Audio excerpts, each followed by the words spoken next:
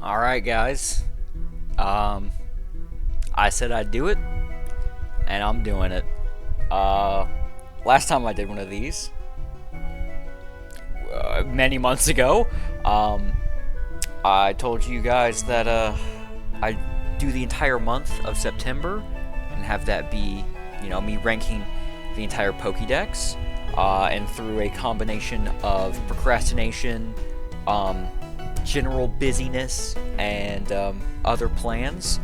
Um, I have put it off until the last second, made myself much more work than was necessary, but regardless, I promised you September would be every Pokemon ever.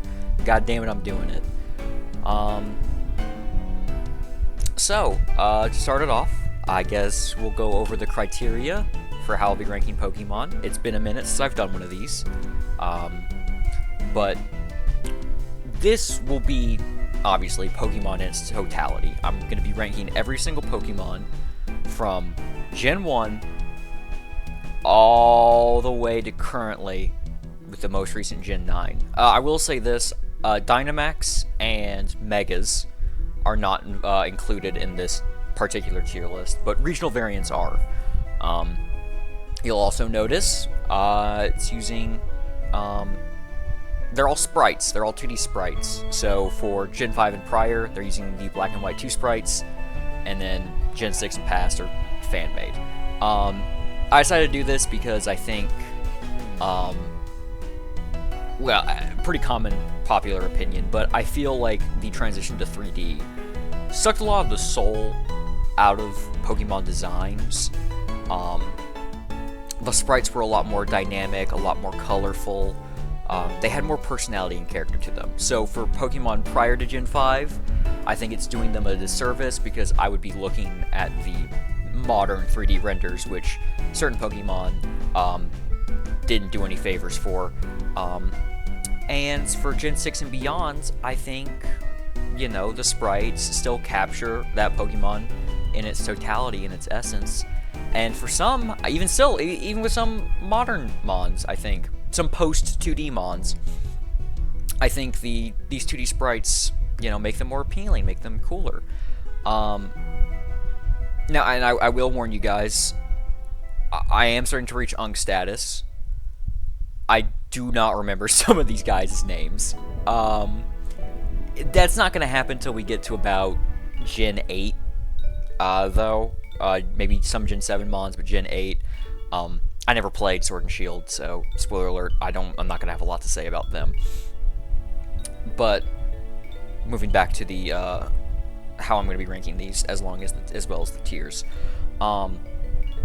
So with these rankings, I'm going to be looking at a few key factors. The main ones being how useful are these Pokemon in the games casually,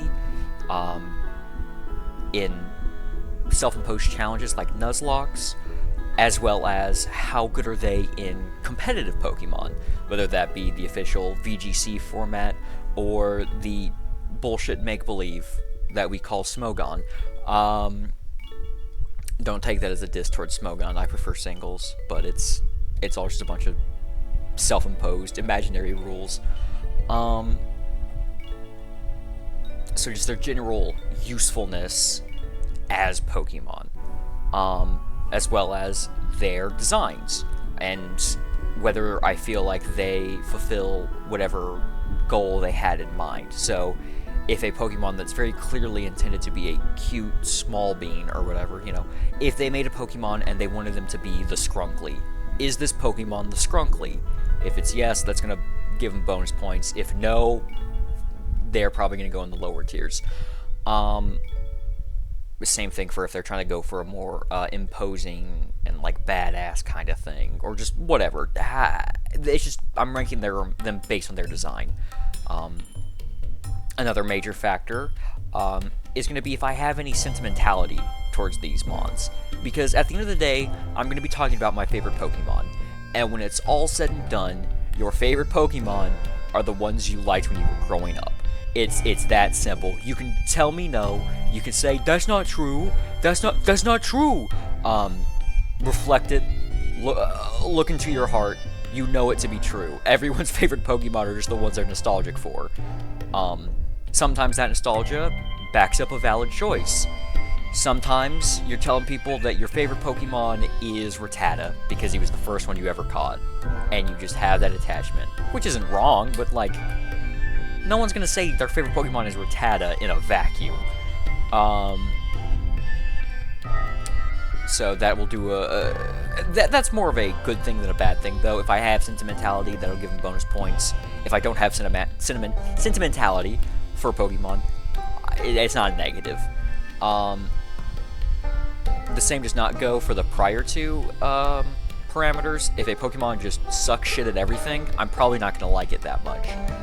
And if a Pokemon has a shitty design, then well, definitely I'm not going to like it. And I guess finally there's just kind of the miscellaneous, and these can be small things, like, does this Pokemon have a cool shiny? Is there a funny fact I know about this Pokemon that makes me like them? Just all other things that I'm not really thinking of at the moment, but will probably come up. But that's mostly what I'm going to be basing the rankings off of. As for the tiers, we have, what is this, 10? No, 8. Oh, God. I'm losing it, guys. I'm rusty. I got 8 tiers.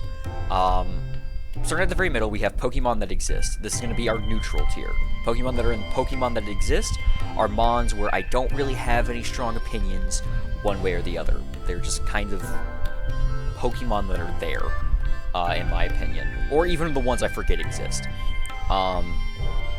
Moving up, we have Yeah, You're Alright, smiley face.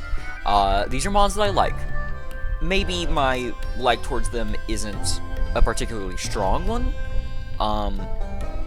But they're Pokemon where... This is when we start to enter the territory where there's a more favorable outlook on this Mon than a impartial one. Next up, we have Swag City Denizens. These are when we start to get into some Mons I really like. These are the Mons that I would invite to live with me inside of Swag City. And if you don't know what Swag City is, then I hate to break it to you, but that's because you're not living there. But these are Mons that we're starting to get into Mons that I really like. Mons that I am particularly fond of. Buddy, these are elite. These are the elite Mons. These are Pokemon that I see and I just get an immediate positive reaction to. Like seeing a loved one, you know? It just fills you up with dopamine. And it is a particular tier in which I have to be comfortable calling a Pokemon a buddy. If I really like something, but I'm not comfortable calling it a buddy, it's Swag City. A buddy's more of like a vibes-based thing. But it's a step above Swag City. And then finally we have Pokégoats. These are just my favorite Pokemon. These are the answers that I'm giving. If someone asks me who my favorite Pokemon are, I'm saying these particular ones. Let's go ahead and add Pokégoat to my dictionary.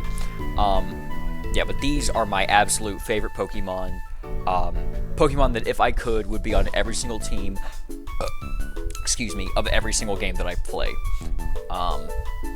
Now, moving down to the negative, we have, which is how you pronounce that, by the way. These are Pokemon where, for one reason or another, I don't like them. Maybe it's not an extreme vitriol, but it is one that exists, and it's one where maybe if I see its Pokemon, I'm not going to be too thrilled. I'm not going to be too excited. Man, fuck off. If I see a Pokemon and I think, man, fuck off, or I verbally say that, they go in this tier. These are Pokemon I don't like. These are Mons that I think just kind of suck, or I just really don't like for one reason or another. And finally, we have Erroneous Existences. These are Mons that shouldn't exist. This is going to be a sparse population, but these are Pokemon that I genuinely think the series would be better off if they were never included. Mons that I could describe list as many reasons as to why I hate them as to Pokemon that would go in Pokégoats. One final thing before we started. This thing will be semi-ranked. Hell, shit, I might make it fully ranked. This will be a full, you know, ranking of number 1 Pokemon to 1,000 whatever number we're on. It's a lot of work. That's going to take a long time. I don't know if I'll have the energy for it by the end. Shit, I'll probably be doing this thing until the sun rises. But fuck it, you know, we'll see. We'll see how it goes. I will say this, upper tiers, Pokegoats and Buddy, and then the absolute bottom of erroneous existences, those will be ranked. Though where my opinions are at their strongest, those will be ranked, those will be in concrete.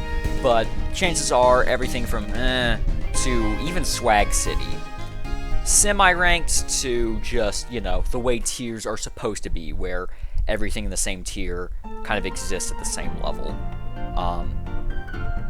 But yeah, without further ado, let's get right into it. We're going to be starting off with number 1, Bulbasaur. Bulbasaur, he's firmly in Swag City. He is the Scrunkly. He is a cute little thing. I mean, he's the very first starter, Pokédex entry number 1, and I think he's a great start. Spoiler alert, the Venusaur line is my favorite Gen 1 starter.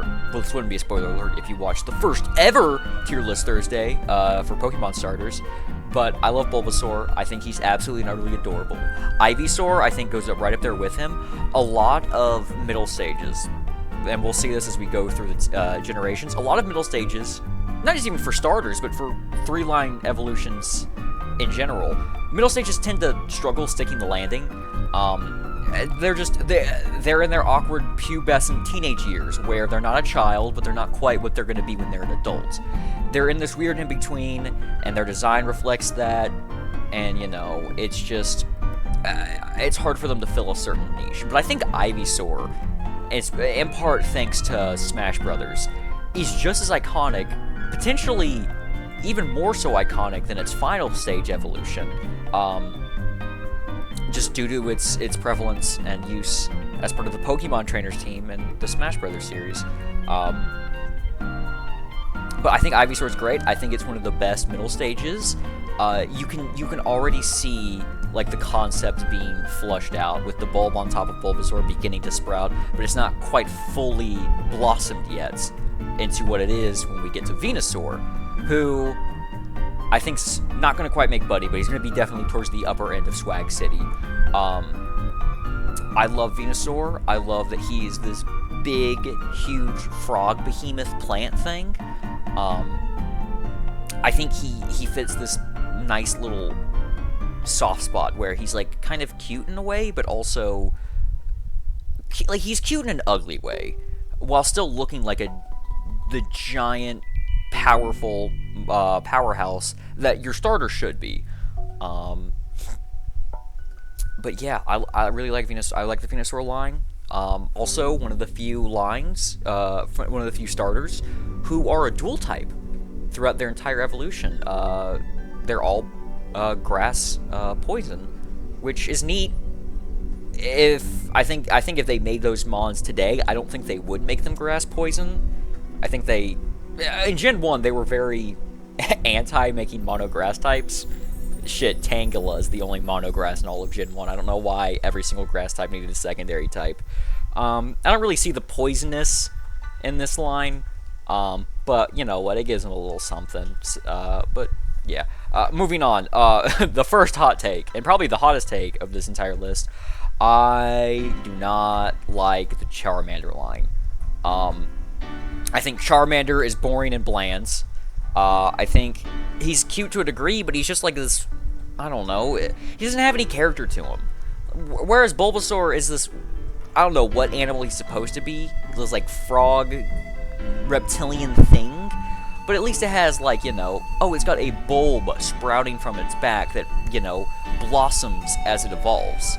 The Charmander line is just a lizard with its tail on fire that eventually grows wings into a dragon, which, you know, it's whatever. Hot take, Charizard sucks. Charizard's boring.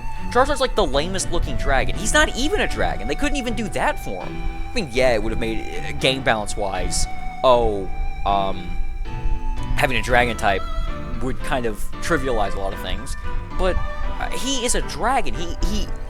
That's a fucking dragon, but they don't give him the dragon typing. They wait until Gen 6 to give him a mega, and only one of his megas is dragon type. You know? They kind of righted that wrong, but it's like, man, he's not even a dragon. He's a fake dragon. You know? Get him out of here. Bro's just a fan. But yeah, fire flying, dog shit typing. Absolutely terrible. Charizard also just kind of sucks in competitive, mostly. He's had his moments. Gen 3 OU, he's not that bad. But then, you know, Game Freak did everything in its power to make Charizard relevant, so he gave him 2 megas. They gave him a Gigantamax. When Scarlet and Violet first came out, for a moment, Charizard was the only Gen 1 starter you could even capture. Well, I think he was the only non-Paldean starter you could get, actually. I might be wrong on that. But, you know, it's just, there's the favoritism. He's force-fed down everyone's throats. I'm sick of seeing him. He's not an inspiring design. He's not even... Game Freak had to fucking hand him PEDs under the table over the course of, like, 15 years before he was actually worth a damn. Get him out of here. I'm sick of seeing Charizard in particular. Charmander, he's boring. He's kind of cute, but he's a very bland, uninspired design as well. Charmeleon, he starts to get a little, like, horn pointing out of the back of his head that Charizard has. Which, I mean, it's something. It makes his, like, silhouette just a little bit more dynamic, but at the end of the day, that's just like a little lizard on his hind legs, but he's got his tail on fire. It's boring. I don't like this line. The Squirtle line, however, they're a lot better. Squirtle's cute. I love the idea of combining a turtle, a slow, meandering animal, who's often portrayed as being, you know, slow but bulky, with a squirrel, an animal that is fast, but, you know, is agile, but, you know, a little more frail. I think that's neat. And I am kind of sad. I'm just realizing that this has been a misconception I've had about this Pokemon since I was a child. I always imagined Squirtle was a combination of squirrel and turtle, but it's just Squirt and turtle.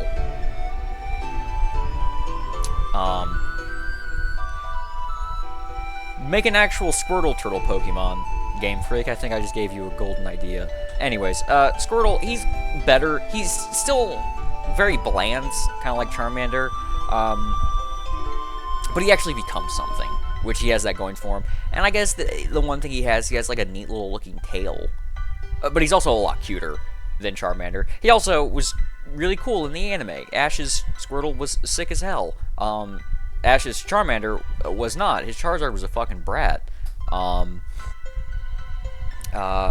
he had his cool moments, but man, they weren't worth it. Wartortle's really cool. Wartortle is definitely one of the best middle stages as well. Some people even like Wartortle more than Blastoise. They're wrong, but some people do, and I think that goes to show how good his design is. Some people don't like the little, like, wing ears it has. I think they're alright. I think they're neat. And I do like how its tail goes from, like, this small, barely noticeable wave to, like, a full-on, you know, like, oh, that looks like it came straight from the ocean. I think it's really cool. I wonder what Blastoise would have looked like if they kind of kept going for, like, if they kept evolving from the tail, you know? But I think what we got with Blastoise is pretty fucking sick. He's this big-ass turtle with literal cannon shooting out of his shell. That's sick. That's cool. That feels more like a Digimon idea than a Pokemon idea.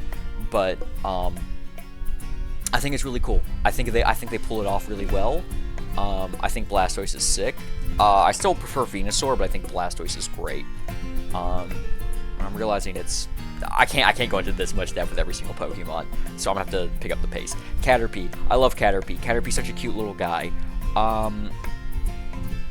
One of the better bugs. I won't put him over Ivysaur, though.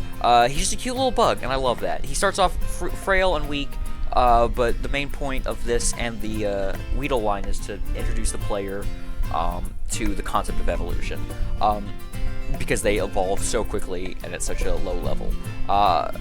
following up, we got Metapod. So I'll say this. Metapod is the exception.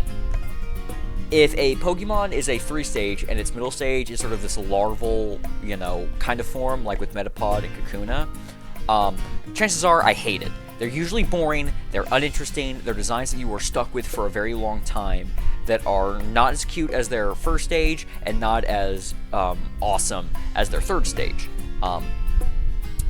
Additionally, Metapod, if you catch one in the wild, only knows Harden.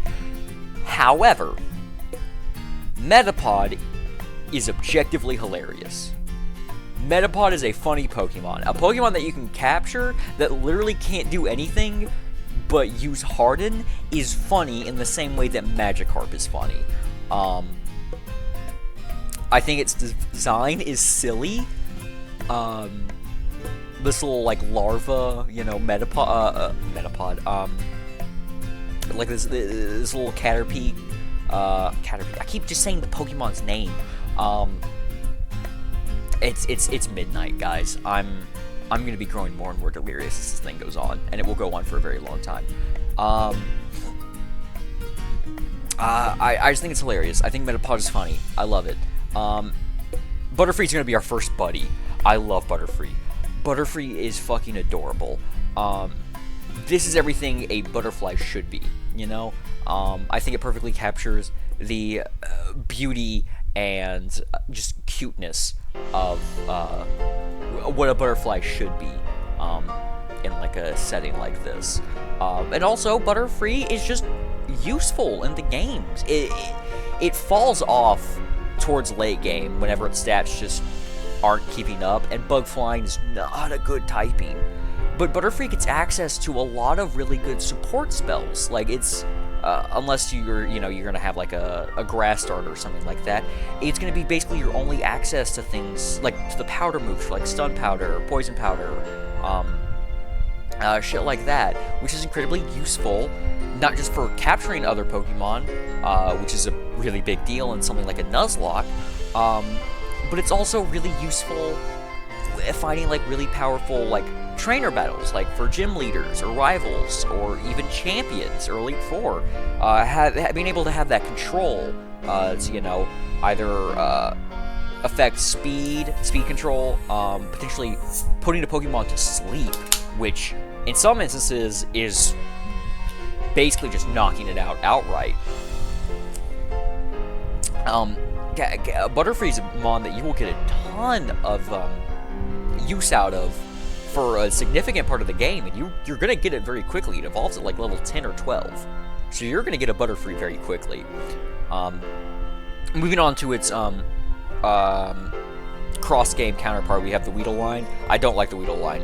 I don't think they quite do what the other line is able to do. I think Weedle's a lot less interesting than Caterpie, mostly just because it's a lot less cute.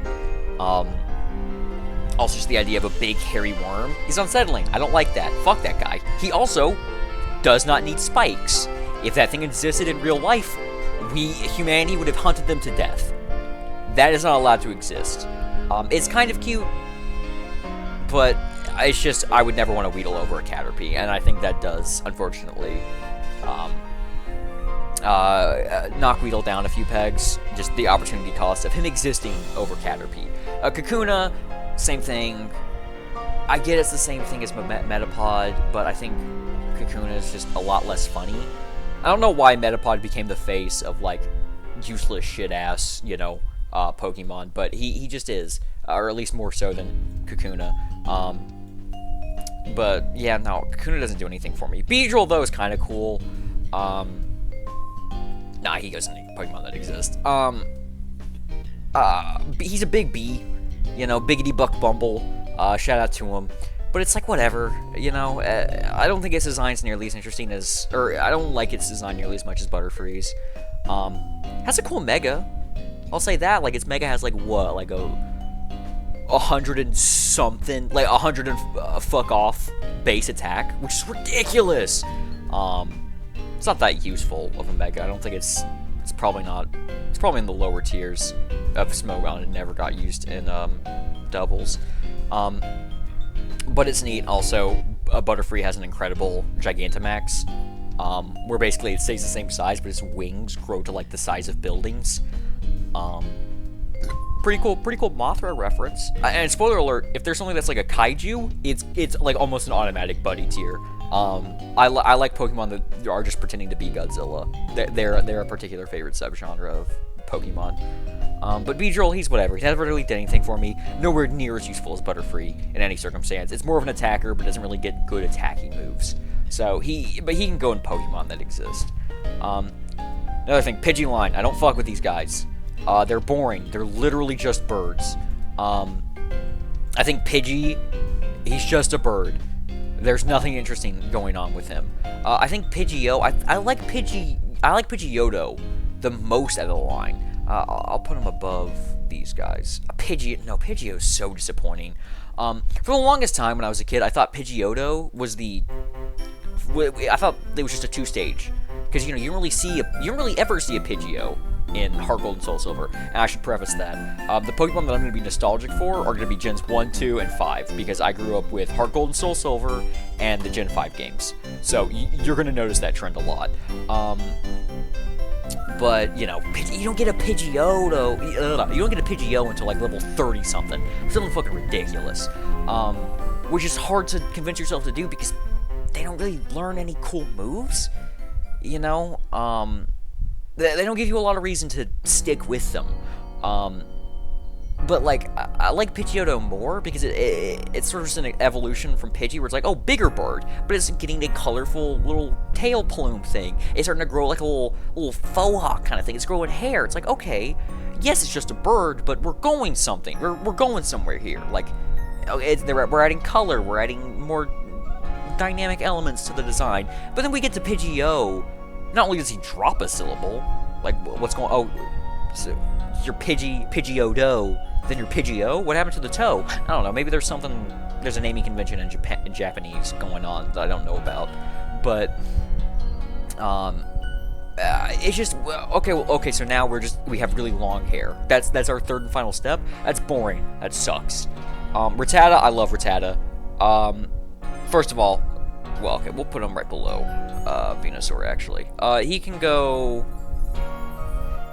I like him more than Caterpie, not quite Venusaur level. I like Rattata. I think Rattata's cute. First of all, he's purple. And if you can tell by how I colored Pokegoats, purple is my favorite color. So if a Pokemon is purple, I'm probably just gonna like it more.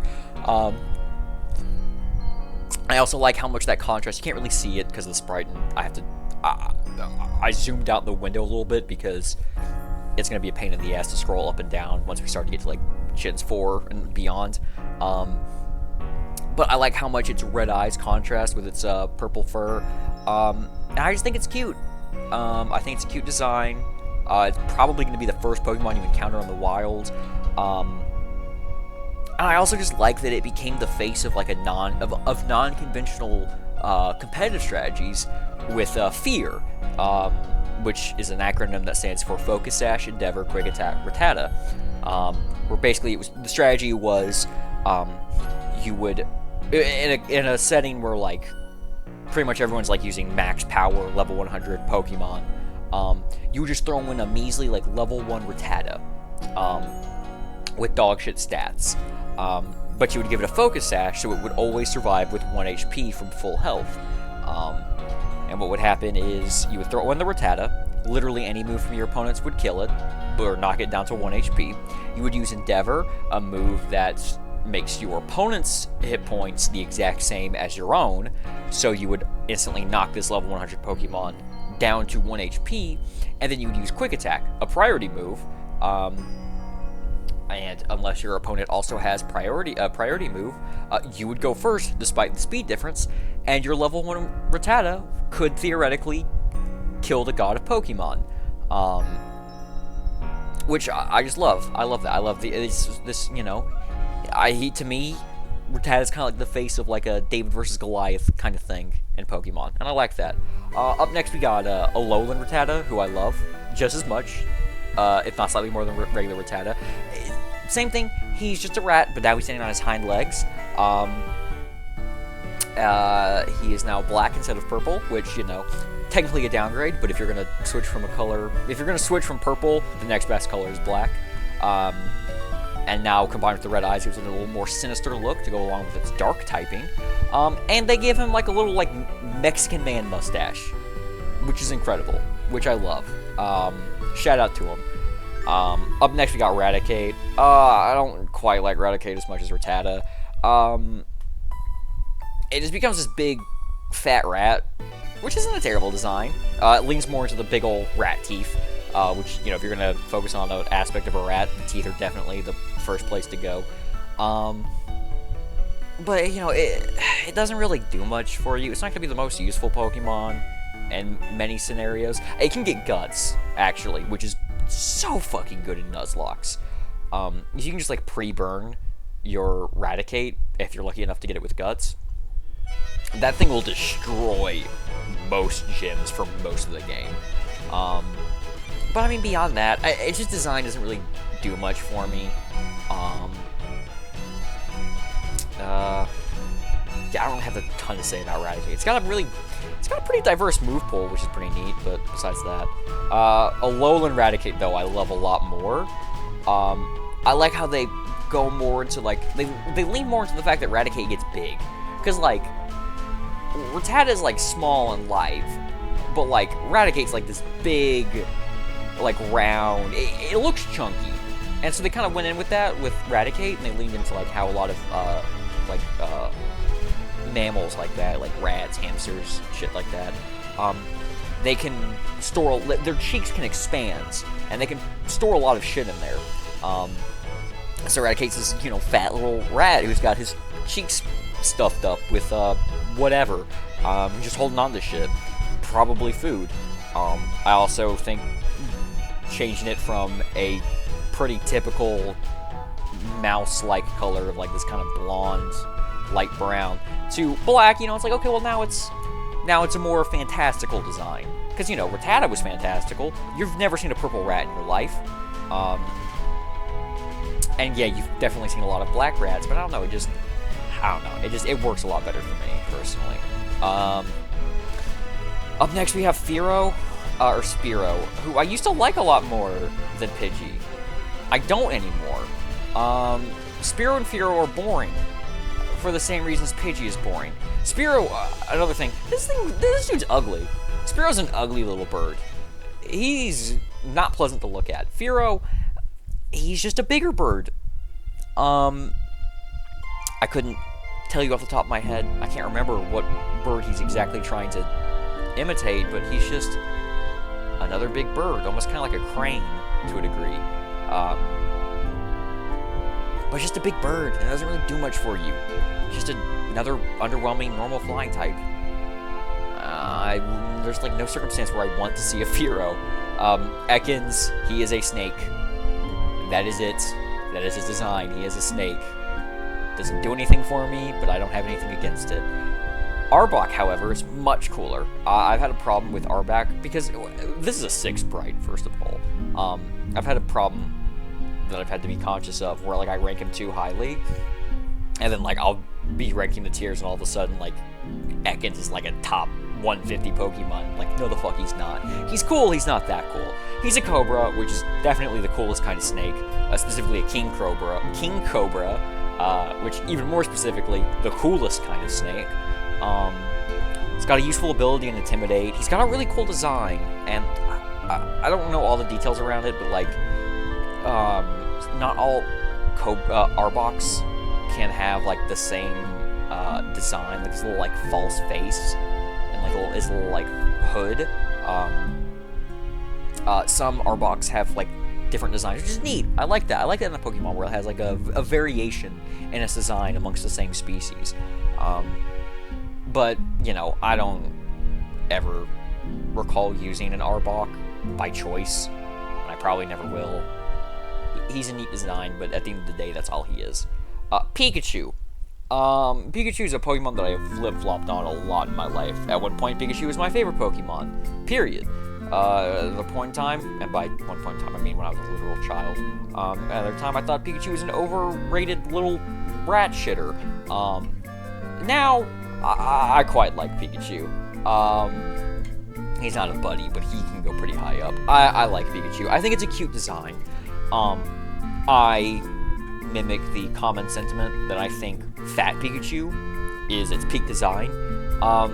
They've put Pikachu on Ozempic, you know, as he's had to get more and more brand endorsements. Because, you know, Pikachu wasn't meant to be the Pokemon, but he kind of became that, and so, his design has changed to reflect that some. I love Fat Pikachu. Fat Pikachu is the greatest, Fat Pikachu is the best, and they've, you know, tried to right that wrong with Gigantamax Pikachu. But yeah, Pikachu, I rather like. The main reason why I came to like Pikachu so much is because I used to have a bunch of, you know, anywhere that sells Pokemon merch of any variety is going to sell, like, something Pikachu related. So it became very easy to, like, collect, like, Pikachu plushes. And, I mean, I still, it's in, like, my closet. It's not even that I have a web camera to show you with. But I have a Pikachu that's, like, dressed up in, like, a little Tyranitar outfit, which I love. He is my son. So just, you know, I don't have the rest of them anymore. But, you know, from collecting those little Pikachus, I've grown an appreciation for the little guy. He's quite cool. Shout out Pikachu. Raichu, same thing. As my love for Pikachu has increased, so has my love for Raichu. I love what they did with its design. I love the evolution they took with it. How they expanded upon, you know, this little electric rat, you know, giving him his tail is now a thunderbolt. I like what they did with his little ears. And for the most part, Raichu has kind of stayed a little chunkier than Pikachu has, you know. Raichu's still pretty close to what he used to look like back in Gen 1 than what he looks like, than what Pikachu looks like now. But I like Raichu, he's cute. Alolan Raichu, unpopular opinion, don't care for quite as much as the regular line, but at the end of the day, it's still Raichu. I love the idea that he is surfing on his own tail. He's gotten a little tanned, you know, from being down in Alola. I think it's cute. I think it's definitely cute. And Electric Psychic is a really cool typing conceptually, and I think Alolan Raichu is still the only Psychic Electric, so he's got something really unique going for him there. But yeah, I don't quite like Alolan Raichu nearly as much as everyone else does. So we have our first Pokegoat of the tier list, and it's all of them. It's both the Kanto and Alolan Sandslash line. I love these little guys. I love them so much. So my very first Pokemon game ever was Heart Gold, and so I, you know, I had a Sandshrew. You know, you get to, like, I think it's Union Cave. No, it's the Union Cave. You get to that, and, like, one of your encounters is a Sandshrew. And I just, as a kid, I was like, oh, he's cute, I want to capture him, and I caught him. And you know, for a brief moment, when I was a kid, I had a pet hamster. He was a Chinese dwarf hamster. And I named him Gordon, and ever since then, every single Sandshrew and every single Sandslash I will ever catch until the day I die will be named Gordon. But I think Sandshrew is absolutely adorable. I mean, he's a little shrew, he's a little, like, pygmy, like a little pygmy rat or whatever. Pygmy rat, what am I fucking talking about? He's a shrew. And it's fucking adorable. He is the Skrunkly. He's absolutely adorable. And then Alolan, I mean, my sentiment for, like, the Kanto line's gonna be the exact same as the Alolan one.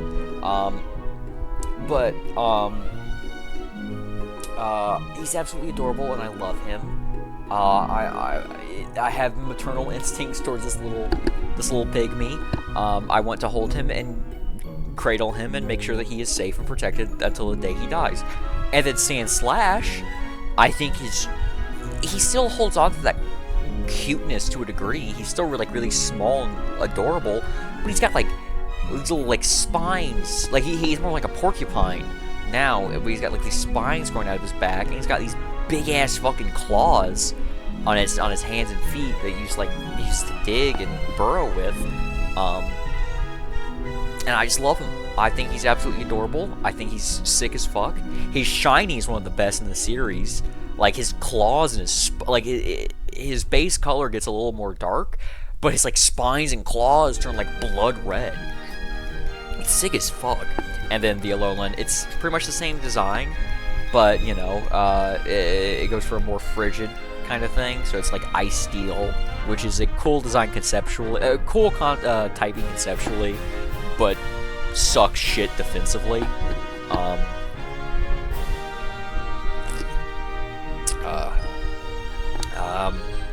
But yeah, no, I love him. I love him to death.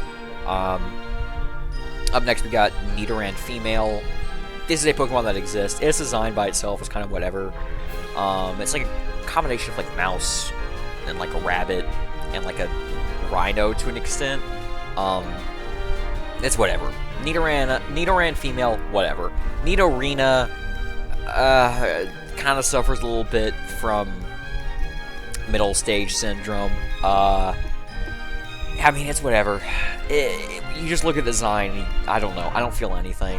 It's just, I can tell it's going to be something, but it's not quite there yet. And I try not to fault it, but also it could be doing better. Nidoqueen, however, is sick. Swag City, top of Swag City. Nidoqueen is sick. Not only is this a cool design, it feels regal, it feels powerful. Nidoqueen also kind of kicks ass competitively. In a lot of different generations, Nidoqueen has sort of been, like, the queen of, like, lower tiers. Like, I think in Gen 4, like, I think she's, like, the best Pokemon in Gen 4 underused. But she's always been pretty decent in, like, that range, you know. Almost always has, like, this niche as, like, a really bulky mon with potential, like, you know, offensive capabilities. Like, it's really bulky, and it's still strong enough to not be, you know, like a passive mon. But yeah, Nidoqueen is sick. Nidoqueen's really cool. However, they all pale in comparison to their male counterparts. Nidoran, I think it's also just probably the sprite, but I think Nidoran's a lot cuter than Nidoran Female. It's, what it is Nidoran Female is a lot softer. It's a more rounded design. And Nidoran Male is more angular. There's more hard lines and angles, and I think that really benefits the design in general. Nidoran Male, yeah, whatever. You know, it's the same thing as Nidoran Female. Or Nidorino is kind of the same thing as Nidorina. I still prefer it slightly more. I don't like that it's so quadrupedal, especially with where, you know, like, the final stage goes. It makes sense for Nidorina to, you know, start standing on its hind legs. I don't know why the boy's got to stay, you know, quadrupedal, but it's whatever. It's a small little nitpick I had. But spoiler alert, number one. It's number one, Nidoking. He's going to be at the top of the tier list, and he's going to stay there until the day I die. Nidoking's my favorite Pokemon. I have a plush Nidoking sitting on my desk right now. In fact, I own pretty much every piece of Nidoking merch that you can buy on the official Pokemon Center. You can only buy, like, a sitting cutie that's always out of stock, and, like, an enamel pin, which I have seen on, like, my bookshelf. Needless to say, if there was more Nidoking merch available, I would own it. I love Nidoking. Where do I even fucking begin? Let's start off with the design. Sick, badass. Poison Ground, super fucking cool typing, which Nidoking shares. But Nidoking, he gets access to Sheer Force as an ability, which is super fucking sick. So, like, in competitive, you can give him, like, Sheer Force, Life Orb, and you just give him, like, Earth Power and, like, Sludge Wave, and he's, like, hitting like a fucking behemoth. Even if, like, you know, Power Creep has made his stats not the best. But he's still good in competitive, which warms my heart. Unlike, which you could never even fathom. I haven't talked about it with the other ones, but, like, in, like, their Pokédex, like, it mentions, like, Nidoking, like, fucking snaps telephone poles with its trees, like a twig. It's just, the game hypes up Nidoking as being this huge, powerful, like, behemoth of a mon, and it kind of backs it up a little bit. But it's just like the aura they're trying to go for with Nidoking is, you know, he's called the king for a reason, you know? He has this regal, supreme aura to him. And I mean, at the end of the day, Nidoking was on my very first Pokemon team ever. My very first, like, not even my first Soul Silver team, my very first Heart Gold team. In fact, I believe I had a Nidoking on both of those. Because I originally, when I had Heart Gold, I think I got to about, oh no, I never caught a Ho-Oh. But I got about halfway through the game, and then my grandmother got me Soul Silver one year, and then I ended up giving that Heart Gold copy to a friend so we could play together. But on both of those, on my Heart Gold and my Soul Silver cartridges, on those first playthroughs, I had a Nidoking. Nidoking was always there for me in the beginning. Nidoking, if it is ever in my power, will be on every single team I ever have. If I am playing competitively, and I think I could even... well, it depends on the tier, but if I'm playing in a tier where Nidoking even has the slightest niche, I'm using the Nidoking 10 out of 10 times. I love this man. I don't know, I just... at a certain point, it's like, oh, I can tell you all these things I like about him, but it's just... I love him. Why do I like Nidoking? Because he's my favorite. Why is he my favorite? Because he just is at this point. It's like a self-fulfilling prophecy. I love Nidoking, he is my favorite Pokemon, and he probably will be forever. I just, in every aspect that I look for in a Pokemon, Nidoking fulfills that for me. He has an awesome design, I'm nostalgic for him, he isn't, you know, running overused with an iron fist in any generation, but he's never been dog shit competitively. He does everything for me. He does everything for me. And I love him. Shout out to him. Up next, but yeah, no. Everyone give Nidoking a round of applause. Now! I demand it. And, moving on. We have Clefairy. Clefairy's cute. They can go in, yeah, you're alright. I like the lore they have. I kind of like how, like, Clefairy's kind of implied to be, like, almost like an alien a little bit. But I think it's really cute that, like, you know, the ties they have with the moon. And I don't remember, I think it's in Heart Gold Soul Silver. There's, like, a special cutscene you can walk in on like, a bunch of Clefairies, like, on a full moon, dancing around a lake with the reflection of the moon in it, and they're just, like, dancing and singing to the moon. It's adorable, it's cute. Clefairy, by herself, design's a little, like, you can tell there's gonna be more here. It's an incomplete design. Clefable definitely fulfills on that more. Clefable's cute. I like the little symmetry they kind of have going on with, like, Gengar. Like, I personally subscribe to the theory that, like, Gengar is Clefairy's shadow, just because, like, the similarities in the design. But I think that's cool. I think that's really cute. I think it makes both of them a lot more neat. But yeah, Clefairy, I don't really have a ton to say about it, but I like it. I like the design. I think the lore's cute. Vulpix, it's a cute little fox. That's about all I got to say. Unfortunately, I prefer Arcanine over it, so there's kind of the opportunity cost of it existing. Alolan Vulpix is kind of the same thing, but now it's an Ice Fox. It's pretty much the exact same design, but they're both very cute. Ninetales is pretty cool. Ninetales is very cool.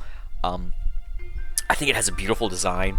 You know, the sort of like a kitsune kind of thing. It looks intelligent. Looks, you know, very powerful. Also, it gets access to Drought. One of the best abilities ever. You know, it's a Sunsetter. So it's pretty much always going to have a niche in some form in competitive. Unless it's just outclassed by a better Drought mon. Which it is a lot, but regardless, that's besides the point. Main thing going for Ninetales, one of the best shinies ever. one of the best shinies ever. Oh my god, that thing is gorgeous. It goes from like, you know, sort of like yellow, like tan kind of thing, or not tan, but it's like a yellow, and like the tips of its tails are like this little like fiery orange, to being gray with like this ghostly blue, replacing the orange on the tip of its tails and like the orange for its eyes. It's just, oh my god, it's an incredible, incredible shiny design. But yeah, no, Ninetales is really cool, and I think I would like it a lot more were it not for the fact that I just prefer the big fire puppy. Alolan Ninetales, though. Holy shit, this is a design. Still leaning in to the, you know, like Kitsune thing, but it makes it seem even more like otherworldly, like spectral. Spectral is a word. Makes it seem even more spectral by making its design a lot less rigid and firm. You know, with the ice thing, it's a lot more flowy. It almost kind of looks like a spirit. But I think its design is incredible. I think Ice Fairy's pretty fucking cool typing. It also gets access to like one of the coolest moves ever. I think it's called I can't remember the move's name, but it's a combination reflect and light screen that can only be set up in the snow, which I think is really cool. And also, being the inverse of Ninetales, it has snow warning instead of drought, which is nowhere near as useful as the sun, but it's still, I like the fact that, you know, sets weather, which is always nice to have. But yeah, no, Alolan Kitsune, Alolan Ninetales, incredible. Jigglypuff. Jigglypuff's cute. Jigglypuff's in Smash Bros. Shit, I mean, yeah, that's about it. Really, I mean, if not for Smash, I probably wouldn't have much of an opinion about Jigglypuff, but, you know, it's got the funny fall asleep and make you explode move in the funny platform fighter. But yeah, no, Jigglypuff's cute. Jigglypuff's a neat little design. And also, you know, it's got the whole thing in the anime, you know, it sings for people and then gets pissed off when they fall asleep to the song that magically puts people to sleep. And then it's revealed that its microphone is actually just a marker. I don't know. You've probably seen the anime. Everyone likes Jigglypuff. Wigglytuff, however. So Wigglytuff would normally go in, but after the trading card app came out, I never played it. Could not care less. Game Freak's not going to trick me into gambling on my phone for Pokemon cards that don't even exist. I'd much rather gamble on actual physical cards I can hold, thank you very much. But, I mean, there's that one card of Wigglytuff where it looks weirdly realistic and just goofy. I don't know. You've probably seen it. If you don't know what I'm talking about, just look up the Wigglytuff trading card art. It's fucking hilarious. And that alone bumps it into Pokemon that exist. Its design is stupid. I think it looks so stupid. I think it is baffling how something like Jigglypuff can, this cute little ball, turns into this weird little blob thing. I think it looks ugly and dumb, but that trading card art does so much for it. Zubat, Darth Vader's favorite Pokemon. But no, I like Zubat. Zubat's cool. Ninetales can go above the. No, it's not gonna go above the rat actually. Zubat, I really like.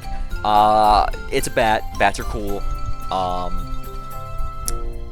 I like the idea of, you know, just giving a bat no eyes at all. You know, the same blind as a bat. Well, okay, well, how about we make this bat actually blind? You know, it leans into like the vampirism attributed with bats, giving these big old blood-sucking teeth. Yes, it's annoying when you run into a million of them every 5 steps, but it's like whatever. I kind of think it gives Zubat a little bit of like a personality. But yeah, Zubat's cute. It's a bat, but it's not just a bat. It's so much more than that. It's a very Pokemon bat, if that makes any sense. Golbat, I don't like nearly as much. In fact, saying I like Golbat's also probably a bit of a strong statement. I think it loses something when you actually finally give the bat eyes, because now it's like, okay, well that's part of like Zubat's whole thing. It's like, oh, but it doesn't have eyes, and that says a lot about its design. Oh, well now it has eyes. Well, that's a lot less interesting. And yes, everyone's made jokes about how the fact that this bat is like 80% mouth. And it's like, well, what does it look like when its mouth's closed? Does it shrink, or does it just is it just this giant blue blob, which is, you know, little lips around it? I don't know. But Golbat's a lot less interesting. Thankfully, though, you don't have to stick with it for very long, since Golbat's evolved through friendship. So you could theoretically get a Crobat the second you get a Golbat. But yeah, Golbat, a lot less interesting. Also, another thing for Zubat, its name's very close to Zubaz. The storm approaches. None of you will get that reference, but I don't care. Oddish is adorable. Oddish is firm buddy tier. Look at this little fella. Look at him. He's adorable. That's all I have to say. It's that simple. It's that simple. Oddish is fucking adorable, and I love him. Gloom, yeah, I don't like it. I don't like it. I don't like that you took this cute little Scrunkly and did something to it. I don't know. Got it high, made it sedated. Something. I don't like that it's drooling. Everyone's pointed out how ugly it is and how drooling is lame and gross and weird. I don't like it. Fix it. Vileplume, though. Vileplume jumps right back into being good. Not gonna quite put him over Venusaur. But I love it. I love that it's based off the, I forget the name of it, but it's like the largest flower in the world. Grows in like the Amazon rainforest. Smells like a corpse. But I love it. I love the design. It kind of mirrors the Bulbasaur line, where it starts off as a small little sprout, which begins to blossom a little bit until it's the full flower. I think the Bulbasaur line captures that better. But none of them are nearly as cute as Osh is. But yeah, Vileplume's cool. I love its design. I think it's a cute little guy. I like him. Paris. Paris is a mon that I used to not care for all that much, but he can go into Yeah, You're Alright, because I was doing a Nuzlocke, and I caught one. It was a randomized Nuzlocke. I caught one. I named it Death. D-E-T-H. It was part of a Soul Link. I was playing with somebody else, and so the little headcanon we had was that Paris, alongside the other one, I think it was a Murkrow. I think the Murkrow was the Soul Linked Pokemon to that, but their name was Death, D-E-T-H, and they were like in a little band, like these edgy little kids. And they talk like this. We are Death. I don't know. It's cute. I have that connotation with Paris now, and so I think it's really cute. Parasect, once again, normally a mon I don't think too much of. However, he has grown on me. I do think the concept of it is both interesting and unnerving. It's like a little bug that has been taken over by like a parasitical fungus, and so now it's basically a Last of Us zombie, which is cool, which is neat. However, this thing absolutely sucks shit competitively. Grass bug, and it can have dry skin as an ability, so it can have a 5 times weakness to fire. What are we doing, dog? But yeah, no, it's not very useful. It gets like the spores, and like that's it. But like other mods, like Butterfree, do that better. I don't know. Venonat. Venonat's adorable. I love this little guy. Such a cute little design. Venomoth is a lot less, they're whatever. You know, shout out to ATV, saved the Twitch Plays Pokemon Let's Play, but, yeah, no, it's, I don't really care for Venomoth. It's a lot less boring. I just do think Venonat's very cute. I do think it's, you know, I don't know if I necessarily subscribe to it, but I do like the theory that, Venonat was supposed to evolve into Butterfree, and the Caterpie line was supposed to turn into Venomoth, given the design similarities between Venonat and Butterfree. But yeah, I think Venonat's a really cute little guy. He's just a little gremlin. He's just a little small little bug guy. I think he's adorable. And Venomoth is slightly disappointing. I don't think his design really does much for me. Diglett's funny. Diglett's a funny poke guy. He's just like a little Newbert. He's just Newbert from Deltarune. I think that's funny. I think that's silly. And the Alolan one just growing hair, that's hilarious. I love that. He's also like decent in game, you know. He's a really fast ground type. Mainly in like, you know, chances are if you're struggling with Lieutenant Surge, you just catch a Diglett or a Dugtrio, and now you're not. I mean, besides that, it's like whatever. Like I think Dugtrio is pretty decent in Gen 3 OU, and like that's it. That's it. Speaking of Dugtrio, I think the idea of Diglett, it's the first of many Pokemon where its evolution is the base form, but more. Luigi House, but it mansion.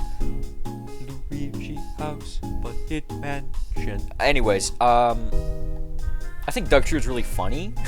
It's just, now it's just 3 Digletts, and that's it. I think that's silly. I think that's really funny. And I do like that you never see what's underneath the grounds, you know, and it's been the subject of a million memes of like, oh, what's actually underneath Diglett? Is it actually this big, huge, buff Greek god, or what's going on there?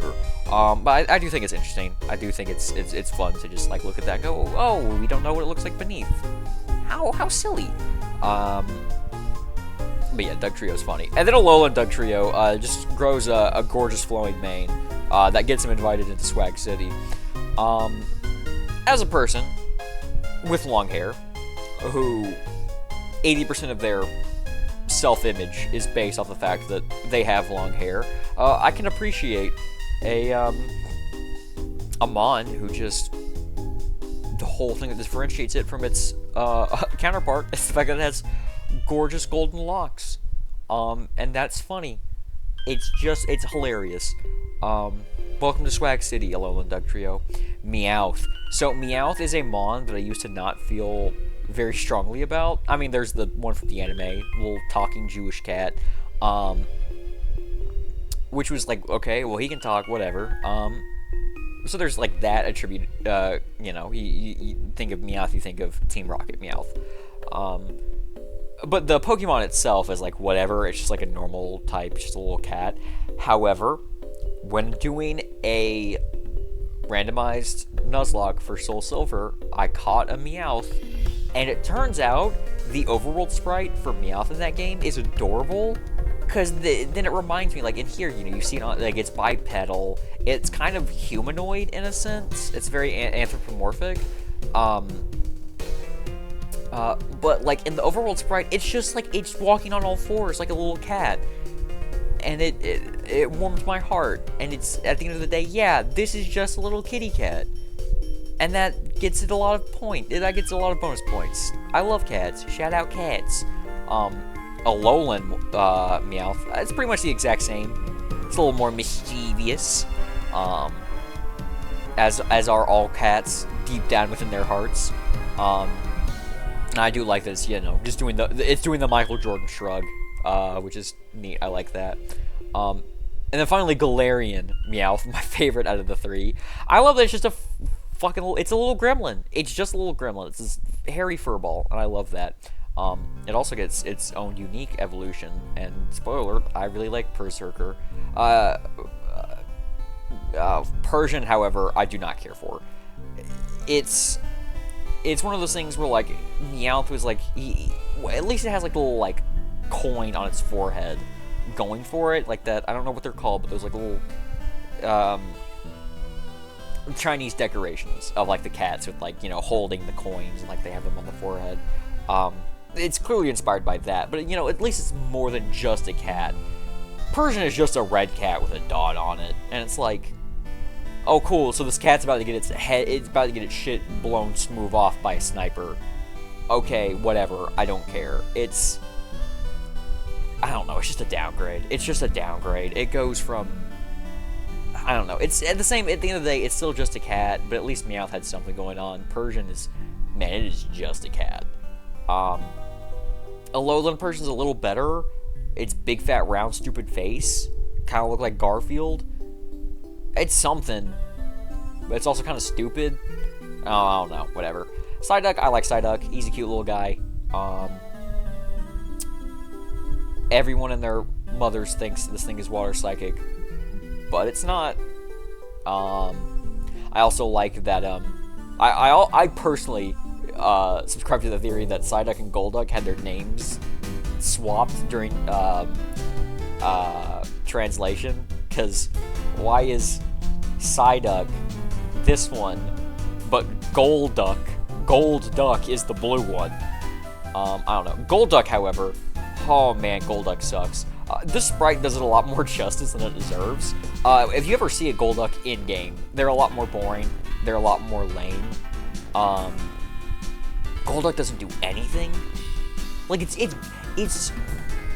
got a niche in, like, Gen 1 competitive. Like, I think it's on the never used ban list.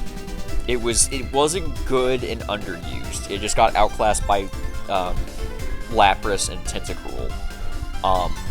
But it was too good for never used because you could just spam Amnesia and then you would annihilate everything in the tier.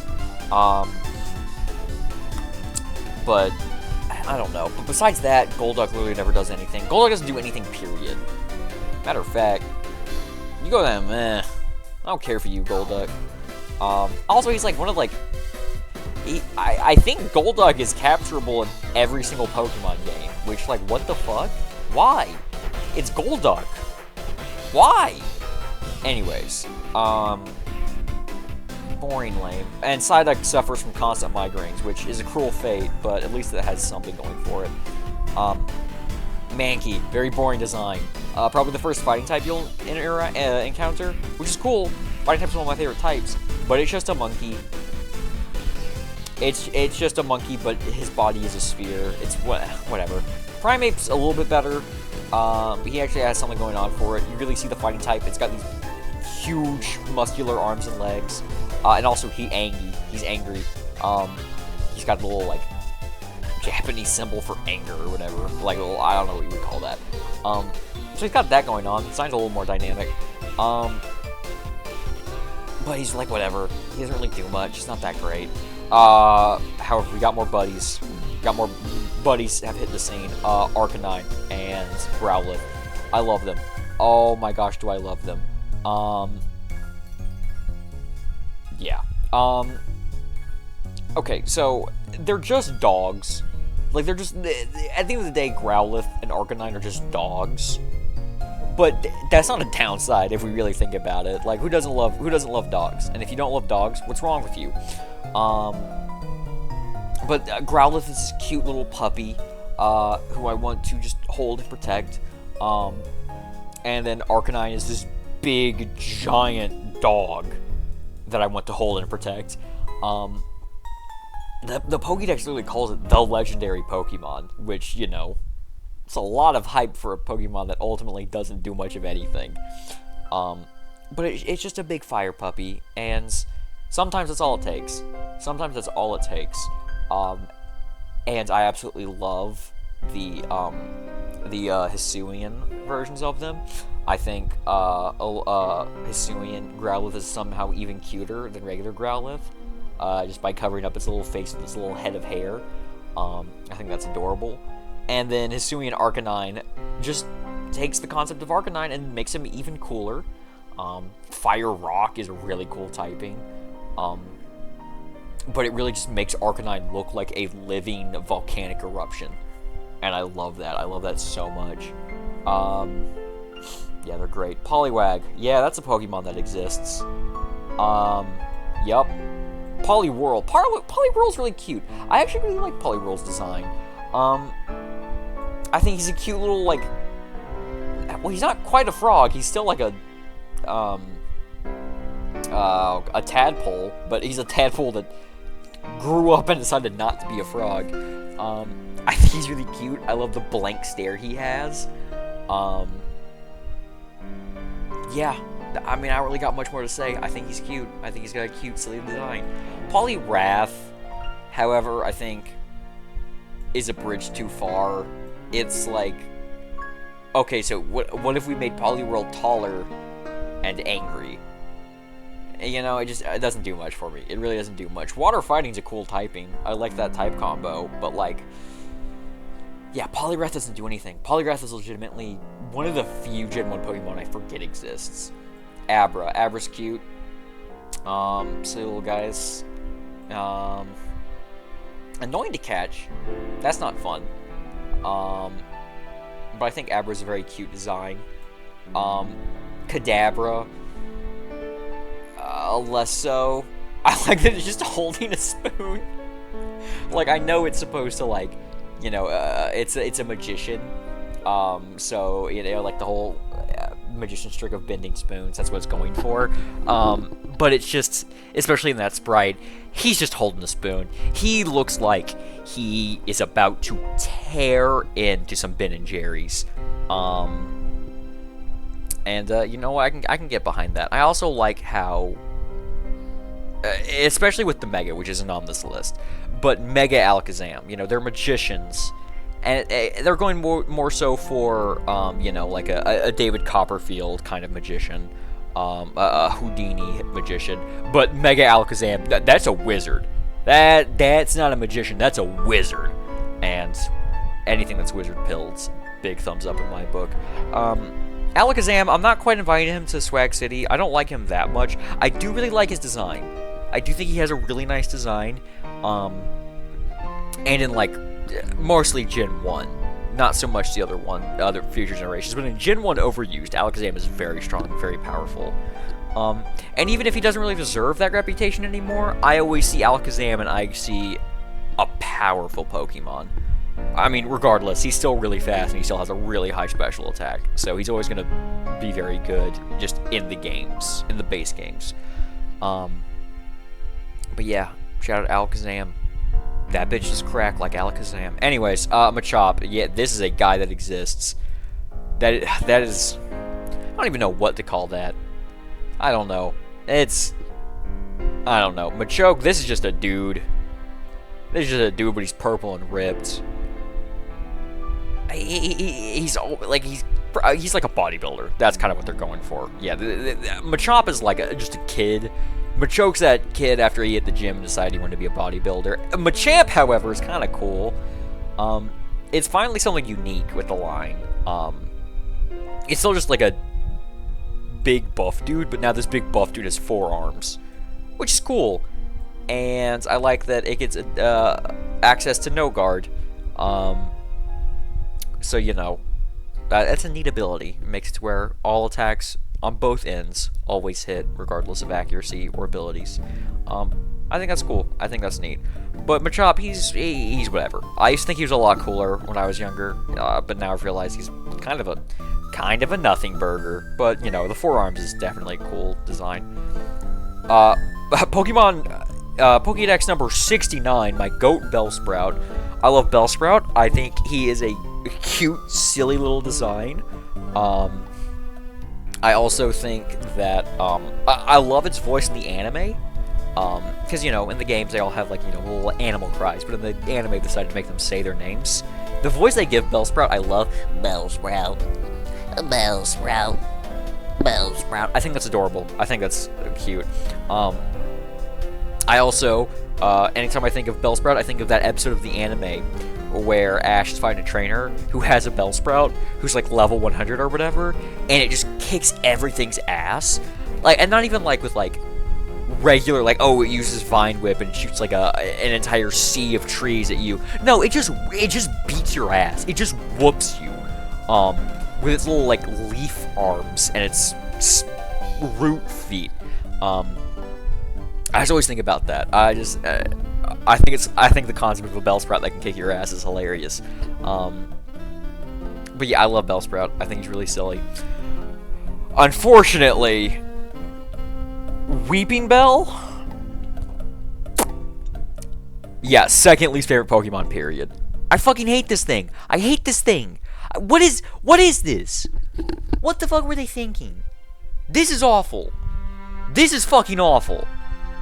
Oh my god. Victory Bell's whatever. Victory Bell's the weirdest mon. Especially, well, its sprite in Gen 1 is incredibly weird.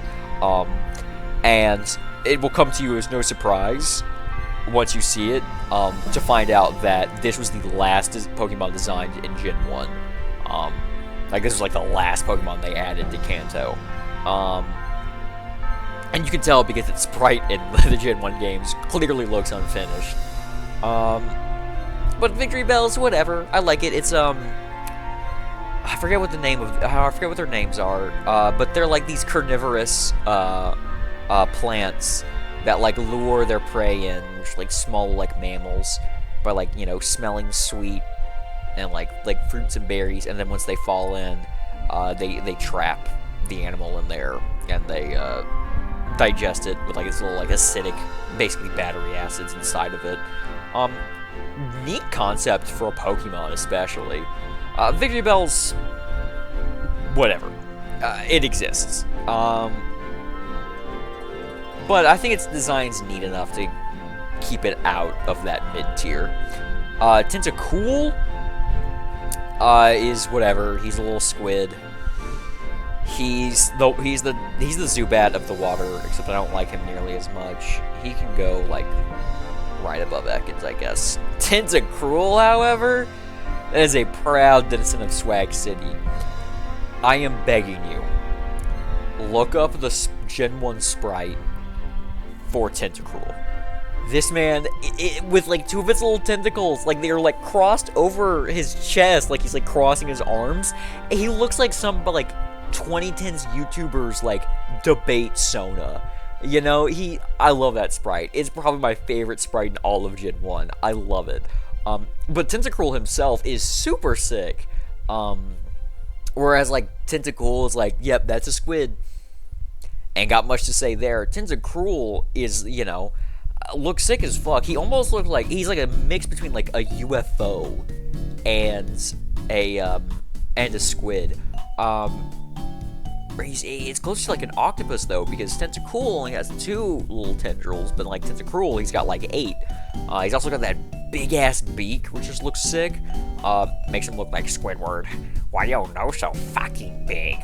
Big-ass nose. But also, Tentacruel is just, like, weirdly good and competitive. Like, he's a pretty solid, bulky, water type. Which is a very good archetype, and Gen 1, he's like the best Pokemon and like underused. Like, he runs that shit, he runs that tier, which just makes his sprite of him like crossing his arms over his like chest all the more funny and fitting. As like Game Freak knew, it was like, oh yeah, somebody's gonna make up a unendorsed competitive system, and he's gonna run shit in that. I love that. I love Tentacruel. Gotta keep my my whistle wetted. I'm gonna be talking for a long time. Geodude, he's a rock with arms. Yup. Alolan Geodude, he's a rock with arms, but he's got like a little bit of stuff poking out of him, and like more defined eyebrows, and he's also part electric type.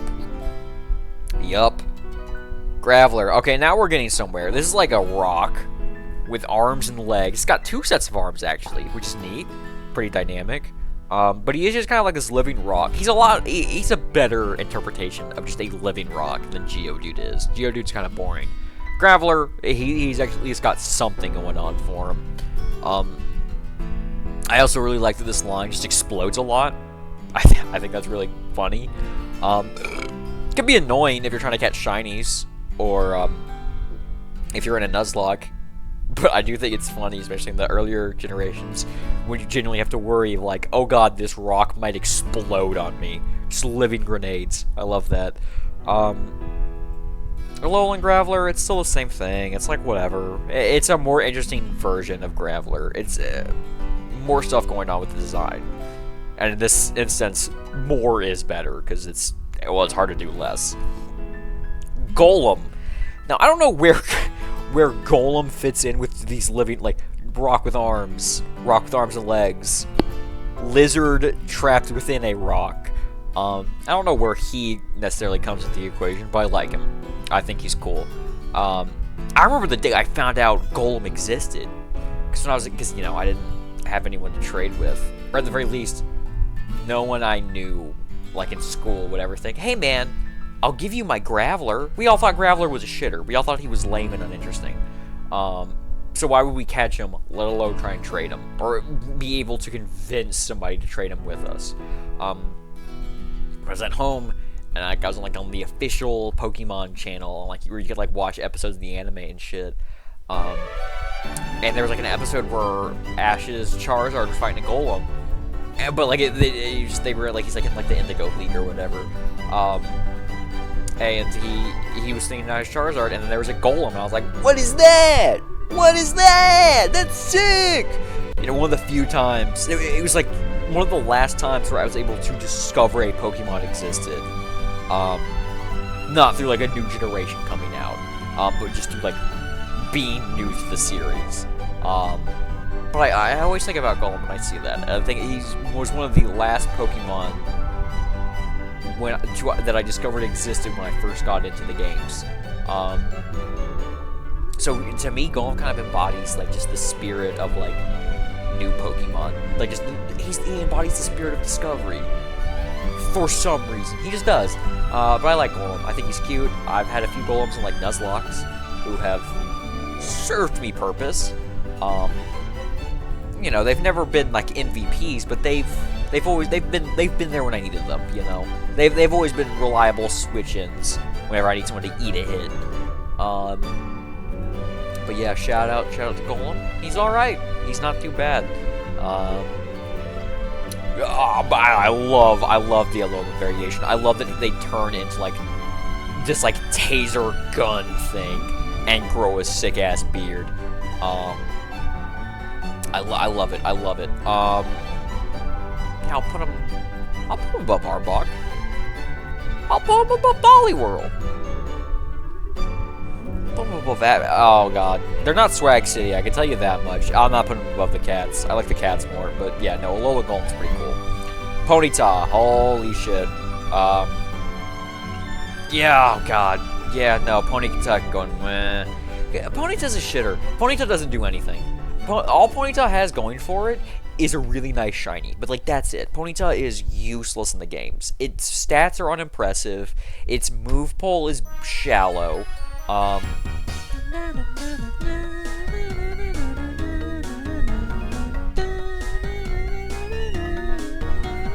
Sorry, Gen 5 banger just came on. But Ponyta's like, whatever, man. My little phony. But I do love Galarian, because it's still not great. It doesn't really do much, but its design's at least something. You know, it's like, oh, look at this little My Little Pony character. Look at this My Little Phony. My Little Fraud. But no, I like Galarian Ponyta. I like that it looks like its tail and hair is made of cotton candy. I think that's cute.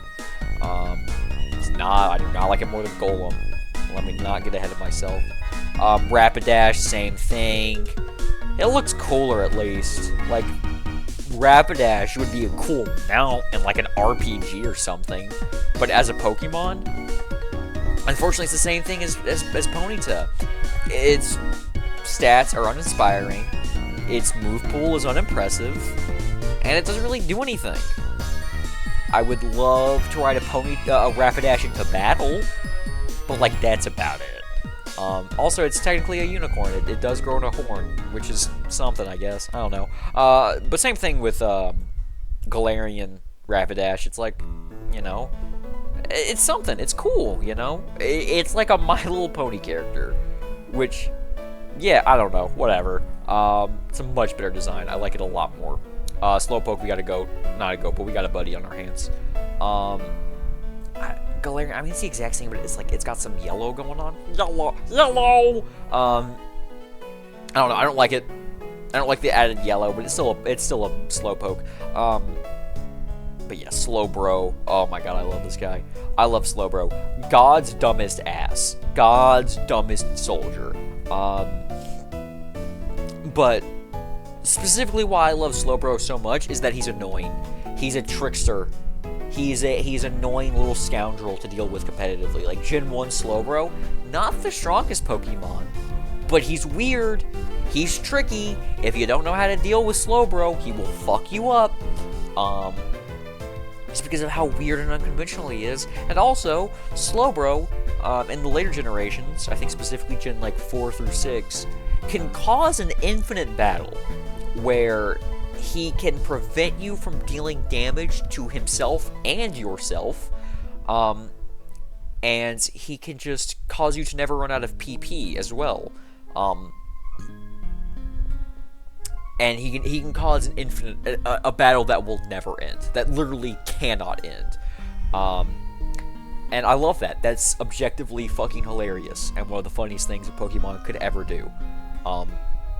I also was doing a randomizer, and he was my Lake of Rage encounter. And fun fact, if you're doing a randomizer for Heart Gold and Soul Silver, I guess as well as Gold, Silver, Crystal, if you randomize your static encounters, like the Lake of Rage Gyarados, that Pokemon will also be shiny. And then one go around, I got a shiny Slowbro, and I fell in love with him. His name was Brasil Numero Uno, and he was great, and I loved him. I don't remember what his ability was, but I think it was something good. Regardless, I love Slowbro. He is definitely one of my favorites. And then Galarian, he gets that cannon. He's got that shit strapped on him. Hell yeah. Magnemite. Magnemite's cool. Magnemite's definitely grown on me. I used to be impartial towards him. I'm not gonna have a lot to say about Magnemite and Magneton. When we get to Gen 4, I'm gonna have a lot to say about Magnezone.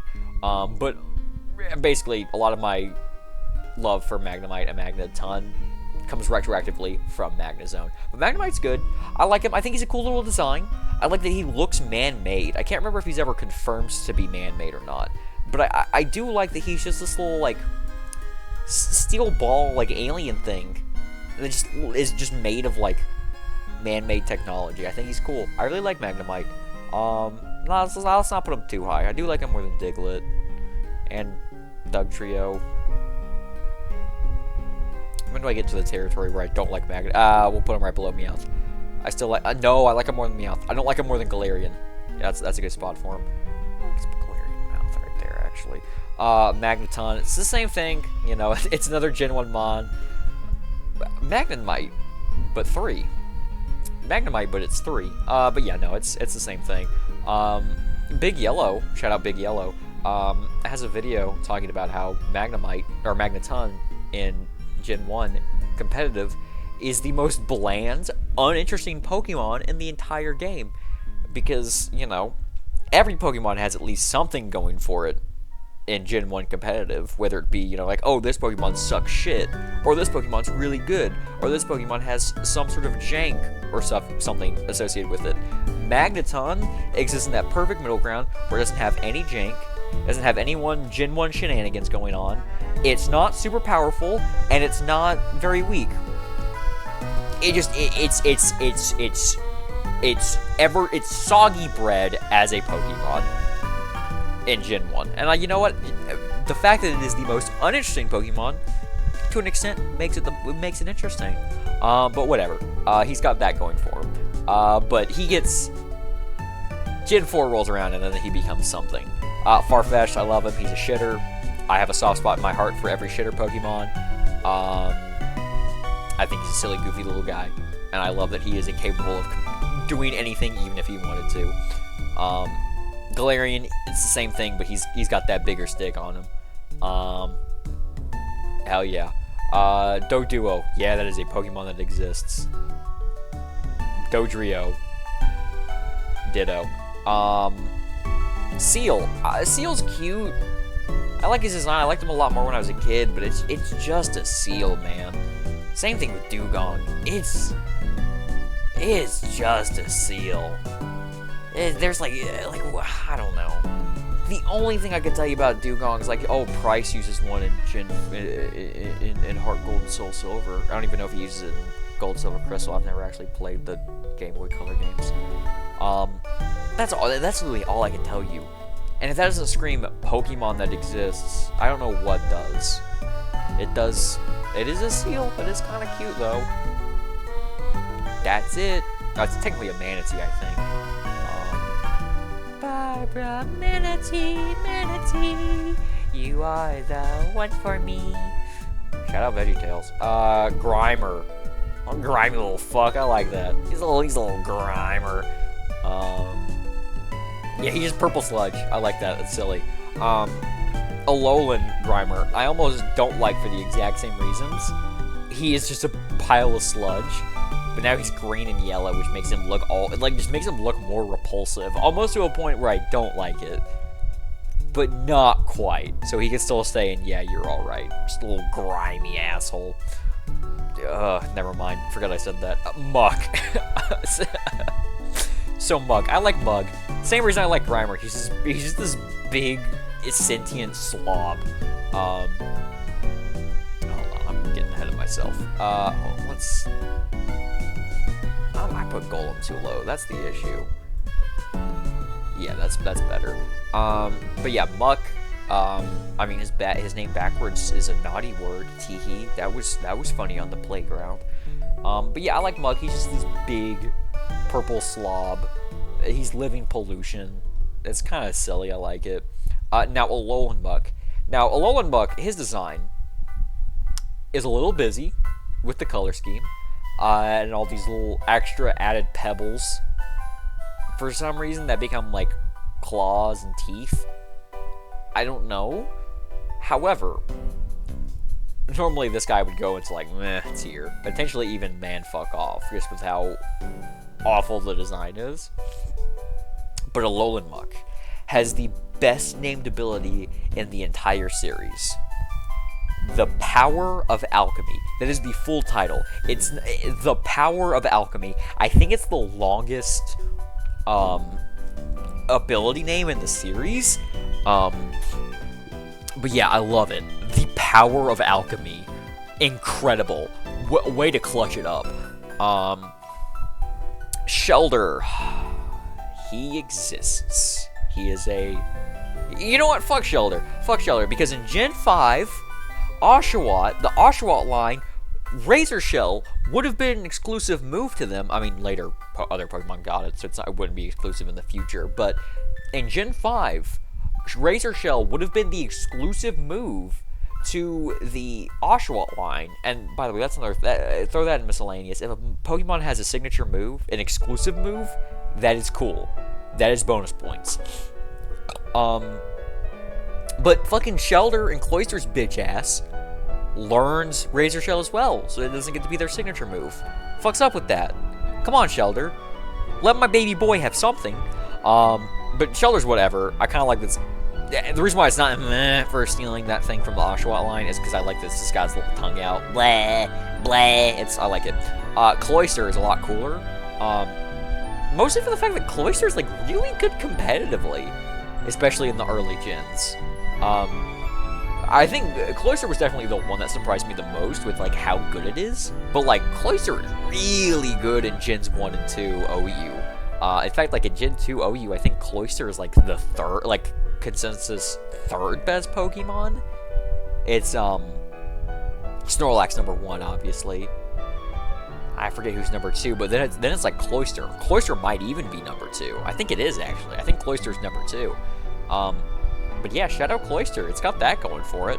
Also, as other people,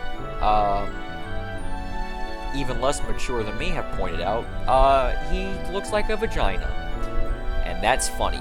And every time I catch a Cloyster, I name him Obgyne, after a gynecologist. Because I am an adult. Ghastly. Ghastly exists. He's just like a floating, like, ball of, like, ghost poison? I don't know. His design's kind of whatever. It's kind of boring. At least the sprite is. But Ghastly never impressed me. Haunter, I used to think was a lot cooler than I do now. It's still cool, but it's like whatever. That's alright. And then Gengar, here's my other hot take. I don't really care for Gengar. I'll say this. very useful in Nuzlocke, very good competitively. In fact, I think Gengar, if you include his Mega, has like the longest streak of being an overused of any Pokemon. Now that might have changed. There might be another Mon who has taken that title, but like Gens 1 through like 6, Gengar is OU if you include his Mega. OU or better, I should say. And I mean, clearly he's very good competitively. And having one in a Nuzlocke, oh my god, they make your life so much easier. They can get Hypnosis, making it really easy to capture Mons. And it's also, like Alakazam, it's super fast and hits like a truck, so you can take care of a lot of things pretty easily. However, I never really gravitated towards it much when I was a kid. It just didn't really say much for me. And so, I mean, like, yeah, I don't know. I also, not gonna get into it, not negative connotations, but connotations with Gengar now, so, like, whatever. Sorry, buddy, it's not your fault, but you can't get past, yeah, you're alright here. Onix. Another Pokemon I flip-flopped a lot on. Used to not like as much. Or used to think was super cool when I was a kid, then I found out he was a shitter, and I hated him. And then I realized he's a shitter, and I like him, I guess. But no, I think Onix is cool. I think Onix is a really cool design, at the very least. He's this giant, colossal rock snake, and that's cool.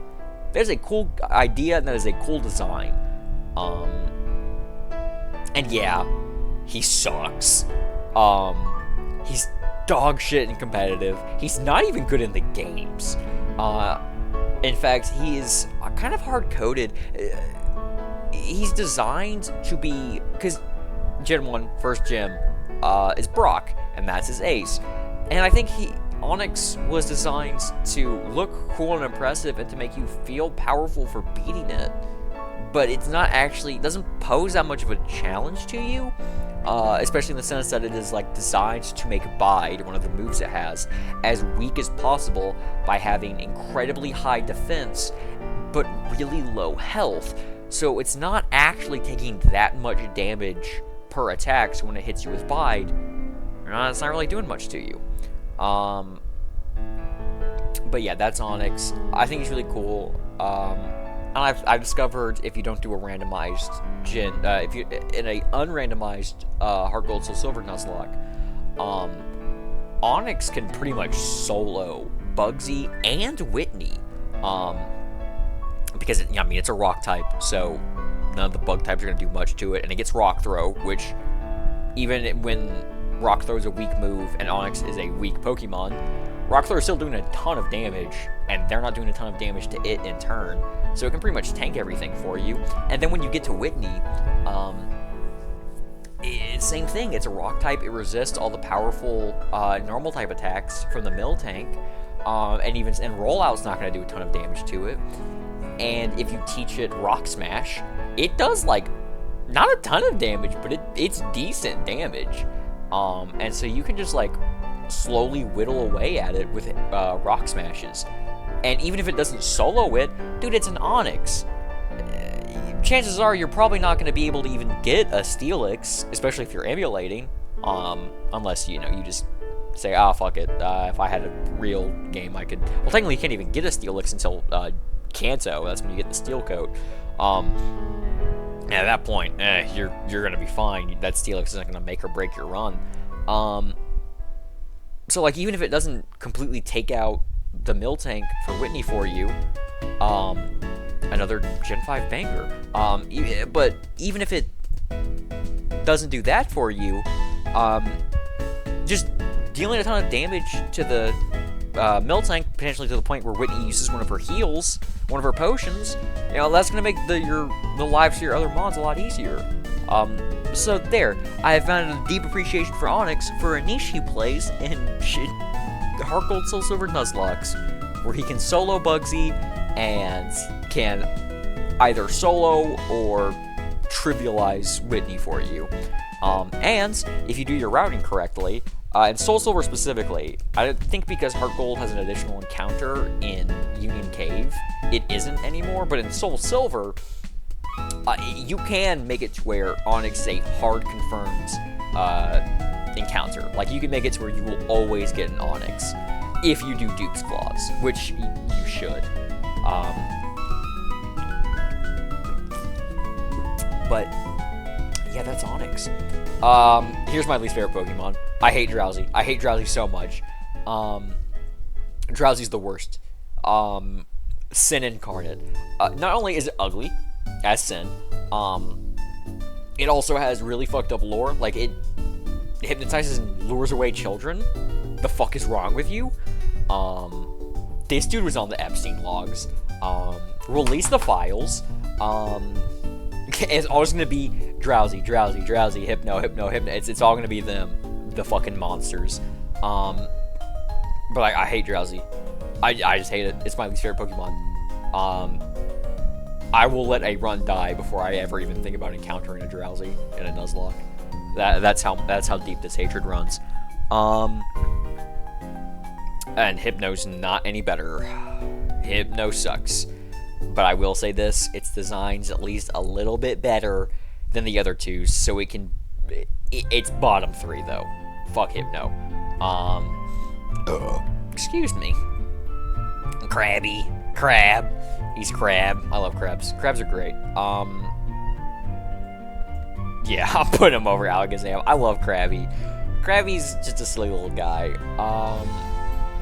You know what? No, Krabby gets in Swag City.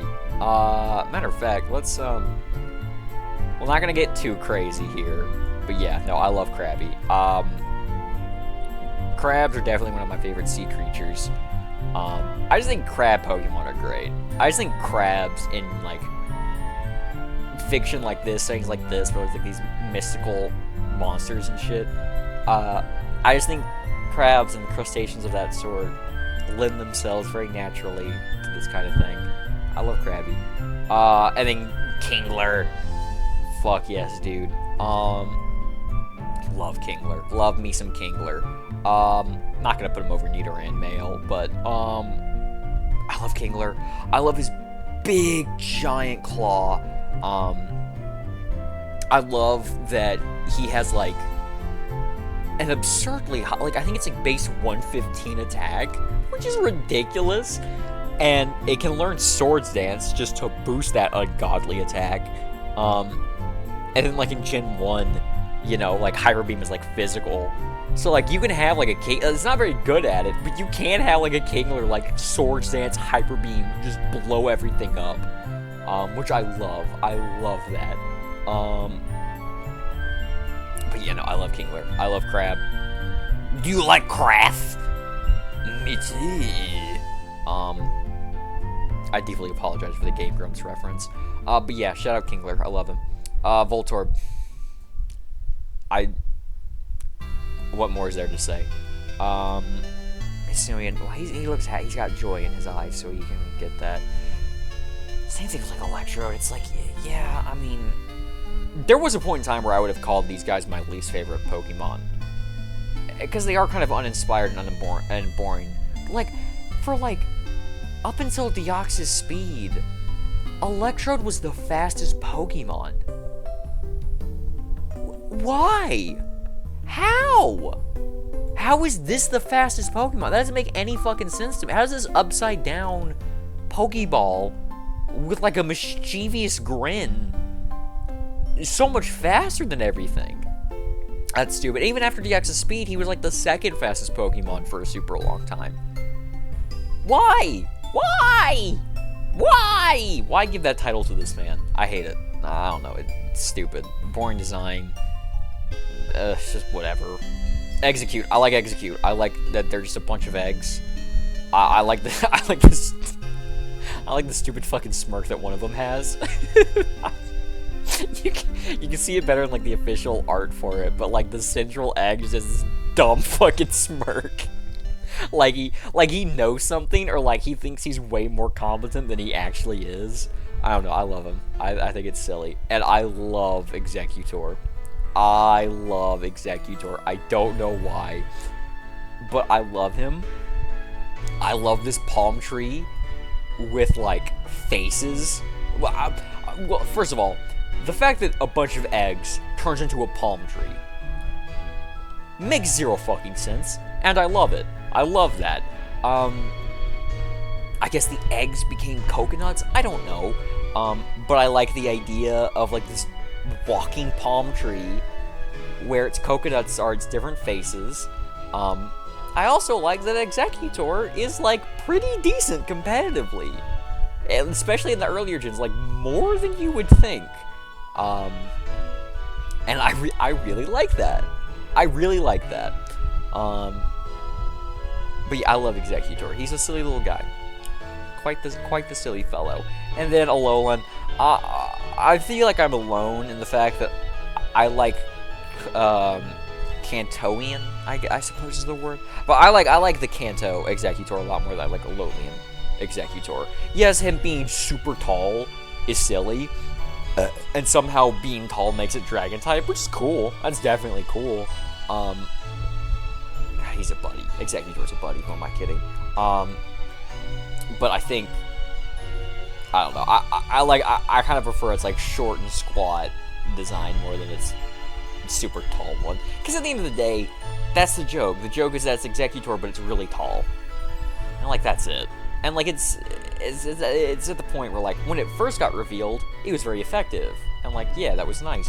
But now it's just okay, yeah, you're Executor but tall, but like it's not really doing anything for me, you know? Yeah, whatever. Marowak.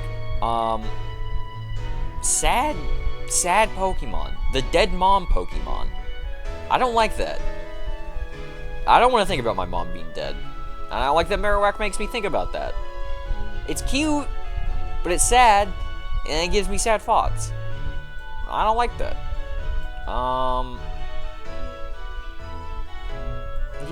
He can go there. I feel bad for him. I'm not putting him in I feel, the poor fucker just lost his mom, but like, man, God bless him. He just brings down the vibe everywhere he goes. No, I'm sorry, this is Cubone. This is Marowak. So Marowak's a lot better.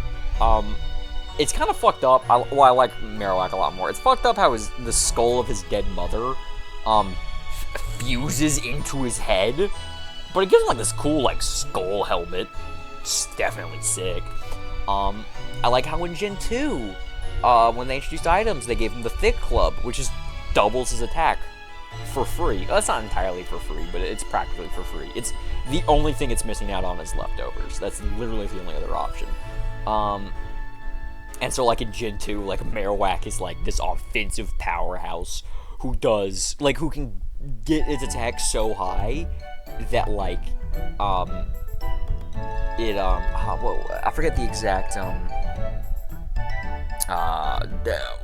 basically, his attack, it's like a stack overflow. His attack will get so high that it, like, drops back down to being, like, 1. Which, I mean, holy shit, flex on him, Marowak.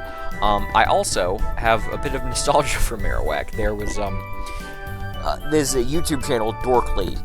It was kind of like a subsidiary of College Humor, or Dropout now, back when it was College Humor.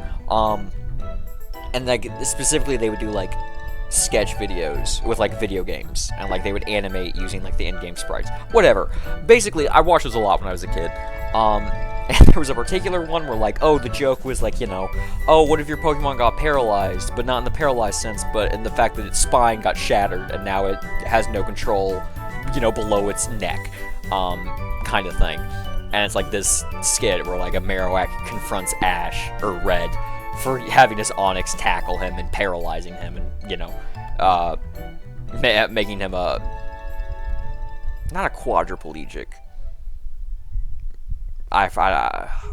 duoplegic, I guess, but disabling his use of his legs. And at the very end, Gary, or Blue, yells out, "Marowak, use double kick!" And I just, every time I see Marowak, I get like a vocal stem, like that just runs through my head of, "Marowak, use double kick!" And you know, it brings me a small amount of joy, and if a Pokemon can do that, God bless him. You know, he's all right. He's all right. But what's fucked up for Marowak? I guess Game Freak just hates this fucker, because before Thick Club, Marowak was literally just Sandslash but worse. Every single one of Marowak's stats was either equal to or just worse than Sandslash's. Like, they were just setting this man up. They killed his mother and then made a direct improvement over him. What the fuck is wrong with you, Game Freak? But yeah, poor Marowak. However, he got his glow up in the Lola. Holy shit. So, Alolan Marowak, Ghostfire, sick typing, incredible typing. He's a fire twirler, which is cool as hell. Cool idea for a Pokemon. Also, he becomes like a really deep black purple, and just his color design becomes awesome. He gets this cool little like symbol on like his skull helmet now. And also, Alolan Marowak has one of the coolest shinies ever. He just becomes like deep purple and black, like quite literally like my two favorite colors. Like that shiny felt like he was tailor-made for me. But yeah, no, Alolan Marowak is amazing. Oh, he's so much cooler. He's also one of the what are they called? Totem battles, I think. I don't know. I played Sun one singular time. I don't have a great recollection of Gen 7. But yeah, no, oh shit. Hey, he's one of the major encounters in that game too. So yeah, he's cool as hell. Hitmonlee. This is a Pokemon that exists. He's based off Bruce Lee, which is cool. But this guy kind of doesn't do anything. Hitmonchan is the same thing. He's based off Jackie Chan, but he's a boxer. Which I mean, shout out to Jackie Chan, absolutely. But I don't know. Wouldn't it be called like call him like Hitmon Fury? Or like, well, no, Tyson. I don't know why I'm thinking Tyson Fury. Well, Hitmon Mike doesn't really work. There's better boxer names I'm not thinking of right now, but I don't know. There's like plenty of cool boxers you could have named him after. I mean, yeah, Hitmonchan, Jackie Chan, cool. Hey, salute to Jackie Chan. All the respect in the world to Jackie Chan, but like I don't know, they're just boring. They're not interesting to me. Their designs don't do anything. They're whatever. They're just really whatever to me. Licky Tongue, big ass tongue, blah. He's silly. He's silly. Licky Tongue's silly. Licky Tongue is me when I get drunk. Anytime I get drunk, I just gotta start fucking sticking my tongue out. I don't know why. I didn't need to share that. Wipe that from your memory. Yeah, no, Licky Tongue's silly. I like him, but like that's about it. Like he's a novelty. He's kind of silly, and that's it. Coughing. Yep. Honest to God, the only like positive thing I have to say about Coughing was like Chugga-Conroy caught a shiny Coughing in his Pokemon Crystal Let's Play. You know, say what you will about Chugga-Conroy. I still watched him when I was a child, so I got a slight bit of nostalgia for him. But that's it. Weezing, his name is really close to Weezer. That's silly. Funny, haha, Weezer. Anyways, Galarian Weezing though. This is what I'm talking about. This is how you do a regional variant. I love Galarian Weezing. He just becomes like this, 1800s, industrialist. Guy, he's hilarious. I love this. Neutralizing Gas, also, sick ass ability. Pair that with Regigigas. Finally do my goat justice. But yeah, no, I love it. Definitely one of the best regional variants ever made. Rhyhorn. This dude exists. This dude certainly exists. I apologize for another Game Grumps reference, but he does really look like a staple remover. His head looks like a stapler remover. Which is kind of silly, but like that's it. Like, I don't know. Rhyhorn exists. Definitely better than Graveler, but that's it. Hey guys, what's this Pokemon's name? Rhydon. Rhydon this dick. Ha ha ha ha ha ha ha. Anyways, no, Rhydon's really cool. I actually really like Rhydon. Don't make the joke in the comments. If any of you make that joke in the comments, one, thank you for watching this far. Two, fuck you. Fun fact, first Pokemon ever designed. The first one to ever be fully designed. You can kind of tell it's a very rudimentary design, but it's cool. It's sick. He looks like a Godzilla monster, and I love that. He's also really good in Gen 1 competitive, which has that going for him. But no, Rhydon's really cool. I like Rhydon. I don't really have a ton to say. I've never really used one in like a Nuzlocke or anything like that, but I think he's a cool design. He's good and competitive. Yeah, I mean that's about all you can really. That's about all I can really ask of like a Gen 1 Pokemon. And also his name is a D's Nuts joke, so whatever. Chansey. Chansey's really cool. I like Chansey. I love that Chansey's like whole thing is that it has like an ungodly high HP stat. In fact, I think Blissey's HP stat is like still like top 3 for like highest individual stat for a Pokemon, period. Like it's up there with like Reggie-Alecki's speed and like what else? Like any of the Deoxys variants' particular stats. I think Reggie-Alecki's speed is still like the highest stat for a Pokemon, period. But yeah, I like Chansey. I like its association with Nurse Joy. It gives you a metric fuck ton of XP. So like, I know like in Gen 9, you know, they're really useful for grinding. But yeah, no, Chansey's cool. Also, very like Chansey's part of like the big 3 in Gen 1 singles, in Gen 1 OU. Big 3 being Tauros, Snorlax, Chansey, those being like the 3 best Pokemon. And if you were ever constructing a team, if you want your team to be even slightly serious, those 3 are a must. Like, you're just severely hamstringing yourself by not using one of those 3. I mean, because she's got that going for her, yeah, Chansey's pretty cool. Also, shout out, level 80 to level 85 Chansey strategy. For those who don't know, Gen 1, held together by duct tape and wishful thinking. There's a bug where if your HP, if you have taken like exactly like 255 damage, then recovery moves like soft boiled or recover don't work. They just don't work. So somebody came up with a strategy where you make your Chansey level 85, because Chansey's only worthwhile attacking move is Seismic Toss, because it has dog shit attack. It has like a 5 in attack or something. So just uses Seismic Toss, which deals however much damage your level is. So if you use 3 Seismic Tosses, you will deal exactly 255 damage to your opponents, thus preventing them from being able to heal, allowing your other Mons, like your Tauros, to come in and annihilate them. Which, you know, as unconventional as a strategy gets, and it's a neat little fact about Chansey, but yeah, just Chansey. Tangela, as I mentioned before, the only mono grass type in all of Gen 1. Yeah, he exists.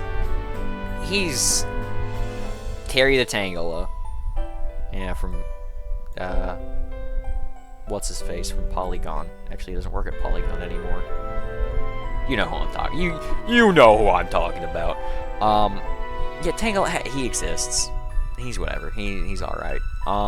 Kangaskhan. Kangaskhan's pretty cool. I'm not bringing her into Swag City. But she's pretty cool. Competitively, one of the strongest metas ever. or sorry, one of the strongest megas. I think I just said meta. One of the strongest megas ever. Which is both like really cool and also kind of lame. Like the mega is just her kid hops out of her pouch and like attacks with her, which is somehow both very underwhelming as a mega, but also exactly what we wanted. So you can't fault it.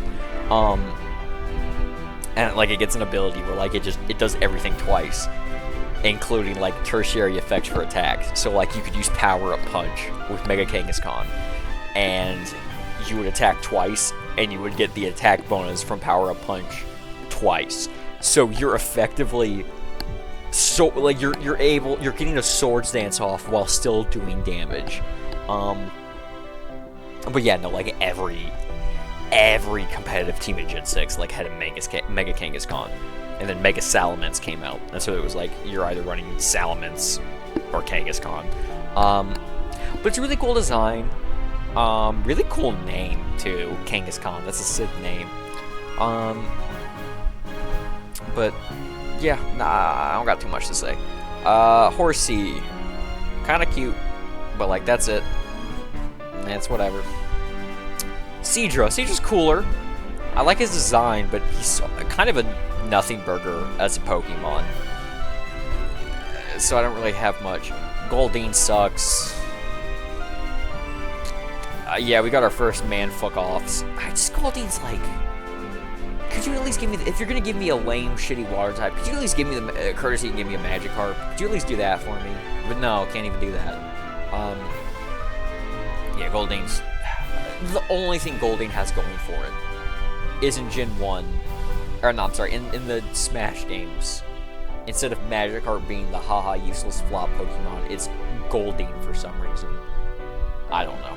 Seaking, I hate this design. This design's fugly as all get out. The only unique thing about Seaking, in Gen 1, Seaking is the only Pokemon to learn Waterfall. In fact, Seaking is the only Pokemon to ever learn Waterfall by level up, as in Gen 2 and onward, it is a HM. So, there's that. Seaking learns Waterfall by level up. That's literally it. Staryu. Yeah, Staryu exists. Yeah. Kind of a nothing burger. Starmie, though. Starmie's cool. His design, while still being very simplistic, is a lot. It's like, just adding the extra star does so much for the design. Like, it's so much more than just the sum of its parts. I love that it's, like, very heavily implied to also just be an alien, which I love. It's like, I can't remember its name, but like what's his face from DC, like the giant alien starfish, the one in the Suicide Squad. Crit. Comment that in that villain's name. Thank you. But yeah. Yeah, Starmie's cool. Also very, very good competitively. Very fast, strong water type, who can heal itself, can spread paralysis. It's pretty decent. Shout out Starmie. Mr. Mime. So, fun fact, Mr. Mime was my very first shiny. Barring, you know, like, the red Gyarados, which doesn't count. I was playing X and Y as a kid. I had, you know, and like, X and Y don't have a post game, but I wanted to play more Pokemon, so like I would just like kind of like aimlessly wander Kalos with my team. I just like do it like, Did I miss anything? Is there something to do here? And I was going through whatever the cave's name is. I don't remember. It's like the cave like leads you like the first gym or the second gym. No, it's the first gym. Like the one where you can get like the Mega Aerodactyl stone from. But yeah, no, I ran into a green Mr. Mime. That was my first ever like full odds shiny. And yep. Galarian Mr. Mime's better. He's still kind of whatever. He's not funny, haha, Weezer good, but I don't know, Mr. Mime. Galarian Mr. Mime, he's at least something. And, okay, he's a nothing burger compared to why are you just a guy? You make me uncomfortable. Here's my hot take. Scyther's my favorite out of the line. I like Scyther more than Caesar and Cleavor. I think Scyther's way cooler. Not the biggest Caesar guy, and I don't think anybody likes Cleavor, actually. Poor fucker. But I think Scyther's really cool. Especially if you're first introduced to him in, like, Heart Gold and Soul Silver, where Bugsy Scyther will annihilate you if you're not prepared. Yeah, no, I think Scyther's really cool. I like the rivalry it had in, like, the anime with, like, Pinsir, where, like, Scyther and Pinsir are, like, sworn enemies. I think that's really neat. I think that's really cool. I think it has cool lore with it. I think it's a really sick design. Racist. It's the racist Pokemon. Electabuzz. Electabuzz is cool. He's alright. I kind of like his design. He's a little goofy, but I kind of like that. I'm not putting him over the silly tongue Pokemon, but Electabuzz is cool. This is a bad sprite for Magmar. This is like his Platinum sprite. I guess it is his Gen 5 sprite. His Heart Gold Soul Silver sprite's a lot cooler. It's a lot more dynamic. It makes him look cooler. But Magmar is also just kind of lame. The anime is also... Magmar's a victim of the anime making him seem cooler than he really is. With, like, Blaine's Magmar. Magmar's alright. Magmar's kind of cool. Not a ton of good selections when it comes to fire types in Gen 1, unfortunately. It's like Arcanine or bust. But Magmar's alright. I like the little, like, trio thing that Electabuzz, Magmar, and Jinx had going on, that they kind of dropped. Because Gen 2, they all get baby forms. But then Gen 4, only Electabuzz and Magmar get evolutions. And then they haven't really touched it since. But I think that's like they're kind of like this hidden trio, which I think is neat. I kind of like it. But it's whatever. Speaking of Pinsir, though, Pinsir's pretty cool. I like Pinsir. He's definitely grown on me a lot over time. I used to think he was just Heracross but lame. But now I've been able to accept him for who he is, as the bug that he is. But, you know, Pinsir's cool. I like them. They're like they're a beetle of some variety. I like beetles.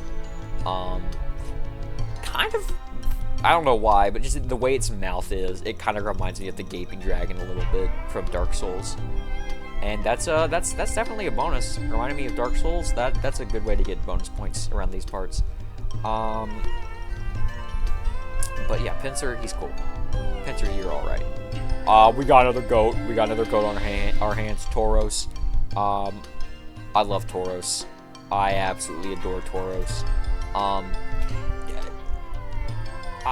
The main reason why I love Tauros so much is partially because of how fucking awesome he is in Gen 1 competitive. Gen 1 has a lot of jank bullshit about it, and no one exploits that jank bullshit better than Tauros. First of all, Tauros is a normal type, which is probably, honestly, the best type to be in Gen 1. You know, people used to always say that the psychic types were, like, broken and overpowered in Gen 1, but honestly, normal types are probably better. He gets stabbed, body slam, which is incredible. He gets the spread paralysis, but because he's normal type, he doesn't get paralyzed by body slam in turn, since to save memory on the cartridges, based off like the way the game was coded, normal types don't get affected by like the secondary effects of body slam. So like normal types can't get paralyzed by body slam, which just makes normal types even more powerful. But also he has an incredibly high crit rate, because in Gen 1 your crit chance isn't just a flat percentage, it's based off of your speed. And Tauros is incredibly fast, and so he has a very high crit rate. And finally, it gets access to Hyper Beam, which is a physical attack. In Gen 1, if you knock out an enemy, if you knock out the opposing Mon with Hyper Beam, it skips the recharge turn, because I think the game technically counts the turn in which the other Pokemon is sent out. Mechanically, that is considered its own turn. So, Hyper Beam, if you knock out with it, you don't get the recharge. So a lot of the Tauros game plan is to click Body Slam, hope you paralyzed, or hope for crits, and then click Hyper Beam, kill, watch, rinse, repeat. If someone sends in a Rhydon, then you use Blizzard or Earthquake, and, you know, so on and so forth. But, you know, Tauros, he is the best, bar none. In Gen 1 OU, he is the best Pokemon, and I love that. I love that Tauros had his one moment in the spotlight and then immediately fell off. Just completely and utterly immediately fell off. I don't know. In my mind, it makes him like this. I don't know. I don't know how to describe it, but I think that makes him like this really cool, like, mystical figure. When competitive was young, Tauros ran shit and ruled with an iron fist. And then as things developed, he quickly fell off and disappeared from the face of the earth and was revealed to be a fraud. But for the first few years, he was the king. I like that. I really like that about him. And also, he's like a mix between like a bull and like a buffalo. I think that's cool. At the end of the day, yeah, the bland animal design is the only thing fantastical about him. Is like the little gems on his forehead and the fact that he has 3 tails. But, man, I don't give a shit. I like him. He's cool. And then with the Paldean, he's the exact same, but he's a fighting type, and he's black. Which, oddly enough, normally just taking the Pokemon I like and then making them black would make me like them more. But I don't. For some reason, Paldean Tauros, it doesn't do it for me. I prefer his original form. I don't know why changing him to my second favorite color doesn't make me like him more. But Magikarp, that's easy, Swag City.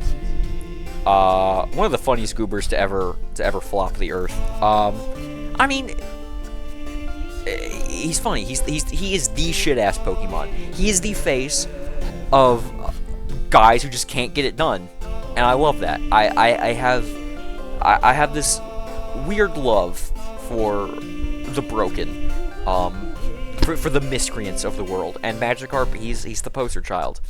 He is the funny haha can't do shit Pokemon who glows up into a big badass water dragon.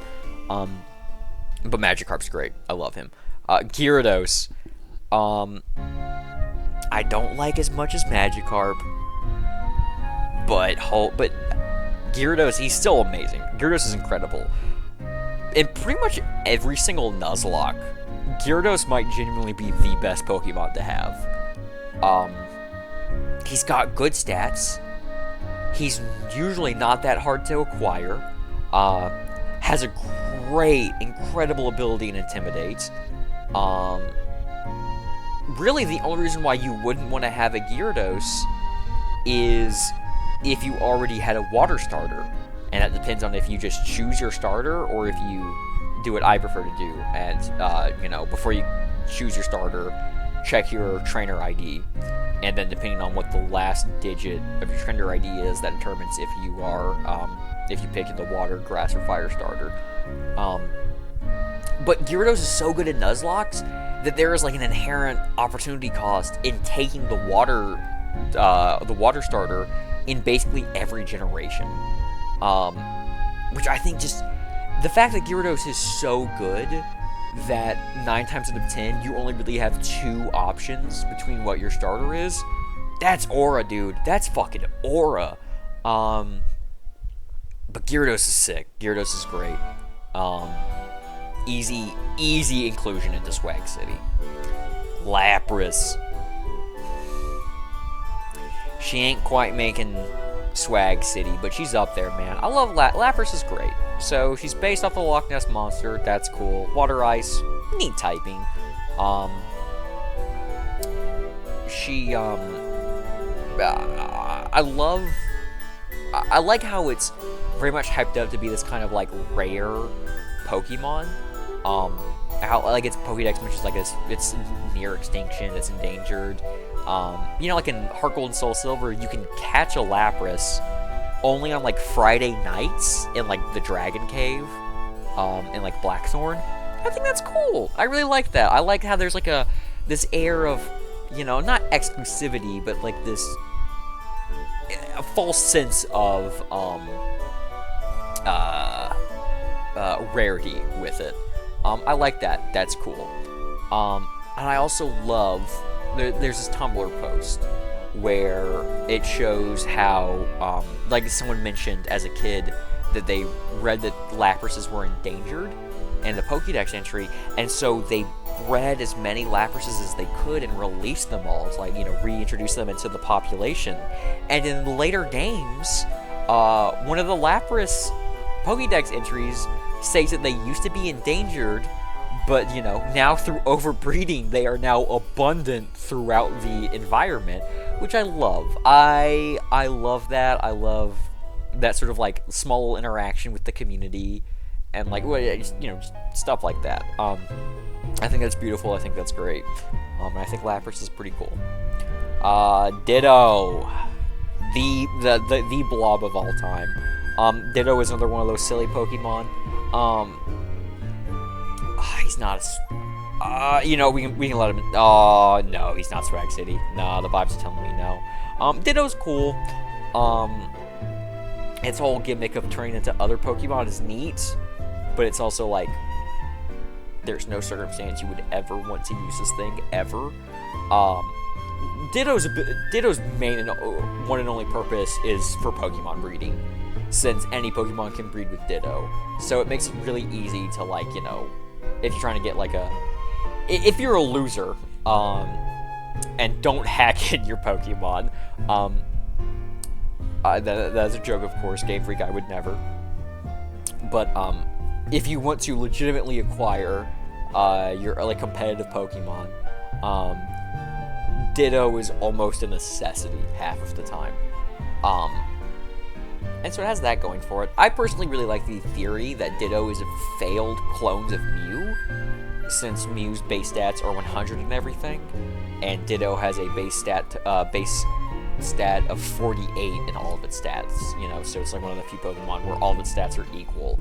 The fact that you find Ditto in I forget the name of the place, but like the one area in Gen 1 where like you can read about, and like you can read about the scientists who like experimented on and like created Mewtwo. So clearly they were doing some experiments related to Mew. And like you can find them in abundance there. I think it's a neat theory. And also like their shinies are like the exact same color. Like shiny Ditto and shiny Mew are like the exact same shade of blue. I think that's neat. But I think like this little fan theory is basically the coolest thing about Ditto. I think that says a lot about it. Well, that's not a lie. Also in the anime, that is a lie. In the anime, the neatest thing about it is how when it replicates itself into other things, it still keeps its dumb, silly Ditto face, which is really silly and really cute. So there's that. But yeah, that's Ditto. Eevee. Oh yeah, I mean, the entirety. Ooh. No, I think Eevee's at the very top of Swag City, and I think we put every evolution. Well, Jolteon's an exception, but I think every evolution goes into Swag City. I think the concept of Eevee is incredible. I love it. I just love branching evolutions in general. They're almost always super interesting and fascinating to me, and I love the idea of Eevee being this Pokemon that can evolve like into like the different core elements. Its name is even kind of a play on evolution, evolution, and like Everyone has a favorite evolution, and that evolution holds a special place in their heart. That's like a universal thing. Everyone has an evolution they love. For me, we'll get into it when we get to Gen 2, but it's Jolteon and Umbreon, and they're pretty much even for me. It used to be Umbreon by a country mile, but now it's Jolteon and Umbreon. I love them. They're incredible. I love their designs. They're not all, not every evolution is created equally. Flareon sucks. That's because Game Freak just their design philosophy with him. They made him a physical attacker, but never gave him any good physical attacks. Like, what do you want the fucker to do? What do you want this guy to do? You're not letting him do his job. Vaporeon's a good, bulky water type. And then Jolteon. Jolteon's pretty good. Jolteon has a pretty decent niche in Gen 1 Overused. That's pretty much the fastest Pokemon that isn't Electrode. But Electrode doesn't really have a lot going for it. So if you really... So Jolteon is kind of de facto fastest Mon. But I don't know. I love the evolutions. If you know anything about Pokemon, you know about Eevee and the evolutions. They're incredible. We love them. We all love them.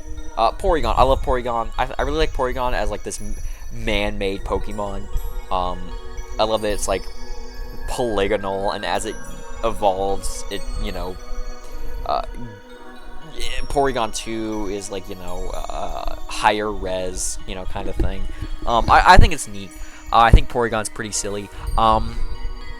Porygon also has a hyper specific niche in Gen 1 OU where it beats very particular sets of, I believe, Snorlax. Which, and granted, it doesn't beat every Snorlax, it beats certain Snorlax sets. Because at the end of the day, it can press recover like 32 times. And can take just enough damage to basically PP stall the Snorlax to the point where it literally can't do anything to it. And I like that. That's cute. I think it's silly. But Porygon's not really a Pokemon I spend too much time thinking about beyond that. Oh, Omnite, or whatever it's called. Yeah, Nothing Burger. Omastar, our Lord and Savior. Omastar's not really a Pokemon I think about a lot, but because of Twitch Plays Pokemon, like the lore with that, like they worshipped Omastar as like as basically Jesus. He's well, no, Bird Jesus is Jesus, and Omastar is just God. It's just, it's, I don't know. I never really thought about Omastar before that. I barely think about Omastar after that, but, at least Omastar has that going for it. There's the cult of the Omastar. It's an alright design. The thing is I prefer Kabuto and Kabutops over it vastly. I like Kabuto for being a little horseshoe crab. It's a cute design, and Kabutops is sick as fuck, man. This dude is cool. Where did I put Scyther? Scyther in Swag City. Kabutops is not Swag City, not quite, but he is really cool. Just giving something like sword hands in Scyther and Kabutops instance, scythe hands. That's sick as fuck. That's just cool. Swords are cool, scythes are cool. Give somebody scythe hands. I also really like the theory that Genesect is based off of Kabutops. Which is just, I guess, bonus points for Kabutops, I guess. I don't know. Kabutops is cool. Definitely the much cooler of the two fossils from Gen 1. I'll give it that. Well, the three fossils, I guess. Aerodactyl. Aerodactyl's cool, actually. Aerodactyl, another Pokemon I flip-flopped on. I used to think he was really cool when I was a kid, and I found out he kind of sucks. But now I'm like, he doesn't suck that much, actually. He's a pterodactyl. He's a dinosaur. Like, come on, man. What are we talking about? Dinosaurs are cool. It's 6-year-olds are right, man. We need to keep talking about dinosaurs and trains. They figured that shit out. But yeah, no, he's a dinosaur. He's really fast. Aerodactyl is like so close to being really, really good in Gen 1. He just doesn't have the move pool for it, so he can't really do much of anything. But on paper, he has everything going for him except for the move pool. But I mean, come on, man, he's a pterodactyl. Let's not kid ourselves. That's fucking sick. Snorlax. Snorlax is another Pokemon I've kind of mellowed out on as I've gotten older. I used to love Snorlax when I was a kid, and I don't know, I kind of like him less and less with every passing day. I don't dislike Snorlax, not at all, but I don't love him quite as much as I used to. I still like him, though. I still really like Snorlax.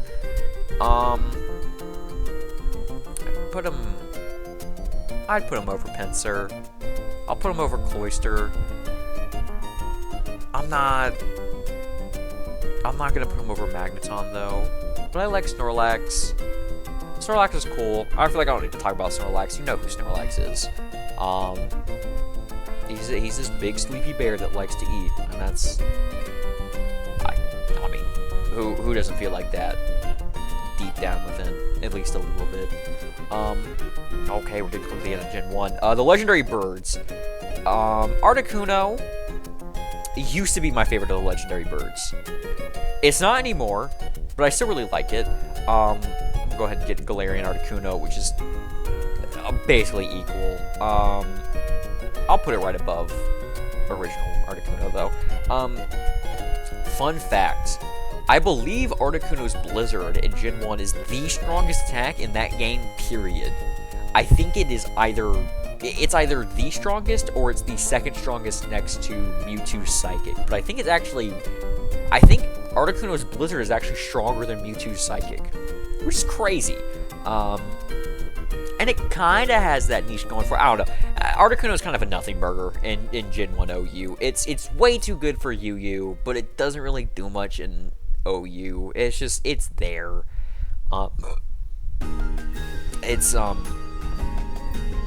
It's whatever. Articuno is really cool, though. I love its design. It's very elegant. I mean, yeah, that's pretty much it. There's that one dude in the anime, who just has an Articuno for some reason. It was like in the Hoenn anime. It's like the Battle Frontier. That dude just had an Articuno. What was up with that? I don't know. Articuno's cool. Zapdos, though. Yeah, no, Zapdos is my favorite from the Gen 1 birds. I love Zapdos. Zapdos has grown on me so much as I've gotten older. I used to think he was boring and looked stupid. And it was just like this lame Thunderbolt bird. He's so much more than that now. Mostly just because he's really good in Gen 1 OU, and I like that. Gen 1, there's this meme for like Gen 1 competitive. It's like the screenshot of like Super Shadow from like Shadow the Hedgehog. And it's just like a top text, bottom text kind of thing, and it just says, "Cool team, now play it against Zapdos." And that's because Zapdos has this reputation for absolutely wrecking unprepared teams in Gen 1. Like, you need to have some sort of plan in mind for a Zapdos, because if you do not build or prepare for Zapdos, he will wreck the fucking floor with your team. But if you do prepare for him, he can't do a ton. But he can still do something. But I love Zapdos. I just think I love his goofy long-ass beak. It's just, I think he's silly. The thing is, when I was a kid, I thought he was stupid and goofy. And as an adult, I think he's stupid and goofy. But now I love stupid and goofy Pokemon, and I love Zapdos. I also just like that he's very competent and badass. His Galarian version is,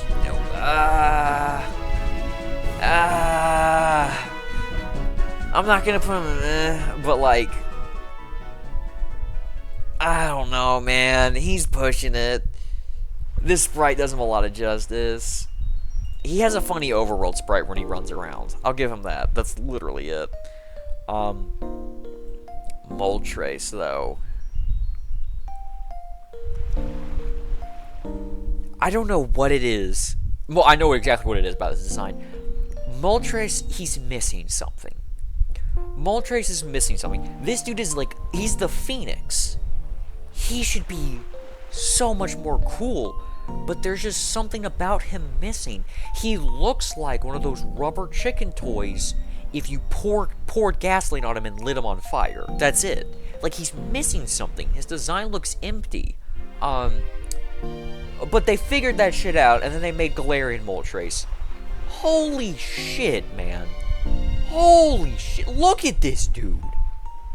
Look at this motherfucker. This dude is sick as fuck. He's like Flying Dark. Dark type's my favorite typing, so that's gonna give him a bunch of bonus points. Flying Dark, he looks like he's made of hellfire. Also his ability, Berserk reference, you know, whatever. Just his name's the ability name is Berserk, which just gets it bonus points. It's so fucking cool. Like, that's all I got to say about it. It's just cool, edgy design. And at the end of the day, I'm an edgy bitch, and I like it. Galarian Moltres is so fucking sick. Dratini. Dratini's cute. He's alright. Yeah, he's alright. Not too much to say about Dratini, though. Nothing much more than just a cute design. Thankfully, though, you can usually catch Dratinis at a high enough level that you're not stuck with them at the Dratini level for too long. They quickly become a Dragonair. Because Dratini works best if it's short and sweet, and it's just like, oh, look at this cute little guy. Alright, now let's let him evolve. Yeah, we'll put him there. Dragonair is pretty cool. Dragonair is like this really nice, elegant design. Let's see, where would I put Dragonair? It's cool. It's definitely very elegant, but like, I don't know, only so much so. That only does so much for it. I don't know what it is about it. I think at the end of the day, I forget what the name of the phobia is called. I wouldn't say I've got a phobia of snakes, but it's pretty fucking close. I think, I don't know, something about snakes, I'm just like, yeah, no, you pose great and immediate danger to me. So, like, a lot of certain serpentine things, to it, like, it depends on their design. But after a point, I'm like, I don't like you. You make me uncomfortable. Snakes with faces. Whoo boy, I do not like. I think the problem with Dragonair is that, you can definitely tell with the sprite, it's just a little bit too long, and it's got a little bit too much of a face. Dratini doesn't have a face. It has eyes and a little nose, like a little snoot, and that's it. Dragonair is when we firmly start to get into, this is a head, this is a face territory, and that's when it starts to make me a little uncomfortable. Dragonite, I used to, another flip-flop. I thought he was really cool when I was a kid, because he's the pseudo-legendary. And then I'm like, no, this dude's lame. He's dopey and derpy and lame. And now I think he's dopey and awesome. Dragonair has definitely grown on me. Also, I like Dragonite's Mega. It's cool. It's cute. Dragonite should be cute.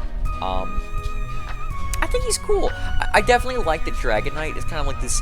He's kind of like got like this derpy, dopey appearance to him just a little bit. But he's still really strong. He's still really powerful. Maybe not in Gen 1, but like in the later gens, especially when he gets like access to like Dragon Scale and Extreme Speed. Multi-Scale, that's what it's called. Multi-Scale and Extreme Speed. Then Dragonite, you know, becomes pretty fucking competent and an actual threat. But yeah, oh, he's a Soul Vest, and he's a Soul Vest. He's a pussy. That takes too long to explain. But yeah, no, I like Dragonite. Dragonite's really cute. He's definitely grown on me. Mewtwo.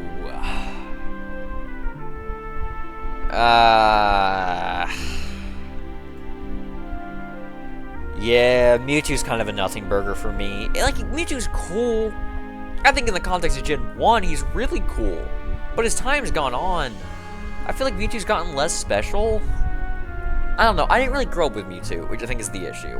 I had other legendaries to like grow up with and think are super awesome and like the coolest thing ever. But with Mewtwo, I didn't grow up with him. He doesn't do much for me. He's in Smash Bros. That's cool. Like, I don't know, man. He doesn't do much for me. He does have a banger of a line in the Pokemon movie, though. It matters not what you do with the circumstances of your life, but what you do. It's not. The circumstances of your birth matter not, but what you do with the gift of life. That's sick as fuck. Shout out Mewtwo. But like, I don't know. That's. Mewtwo kind of exists like the same territory as Charizard for me, where like Game Freak's constantly shoving him down our throats, and it's like, listen, bro, I don't care. Little bro, I don't care. But like, I don't know. Mewtwo's still kind of cool, actually. Mewtwo can kind of back up his hype a little bit. Charizard does not, and we get a lot more Charizard than we get Mewtwo. So I guess there's that. But Mew's cute. I love Mew. First mythical. I'll put him above Alakazam. Mew's really cool. I don't know. I don't got a ton to say. I like the very first Pokemon. Also, in a sense, the ancestor of all Pokemon, which is cool. I like that. He definitely has this mythical air about him.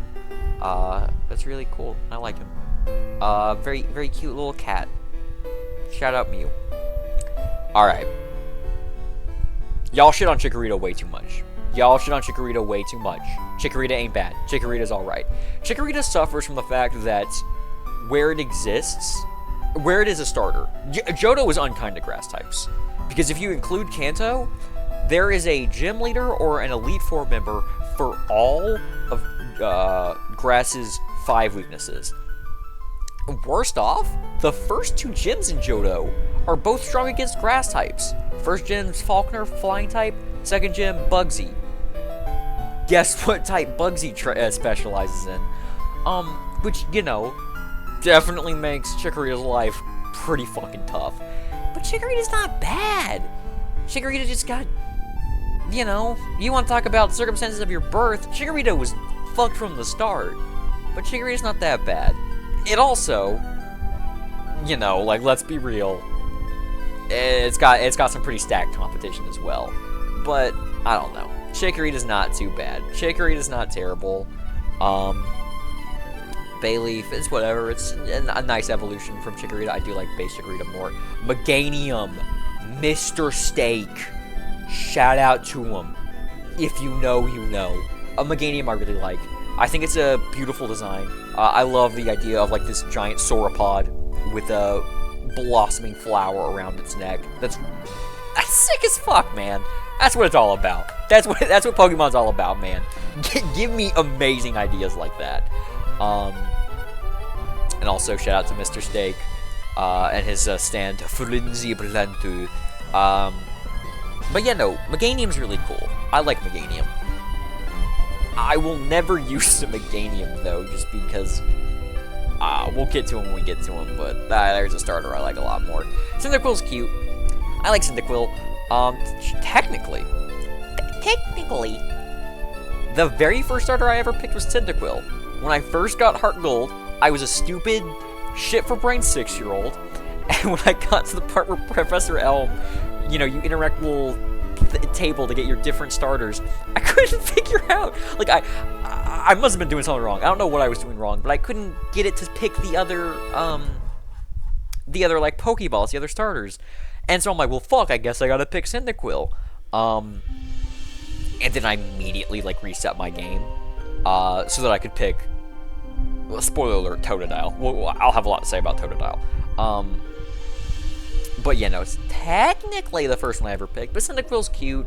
It's a very cute design. It's very nice, but I don't have a ton to say about it, unfortunately. Quilava, one of the best middle stages. Better than Cyndaquil. It's one of the few that don't suffer from awkward pubescent stage. This is a teenager who kind of knew what... He was one of the few teenagers who kind of knows what's going on.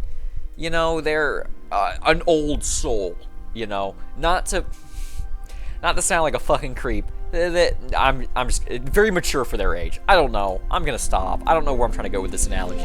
But Quilava's very nice. He definitely dodged awkward pubescent age. No, I don't like him more than Poliwhirl. But Quilava's pretty cool. Typhlosion. Typhlosion's sick. Typhlosion's really cool. Talk about a fucking badass name. Ooh. Do I let him in Swag City? No, he beat the allegations, but just the fact that the allegations were there, it stinks the air. It stank the air around him just a little bit. Sick name. I remember what the Typh part is supposed to, allude to specifically, but in my mind, it always makes me think of Typhon. A monster from Greek mythology who was like the son of Echidna and I think Tartarus? I don't remember what, but basically Typhon's whole thing, if you've played Hades 2, you know, but like Typhon's whole thing is that like he was the greatest of all monsters and nearly dethroned Zeus and Olympus. And it's just like this walking apocalypse, just super fucking cool. But you know, I always imagine Typhon plus explosion, which, you know, hey man, that just appeals to the testosterone flowing through my blood. But yeah, cool. But, you know, there was the Pokemon Giga Leak, where there's like the in-game Pokemon lore about the Typhlosion who fucking kidnapped and impregnated like a child. Like, it's... yeah, no, he's on the list. He's on the list. It's all Drowsy, Hypno, and Typhlosions. Release the files. But it's like, I don't know. It was like, it turns out that's not actually a real story. It's just like in-universe, like, you know, an in-universe folktale. But like, come on, man. That shit's weird. That shit's weird. It's weird. I've never looked at Typhlosion the same. Babytron. This is literally just Babytron. He can come into Swag City. Babytron's welcome in Swag City. Fire Ghost, sick typing. This dopey stoner-looking motherfucker. I don't know, yeah. Sui and Typhlosion's sick as fuck. My baby boy. My baby boy. My baby boy. Oh my god. Crocodile's not a Pokego, but he gets to be in Buddy just because of, you know, who he knows. So I got a Totodile plush sitting on my desk right now. He's right next to my Nidoking. I got a Totodile right next to me. My actual first starter. Oh my god, I love Totodile. I love this line so much. First of all, the design. Well, first of all, I'll say this. I love the shade of blue. I love the Totodile shade of blue. This is such a calming, soothing shade of blue. I could look at this color for the rest of my life and be alright. I love the color scheme, is what I'm trying to get at. Second of all, he's a gator. Shout out, I love little gators like this. Cute little alligator. Technically he's a crocodile, but at this stage, I don't know, whatever. We love little gators. We love our gators around these parts. Totodile's also the first shiny Pokemon I've ever hunted. I have stumbled upon shinies. Totodile was the first time where I told myself, I'm getting a shiny. And I still have him. I have him. He's on my my copy of Soul Silver. My shiny Feraligatr named Judas. He's my. I mean, when you boil it down, unbelievable amounts of nostalgia. He's my first Pokemon. He was my first Pokemon. I also think Feraligatr is a fucking, like, look at this dude, man. Look at this dude. A giant fucking beefcake of an alligator. Name so big and imposing that they couldn't even fit him in the character limit, and they've never retroactively fixed that. He is still Feraligatr, like no O, G-A-T-R, to this day. And, you know, at that point, you gotta respect it. Oh my god, Game Freak, Legend ZA, please give him a Water Dragon Mega. Please, for the love of God, give him a Water Dragon Mega. Make him a Dragon type when he Mega Evolves. I'm begging you. But Feraligatr, he's just, like, fucking 7 feet tall? Like, you know... Feraligatr, it's me, LeBron James. We need you to play center for the Lakers. Yeah, this giant gator, fucking, like, base 100 and something attack, learns Dragon Dance? Sick as fuck. I think it also gets Sheer Force, or something like that in the later gens. Anyways, Feraligatr's, like, surprisingly good in, like, the later gens. Like, they just give him a bunch of really good moves, and, like, he just is actually kind of sick. I I feel like I don't need to explain myself. You see the sprite. You see the sprite. So fucking cool. So fucking cool. I love Feraligatr, man. I just love Feraligatr. I ain't got much more to say. Sintret, he's kind of cute. He's alright. I've never used one. I probably never will, but, you know. Argolso Silver, first game. Sintret, he's cute. Furret, the little walking man. He's gotta be in Swag City. I mean, adorable. Absolutely adorable design. You know, he walks smiley face. For those of you that don't know, there's like this video of like the Furret walking animation, like the walking cycle. I think in like the Pokédex app for like the 3DS. I think that's where it's from. But it's just like Furret walking, and someone took that and put it like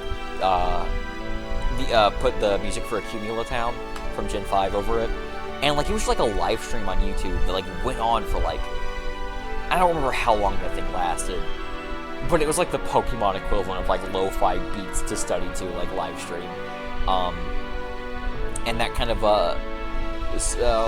solidified Furret as a pillar of the community.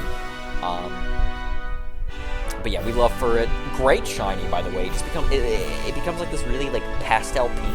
Absolutely adorable. Very pretty shiny. But yeah, shout out to the walking boy. Oh, we got more goats on our hands. So I wouldn't put him over Tauros. I am putting him over. Yeah. I'm probably Noctowl's #1 fan. Also, the third and last Pokemon plush I have on my desk at the moment, I have a Hoot, seen across from my Nidoking and Totodile right now. But yeah, no, I think I'm like these Pokemon's #1 fan. I don't think there's a single soul who loves these Pokemon as much as me. Mostly just because these are kind of nothing burger Pokemons that other people probably don't think about too much, but I fucking love them. I just do. It really, a lot of it boils down to nostalgia. I mean, these are my regional birds. These are my regional birds. You know, these were the, technically, you know, I also had Pidgey playing Heart Gold and Soul Silver, because Johto is just as much, if not more, Kanto Pokemon than Johto Pokemon. But like, you know, these are my baby boys. Also, I love owls. Owls are my favorite bird, so that's doing them a lot of service. I really like I like Hoot Hoot. I love how it has like the one singular leg. I think that's very unique. I love its little eyes. They look like little like goggles, like little clockwork goggles. I love that. I'm also like peek behind the curtain. It's 3 a.m. right now for me. I don't usually go to bed anymore until the sun is up. So I mean, I feel like we're kind of kindred spirits in that sense. Noctowl, I think it's just, yes, at the end of the day, it's just an owl, but I think it's got enough going on with its design where it's more than just an owl. To me, at least. I don't know. It's just, I love them.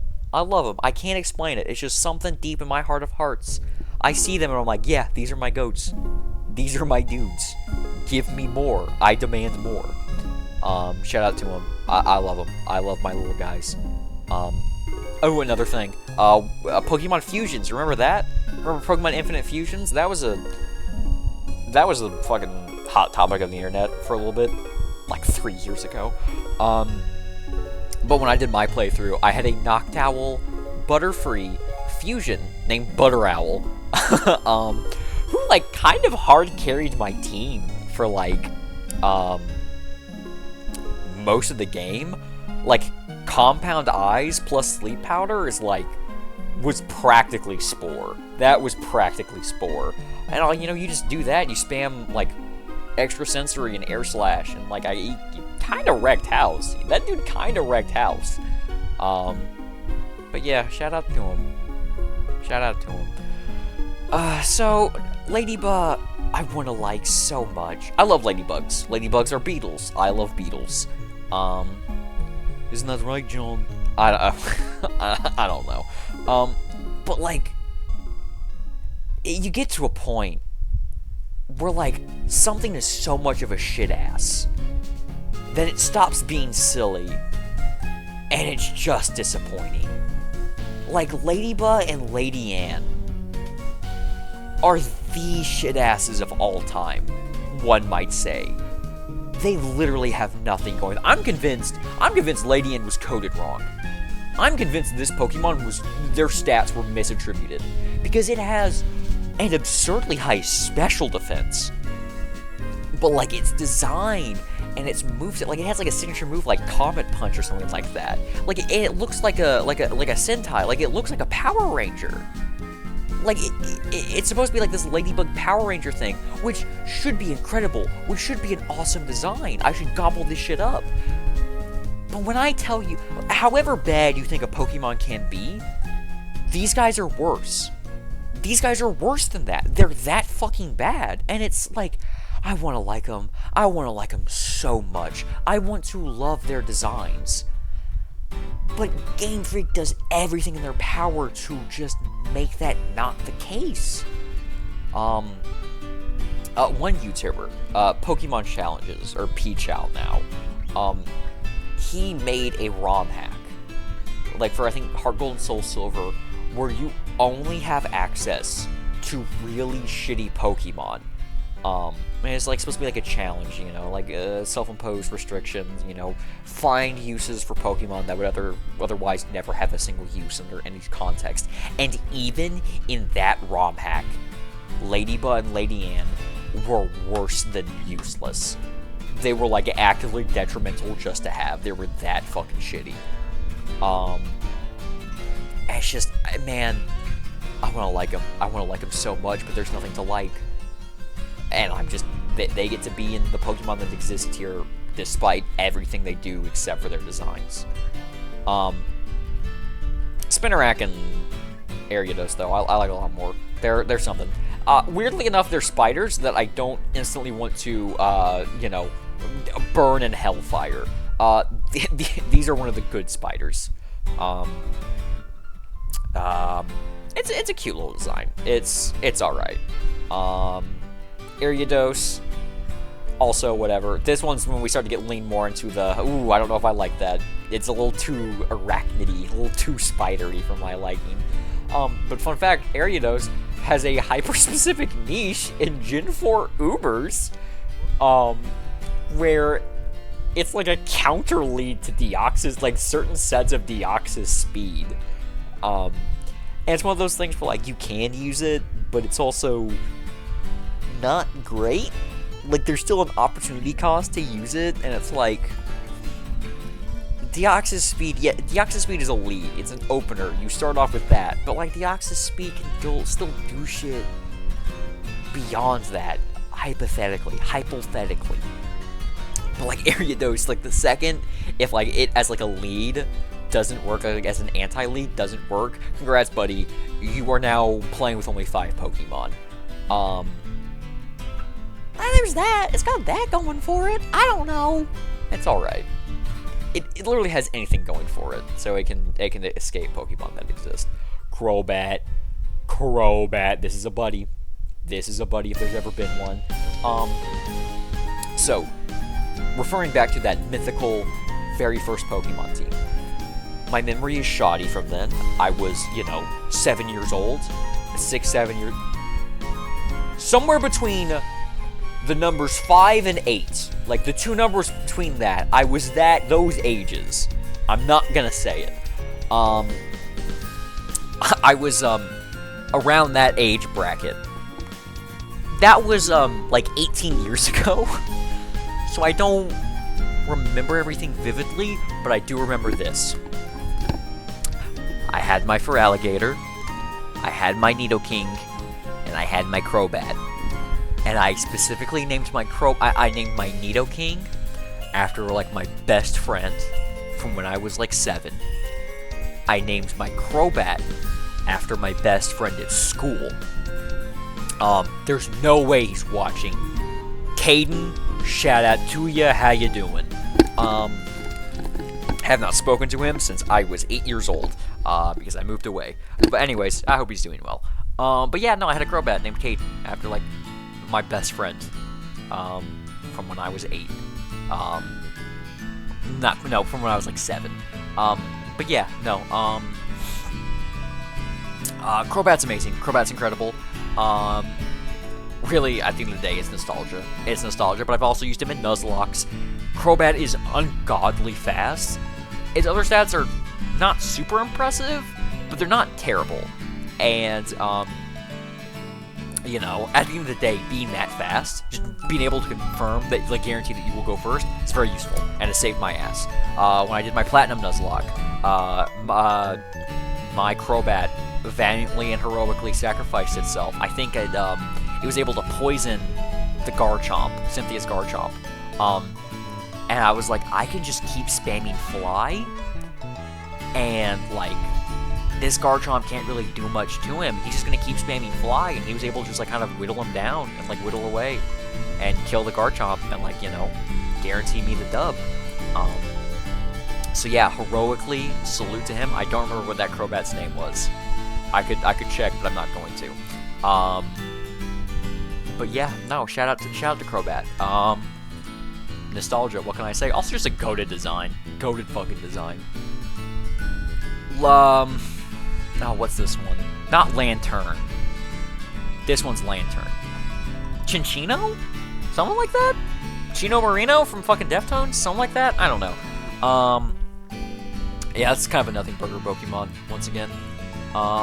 Lantern, though. Lantern I kind of like. Lantern's alright. Water Electric, cool typing. Like, it's like an anglerfish, but, you know, what if anglerfish but angelic and not spawned from the devil? What if not water demon, but water angel? Yeah, shout out Lantern. It can go in Pokemon that are alright. Not really a Pokemon I ever find myself using or thinking about, but it's alright. It's not too bad. Okay, I hate Pokemon, baby Pokemon as a concept. These things are the worst. I'm just gonna go ahead and grab the other ones if I can. Where are they? Because they're not all lumped together for some reason. There's Magby, there's Smoochum, there's Elekid. I think that's all. Yeah, it's all the Gen 2 babies. I hate baby Pokemon as a concept. These things are fucking stupid. These things are a waste of time. They're a waste of code. They're a waste of everyone's resources. Why make a Pokemon that is... It's just... They were made to be, like, cute, small little scrunklies. But, like, you have to go out of your way to acquire them, and they're, like, weak as shit? Like, what's the point of giving Magmar a pre-evolution?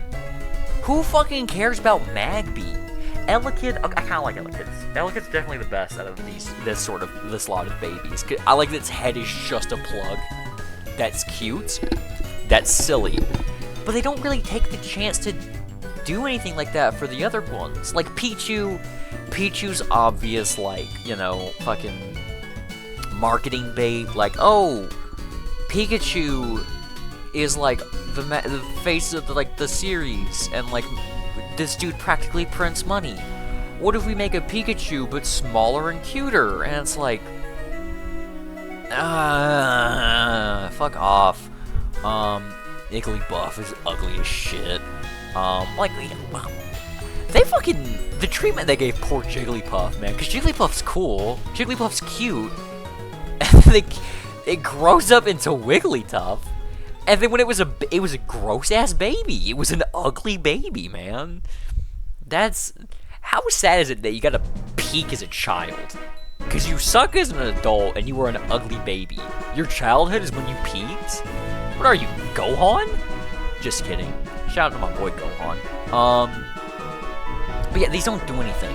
These literally don't add anything to the series. They're stupid. They're stupid. I hate them. They're the most obvious, like... these things were just made to, like, try and make money. And, like, yeah, every Pokemon is that if you really boil it down. But, like, you can tell certain Pokemon came from, like, a place of love and, like, genuine creativity. There is no these things are barren of creativity. These things were made to just try and be marketable. and I hate them for it. And I would kill every single one of them if I could. Togepi's cool. Togepi's cute. Shout out Misty's Togepi. You basically give him one in Gen 2, and it knows Metronome, which is objectively the funniest and greatest move ever created, and that gives it a lot of bonus points. Where should I put Togepi? I'll put it above Parasect, but that's about it. I like Togepi. It's really cute. It's also it's how you're introduced to the idea of Pokemon eggs and have Pokemon breeding of that sort. And I like that, you know, this is gonna be the first egg Pokemon you ever get, and I like that it's still in its egg. I think that's cute. It's also got a cute design, and like I said, Misty had one in the anime, so there's a bunch of nostalgia there. Togetic, though, is... I have once again flip-flopped on this Pokemon. There are a lot of Pokemon that, you know, I started off as liking, and then I really didn't like, and now I'm mellowed out and back to liking them. Togetic's alright. I used to think its design was really uninteresting and clearly, like, unfinished. I've changed my mind. I don't quite feel that way. I do feel like Togetic, like, in retrospect, like, Togekiss was such a necessity. You absolutely need Togekiss for this line. Togetic, if that's where it ended, would be so forgettable. And I think now it has been retroactively put into, like, the awkward middle stage, you know, category, and I hated it for that. But I think that is the more, that's the more merciful route, because otherwise Togetic is just a lackluster second stage from Johto, which kind of had a lot. But I think I've mellowed out on it. Togetic, you're not too bad. Ooh, we want to talk about Pokemon I probably like more than anyone else. I fucking love the Natu and Xatu line. I love these little guys. Now you might be saying to yourself, Peyton, why do you like the Natu and Xatu? Why do you like Natu and Xatu so much? I don't fucking know. I just think they got a cool design. I don't know why it speaks to me so much, but it just does. I love that they kind of have like this sort of like Native American kind of thing going on with them. I mean, Xatu has like the long ass ponytail. But I don't know. I love their design. It has like this sort of like Native American artwork kind of thing going on. I think their lore is super cool. I love that Xatu like one eye sees into the future, or one eye sees into the past. That's fucking cool. It's something you'll notice throughout the tier list. Something about the flying psychic types. They just speak to me. There's like only like one flying psychic type I don't like. All the other ones are like such bangers. They're fucking bangers, man. I love Natu and Xatu. I also love that Natsu is just a head with, like, wings and feet. That's hilarious. I love that. I love that little design. It's just a green blob, but the blob is its head and also its entire thing. It's kind of like SpongeBob, you know? SpongeBob is just a face. I'm SpongeBob. Shout out SpongeBob, man. Holy shit. But yeah, no, I love Xatu. I love Xatu and Natu. They speak to me in a level that I can't quite explain. Oh my god, we want to talk about some goats here. We want to talk about some goats. We got a whole trio of them. Shout out the Ampharos line, man. Like, oh my, like, let's be real. Shout out to him. So, Ampharos was not on my original, Heart Gold Soul Silver team. And this is because I was a 7-year-old. I saw Mareep, I thought it was really cute, and I really liked it. And it was an electric type. I'm like, that's cool, I want this. And then it evolved into Flaffy, which is pink.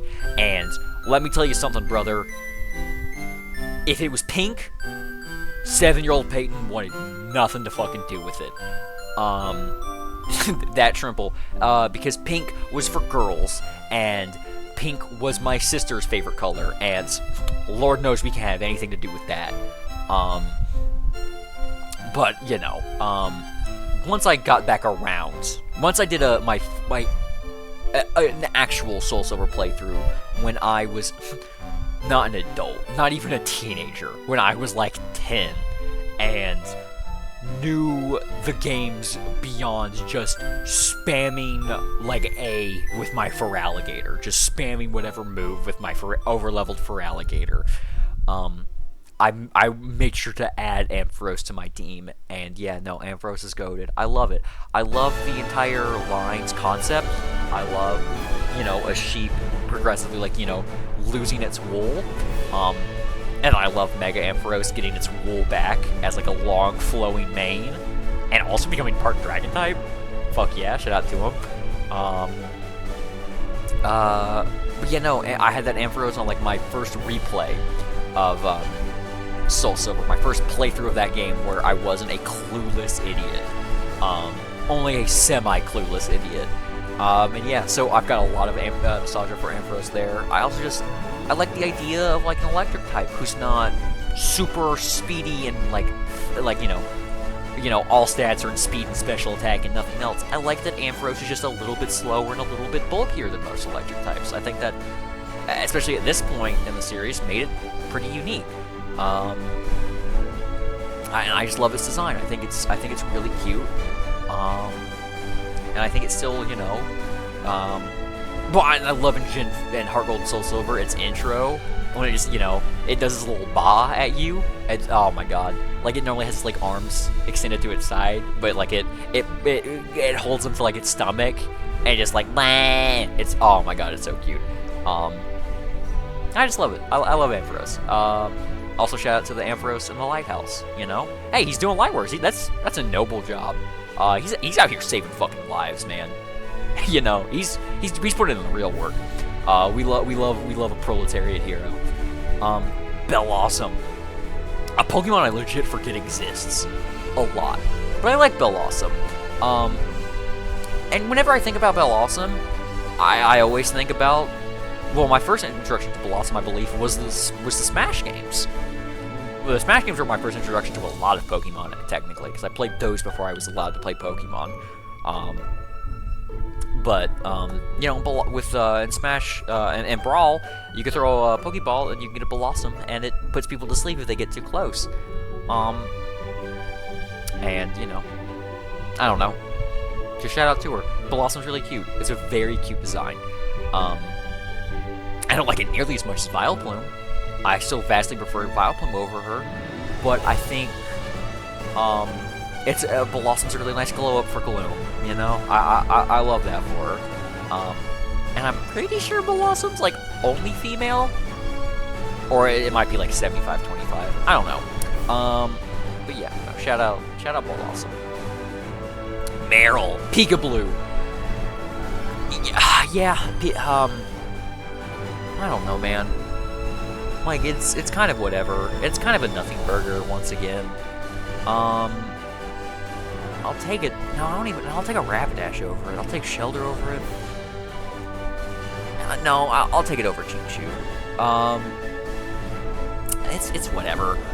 Literally all I've got to say about Peekaboo, Meryl, it's kind of cute, but also kind of a nothing burger. And I mean, and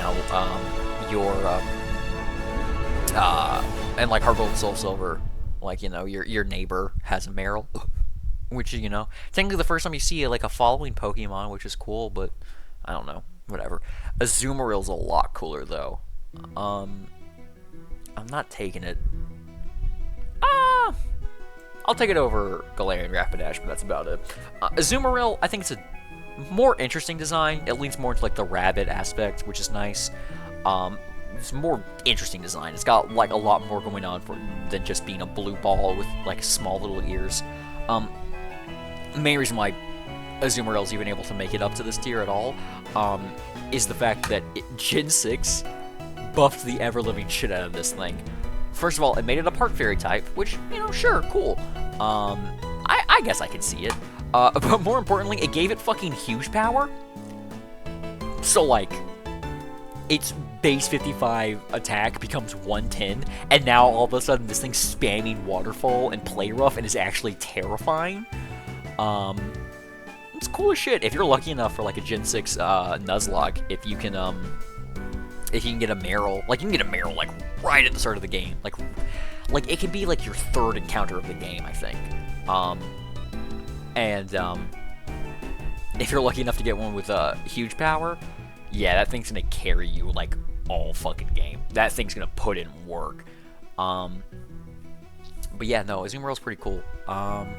It's fucking massive glow up. Shout out to him. Sudowoodo. More O's in my account than a gym. What am I talking about? I don't know. I'm fucking quoting the wrong Pokebar. I like Sudowoodo. Sudowoodo's a silly little guy. I mean, he pretty much. I think Brock had a Sudowoodo in the anime, but I mean, you think of a Sudowoodo, you think of like the one from Gen 2 that's pretending to be a tree, and you pour water on it, and then it shows up. I don't know. Sudowoodo's cute. I think he's a silly little guy. Funny design. He has a memorable moment that pretty much everyone who's played the games will have encountered. I like him. Shout out to Sudowoodo. Bitch, I'm still in the cut. Sudowoodo.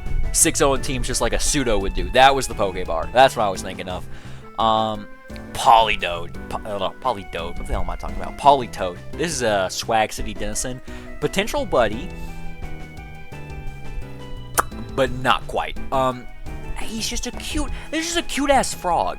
See, this makes sense because like with like the Poliwag line, like Poliwag is a little Politoed, and then Poliwhirl, bigger Politoed.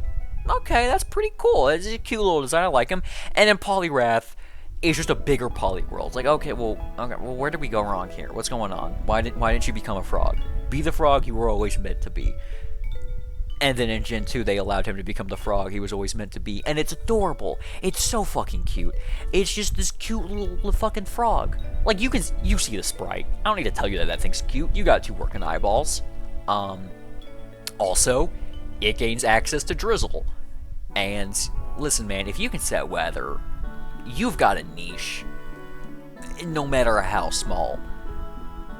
And that just makes you epic. And, I mean, Gen 5, you know, like, this was, like, the premier Drizzle. This was, like, your only option for Drizzle, I think, for Gen 5 rain teams, which were pretty fucking prominent for a long time. I think people eventually realized that sun was better than water. But, you know, but still, for a long time, this was, like, one of the most prominent Mons in Gen 5 OU. Even if that, you know, even if that meta fucking sucked ass. You know, it was pretty cool. But yeah, no, it's adorable. Sets weather. What more can you ask for from a Pokemon? Hoppip. Shout out Jaywitz. Hoppip's like, yeah, it's alright. It's a little grass kitty. Doesn't really do much. You know, it's almost like Magikarp adjacent in its usefulness, but it does slightly more. It's okay. It's cute. And, you know, it kind of became the mascot for Jaywitz, who I watched the ever-living shit out of when I was a child. But, you know, it's got that going for it. I'll put it right above Omastar. I'll put it below Sudowoodo, though. Skiploom, so this one I don't... Something about Skiploom just... Oh, man, it just doesn't do anything for me. Also, I'm noticing there's if you get rid of, like, Golduck, there's a pretty prominent color scheme going on, and it turns out I don't like boring beige birds. Anyways, Skiploom doesn't really do much for me. I don't know what it is. It's kind of an it just barely manages to escape. But it's, oh man, it is close. Jumpluff, though, I like more. I wouldn't say I like it much more than... I don't even know if I'd say I like it more than Hoppip. Jumpluff's alright. Jumpluff is alright. I'll give it that. But...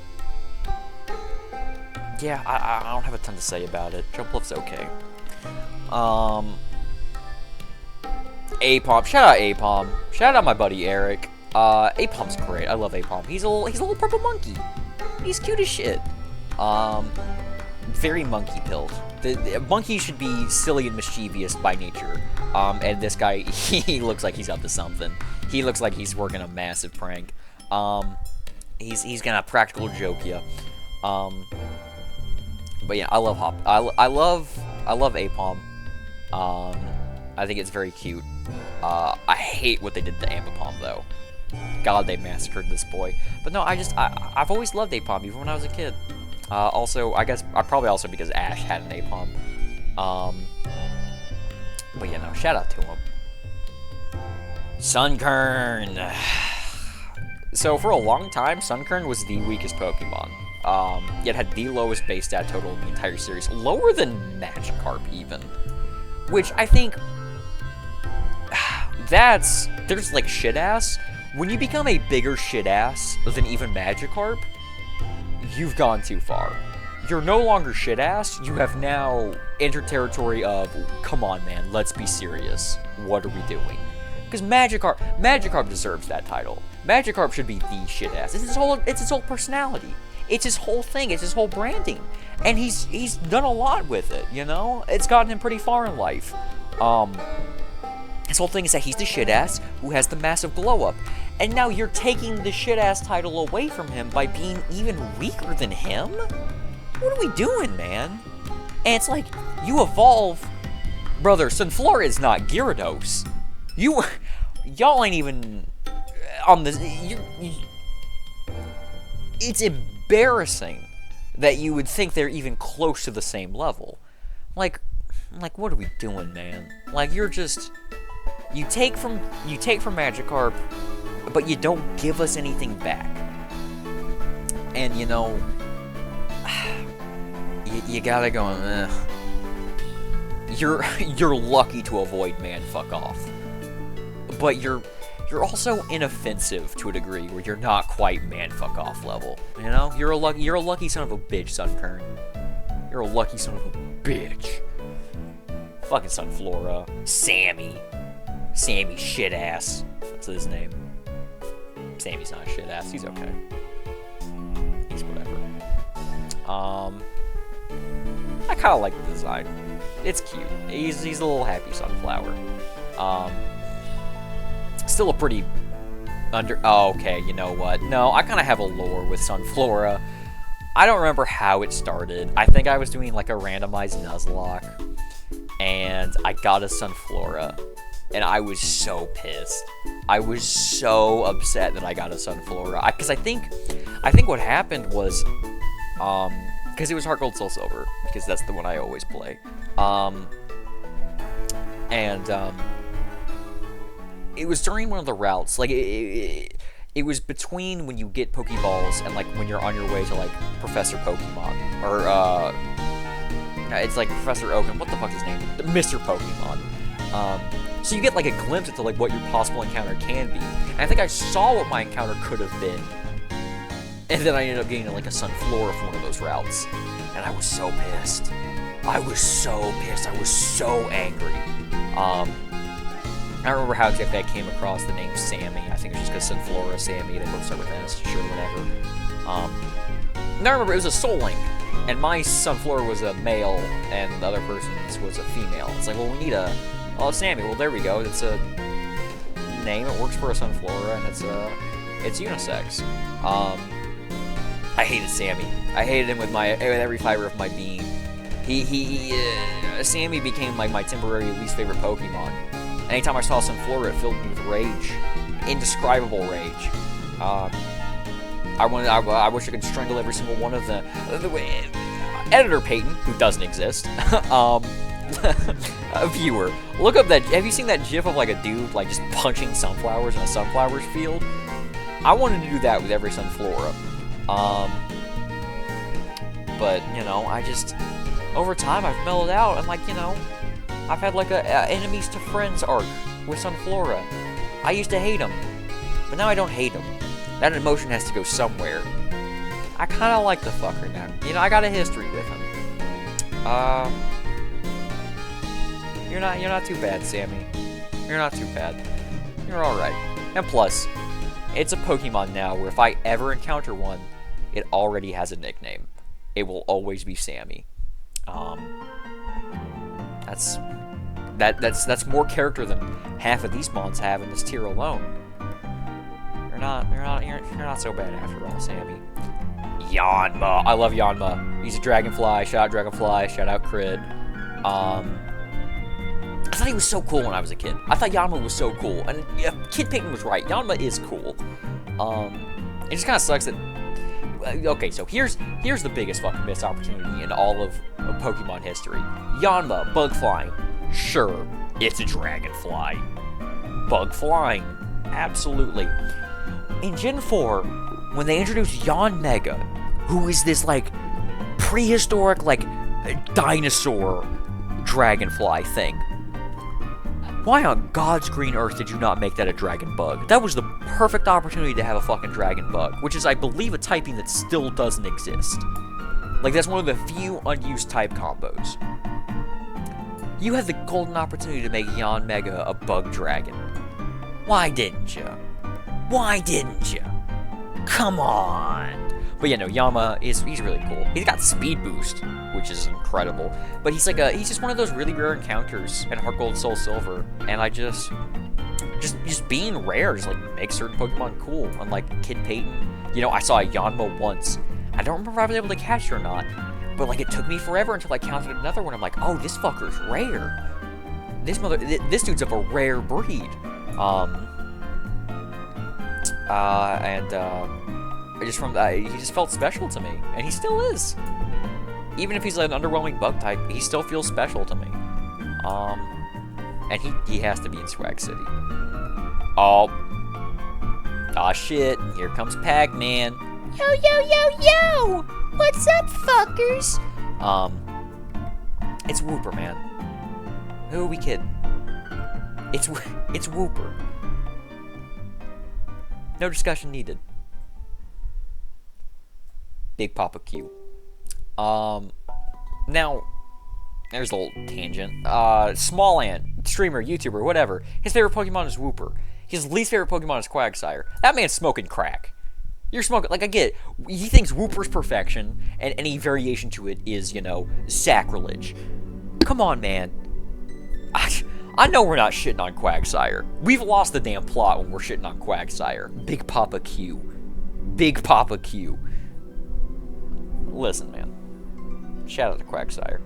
Espeon, once again, an evolution. That's easy inclusion into Swag City. Umbreon, as I mentioned before, favorite evolution. I mean, at this point, it's practically tied. Well, you know what? No, I'd say I'm pretty confident now that Umbreon's my favorite. There was a moment in time where, like, Jolteon, I don't know if I would have said it exceeded Umbreon, but, like, it was basically equal. Oh my god. Equal. Even. I was trying to say both of those words at once, and ended up saying neither. It was pretty much equal between the two, but, like, now, it's definitely Umbreon. In fact, I'll put Umbreon, I don't like Umbreon more than Quagsire. Quagsire's won that battle, but I do like him more than Wooper. Wooper and Paldean Wooper, as I like to call him, Pooper. Wooper and Pooper. But yeah, no, Umbreon's definitely my favorite evolution, because I'm an edgy bitch, and I like the dark type. I like that he's, like, you know, very, like a little lunar thing he's got going on, little moon rings around him. Also, one of the best shinies ever. Literally all they do is the yellow on his design becomes blue. And yeah, that shit is as amazing as you think it is. Also, when I did a playthrough, Pokemon Storm Silver, when I was playing through that, because that game gives you an Eevee, like, right at the start, and then gives you, like, basically the evolution stone for any of the evolutions that you want. So you just get to have an evolution for free in that game. And I had an Umbreon named Waz, after Scott the Waz. Hey, y'all. But yeah, no, I love Umbreon. I love Umbreon. I always have. I always will. Murkrow's cool. I believe, yeah, Murkrow, the second half of Death, if you remember that from fucking 3 hours ago. I like Murkrow.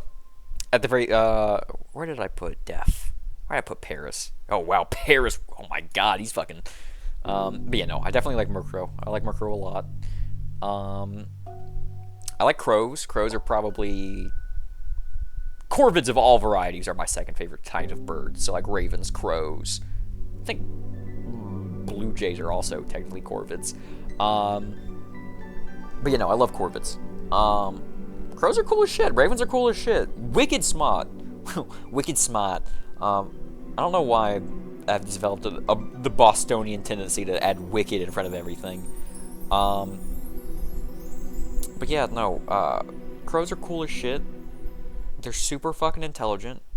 They have like that slight mimicry to where like they can like copy a lot of noises. They're also just, you know, goth as fuck. Crows are cool. Murkrow's cool. Man, he's really climbing up these ranks. Shit, should I invite him into Swag City? Shit, man, he might be. We gotta have her. We gotta have her fucking. Yeah, no. Murkrow's definitely Swag City. A little cool goth bird. He's not gonna be high up in the ranks of Swag City, but he's definitely invited. Slow King, also in Swag City. I like Slow King, but like, I don't know.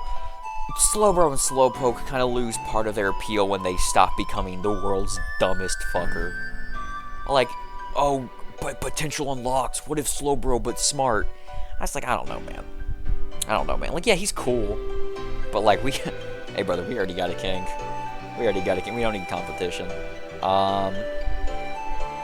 I do kind of like the little Jester's like collar thing he has going on. You know, so kind of he's still retaining that like, you know, jokester goofiness to him. But you know, he's cool. He's all right. Slow King, not great, but very definitely better than good. I don't like Galarian Slow King. I don't like him. Get off of him. Why have you done this?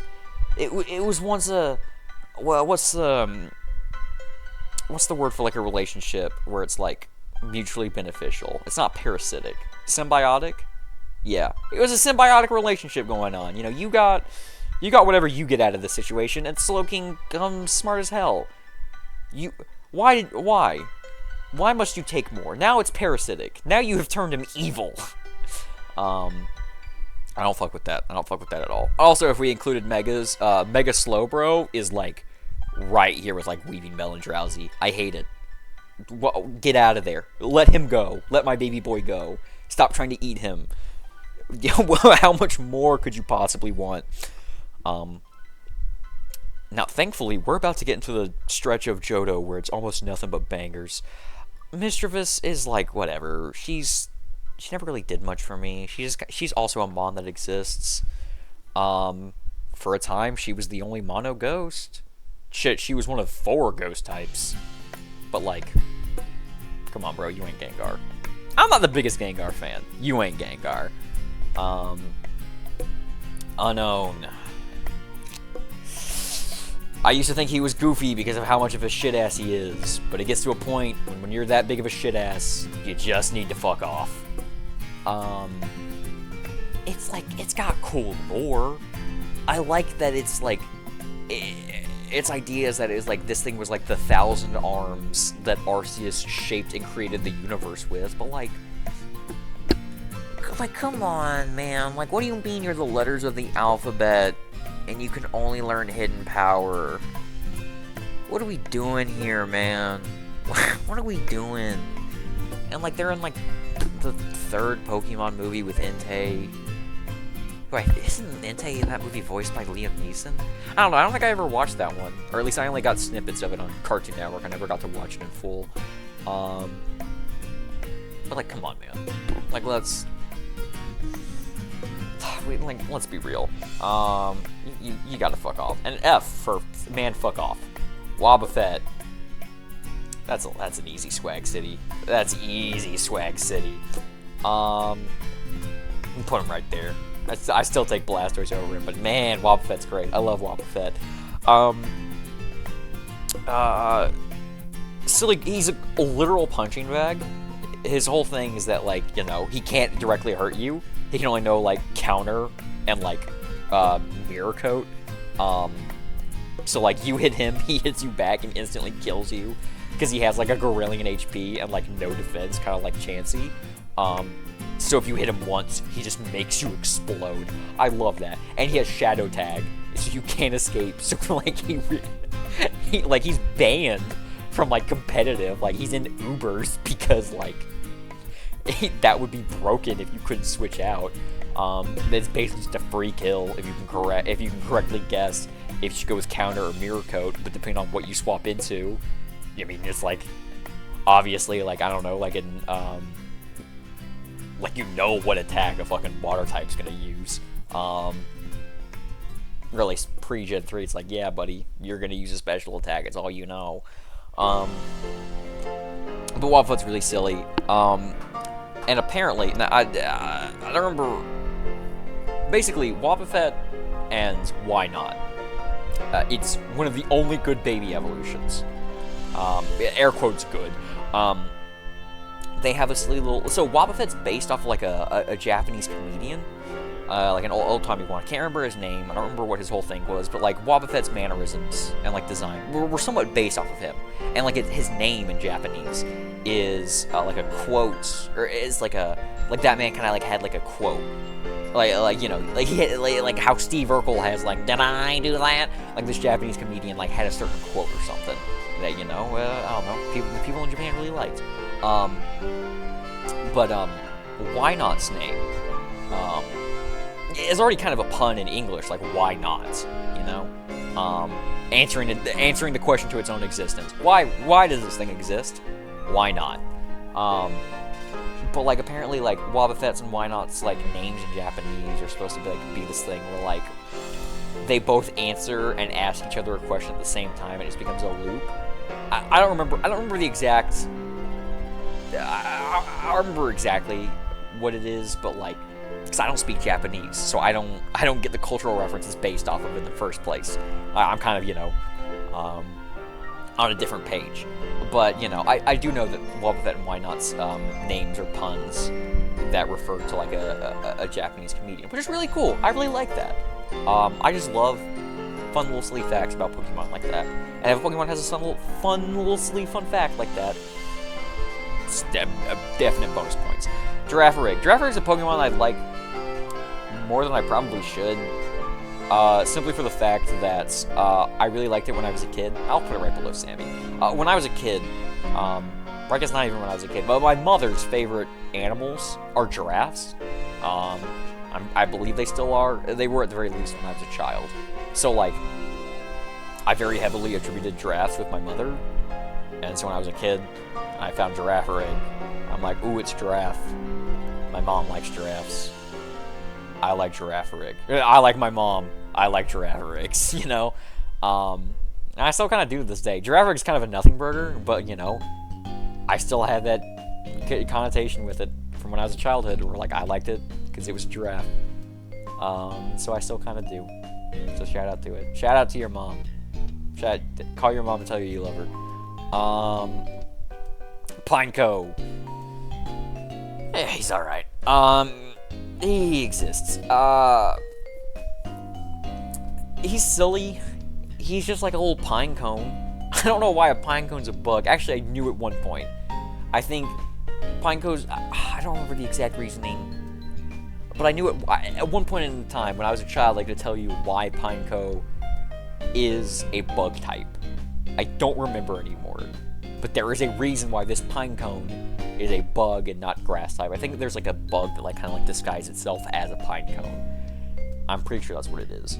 But Fortress, oh shit, I forgot to grab him. Fortress, we love Fortress. Fortress is Swag City all day, every day. Budge, if you know, you know. So here's the thing. You'll probably have noticed this with like Slowking as well. I didn't really talk about it much with him.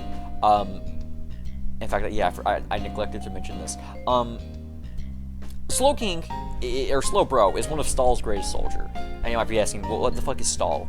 So in competitive Pokemon singles, there's a strategy known as Stall. And it's exactly what it sounds like. It is when you take a much more passive approach towards the battle. You will usually have very bulky Mons who have the ability to heal themselves or recover HP in some regard.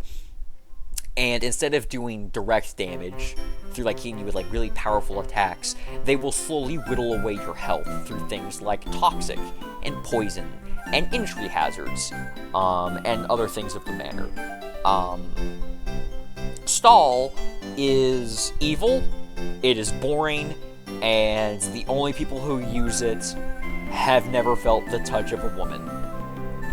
And I fucking love it. I love Stall so much. Legit, a part of the strategy is the fact that it is so boring and frustrating for your opponent to play against that it causes them to make mistakes. It's not toxic, because at the end of the day, it's not super powerful. But I love it. I love Stall. I love hitting someone with toxic, throwing up a substitute, and clicking recover. I love that shit so much. I can't get enough of it. I can't get enough of it. I like being annoying in competitive games. If there are games where I'm playing against someone, I like being an annoying little shit. I kind of like being an annoying little shit in real life too. But I love being an annoying little shit in competitive, like 1v1 shit. And Stall is how you be an annoying little shit in Pokemon. Slowbro, great at Stall. Fortress, not the best at Stall, but it is a big, bulky mon that can be useful towards Stall. It doesn't really recover health much, and it's kind of passive because of that, but it can set up entries and can learn Rapid Spin, which can get rid of your opponent's entry hazards, so that way your entry hazards are the only one that exist.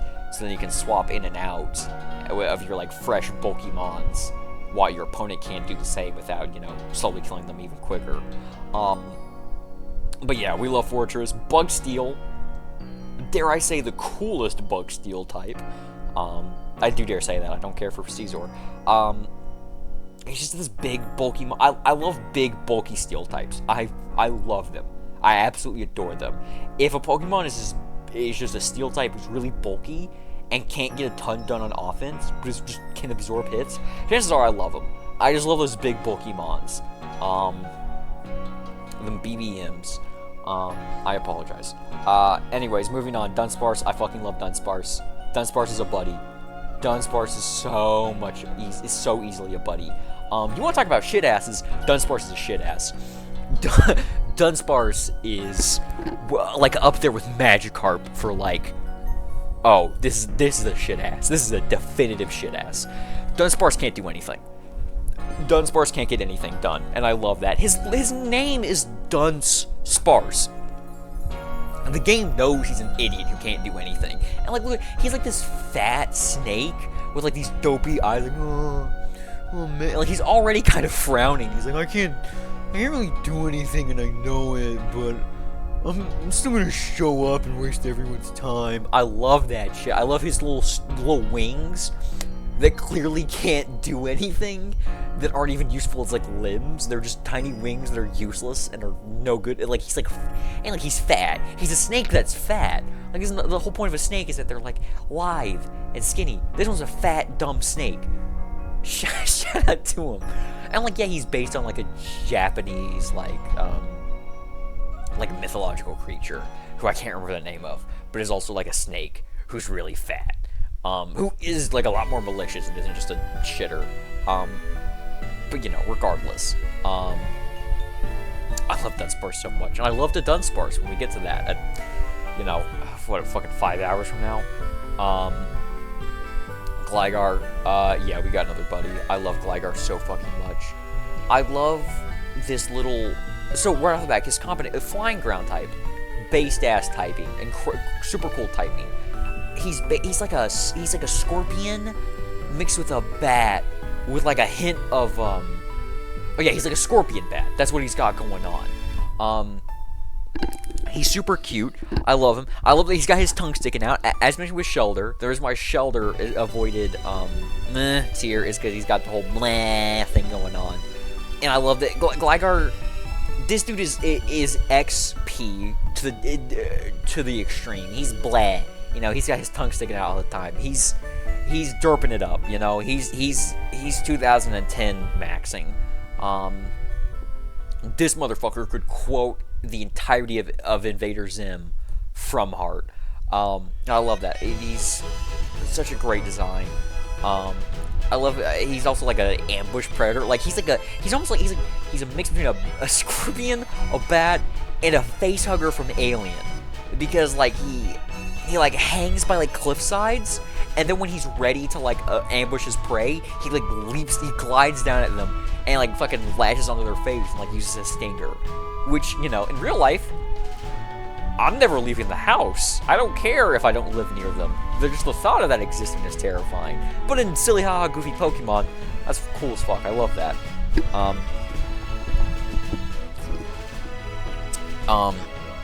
I'll say this. I'll jump ahead to Gliscor. I love Gliscor as well. I love that Gliscor is. You want to talk about annoying, shitty Pokemon to deal with in competitive? Gliscor might be the greatest rage bait Pokemon ever. But I don't quite like Gliscor's design as much as Gligar's. Gligar just speaks to me at this level that the others cannot, that Gliscor cannot. I don't know, I love Gligar. I love that little guy so much. Steelix, what Onix should have been from the very beginning. Steelix is so fucking sick. So Steelix clearly wants to be like this big, bulky guy, but like he's way too fast for his own good. Like he has too many points attributed to speed that don't do anything for him. Like, oh yeah, you go first. With what attack stat, bro? What are you doing? With what move pool, dude? What are you doing? Steelix said, man, fuck that. I don't need speed. I'm gonna put it all into defense. I'm gonna drop the shitty ass rock ground. I'm gonna be, I believe, ground steel, which is a much better combo.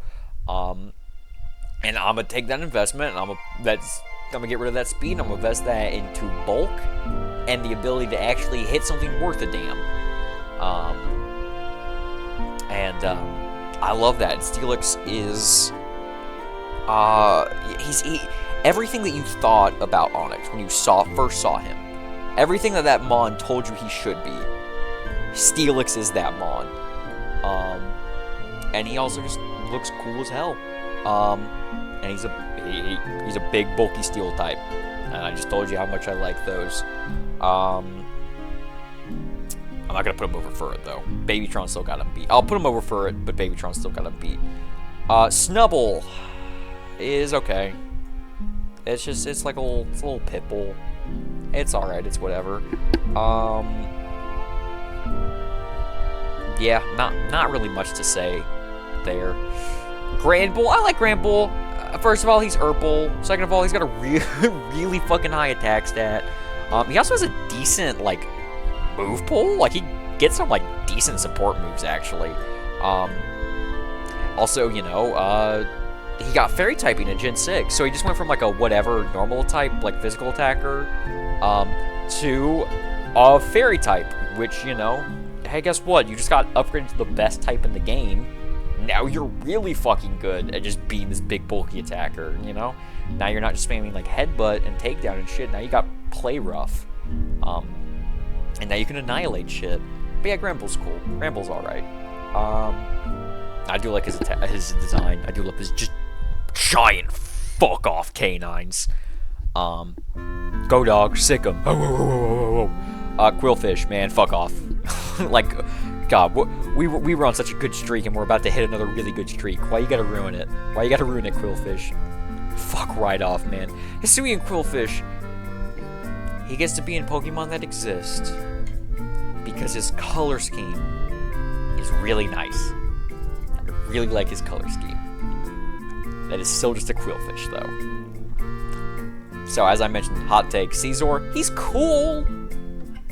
Not that cool. Like, he's a little overhyped. Like, okay, like, take away look at his design. That's cool. That's sick. Then you get to his big, meaty claws. What are we doing, man? We were so close. We were so close to something just spectacular. Scythers got these cool, badass scythe hands. And you got fucking red circles for fists? Like, yeah, they're supposed to be like pincers. Those aren't scary. You want to see pincers? Look at my boat. Look at my Kingler over here. That's badass. I get that it's a lot more smooth and rounded. Like, that's the steel coat, you know? It looks like it's wearing armor. But if its claws were, like, sharp and angular and looks more imposing, this would be a different story. But they're not. He's got this sick body, you know, from head to toe, sick as fuck. Then you get to his hands, and he's got these red circles. He's got these, like, lame-ass, like, boxing gloves. But you can tell they're not actually boxing gloves. They're supposed to be, like, little, like, scissor hands. But they don't look sharp. They don't look like they could pinch you very well. They're just... Oh, he's so let down by his fists. Like, even Cleavor. Cleavor's kind of a whatever design. He's got axes for hands. That's so fucking cool. That's, like, the only good thing that design has going for it. It's just... Man, he was so close to something great. He was so close to something great. Shuckle. Nobody fuckles with the Shuckle. Yeah, he's a bulky piece of shit. He's just this big, bulky guy who can't do anything. There's a small, bulky guy who can't do anything other than just eat hits. He can't even recover HP. He's just there. And I love him for that. I just love Pokemon that hyper specialize into being defensive and can't do anything else. I just love it. I love it so much. We got a goat on our hands. We have got a goat on our hands. So, as I mentioned before, beetles are my favorite bugs. Rhinoceros beetles are probably my favorite type of beetle. So, right off the bat, we got a winning formula. Heracross, bug fighting, sick-ass typing. In fact, Heracross is like the first fighting type worth a damn. Now, at this point in the series, fighting types still don't have a great move pool. Like, the only really good fighting type move is, like, Cross Chop, which only Machamp gets. Which, I mean, that's something. It gives him a niche in Gen 2, but besides that, oh, what's Heracross gonna use? Submission? Fuck no. Dog shit move. He's got Mega Horn though, I think. Yeah, he has Mega Horn, which I don't remember if it was exclusive to him in Gen 2. I mean, later on, other Mons get it. I mean, my goat gets my goat gets Mega Horn. But it's just it's based off a Rhinoceros beetle, which is like I think technically dung beetles are actually stronger, but like a Rhinoceros beetle is like up there for like one of the strongest animals on the planet. It can lift like up to like 400 times its body weight, which is insane. But he's got a sick fucking design. He's just cool as fuck. He's a cool ass beetle who kicks your ass. He's strong as fuck.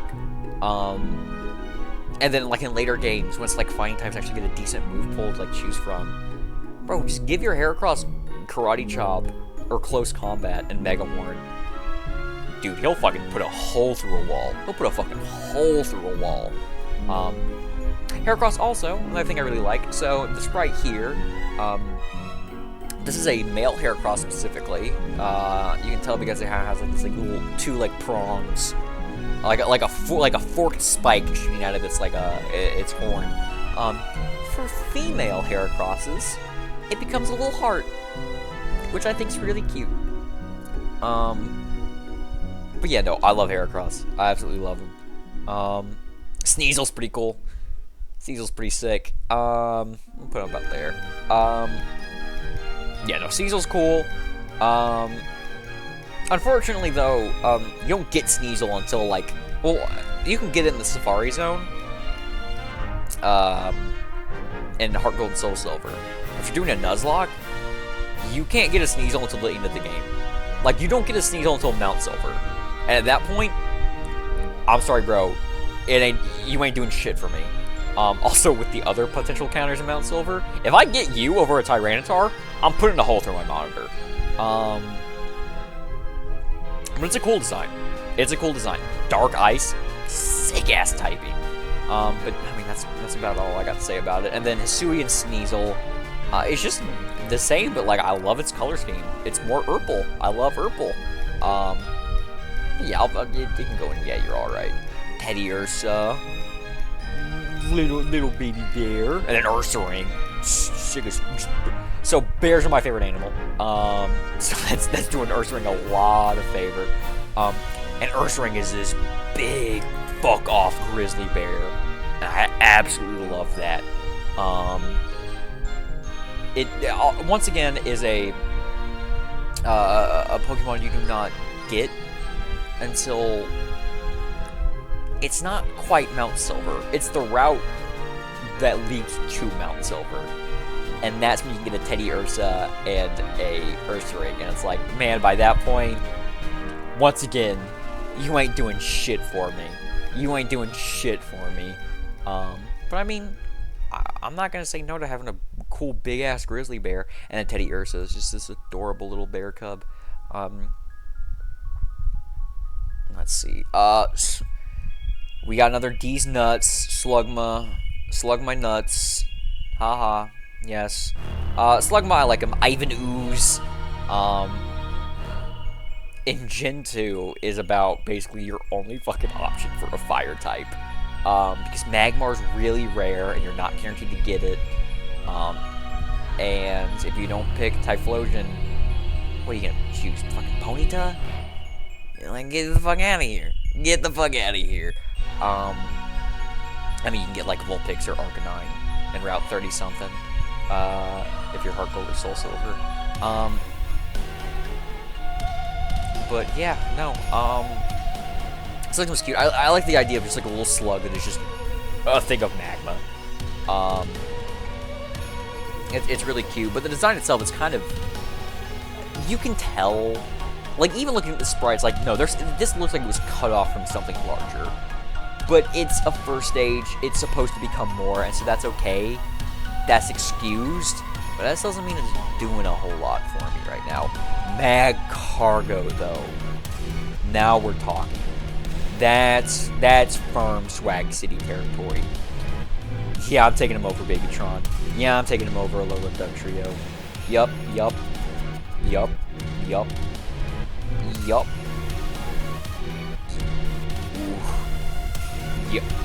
Yup. Yup.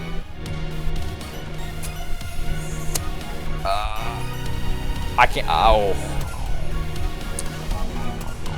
Yeah, I can't say over Magikarp. I'll take him over Gyarados. Can't say over Magikarp though. I love Magcargo.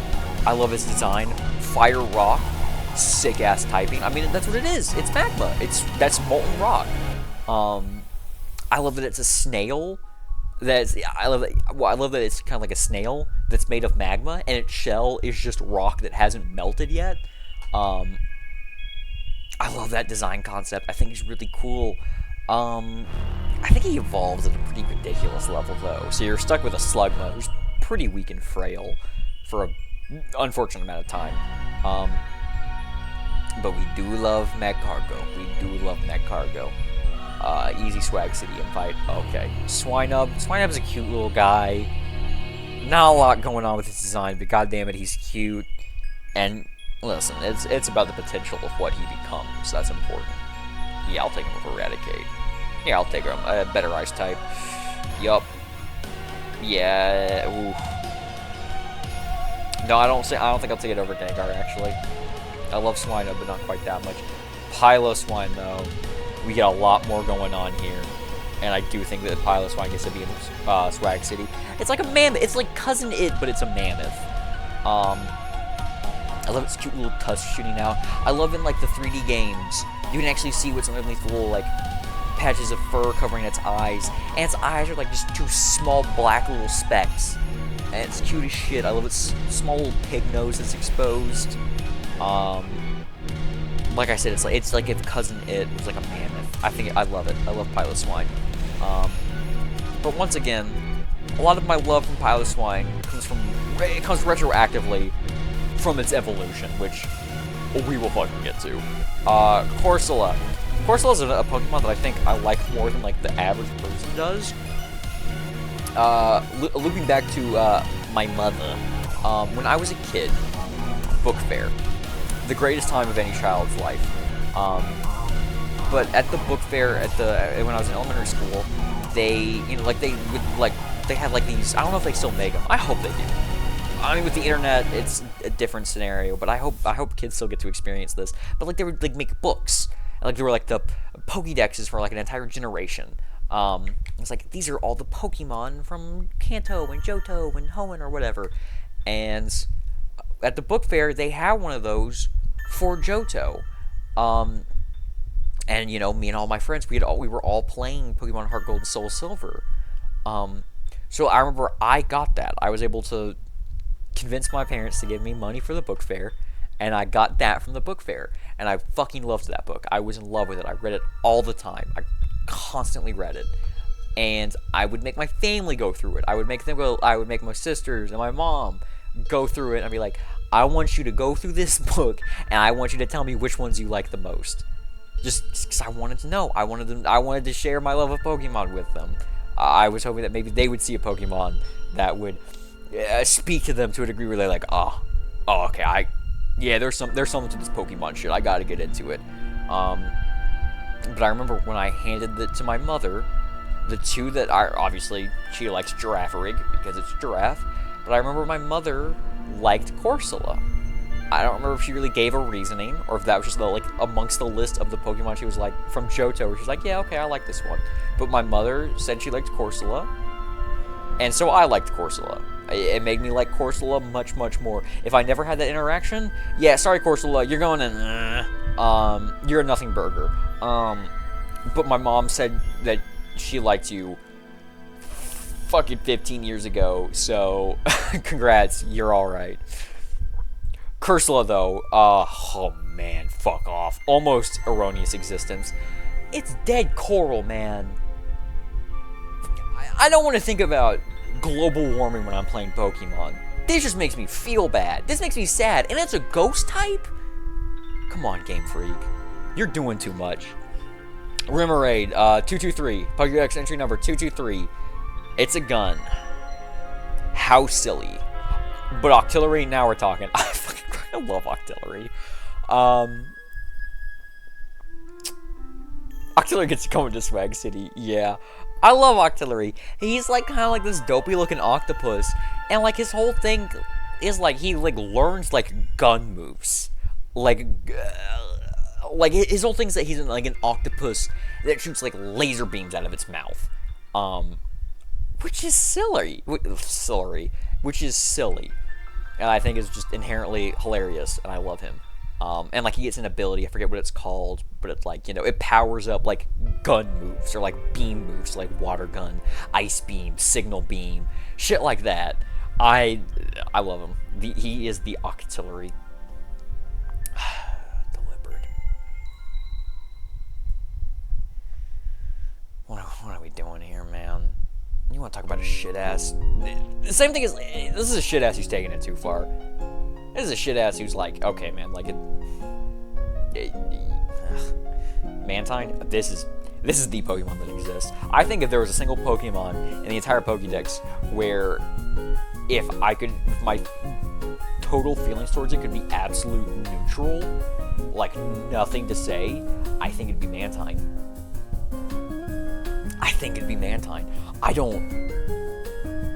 It feels like almost anomalous in its ability for me to look at it and feel literally nothing. You can talk about mons who don't make me feel nothing though. My goat Skarmory. Now we're talking. I love Skarmory. Once again, we have a bulky steel type who serves as one of Stahl's greatest generals. And not only is Skarmory just, you know, bulky and good and, like, you know, useful for Stahl, Skarmory's just good, period. He was just good and competitive, period, for a long-ass time. And, like, you gotta respect that. He also had an episode in the anime that really stuck out to me for some reason. It was just an episode where, like, I don't remember what the plot was, but there was, like, a NPC, what the fuck am I talking about? There was a side character who had a Skarmory, who was, like, hyped up to be, like, this really competent badass. And I remember it would always use the move Swift a lot. It would use Swift a lot. And the way they used it in the show, it made me feel like Swift was like a really cool, sick move. And so whenever I would play the games and like a Pokemon could learn Swift, I'm like, yeah, you gotta learn Swift. I gotta teach you Swift. And then I'm like, oh, this isn't doing shit for damage, man. What the fuck? But yeah, no. And also a bird made of steel. Yeah, we're talking. Now we're talking. Oh, look. We've got 2 more goats. We got 2 more goats just pulled up to the scene. I fucking love Houndoom. Oh god, where do I start? Fire, dark type, right off the bat. Sick as fuck. Major bonus points. Fire, dark, such a sick typing. It's this fucking evil, demonic, satanic, like, hound. It's a literal hound of hell. It's got like a fucking like it got like these spines shooting out of its back, and like one of them's like wrapped around its neck, and it's like it's got like a collar with a skull on it. But like, no, that's just its body. It's got these demon horns, like a fucking demon's, like a devil's tail. Like these fucking like shackles like around its ankles. What do you want me to say, dude? This is like the literal hound of hell. I love that, and that speaks to me on like my edgy bitch-o-meter. This just appeals to me to like the deepest degree. He also has one of the sickest megas ever. I think Mega Houndoom is the perfection, or is one of the perfect examples of a mega that expands upon the original design but doesn't do too much. Because there are megas that they're doing too much, or they just take the design in a completely different direction. It's like, what are we doing? What are we doing here, man? Mega Houndoom? Hell no. That's what I think an evolution of Houndoom should look like, and it's perfect. Also, Houndoom, badass name. Same thing with Houndour, you know? These things just, they embody, you know, the apocalypse, all manners of ill omen. God, I love Houndoom. Kingdra's alright, you know? He made it to where Seadra wasn't so much of a nothing burger. Water Dragon, cool typing. But like, that's about it. Claire's Kingdra can really fucking just whoop your ass if you're not prepared. Even if you are prepared, that Kingdra's a fucking pain in the ass to deal with. Yeah, but Water Dragon's a fucking sick typing. The only weakness is Dragon type and Fairy type, but that didn't exist in Gen 4. So, but yeah, no. Kingdra's alright. Kingdra's cool. Vampy, I love Vampy. Oh my god, I love this little guy. Look at him. Look at him! Oh my god, I love him! Cute little guy. Yeah, no, that's all I got to say about Vampy. Donphan. I also really like Donphan. He's like, yeah, he's gonna be like the gatekeeper to Buddy. So I love Donphan. I think he's a really cool design. Specifically, what made me attached to Donphan so much is when I first got into Pokemon. Obviously, I'm also going to get into Pokemon cards.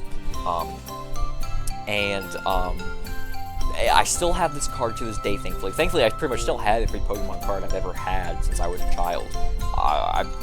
One of the few things I kept good track and care of, even as a kid. But I had a card for Donphan that I really liked. I thought was really cool. And I still have it to this day. It's on my bookshelf with all my other Pokemon cards, like my 10 with all my other Pokemon cards. Yeah, he just always really spoke to me. I also really like how he just, like, you know, his trunk and like little spine is like, you know, is like got tire treads on it, and he just like turns into a wheel and like spins at you. That's cool. That's a really cool, unique concept. He also just a cool like elephant. Elephants are cool. Shout out elephants. But yeah, shout out Donphan. Porygon 2. Same. I'll put him right next to Porygon. Honestly, I'll put Porygon 1 above him. I just think Porygon's like more jagged polygonal designs, more interesting. But Porygon 2, I mean, it's the same thing as Porygon 1. It's man-made. Pokemon and as technology improved, so did this man-made Pokemon. I like that. Stantler. Smeargle. I like Smeargle. So, Smeargle's... he's a beagle. I really like beagles. I had a beagle when I was a kid who ran away. But I like beagles, is the main point. I really like beagles. They're one of my favorite dog breeds. And Smeargle is a little beagle who's like a little... his ass thinks he's Vincent Van Gogh. I love that his tail is a paintbrush. And I love that his whole gimmick is that, you know, Ditto can become any Pokemon, but Smeargle can learn any Pokemon's move. Which technically gives him like an unlimited move pool. Smeargle can learn literally everything, within a limit of like only having 4 moves at a time, obviously.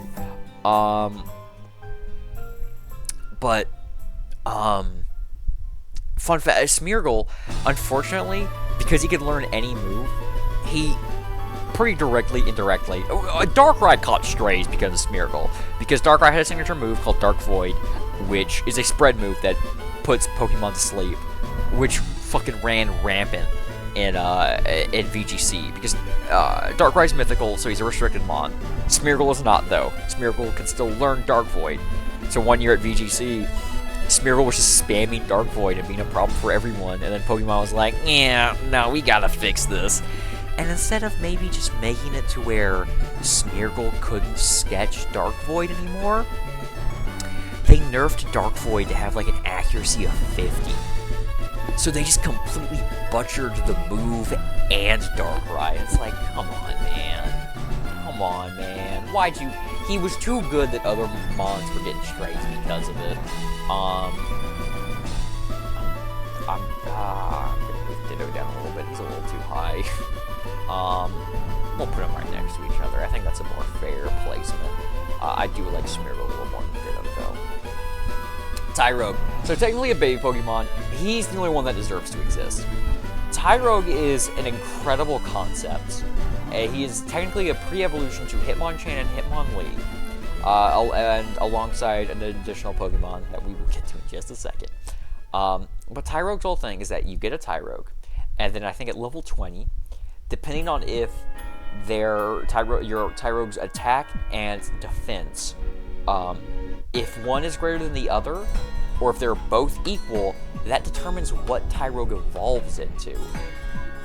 Which is so cool, which is so sick. It's such an incredible idea that Game Freak has never even come close to again.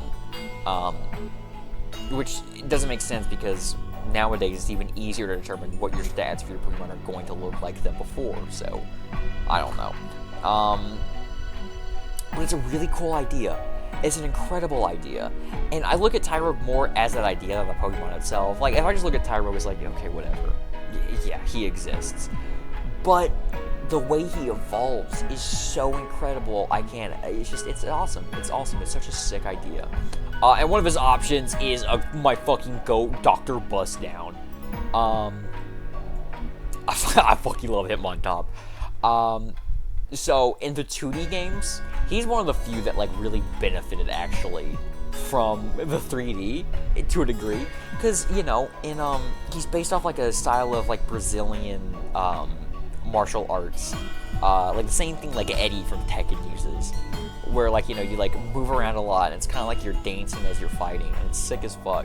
But like in the 2D games, like he's got like a top his head is a top, so he would spin around and like kick you and punch you and shit, and it was really cool. And in the 3D games, he's just like busting it down, like he's just like, you know, like a little like he kind of is basically the exact same stance like Eddie from like Tekken does. But from that moment on, he became Dr. Bust Down.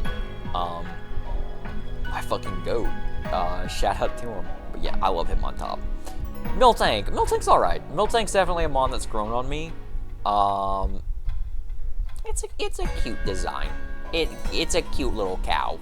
And we love cows around these parts. It's also a terrifying cow, potentially. If you're not prepared for Whitney's. But yeah, no, it's a cute little cow. Hold on, let's... I rather do like Miltank nowadays. I'll definitely take it over Chikorita. Yeah. Speaking of Miltank and Snorlax, Miltank has a very small niche in Gen 2 overuse, where Snorlax reigns supreme. Where Snorlax will use Curse to, like, you know, kind of just destroy everything. It lowers his speed, which doesn't matter because Snorlax is slow, but it boosts his attack and defense, which is great. But Miltank can technically counter this by spamming fucking Growl. A move you probably get rid of the second you are able to in the base games. Which just lowers the opponent's attack by 1. But, you know, what happens is, like, if your opponent tries to curse with Snorlax, you just click Growl with Miltank. And it can't do anything, because Growl has more PP than Curse.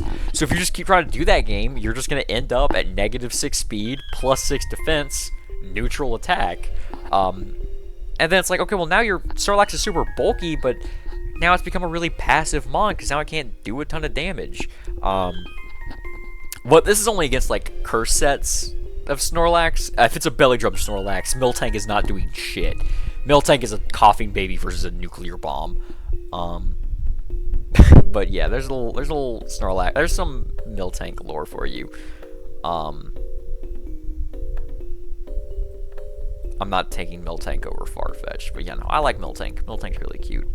Blissey. Same thing with Chansey, but better and gooder, and I think has a nicer design. We'll put it right below Miltank. Oh god, you want to talk about a fucking trio that's sick as hell. The legendary beasts are all incredible. I love each and every one of them. I will say I don't like Suicune quite as much as the others. He gets to be in Swag City, though. Entei is definitely my favorite of the 3. I'll take him over Arcanine, easy. And then Raikou is also really cool. Yes.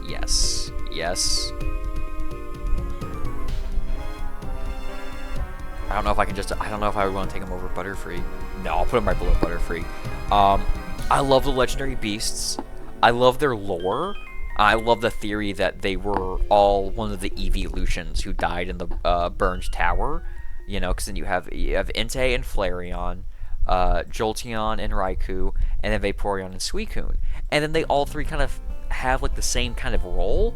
Granted, those roles are, you know, kind of emblematic of their types themselves. Jolteon and Raikou are both really fast special attackers. Although Raikou's got a pretty fucking decent special defense as well. Entei and Flareon are both physical attackers with a decent little amount of bulk. And then Vaporeon and Suicune are both bulky water types. And I love that. God damn, my fucking wisdom teeth suck, man. Anyways, I think they've all got really, really nice designs. You know, with Entei, this sick badass lion, Raikou, this fucking electric tiger, and then Suicune's like a panther. Keep pounding. But I love them. I think this is probably the most solid legendary trio in the entire series. I think it's either this or, like, the Weather Trio are the only ones giving it a run for their money. But they're great. I love them. And, you know, Entei got his own movie 3, which I don't know, can't really tell you much about.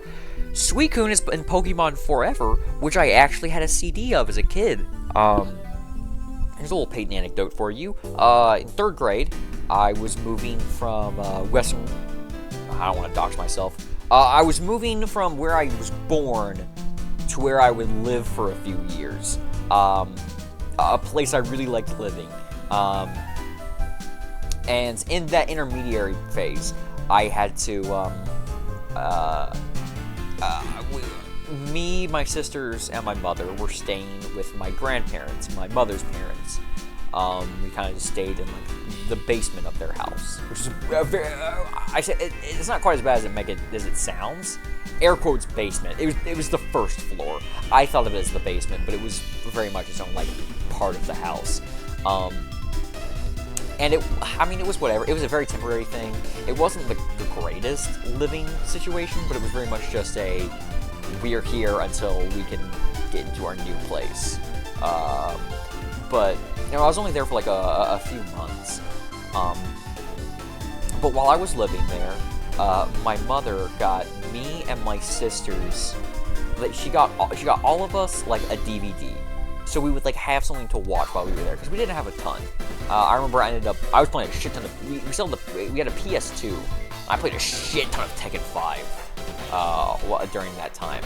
I was playing my DS a lot, and I was playing a fuck ton of Tekken.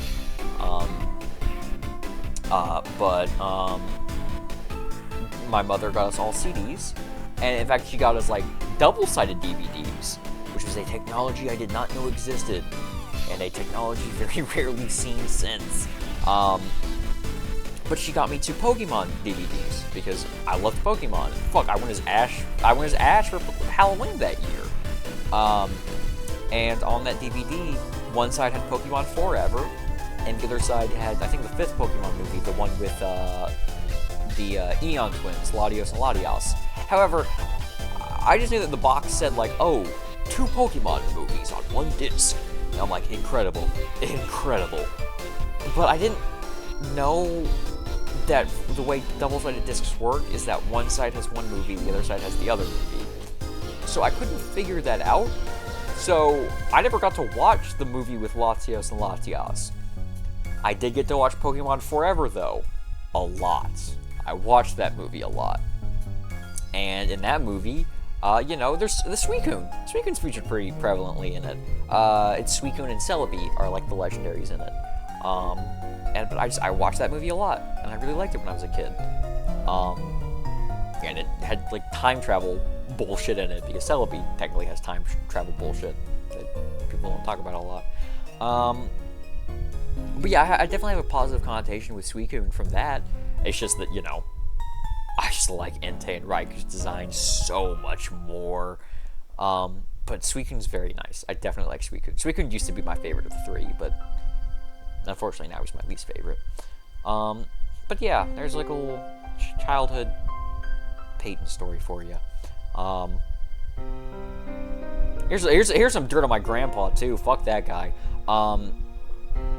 But when this happens, like, my mother, like, got the CDs for me and my sisters, and she was like, hey, don't tell your grandparents I got you this. They will be upset at me. Just don't tell them. And then, unfortunately, my youngest sister, who was, like 3 at the time, we go inside, first thing she does, she runs up to our grandparents, like, hey, Nana, Granddaddy, look what Mama got us. And then we went downstairs, and then later, my mom was like, yeah, no, her parents, like, fucking yelled at her, like, how are you fucking wasting money on this stupid shit when you're supposed to be saving up to, like, you know, move out and all that, which is fucking ridiculous. Like, let's just, diversion from Pokemon tier list. Let's talk about how my fucking grandparents got upset at my mom for buying their grandchildren DVDs or CDs to watch while they're fucking living in your basement. Fuck them. I'm not in contact with my grandparents, and I don't want to. Well, not those grandparents. I'm not in contact with those grandparents anymore. One of them's dead. My grandpa died. Didn't really mourn him though. And then I have not spoken to my grandmother in a long ass time, and I'm not going to. She's kind of an evil bitch. Anyways. Oh man. I'm gonna fucking tell y'all my fucking social security number by the end of this. God damn. Anyways, we gotta move on to some goats. Larvitar. Well, okay, actually, Larvitar's not a goat. Larvitar's whatever. He's like definitely one of those. You're a first stage. It's gonna grow into something more, but at this moment, you're not. And like his design's kind of lackluster. And the reason why he's in, yeah, you're alright, not Pokemon that exists, is because of what he becomes. Larvitar. Or, I'm sorry, Pupitar. This is Larvitar. This is Pupitar. Pupitar, once again, is a cocoon shape. It is a cocoon kind of thing. It's like, whatever. You suck. You're boring. I'm stuck with you for, like, 30 levels. I hate you. You're boring to look at. He does have a really nice shiny, though. His shiny is like this really nice deep purple. But it's all worth it, because he becomes my GOAT. Tyranitar is my second favorite Pokemon. This top two, I think this top three is like set in stone. Like, these are my guys. These are my dudes. I fucking love Tyranitar. First of all, Godzilla. That's just Godzilla. Which is, you know, hell yeah, brother. Second of all, Dark type, fuck yeah. Third of all, gets Sandstream, and in Gen 3 was the only Pokemon that could set up Sand on entry. And let me clarify this. In Gen 3, when they introduced abilities, here were the Pokemon that could set the weather. Kyogre, the embodiment of the ocean and the seas. Groudon, the mon that formed the very earth of the world itself, the embodiment of, you know, the ground and earth. They set up the rain and the sun, respectively. And then Rayquaza, as the, who roamed the skies and, you know, would keep those two from fighting and destroying the world, had an ability that neutralized all weather effects. So, you know, like, oh yeah, he's, so far the only mons that are setting up, the weather are the very embodiments of the sky, ground, and water. Oh yeah, and this fucking guy, fucking Godzilla over here, brings a sandstorm with him everywhere he walks. So right off the bat, Game Freak's like, yeah, no, this dude's him. This guy's him. We can talk about how Tyranitar was incredible and competitive, how he was overused Gens 2 through, shit, I don't think he dropped out of OU until, like, fucking Gen 9. I think he might have dipped to UU for a little bit in Gen 8, but eventually he came back up to to OU. He was pretty decent in Gen 2, the best Pokemon in Gen 3, and then, like, top 2 with, like, Jirachi in Gen 4. And then Gen 5, he's super good. Unfortunately, Sun is usually just better to have than Sand. But still, Tyranitar is incredible. He sets up Stand, which, like, you know, enables Sand teams. And then Gen 6 and 7, he's still good, not great. And then Gen 8, you know, whatever. Anyways, Tyranitar is fucking goated. Tyranitar is one of the greatest Pokemon, competitively, historically speaking. I love him. I love him. Tyranitar's my goat. And like I said, I have that plush of Pikachu's dressed up as a Tyranitar. Yeah, no. There was a point in time where I almost thought I liked Tyranitar more than Nidoking. I don't. It's firm, but it's like 1A, 1B. But it's definitely 1 capital A, 1 lowercase b. If I guess that makes sense. I don't know. That just means definitive 1 and 2, but I love both of these Pokemon. To the point where, like, you might catch me saying Tyranitar's my favorite, but Nidoking's my favorite, but Tyranitar's also my favorite. Lugia, for a while, was another Pokemon that used to be my favorite. He's not anymore, but I still love him very dearly. Like I said, Soul Silver was my first Pokemon. He was my first box legendary. Simple as. And also, when I was a kid, I named a lot of... basically, if I gave a Pokemon a nickname, I was naming them after people I knew. So like I said, Starter was named after my best friends. Crobat was named after my best friend at school. I obviously named a Girafarig after my mom. And I named... I don't know exactly what inspired me to, but I decided to name my box starter after my father. So, for a while, there was also that element of, like... I don't know, I guess I attributed Lugia to my father. You know, nice voice crack there, dickhead. I attributed Lugia to my father. So, like, even after a while, it's like, I don't know, it just kind of became this... I liked Lugia because he reminded me of my dad. Well, why does Lugia remind me of my dad? Well, because I decided to name my Lugia after my dad for some reason. So, there's definitely that aspect. I wouldn't even say he's my favorite legendary anymore. I mean, obviously, I got... technically 3 above him, but you know, I still hold Lugia in a he's still very near and dear to me, but I don't quite love him as much as I do other mons. But you know, I have a long history with Lugia. There was a point in time where he was my favorite Pokemon, period. Ho-Oh has grown on me a lot. I used to think he was lame and a shit-ass and sucked compared to Lugia. I don't think he sucks, but he's definitely not as cool as Lugia, but he's still really cool. Funnily enough, Ho-Oh ended up becoming a better, like, bulky Mon than Lugia did, because Lugia's whole thing is that he's really bulky and, like, a good, like, support Mon in that aspect. But Ho-Oh eventually got access to Regenerator, and then when heavy-duty boots were introduced, like, there was nothing stopping Ho-Oh from, like, switching in and out and getting all of his health back. So it became, like, really hard to kill. Which is weird. It's funny how the turns tables there. But yeah, no, Ho-Oh's really cool. It's also, fun fact, Gen 2. So Lugia was not originally meant to be in Generation 2. Lugia was created for the second Pokemon movie, for Pokemon Movie 2000. But the game devs liked the design so much that they kind of, like, shoved him into the game last second. Because, like, Ho-Oh shows up everywhere in Heart Gold and Soul Silver. I mean, like, the Burns Tower is, like, a major, like, plot point. Like a major story beat in the game. And so, like, in Soul Silver, it's kind of lackluster. You go to the Burns Tower and it's like, okay, alright. And then, like it's kind of dropped. But then Heart Gold and Soul Silver, in Heart Gold, you still, like, follow through with that. And then, like, Soul Silver out of nowhere, it's like, ooh, there's some islands down to, like, the southeast corner. Like, there's some islands over, like, the southwest. You should go check those out. And then, boom, it's Lugia. And, like, there's no build-up, there's no fanfare, there's no, like, you know, alluding to him. And that's because originally in Gen 2, Ho-Oh was going to be the only box legendary. There wasn't going to be, like, a dual split box legendary. There was just going to be Ho-Oh for both games. It's going to be like Red and Blue, where, you know, the only difference was exclusive Pokemon. But then they saw Lugia's design, like, oh wait, no, he's sick. Yeah. And it all kind of reflects with, like, you know, because they both have, like, their own, like, trio. Like, Ho-Oh is, like, you know, he brought back the legendary beasts, and so, like, they kind of, like, serve Ho-Oh, and they're like, oh, you brought us back to life. Yeah, no, we'll do whatever you say, big man.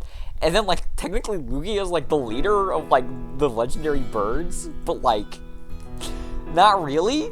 Like, I mean, the plot of Pokemon 2000 is, like, that entire movie is, like, the legendary birds, like, beating up on Lugia. It's like, hey, dude, that's, like, your master, and, like, that's how you fucking treat him, dickheads? What's wrong with you? And, like, even in, like, that role, you know, they wanted him to mirror Ho-Oh, who had, like, this trio attributed to him, with, like, thought and design. They just kind of like, fuck it, oh yeah, those legendary birds, Lugia's their master. Also Guardian of the Sea, but he's a psychic type, but he's also speaking of flying psychic types, shout out to him. It's weird that they didn't make him a water type. I understand why they didn't.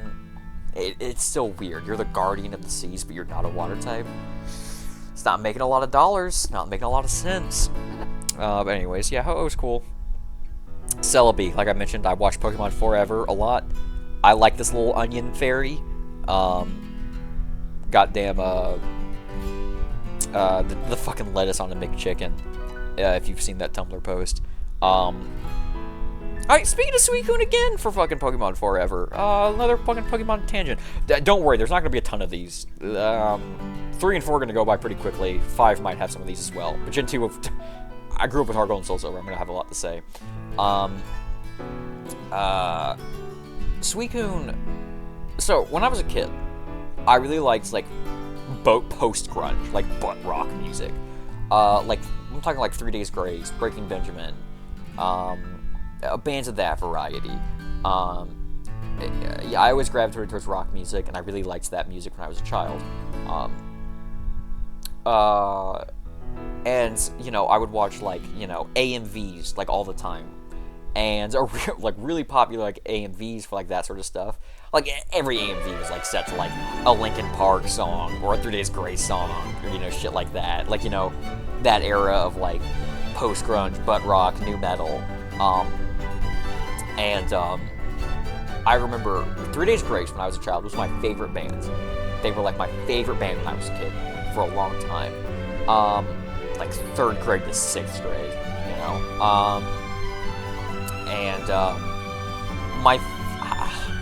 Probably my favorite song by them still? I don't know. I haven't thought about it, I'm not going to. But Time of Dying was my favorite song by them for a long time. And the way I discovered that song was from a Pokemon Forever AMV, like based around Suicune. And I would be on YouTube on my iPod Touch, and I would constantly show up for recommended, and I wouldn't really watch it. And then one day I was like, you know what, it keeps showing up, let me watch it. And I watched it, and I was like, this is the greatest song ever written. Oh my god. Oh my fucking god. Yeah. Oh wait, no, I lied. 3 Days Grace was never my favorite band. It was always my second favorite band. Linkin Park was my favorite band. Oh my god. I'm a fraud. I don't even remember my own childhood. But yeah, now shout out to Suicune. I keep saying all this shit. Like, why is he not in buddy tier? But he's just not. Like, I'm not gonna put him in buddy tier. He's just not a buddy. I love him, but he's not a buddy. Sorry, Suicune. World's most overqualified swag city denizen. I hate to do it to you. All right, Hoenn. I'll go ahead and say this. Hoenn is kind of my Pokemon blind spot. It and Galar. So, like I said at the very beginning, I grew up with Heart Gold and Soul Silver in the Gen 5 games. So, I was exposed to Gens 1 and 2 through Heart Gold Soul Silver, Gens 5 through Black and White. But I also, for a brief moment, had a copy of Pearl that I lost in my grandmother's car one day. So I had some experience with Gen 4, and also Gen 4 was around the time... Gen 4 was the current gen when I first got into Pokemon. I was there. I was there when Gen 5 came out, man. I remember when those games got announced, and I would see commercials for them on TV, and I lost my fucking mind. But, like, Gen 4 was the current gen when I got into the series. So, like, 1 and 2 I experienced to a degree. 4 I was there for and experienced slightly, and then 5 I was there on, you know, I was there on ground zero. Gen 3 I completely missed. I didn't have a Game Boy Advance when I was a kid. I had a DS Lite, so I could have theoretically played GBA games, but I very quickly upgraded it to a DSi when I could on my birthday, which can't play GBA games. So I completely missed Gen 3. My only experience with Gen 3 as a kid was Pokemon Coliseum, and I didn't know how to buy Pokeballs in Pokemon Coliseum, so I would just do the first 2 levels, like I would do the first 2 trainer battles over and over and over and over and over again. And that was it. That's my childhood experience with Hoenn. And like I said, with Pokemon, if you don't have childhood experience with it, you're shit out of luck. But we're gonna start off with a bang. Hoenn probably has the best trio starter. They're all solid. They're all great. So Trico's cool. Grovyle's like arguably one of the best middle stages. Like, this dude's oozing with aura. This design is sick. Venomoth, you are way too fucking high, man. What am I doing? Yeah, I'm gonna have to reorder these tiers eventually. Yeah, there we go. And then Sceptile is actually my favorite of the 3, spoiler alerts. I'll take him over. Ooh, no, I'm still thinking Meganium, actually. I love Sceptile, he's great. He had Leaf Blade as a signature move for a while, but he lost it, which is a shame. And he also really didn't benefit from the physical special split in Gen 4. But I love Sceptile, I think he's a really cool design. Little grass lizard. Big ass tree, big ass fucking Christmas tree. I don't know. I think Sceptile's cool, but all of them are cool. Torchic, however, I don't like. In fact, Torchic was designed for you to hate. Fun fact, it's something I've seen float around. I need to look more into it, but yeah, apparently Torchic was designed for you to not like it. Guess what, Game Freak, you succeeded. I don't like Torchic. It's boring. Combusken's like a little better. It's whatever. He's kind of a nothing burger. Blaziken, though. Yeah, we're fucking talking. Speaking of childhood nostalgia with Pokemon, so got into the games with Gen 5, or got in with Heart Gold Soul Silver, was there for Gen 5. You best believe I was there for Gen 6. Holy fucking shit, was I hyped for Gen 6. I just put him right below. No, I'm not gonna. No, I'm not taking him over Kingler. Yeah, we'll do that. Honest to God, I'll probably say the most fun I've ever had with Pokemon games was the day Gen 6 dropped. I stayed up until 2 a.m. playing that game. Granted, it was like a Friday or a Saturday. I think it was a Saturday. I stayed up till like 2 a.m. playing that shit. And the only reason I did not stay up later was because my mother like knocked on my door and was like, "It's 2 a.m. Take your ass to bed." I was like, "Okay." Specifically what I did that entire day, I just played Pokemon Y all fucking day. And at that point, I was kind of in an Eminem phase. But I was specifically listening to Survival, the song he made, like the song tie-in he made for Call of Duty Ghosts. I spent all fucking day like listening to that song, playing Pokemon Y. Dude, I think that was like the most fun I've ever had with Pokemon, like the entire series. That shit was peak. Unfortunately, X and Y don't really hold up very well on repeat playthroughs, and it has absolutely no post-game whatsoever. But goddamn, man, that first playthrough, that shit was magical. The reason why I bring this up is because I technically pre-ordered it. I don't even think it was a pre-order. I think if you bought it, like, if you pre-ordered or bought it, like within like the first few days, you got the Mega Blaziken gift with Speed Boost. Dude, that motherfucker tore through that generation.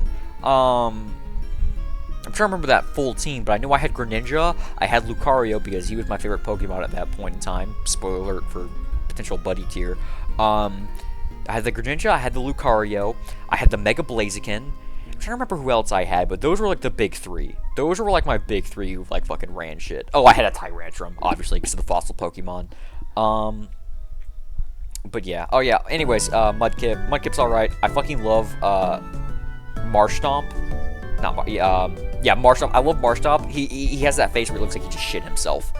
I fucking love that. Zigzagoon. Speaking of Pokemon Coliseum and doing the first fucking 2 battles over and over again, Zigzagoon and Whismur kind of are like these bizarre Pokemon to me, even to this day. Because they, for a long time, were, like, the only Gen 3 Pokemon I was really exposed to. Because the first battle in Coliseum is against Zigzagoon and a Whismur. And, like, I never saw them in anything else. They never showed up in the Gen 5 games. They're never in Heart Gold, Soul Silver. So, like, they were these bizarre Pokemon that only existed on this game on my GameCube. And even to this day, I'm like, I know now what they are. But back then, they were, like, I don't know. They still, to this day, exist in my headspace. It exists in the headspace where, like, Pokemon is still new and interesting, and I'm still learning about it. And there's not, like, everything's not available online.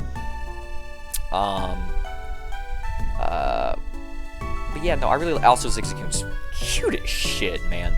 Linu, not as much. Linu definitely lost out on some cuteness points. Yeah, no, Linu's alright. It's okay. Oh no, it's a Pokemon that exists now I think about it. Galarian I like a lot more. Just the black and white color scheme is really nice. I also like, you know, he looks like he's trying to audition for Kiss, which, you know, shit ass bands, but you know, I love that he has that going for him. Alright, speaking of random Pokemon that are gonna but random Pokemon that are gonna rank weirdly fucking high. Wurmple! I fucking love Wurmple. I think it's a cute little worm. I think it's got a very cute design. But the reason why I like Wurmple so much, I saw a meme once where, like, there's like this meme where it's just like, oh, who will playing with they worm? And it's just like, you know, one of those weird, like, horny posts, like, that people make on, like, Facebook and, like Instagram and shit like that. But it was definitely, like, it was a self-conscious one. Like, it was, like, a post making fun of those. But, like, somebody, like, made a post with that where it's just like, who up playing with they worm, and they put who up playing with they Wurmple, and there's just like a picture of Wurmple, and I still quote that anytime I see a Wurmple. All I can say is who up playing with they Wurmple. I think it's really funny. I really like it. And just the association with that image as just fucking blasted Wurmple into like one of my favorite fucking Pokemon. Beautiful is butterfree but lame. really don't got much to say about Beautiful Eye. It's just a worse version of Butterfree in my head. Dustox is cooler though, because he's kind of doing his own thing. He's not Beedrill but lame. He's his own thing. You gotta respect that. Also, James had a Dustox in the anime. Yeah, I definitely like him more than Venomoth. Not by that much though. I don't want to say I put him over Electabuzz. Lotad, okay. Hey, happy Hispanic Heritage Month, because we are in the middle of that right now. If you are Hispanic and watching this, first of all, thank you for lasting this long. Third of all, that's what she said. Second of all, shout out to my boys. Shout out the Lotad line. Oh, we love these guys. Shout out Mirror Bees, Ludicolo. Yeah, all of these guys go in Buddy. These are all great. Ludicolo is amazing. So on my TikTok, I was like doing this thing where like I kept seeing like a bunch of TikToks where people were like ranking their top 10 from like the different regions, and so I made those. I made one for Kanto, and I made one for Johto. And I was making one for Hoenn, and Ludicolo ranked Ludicolo was in my top 10. And I mentioned, like, oh, if you do not like Ludicolo, then you have immense amount of hatred in your heart, and you need to, like, self-reflect. And, like, that video got, like, a community guideline strike. And I think it's because I said, if you don't like Ludicolo, you're racist. So, that's pretty silly. I don't know.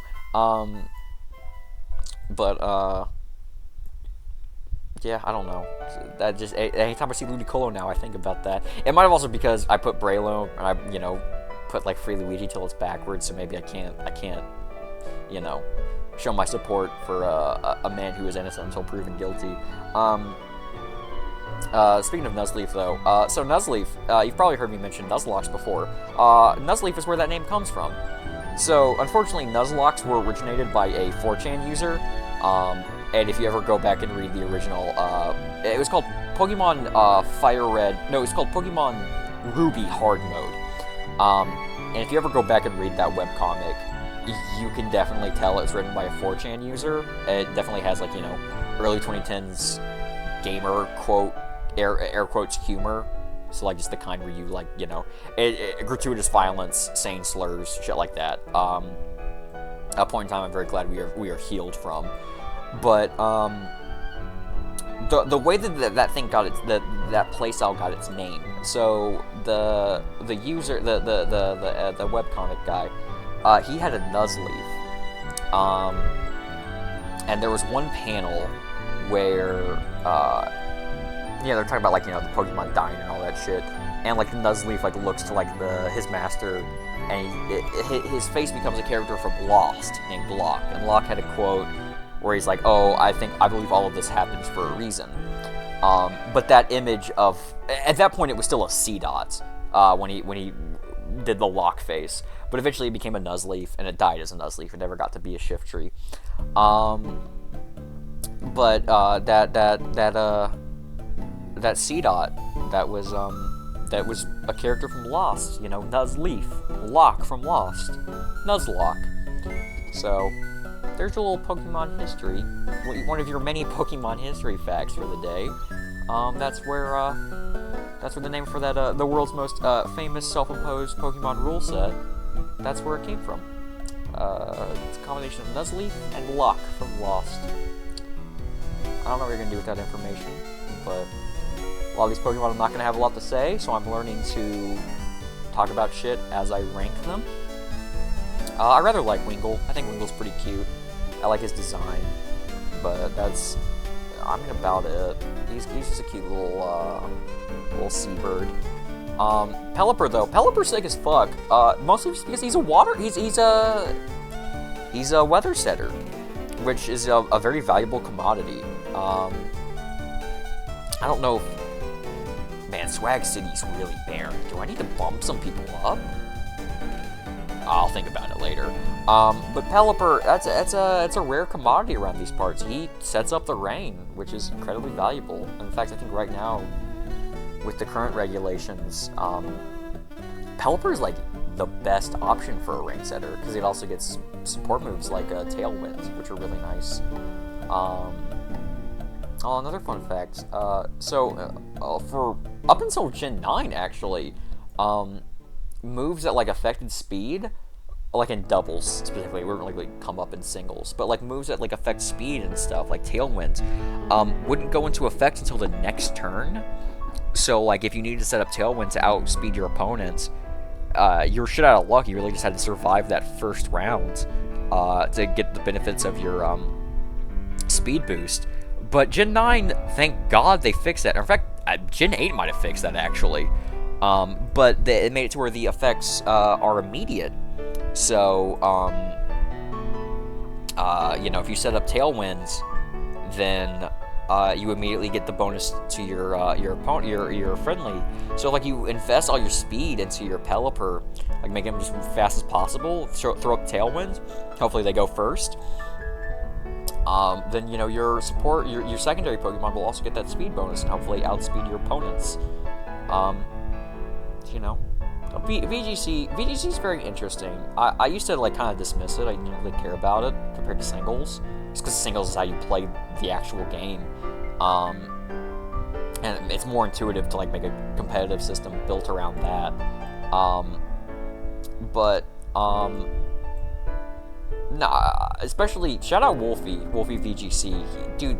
That man's videos, it should be fucking illegal how good Wolfie is at making videos while also being that good at Pokemon in general. Like most people are really good at playing Pokemon, but maybe not as great at making videos, or they're really good at videos and not that great at Pokemon.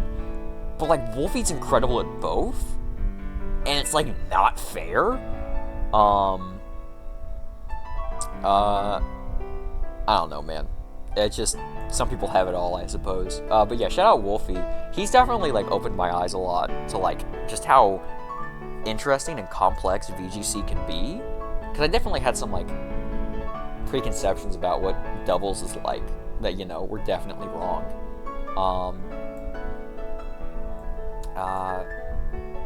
But yeah, no, VGC's really cool. Also, like I said, shout out Breloom, Free Luigi till it's backwards.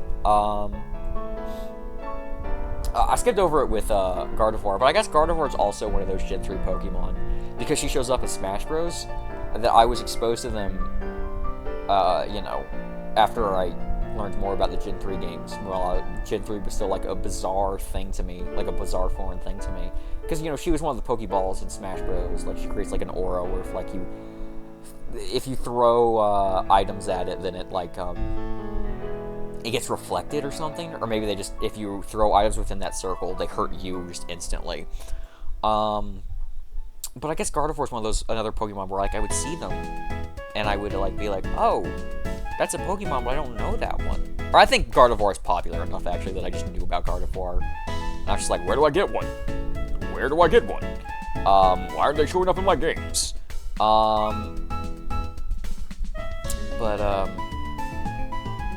Yeah, another one, I remember another one from Gen 3 that's like that, it's another one with the funny D's nuts named Gulpin. There was a lot of Gen 3 Pokemon in Brawl. I mean, which makes sense. It came out, like, right at the same time DPP did, so, like, a lot of the Pokemon I would have to, because, 64 and Melee already used a bunch of, Johto and Kanto Pokemon.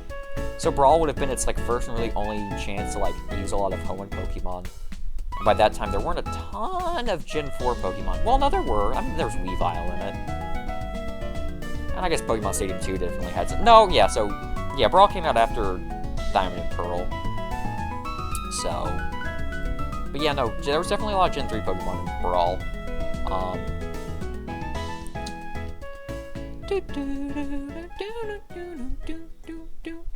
Shout out Nikeda. So, second favorite bug is definitely the cicada. I love cicadas.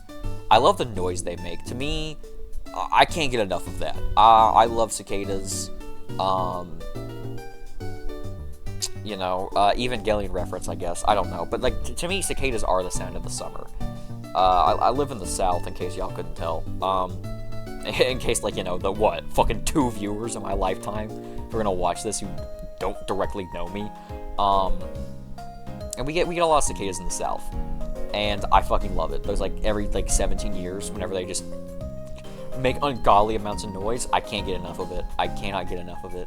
In fact, when I was a kid,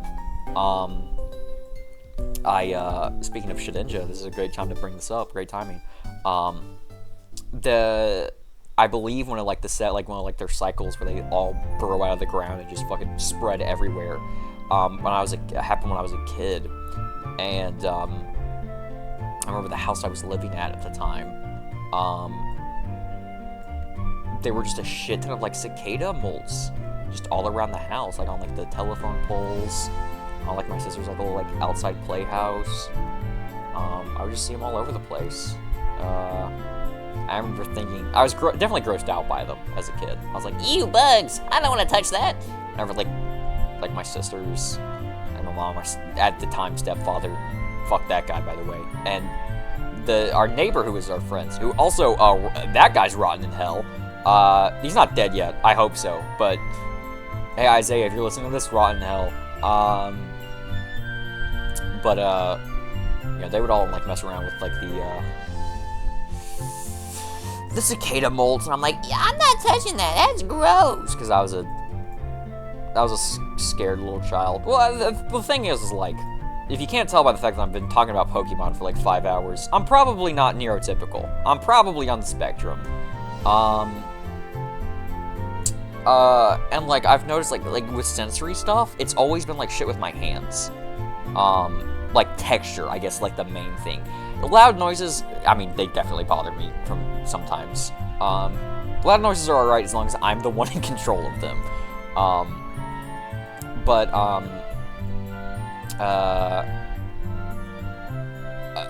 Loud noises like fire alarms when I was a kid would definitely bother me a little bit, but not that much. But what has always freaked me out since I was a child was shit getting on my hands. Like, if I would be playing outside, if I ever got dirt on my hands, I would, like, run up to my mother, horrifically distressed. As my mother likes to put it, I would just, like, run up to her, and, like, I would show her, like, my dirty hands, and I just go, like, like,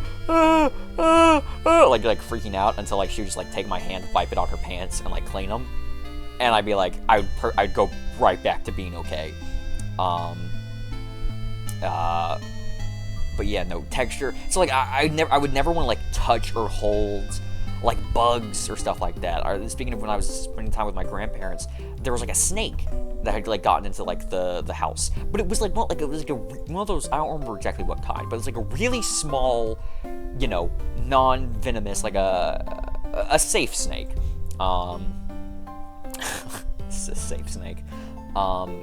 I don't know why. I just imagine like a combination of like a snake, safe word, and like a snake. And I don't know. Maybe shit going on in the bedroom and they have a safe snake whip out when things go too far. I don't know what the fuck I'm talking about. It's 5 a.m.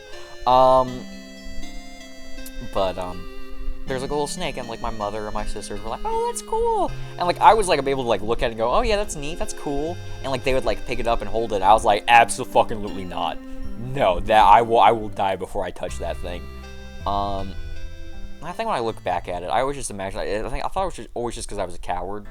And I think when I was a kid, I was definitely very easily scared, and scared by things I shouldn't have been. Which, you know, as a child, I think is natural to an extent. You know, but I definitely felt like I was overly cautious of things as a child. But yeah, stuff getting on my hands, I didn't like it, so I never messed with the molds. But the people I knew did. A quick tangent. Tangent from the tangent. Shout out trans rights. Trans rights are human rights. So Azurill, fun fact about it. So Azurill, I believe, doesn't have a 50-50 gender split. I think it's like 72.5%. No, it's not 72. I think it's like a 75% male, 25% female, vice versa. I don't remember which one's more prominent. But one gender is much more likely for your Azurill. I think it's male. I think it's most likely male. Also technically a baby Pokemon, but I'm not going to put it into erroneous existence. Purely because of this fun little fact. And because I like to think I'm an ally. But Azurill, like I said, does not have an even 50-50 split for gender. But Meryl does. So, because of the way the game is coded, there is a chance that when your Azurill evolves into a Meryl, that its gender will change. So, yeah, no, Azurill, trans Pokemon. Trans rights are human rights. But yeah, Nose Pass. Silly nose Pokemon, those who knows. Anyways, yeah. No, but, oh, Skitty. I love Skitty. Skitty's a Pokemon that's grown on me. I used to think it sucks and it's lames, but it sucks and it's lames. I'll fucking Squizzguard. This Pokemon is a lames sucks-ass Pokemons. You are playing acoustics? Oh, you mean Grandpa's guitars? Shout out Megalocalypse. As my appreciation and fondness of cats has only risen exponentially over the past few years, I definitely really like Skitty. Same with Delcatty, though not quite as much as Skitty. Delcatty kinda... So unfortunately, Skitty and Delcatty... So there are a lot of Pokemon that kind of fit this mold. My goat included, actually. Where they are evolved through evolution stones. Specifically Moonstones for Skitty and also Nidoking. But there are a lot of Pokemon where they are evolved through evolutionary stones. But the trade-off to not just evolve your Pokemon the second you get access to that stone is that once they evolve, they lose their move pool. So, like, for example, Nidoking technically learns, like, 1 or 2 moves, but that's it. All of its move pool comes from Nidorino and, like, egg moves and TMs and, like, stuff like that. And Delcatty is one of those Pokemon. And so... that's a very unfortunate fact if you're doing, like, a randomizer, and either, like, one of your starter options is a Delcatty, or, you just end up catching one, because I believe the only moves it will know are Helping Hand, Fake Out, Scratch or Tackle, and, like, something else. It has 4 moves in its base move pool, and, like, those are the only 4 you can get. Which definitely kind of sucks. But I don't know, it's just one of those things. It's a weird, like, kind of archaic practice, from Pokemon. Like, I get why they do it, but it's also like, man, like, it's kind of a drag, like, if you want your fucking Nidoking to learn Poison Jab, to, like, keep a Nidorino for, like, till, like, level 30 or 40 something. I think it's level 30, no, not level 30, I think it's level 43 when it gets Poison Jab. It's like, if you want your fucking Nidoking to have, like, a Poison move that's, like, better than Poison Jab, or, like, Poison Sting that's, like, a base power of 15. You gotta stick with, like, a weaker version for that long. It's like, man, I get impatient. I don't want Nidorino. I want my goat Nidoking.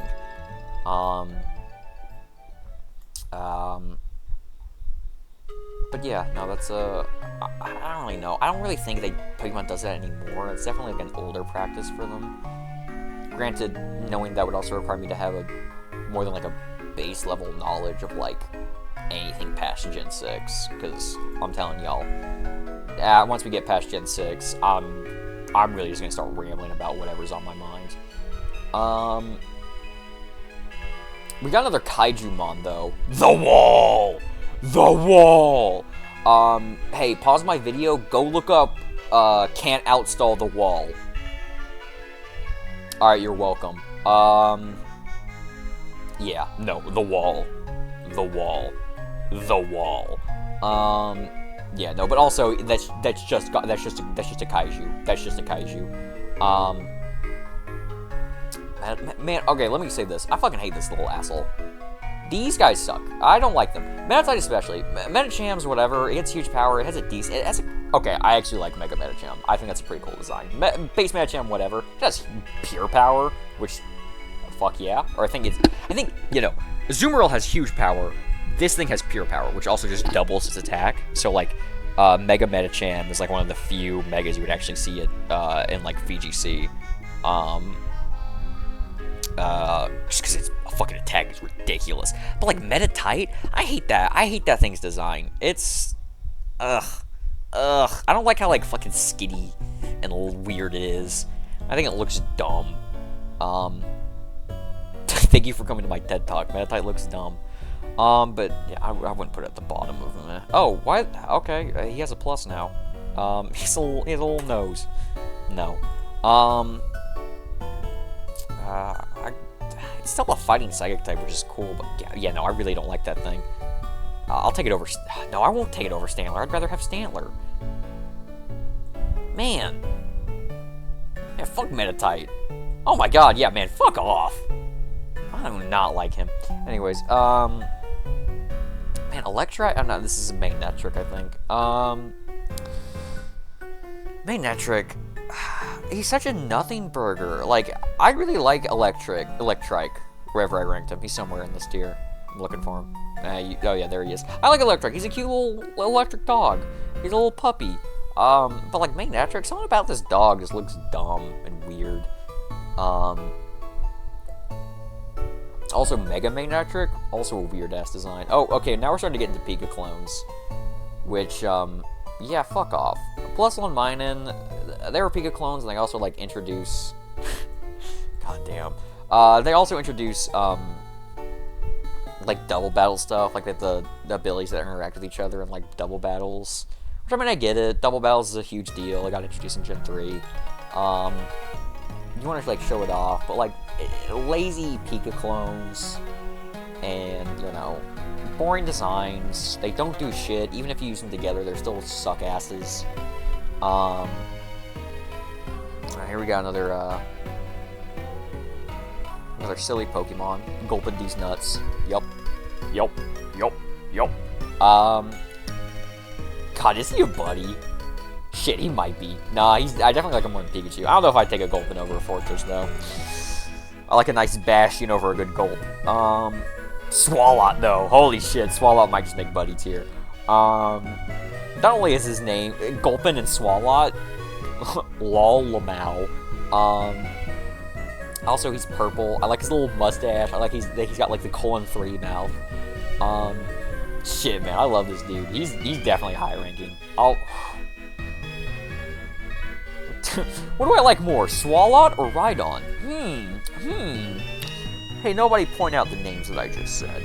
Don't make any immature jokes in the comments. I will block you. Chances are I also know where you live, so that won't be good for you. Who am I kidding? Nobody's listening to this right now. I'm purely doing this for myself. Yeah, that seems about right. I wonder what the upload limit on YouTube is. This might have to be multiple videos. Yeah, I think that's good. I think that's a good placement for Swalot. Carvana. It's hard to take this. So this Pokemon's design's kind of busy. There's too many colors. Like the yellow and the blue and the red. It always kind of was off-putting to me. Like it's water dark, which like water used to be my favorite type when I was a kid, and like dark type's my favorite type now. So like you think I'd really like it, but like, man, this design's just not. It's just whatever. It's not. Like I don't dislike it. I don't like actively dislike it. But it's like, come on, man. Like what are we doing here? We got the logo for the San Jose Sharks. Yes, Sharpedo's alright. He's okay. I do kind of I get what they were going for his design, but I do wish there was like he was more full, like he was more shark than just torpedo. Because just him being the shark head, like if this was a full Mon, this dude'd be so sick. He'd be so badass. Do we even have like a full shark Pokemon? Is it just Sharpedo? Man, that's a bummer. And even like Mega Sharpedo, they just lean more into the torpedo aspect. They give him like a big ass nose. Why your nose so fucking big? They can't even give him like, I don't know. Whalmer. Holy shit, I forget this dude exists. Oh my god. I mean, yeah, holy shit. See, I always forget Whalmer exists because Wailord exists. Like, everyone talks about the silly Wailord, like the fucking Mr. Colossal, you know, but also so dense that he literally floats on air. Which, why isn't he water flying type at that point? But yeah, Wailord's funny, you know, because he's the big colossal whale. And also, he's in the same egg group as Skitty.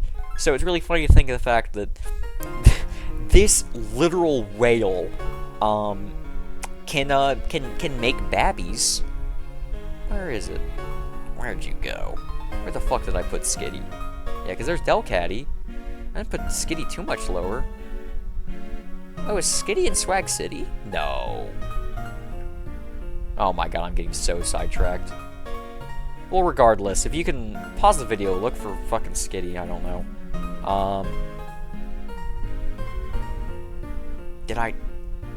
Where the fuck did I put Skitty? I don't know. Well, we'll find it eventually, chat. Don't worry. But yeah, Wailord can breed with Skitty. The reason why it took so long to look for Skitty is because I'm definitely going to talk about these next 3. Holy shit. So, Numel. I like Numel. Numel's cute. It's a little cute little camel. I love its stubby little feet. God, it's adorable. Yeah, no, he's a buddy. This is a buddy. Definitely over Wurmple. I don't think I'd take him over Sawtooth, though. However, spoiler alert, Camerupt is my favorite Gen 3 Pokemon. I fucking adore Camerupt. I'm definitely taking him over Skarmory. Now, like I said, I don't have a huge emotional tie to really any Gen 3 Pokemon. Any and all love I have for these Pokemon is very recent. It's basically been developed in my either very late adolescence or adulthood. And Camerupt, I love him. I just love him. I don't even remember what sparked my love for Camerupt. I think I was doing like randomizers on Showdown. I really like randomizers. They're fun. Just in Nuzlocke and Smogon. But I think I just got a Camerupt. And I think I just fell in love from that point on. Or maybe I just got him in a Nuzlocke. I don't know. Regardless, I love Camerupt. I love him. I love his Mega. Fire Grounds is a really cool type. I love that he's a little camel. Fun fact, he was also included in the very first, Ruby Hard mode. The dude, he caught a Numel who was a girl, and he named it Mr. Humps. And they made a joke about how he named something Mr. and didn't bother to check the gender. I love Camerupt. I love it so much. Mega Camerupt, Eruption, hell yeah. Dick hard on the butt, titty in my hand, kiss your neck, hell yeah. But Torkoal, I also love Torkoal. Another Sunsetter. Probably, like, he's pretty much the premier Sunsetter nowadays as well. I love Pokemon that take, like, animals and, like, make them, like, the opposite of, like, their real-life setting. So, like, this turtle, like, this amphibian reptile, it's now, like, a fucking fire turtle. And, like, it blows, like, these fumes of smoke out of its back. Like, it's like a whale blows air out of its air hole, but it's a turtle that blows smoke out of the back of its shell. And, like, it's got, like, it looks like it just took the world record level hit from a bomb with all the fucking smoke coming out of it. But I love Torkoal. Ash had one in the anime. That was my main introduction to him. Like, reruns from the Hoenn episodes. I love his little voice. Torkoal! You know, made him sound like an old man who smoked a lot. God, there's a clip, too, where, like, Torkoal, like, goes to, like, save another Pokemon, and he just jumps into the water. But he can't swim, so he just fucking sinks. And, like, Ash is like, oh, Jesus, fuck, Torkoal! And, like, has to jump in after him. Which makes me laugh every time I think about it. Spoink makes me sad because if that thing stops bouncing, it dies. Fucked up Pokédex entry. And we don't fuck with pigs. So get Grumpig out of here. Spinda. So fun fact about Spinda. What am I doing scrolling up that far? I do not like Spinda like that. So despite being, for a while, the only panda Pokemon, which is, you know, weird. Eventually they write that wrong in Gen 6. But Spinda is very unique. This sprite shows it, like, its head, it, like, looks empty. Your Spinda does not look like that. I guarantee you $1 gazillion your Spinda does not look like that. So, Pokemon have, like, these, like, individual IDs attributed to them. And these determine a lot of things, like their nature, if they're shiny or not, just a bunch of random shit. Like, every Pokemon has, like a 16-digit or something, like, ID. And, Spinda, its whole gimmick is that depending on what, its ID determines how many spots it has and where those spots are. So, like, no two Spindas will ever look the same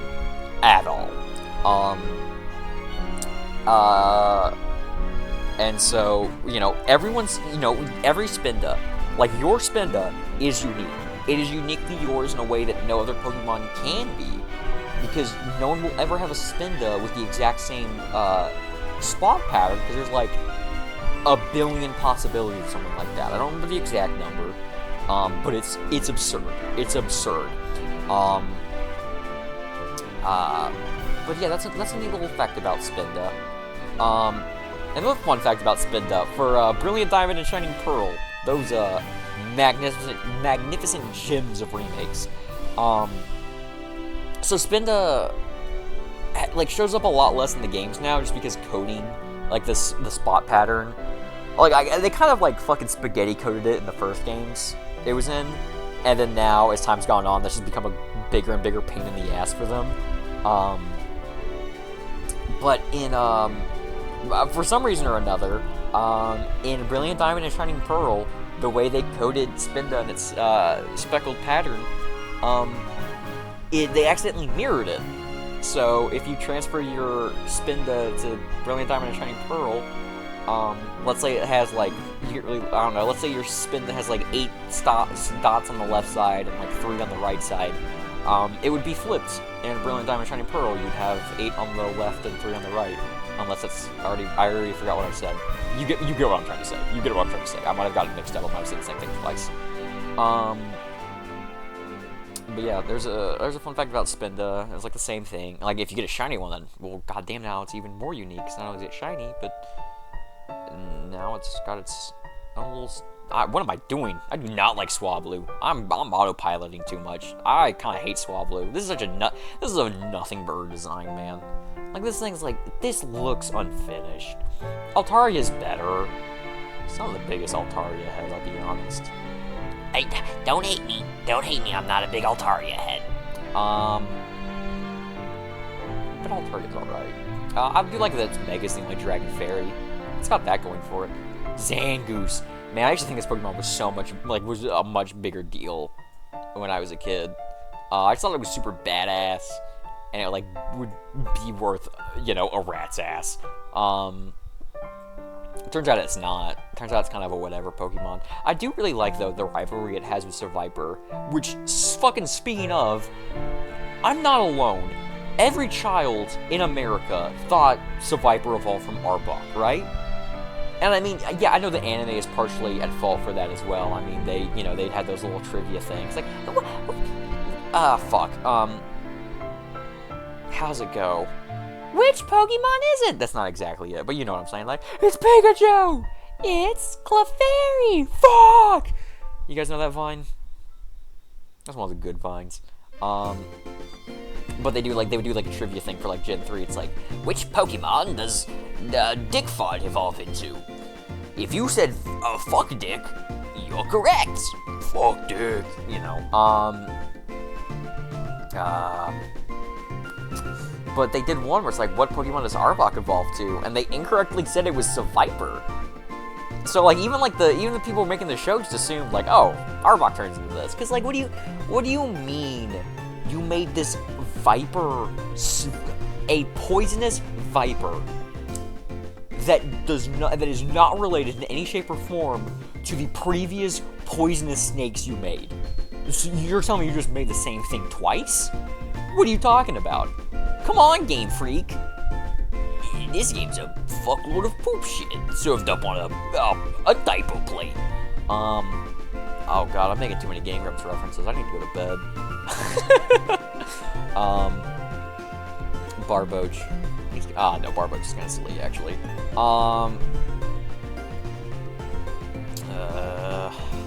Barboach, I don't have a lot of opinions on. You know, I do have opinions on.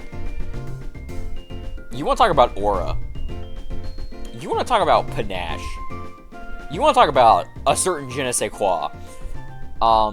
Wishcash is that and all. Only Pokemon to ever best a Master Ball. Aura. Also, he's just silly. There's like a page on Instagram that like does like Pokemon shit that I didn't even follow. They just showed up on I would just see them a lot. And like they had a phase where like they were just like posting like copious amounts of like core fish everywhere. Oh yeah, Yeah, you're alright. It's getting stuffed. Pause. Corfish. I like corfish. Ash had a corfish. It's a crab. What more can I say? But I just saw a shit ton of like mud tips. Not mud. Fuck. Marsh stomps. There was just a fuck ton of marsh stomps everywhere. And I just like you would think it would be in a whole post, and then boom, marsh stomp shows up. So I think marsh stomps. I just associate marsh stomp with being like really silly and really funny, just like memes I share with my friends. Crawdon, sick as fuck. Water Dark. Oh, an actually cool Water Dark type. He was kind of held back by his time, you know, physical special split. He's a physical attacker, but Water and Dark were both special moves in Gen 3, so he was kind of fucked. But he got better once Crabhammer became physical, even though it still has, you know, what, 85 accuracy? Let me tell you something, folks. In Pokemon, if your accuracy ain't 100%, it's 50%. That shit's ridiculous, man. It sucks. Baltoy, yeah, that's a dude. Anyways, oh yeah, Seviper and Zangoose. Well, I remember in 8th grade, another little side tangent. I had to do like a little story. Well, we read and had to write an essay about Rikki Tikki Tavi, like a little story about like the little mongoose. I remember like the story, like he fights off like snakes and shit. Like he fights off like a cobra. I remember being a kid going like, well, what's even a mongoose? And I looked up a mongoose. I'm like, oh, it's like a little ferret thing. And I'm like, wait, there's no way this fucker beat a snake. That's ridiculous. And then like, but I would like look up I looked up mongooses. I was like, oh yeah, no, these things like fucking fight snakes and like win. And I'm like, bull fucking shit. There's no way this is beating a mongoose. Or, I'm sorry, there's no way this is beating a king cobra. That thing's getting its shit rocked. But then I like watched like a video of like a mongoose fighting a snake. And yeah, that mongoose fucking embarrassed it. It kicked its ass. So like I don't know, like mongoose is that's an animal with aura right there, man.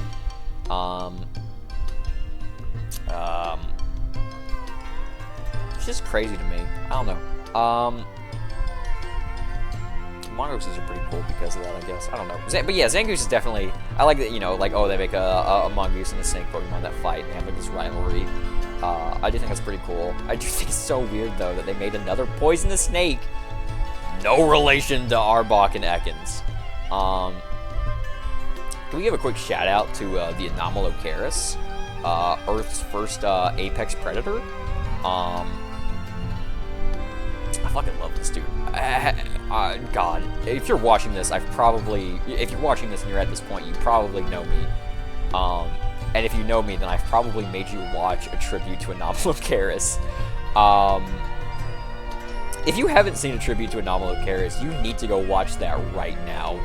It is the most, like late 2000s, early 2010s YouTube video to ever exist. It's just a video of, like, pictures of the Anomalocaris set to Bring Me to Life by Evanescence. And it's magical, man. It's like anytime I watch it, it's legit like a spiritual experience for me. And like the slides, like the changing of the slides isn't like set to like the beat of the song. They happen like kind of randomly. They happen out of sync with everything else that's going on. And it's, oh man, it's amazing. It's incredible. Fun fact, the dude who made that video, I think he's either studying for or he got his fucking PhD. Which is crazy. Shout out to that guy. Dude just really fucks with, you know, not prehistoric. Well, God, what was that point in time called? The Cambrian explosion. Yeah, dude just really fucks with, like, I guess is that pre-Cambrian or is that Cambrian? I think it's pre-Cambrian. Dude just fucks with like the Cambrian animals like that. I do like the Anomalocaris. The Anomalocaris almost feels alien. I do really like those like Cambrian explosion animals, because they're like obviously they're from Earth. They're not aliens, but like it came from a point in time when like life was like still like kind of figuring itself out on Earth, and like things were just like trying shit out to figure out what works. Like evolution hadn't really like thinned the herd out any at that point. So like there's just like a a bunch of animals are just like doing a bunch of crazy shit. To the point like there's like a lot of those stuff's like nothing on Earth looks like that anymore because it just figured out easier and more effective and efficient ways to do all the shit it was trying to do.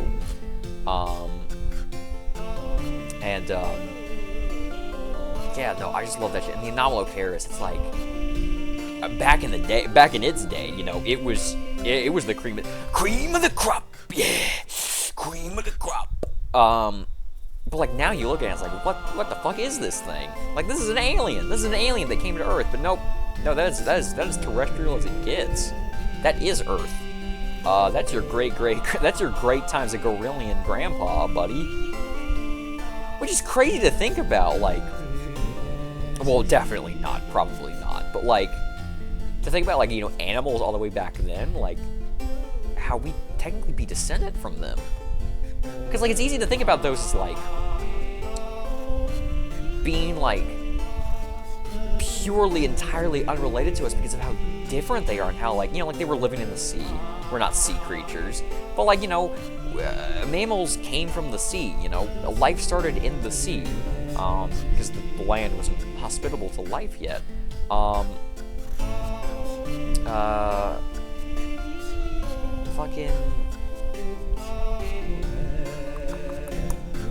like, it's crazy to think that, like, you know, one of those animals back then, like those little crazy fuckers, that's like great times a million grandpappy right there, man. Like, I come from that. Which is so, like, sometimes it's easy to forget that, like, even just ancient people we come from, they can, well, at least for me, you can almost feel, like, detached from them just because of how long ago they were and how different their lives were. But it's like, no, we come from that too. It's just crazy to think, like, you know, those Cambrian creatures, like, yeah, no, you're related to one of those, maybe. Like, the relation's so distant, it might as well, like, be non-existent, but, like, no, like, if you just keep drawing a line back, you know, oh, you can keep drawing back until, like, oh, you know, this is my ancestor, a caveman. Well, where did he come from? Well, he came from, like, proto-humans. Where did proto-humans come from? Apes. Where did those apes come from? Man, like, smaller mammals. Or you just keep going back and you keep going back and you keep going back, and it's like, yeah, no, eventually you get to those, like, very first life forms. Which is just, man, it's weird to think about. You know, because humans, we see ourselves as, like, being so wholly detached from animals. Like, sometimes we forget that we're animals too. I'm an animal, you're an animal. Yeah. It's just, you know, it's crazy. I didn't really think about that right now until I talked about fucking Anorith from fucking Pokemon. Yeah, where did I put Boba Fett? Honestly, why not? I can go right up with Boba Fett. Is it the same joke twice? Yes. Is it an effective joke? Yes. Speaking of Pokemon that we passed over, though, Tropius, I think everyone on Earth has had I think everyone who's ever played Pokemon has had the exact same experience, where you think Tropius is gonna be like a really cool or like a big deal. I think it's universal to be let down by Tropius. I think everyone who's seen Tropius thinks it's gonna be a bigger deal than it actually is, and then you catch one and you're like, oh, it's a shitter. Also, why's it got a banana beard? What's up with that? Why does it have a banana beard? Why are you growing bananas? Are all bananas in Pokemon from Tropius? Did the Unovan government funds Tropius wars in Central America? You know, like, I don't know. That just opens up a lot of questions about Pokemon when you start doing that bullshit. But yeah, no, Tropius, it's weird. And I think everyone thought it would be more than it is. And everyone's like, oh, it's just Tropius. It's a cool design, though. It's a really cool design. It's like a living, flying palm tree. That's cool. It's a cool design, and they didn't do shit with it.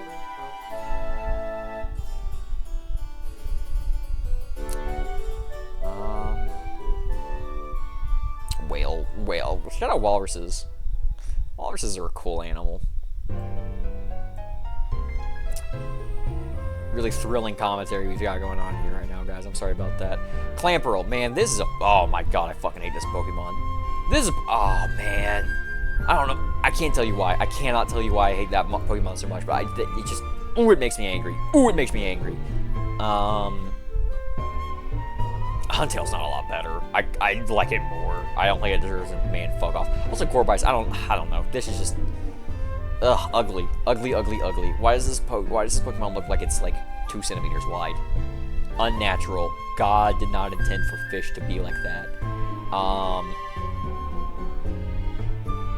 At least, like, Huntail, like a moray eel, which are horrifying creatures. Moray eels are terrifying, man. They should not have that. Their teeth should not be that sharp. It's also just terrifying that if you're because if you're interacting with a moray eel, you're underwater. You're like, and like that's like the thing of like going into the ocean. It's like the second you step in the water, you instantly stop becoming the apex predator. Like now you're like not even at the top of the food chain. You're not even supposed to be there. In a sense, you're almost at the bottom of it.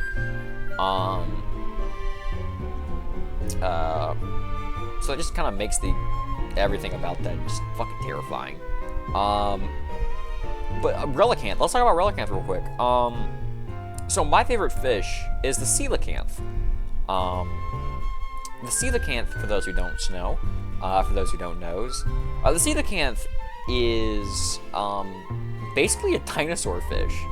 No, I don't like it as much as Aggron, I'm thinking. But the coelacanth is basically a dinosaur fish. They've been around, I think, since the Devonian Age? Which is older than dinosaurs, actually. They're old as shit. And they're really cool. I like that they made Relicanth like water rock, because a lot of fossil Pokemon, like all the fossil Pokemon are rock type. You know, which kind of makes sense.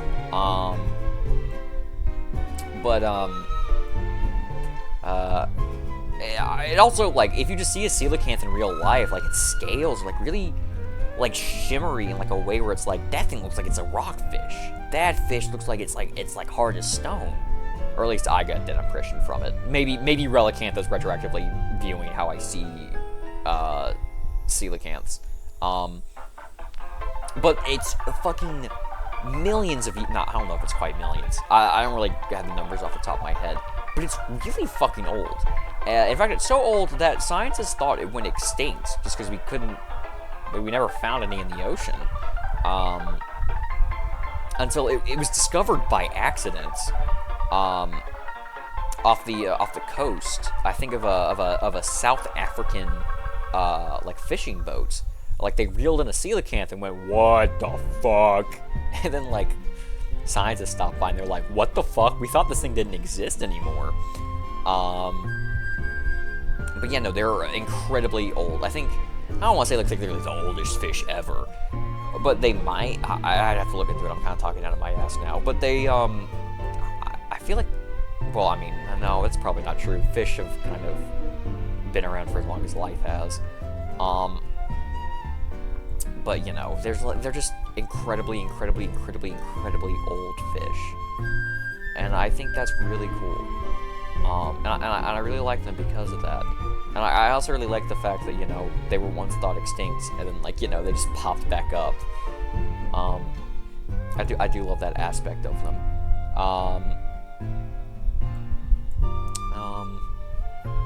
Speaking of Metagross, there's this animator I used to watch a lot when I was a kid. Pokemon related, as most things I consumed as a kid. And a lot of things I consumed as an adult are Pokemon related.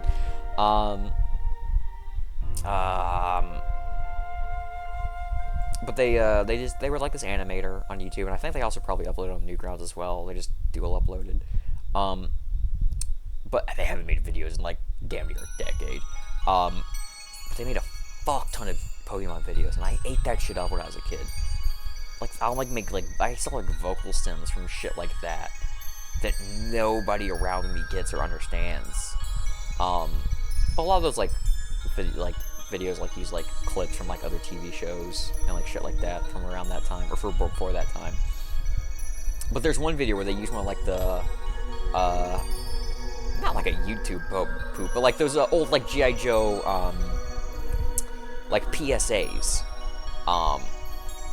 You know, nice catch, El Nino Blanco, but too bad your ass got sacked. Bah! You know, like those videos. I don't know if any of you know what I'm talking about. Like ancient YouTube shit right there. Ancient ball knowledge.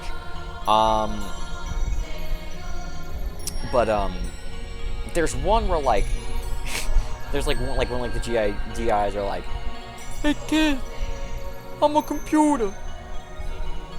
Stop all the downloading. Help computer. Because like, I don't know much about computers. Stop all the downloading. Well, I got a computer at home. I don't know, my mom got a couple of games on it. You know, I don't play it. And like it switches back to the GI and like, makes like this weird like binary noise. It's like, it sounds like reversed human speech, reversed human gibberish. But the Metagross is like the computer in that. So anytime I see a Metagross, I'm like, he's a computer. Hey kid, stop all the downloading. Help computer. But yeah, no. Shout out to the. I think they're. I think it's sandwich and cereal, soup and cereal, something like that. Yeah, that's my childhood right there. But yeah, Registeel. So I really like the Regirock and Registeel have really grown on me. I used to think they were kind of nothing burgers, like Regice. Also, if your favorite Pokemon is Regice, lame. Get better taste, loser. But they've really grown on me. Specifically, Regirock's just a sick design. But the reason why Registeel's grown on me so much, once again, like a lot of Pokemon, I have an experience with them in with like randomizers, and it was one of my like rage encounters. As I mentioned with like Slowbro, if you randomize your encounters and you keep static encounters the same, your Lake of Rage, or if you randomize static encounters as well, your Lake of Rage encounter is like hard coded to always be shiny. So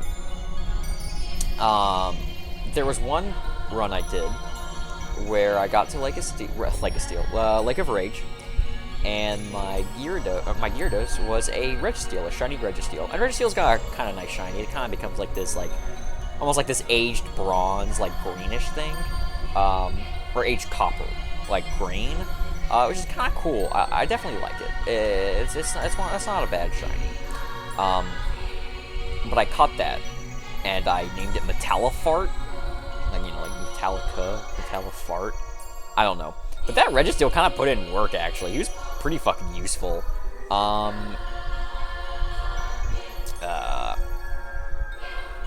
But yeah, no. Ever since then, he's become one of those Pokemon that just have a nickname. That's not Registeel. Like I have to catch myself from calling it Metallifart if I see it out in the open. But yeah, no. Shout out Metallifart. There's also another animation that I saw. It's there's that fucking text exchange. Where it's like a dude, like the picture of like The Rock with like them fucking big ass blueberry pancakes for like one of his cheat day meals, and then somebody's friend like replies like this old dude like pressing his fingers to his temple. It's like blows up pancakes with mind, my fucking pancakes, and the explosion sound effect. Somebody took that and like made it like overkill. Like it's like I don't know what his name is, like the character you play as in Overkill. It's like him and like Gabriel, and like Gabriel breaks in, and like Gianni did like a fucking dub for it. It's like blows up pancakes with mind, and like the main character uses like a Microsoft Sam voice, it's like my fucking pancakes. And somebody did that with like Alakazam and Registeel, and so I always think about Registeel when I think about pancakes as well. My fucking pancakes. I also just like love like those like really old retro like text to speech like sounds. I really like them. I think they're really cool. I just love how they're like I love that, like, early age, like, technology stuff like that. I love how robotic it sounds. It just scratches my brain.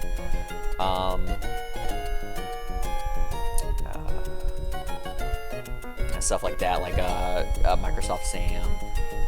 I already said Microsoft Sam was the example. But you know what I'm saying. You know what I'm saying? You know what I'm saying? Hey Randy, stop eating all the damn cheeseburgers. Shout out Trailer Park Boys. Let's see. Kyogre and Groudon. We want to talk about two raw-ass designs. Holy shit, man. A lot of times when I talk about my favorite Pokemon, I tend to exclude, like, legendaries, just because that, you know, I feel like a fucking child with, like, an action replay. It's like, My favorite Pokemon are Groudon and Kyogre and Arceus and Dialga and Palkia. and it's like, yeah, like a lot of the criteria for why I like Pokemon, like, oh, turns out legendaries look sick as fuck. They're really important to the games you get them in. And, like, they're really fucking strong. Who would have thunk? And I was like, well, yeah, that's what I like. I like Pokemon that might have some sentimentality, look cool, and are strong. That's what the legendaries are. And like, yeah, no, of course Pokemon wants you to like their legendaries. It'd kind of suck if your legendaries were underwhelming. But I don't know. It makes me feel like a little kid going like, I like this big, cool, strong god Pokemon. makes me feel a lot more unique to say I like, well, I don't know, the edgy badass Pokemon. Yeah, sure. Alright, let me get a load of this guy. But, you know, I don't know. I don't know what I'm trying to say. I don't know. If you like when I'm talking about my favorite Pokemon, it feels weird to include legendaries. I don't know if I'm alone in that. I don't know if that's just, is it just me? But that's definitely how I feel. I think that's where I would want to put Kyogre and Groudon. Also, if you think about it, I think Groudon's actually gonna beat Kyogre, because, you know, people are like, oh, 70% of the surface is water, and then the other 30% is earth.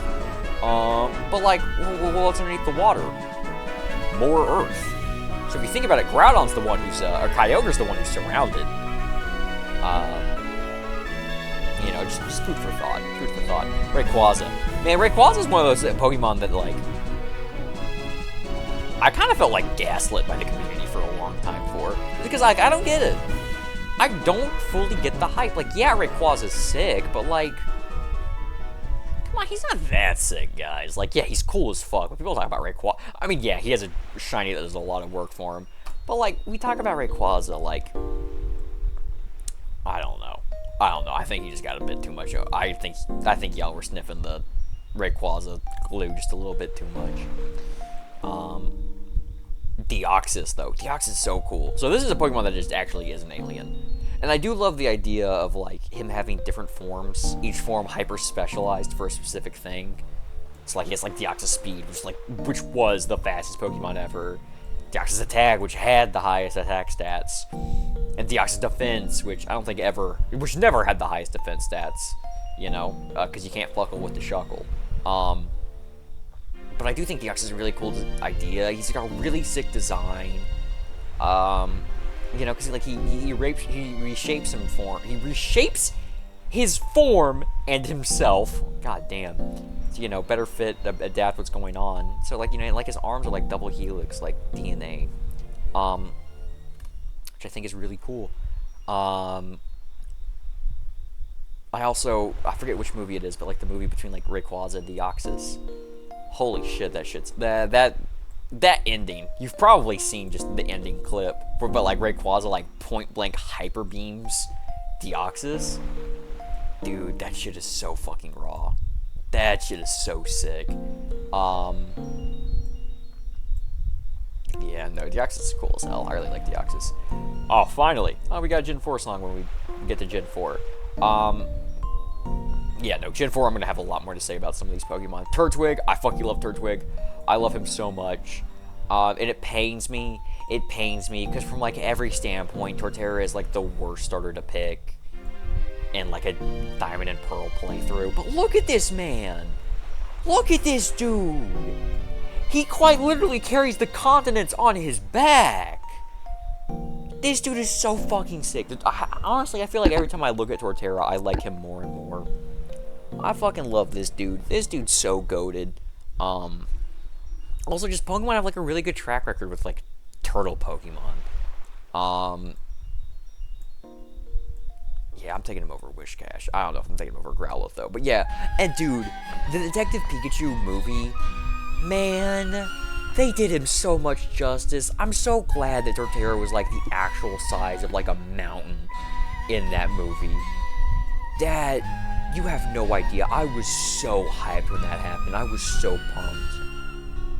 Man, speaking of Detective Pikachu, that was... I haven't heard anybody talk about that movie in forever. And I mean, it's kind of fair. It was a pretty... It was a decent kids movie, which is about all you could pretty much ask out of it. But I just remember watching that movie. Like, I definitely... God, how old was I when that came out? I was like 13, 14. I was definitely in middle school. Like, oh man, I might have been, no, I wasn't 12, I think it was like 13, 14. But I mean, like, certain Pokemon definitely looked a little, like, flesh-like and gross and weird. I do think, like, for the most part, a lot of the Pokemon designs in that movie were pretty good. They were pretty decent. Like, as far as, like, what Pokemon would look like in real life. Like, I think they did a great job. I just remember, like, watching that movie and, like, being able to, like, see, like, idealized, like, in flesh, or, like, on the screen, like, oh, what if we lived in a world where, like, there were Pokemon? Or, like, Pokemon were real. Man, that shit made me want to cry. That's, like, you know, I've been dreaming about that shit since, you know, I was, like, fucking 6 years old, man, you know? Just getting to see it, like, you know, live-action Pokemon next to people. Yeah, it should definitely awaken something. Not awaken something, I mean, that makes it sound weird. But, I mean, it's just, like, it definitely impacted me. You know, it hit me right in the feels. It hit me right in the like, it hit me right in the childhood. Which, you know, technically, I guess you consider when that happened still childhood, but, you know. It hit in the... Man, that's also weird to think about. I've been playing these games since my age was a single digit. Which, you know, I guess the older you get, the more crazy that seems, because I haven't been a single digit age in fucking 14 years. Or technically 13 years. 14 years in like 2 days, or whatever. Man. But yeah, no, I think it's easy to lose track of for like me, like how much of my life I have been playing and consuming and thinking about Pokemon. But it's also like not that crazy to think about because I don't know, it's weird when I look back and go, wow, I've spent this much time playing Pokemon, because I don't think about that. I don't think about, like, you know, every birthday I'm like, it's been this many years of playing Pokemon. It's just a thing that happens passively. But, like, Pokemon's never really left my life. Like, Pokemon has been here the entire time. And even if I don't play the new games, I think Pokemon always will be in my life. You know, it's just... Huh. Like, Pokemon is a part of me. I'm Pokemon. You're Pokemon. But, you know, you don't really think about it as it's happening. But suddenly the years go by and it's like, hey man, you've been playing Pokemon for 17 years. If a child was born the moment you first played a Pokemon game, they'd almost be old enough to vote. Which is, I don't know, I think it equally says, like, just how long I've been playing these games and engaging in this world, while also showing, like, from how young of an age it started. Cause 6 is young, man. 6 is really young, and I didn't think about it when that first time I went to a Walmart, and I was like, Granny, can I get that game? Can I get Pokemon Heart Gold? I didn't, you know, when you're 6, you don't think, I got my whole life ahead of me. You're 6, man. All you can think about is like, you know... Oh man, what even was a 6-year-old me thinking about? 6-year-old me was thinking about, what games do I want to look at in the display case at Walmart? You know? I wonder what's the next time I'm gonna eat pizza. You know, what am I gonna play with? What toys am I gonna play with when I get home?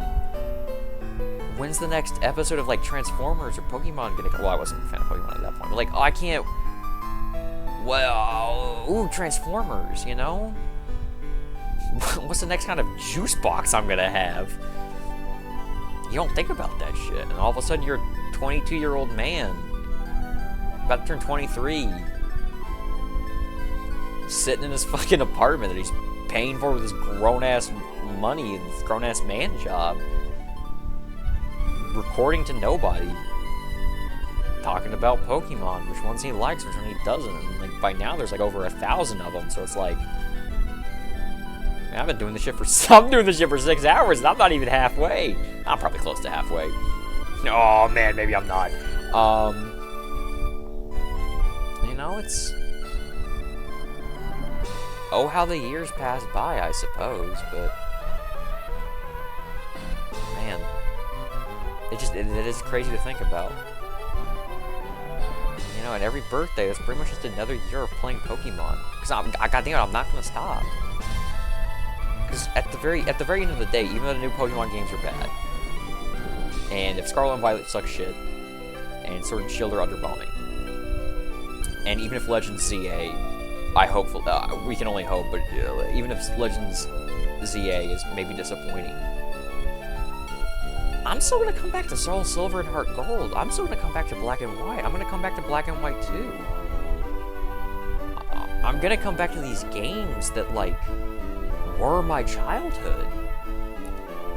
Games that I put hundreds of hours into.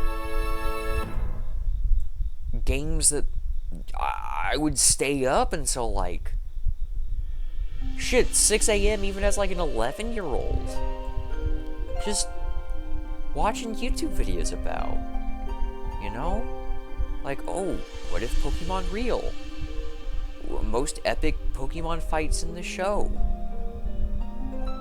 How to catch this Pokemon. Here are Pokemon fun facts. Pokemon, just, you know, Pokemon animations. Pokemon webcomics. Pokemon Let's Plays. I wonder how much of my life, like, what percentage of my life has been, like, spent consuming Pokemon? Either, like, official Game Freak material or, like, fan content. I bet it's a high number. It might be higher than anything else, honestly. Because, like, other things I've been obsessed with as a kid, like, they kind of waxed and waned somewhat. Like, I loved Transformers when I was a kid, but, like, when I got older, like, there wasn't a bunch of, you know, great Transformers material coming out. You know, either it was, like, the shitty-ass Michael Bay movies, or, like, TV shows that were, like, really geared towards kids that, like, I was just too old for at that point. And, you know, Sonic. God, Sonic has definitely had its rough patches.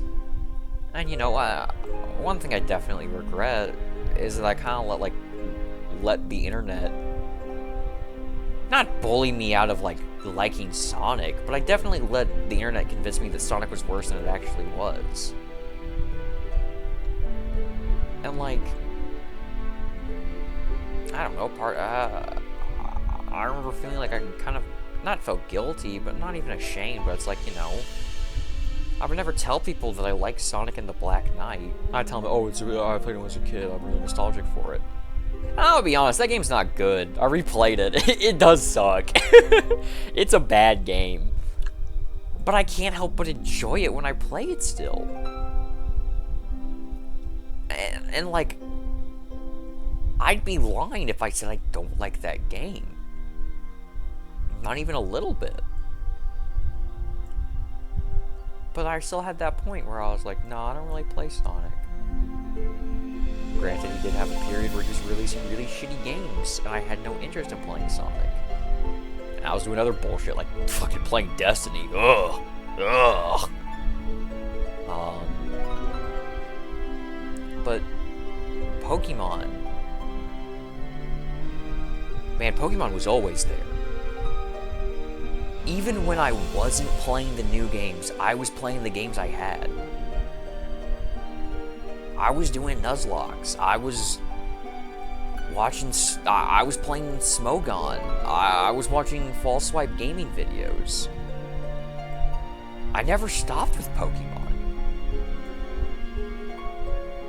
I probably never will. Because I think just at the end of the day, there's just enough magic with Pokemon. It was able to keep me hooked in. And during the moments of my life where maybe I would have, like, lost interest for a time, it was able to keep me locked in. Also, we found Skitty. Skitty's right here. Yeah, this thing can fuck this thing. Crazy, huh? Back to my fucking existential conversation. Is able to keep me locked in at a point in my life where, like, other things from my childhood, you know, weren't. And I think if I survived those periods in my life, who's to say I won't survive the next ones? So 22 isn't old. I'm an adult, but I'm not old. And I don't really see myself stopping.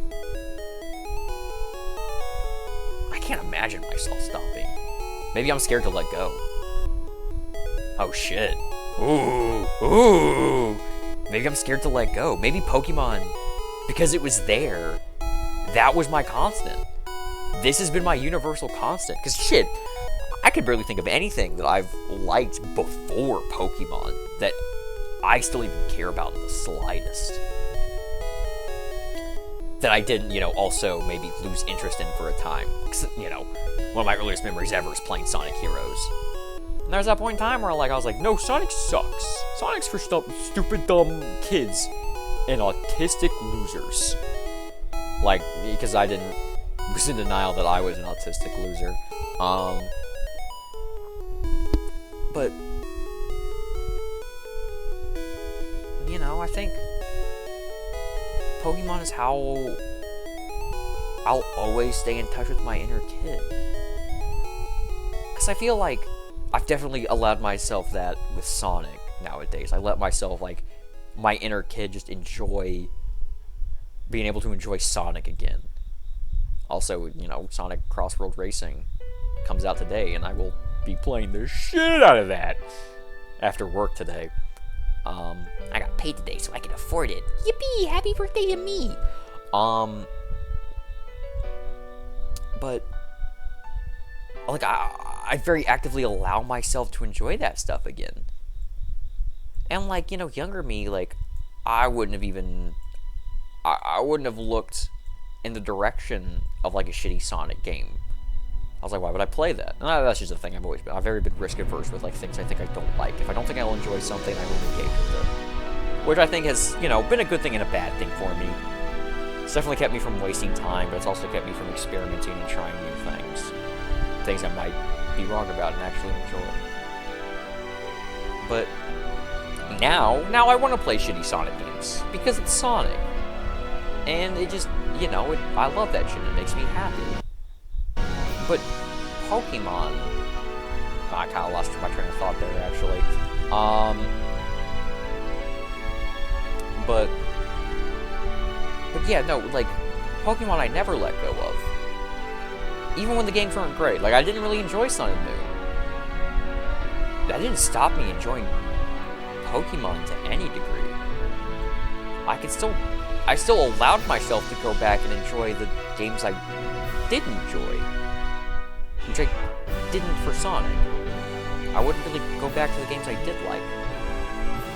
And that's part because I felt that, and oddly enough, I felt like, you know, Sonic was childish. And that I was too old for it now. But Pokemon is literally also made for kids. This game is made for 7-year-olds. You just spam, if you have 5 brain cells, you just spam A and like nothing will stop you.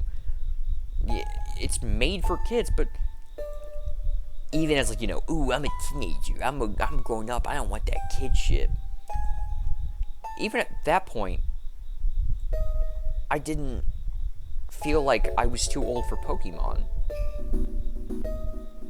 And I think that just goes to show, like, it says a lot about just the universal appeal of Pokemon.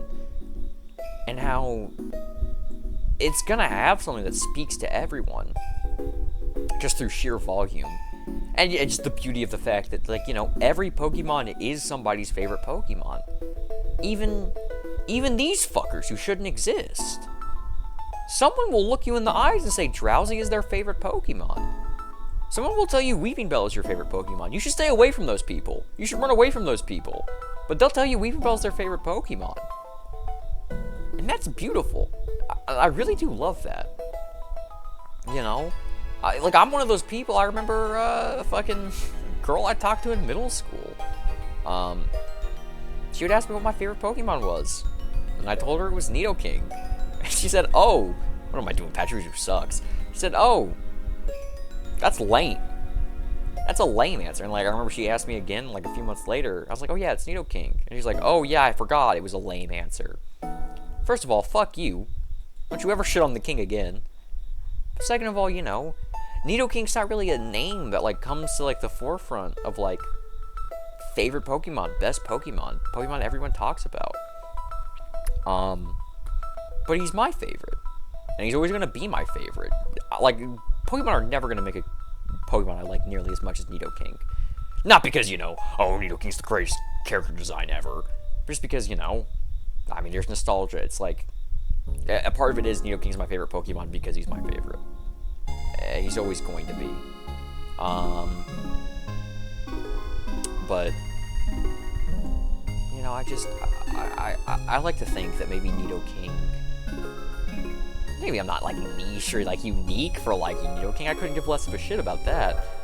But just, you know, maybe Nidoking isn't a popular answer for favorite Pokemon ever. And I'm one of the few Nidoking truthers. And I just think that, you know, that's a beautiful thing just regarding Pokemon. Because even if I don't like Pokemon, that's gonna be someone's favorite. I don't know. Because even, you know, I think it's also, my identity has been so attached to Pokemon. Like, my sisters will see things with Pokemon in it, and they'll just send it to me. Because it has Pokemon. And I like Pokemon. Hell, my sister who didn't even, like, play Pokemon that much, my youngest sister, like, you know, everyone has a Pokemon that speaks to him, and, like, she seems to like Piplup enough that I know that. Like, she'll, like, you know, post about it and stuff like that. And, like, so even people who never really play the games, they have a favorite Pokemon. I don't know. It's just, it's cool. I guess it also just speaks to show, like, how fucking massive Pokemon is. Like, not too big to fail. That's not what that saying meant. But you know what I'm saying. You know what I'm saying?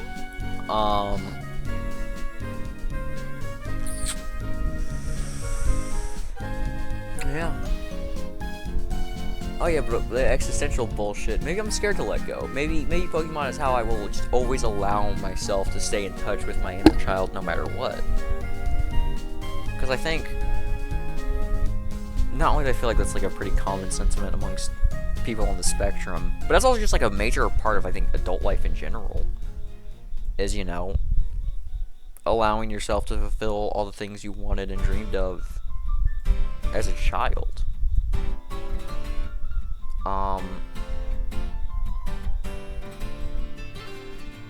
You know, a lot of people definitely have a lot of healing to do for their inner child.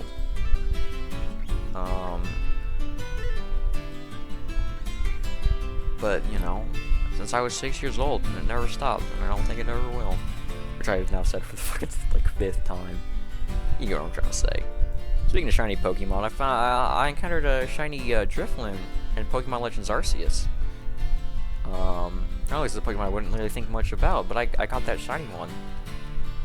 So, he's pretty cool. He's pretty cool. Really sick shiny, by the way. It's like gold and like light blue. It's beautiful. It's a great shiny. He also really had he had really shitty stats. Like his physical attack was higher than his special attack, which sucked because Drifloon does not learn physical attacks. His name was HFS. I named him after Holy Fucking Shit 40,000 by Have a Nice Life. Just because, I encountered him and I wanted to post it. I had to post it on the gram. And, Holy Fucking Shit's like a good title. The feeling of that song doesn't capture the same thing as, finding a shiny, not in the slightest. It's a Have a Nice Life song. That's not what finding a shiny feels like. That's what losing a shiny feels like. I just went with Holy Fucking Shit 40,000 because, yeah, the title, that's how you feel when you just encounter a random shiny. Even if it's a game like Legends Arceus, where they're maybe not as rare as you think they are. Not necessarily because they're odds, it's because of, because in older games you can only encounter one Pokemon at a time.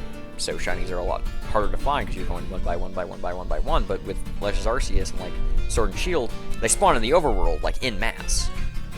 So why the fuck did I put her in Swag City? Lopunny's cool, not that cool. What the hell?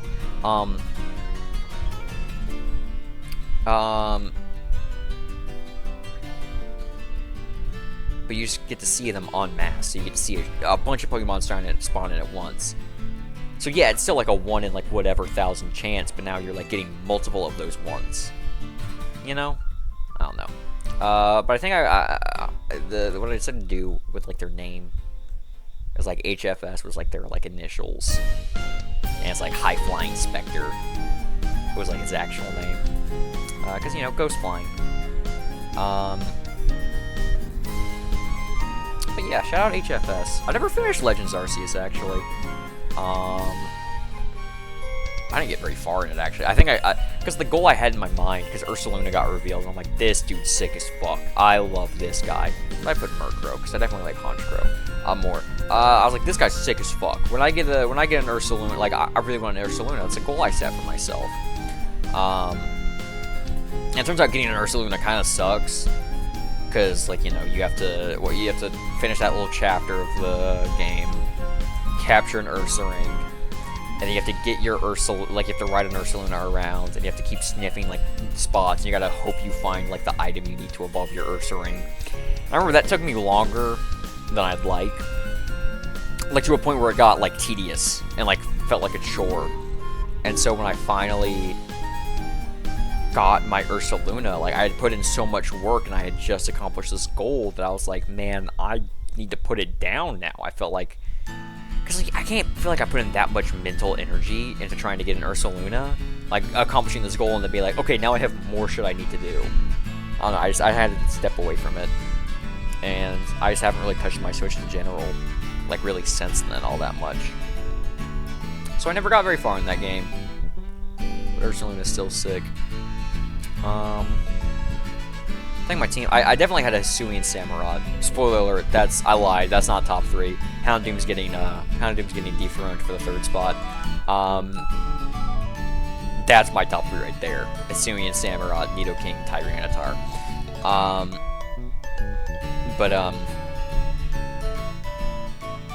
Hisuian Samurott. I definitely had HFS.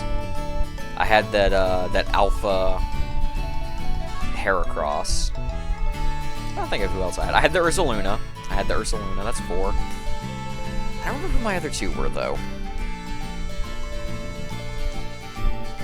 I think I had a Houndoom. I feel like I had a Houndoom. I feel like you could get a Houndour in that game.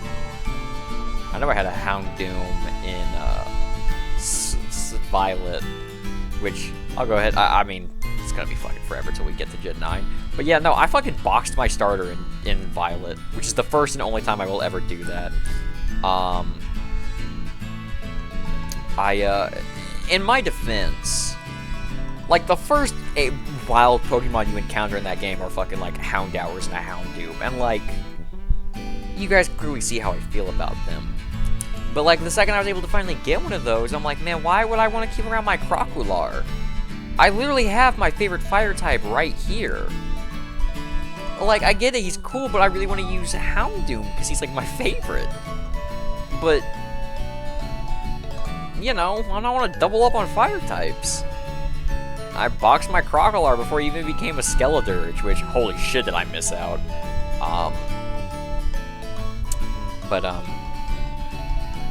Yeah, no, that's probably my greatest Pokemon sin right there, boxing my starter. Ugh, unthinkable. There was a day and age where I'd kill myself before even the thought crossed my mind.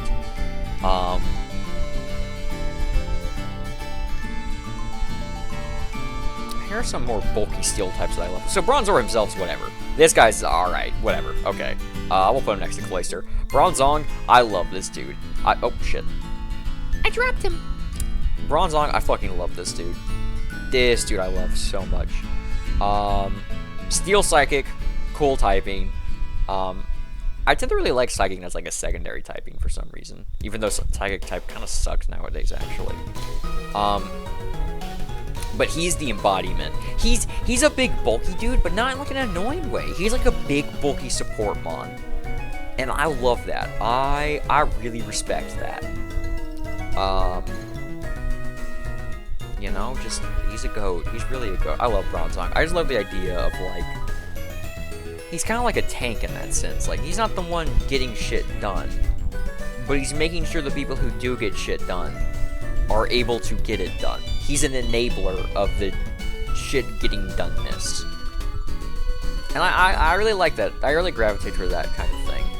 You know, I guess part of it's, oh, also another big Pokemon that's actually not terrible.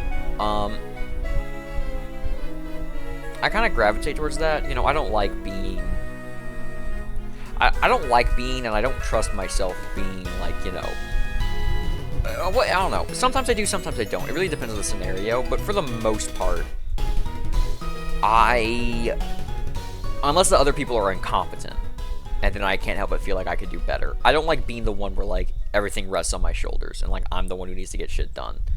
Unless it's something in a particular field that I know I can do that. But that's a lot more rare than you think.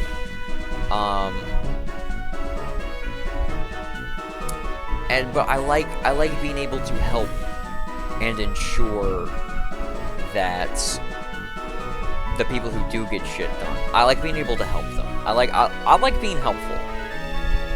I guess it's the general takeaway. I like being helpful. And I like playing tanks in video games a lot, because DPS is nice, but like everyone wants to be DPS. That's like the whole thing with, like, you know, fucking Marvel Rivals and like Overwatch. It's like DPS is overpopulated. No one wants to be a tank or a support. But I like being a tank. I like, because you know, because then it's both like selfish in the sense that, like, you know, the weight's off my shoulders. I'm not the one who needs to make sure that HP for the boss goes all the way down. But, you know, I make up for that. I feel like I'm relieving myself of, like, you know, responsibility. But I make up for that by making sure the people who do have responsibility are able to get that shit done. You know, being able to uplift them. But I specifically do not like support. I don't like that variety of that exact same task and job. And I think it's, you know, I like the idea of tanks in the aspect that I draw in the damage, or like the attention. Like drawing in the aggro and shit. And I don't know. There's definitely, the reasoning behind that, I don't know, might be something, a conversation to have with a fucking therapist, I guess. I don't know. Part of, and like, you know, as existential as like the last fucking 2 hours of this bullshit has been, maybe don't want to go into that. But, you know, I like being the big beefy buff dude in video games who can take a bunch of hits so that my allies don't have to, I guess, is like the main point. But I don't like being the one just sitting back and healing. That feels too passive for me. Because, yeah, healers are super important. Don't ever let your healers go unappreciated. I don't. Your supports and your healers are uber important. But the active role of doing that, I don't know, it's kind of like playing a medic in TF2. Like, they're important and they're really powerful, but not a lot of people like playing that class, because so much of that class is just, you know, pressing left click and healing other people, and you're not really doing too much yourself, which can definitely get kind of boring. And I guess that's generally how I feel with, like, supports in other classes, because, like, at least with tank, even if you're, you know, even when you're technically not doing a ton, just by drawing in attention, you are doing a lot. But healers want to go unnoticed.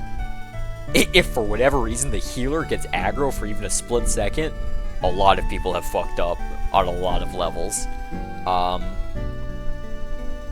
But healer by its nature, it wants to hide away, and it wants to, you know, go unnoticed and then help people like that. I don't like doing that. I like helping, but I like the help being known. You know, and I guess it comes from, like, a desire to want to feel appreciated, which, you know, who doesn't? But, you know, I don't want my support to be too quiet, because then I risk people not knowing I'm helping, and then that going unappreciated. And, you know, like, is that a selfish desire? Maybe a little bit. Maybe it's saying a lot about my mental state to think that, you know, wanting appreciation makes me feel selfish. I don't know. Like I said, talk to a therapist. Which is, I need to talk to a therapist. That almost sounded like I was talking to you about that. But let's be real. I'm going to be the only one who hears this shit, so I kind of am.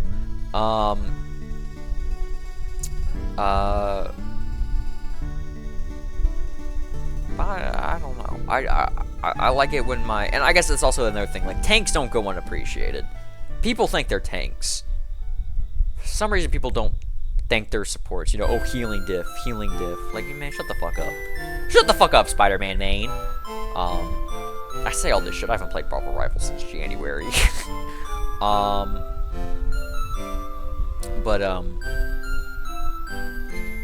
Fucking... Yeah, I don't know. It's like, I like my help being acknowledged. I'm okay not being the guy. Not being the guy who's, like, you know, doing all this shit. I don't mind if my damage is low and if my kills are low.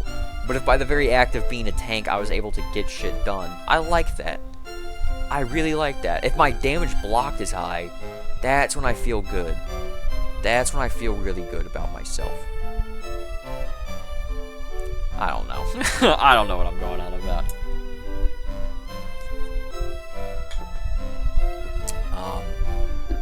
But yeah, I like Bronzor because he feels like a tank Pokemon. God, what a fucking tangent. But I do appreciate the occasional DPS. Sometimes I do like being the guy where all my job is to just deal damage. Because it's simple, it's basic, it's easy, it's fun. Tank's stressful. Tank honestly has more responsibility when you think about it. Because if a tank fucks up, then, well, shit, you're fucked. But it also, you know, tanks have a lot more support systems. At least like in like the World of Warcraft rating sense. Or like, you know, well, the healer's not there for the DPS, the healer's there for the tank. You know, that's the delicate ecosystem, you know. DPS is trying to deal as much damage as possible, but the tank is trying to keep enough aggro to where, you know, DPS isn't doing so much damage that now they're getting targeted. And so you gotta communicate with that. It's like, okay, well, you gotta coordinate my abilities to let me draw aggro, like my taunts and all that shit.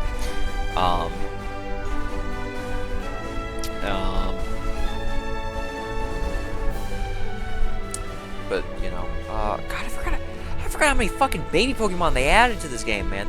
Fuck these guys. Fuck these guys. Get out of here. Mr. President. Let me be clear.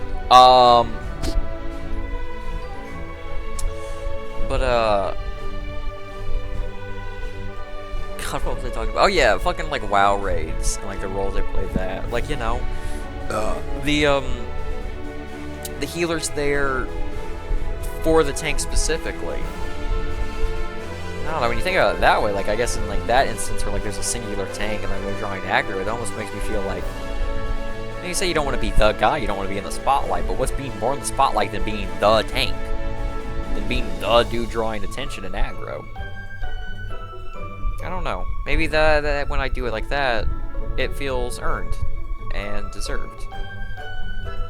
Because I can't do much of anything without having to try and convince myself that I deserve it. Because otherwise I wouldn't. I don't know.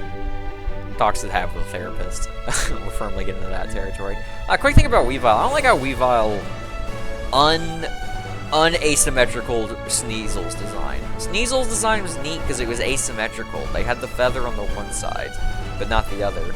And they fixed that with Sneasler. I don't remember where I fucking put Sneasel. Whatever. And they fixed that with Sneasler. Weavile kind of loses something whenever he becomes symmetrical like this.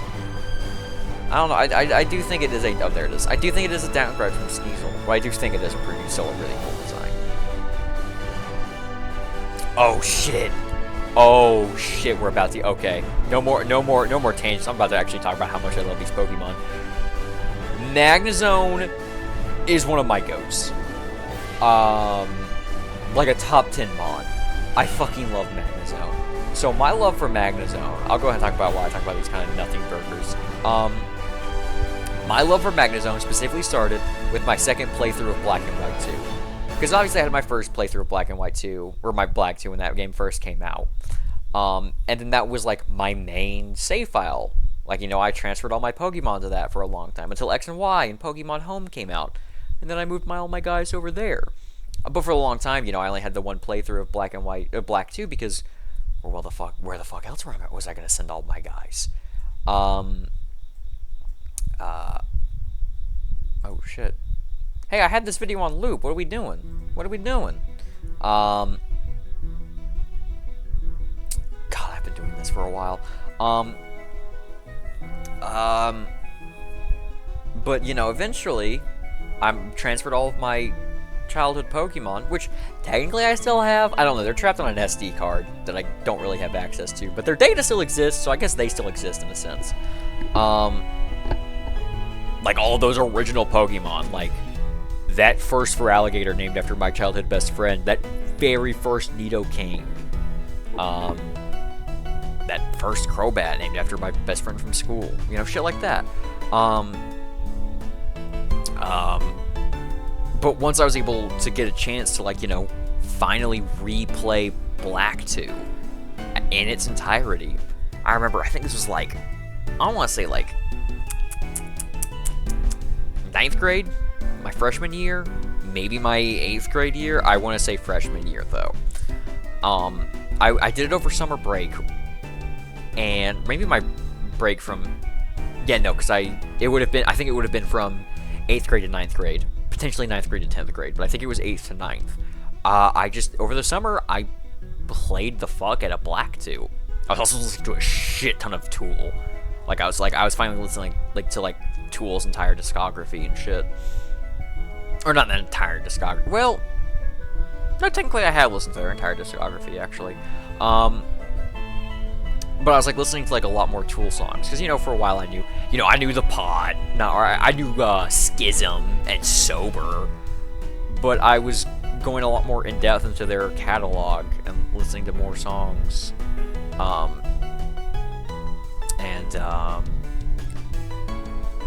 But yeah, no, weird combo, just, you know, shit ton of Pokemon and Tool. Two things that you don't really, you know, go together, but, you know, god damn it, I like Pokemon, I like metal music. But I was doing another playthrough of Black 2. That was where it all started. And on my team, I had a Magnemite that turned into a Magnezone. Because there was a video I had watched. There was a series of videos I had watched where it was like, oh, what's the objectively best team for every generation, for every region? And they're really cool videos. I don't remember the name of the guy who made them, but they're really interesting videos, and they're really neat. And I do like them, and I do recommend them. Just look them up on YouTube, you'll find them. But in that video, they mentioned, like, for Unova, for Gen 5, for Black and White 2, Magnemite is incredible. And they are. Steel Electric's a great type. Steel types, period, is incredible, especially for a casual playthrough. Especially because you get it right before Roxy's gym. So you just basically nullify 80% of her team.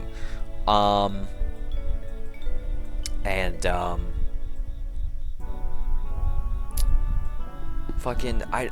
that Magnezone.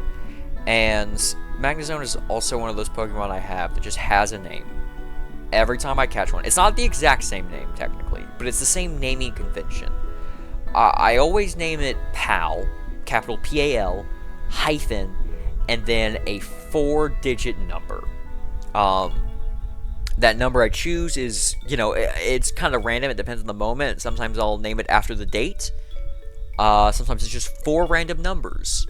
But that very first one was PAL 9001. The reason I went with PAL is because, P-A-L, PAL, a friend, a pal. And I wanted my Pokemon to be my friend and shit. A buddy, if you will. But also because the European version, I think the European and Australian, versions of, like, Nintendo games, or I think just games in general, maybe, but specifically Nintendo games, were called the PAL versions. So, like, the versions that Japan and the United States would get. Those were the NTSC versions. Specifically as they relate to, like, Melee. This is where, like, I know all this from. Those were, like, the NTSC versions. But Europe got a slightly more updated version later on called the PAL version. And so that's where it comes from. It's a fucking Melee reference. But also, it's a double entendre, it's like also like, ooh, friend, a buddy.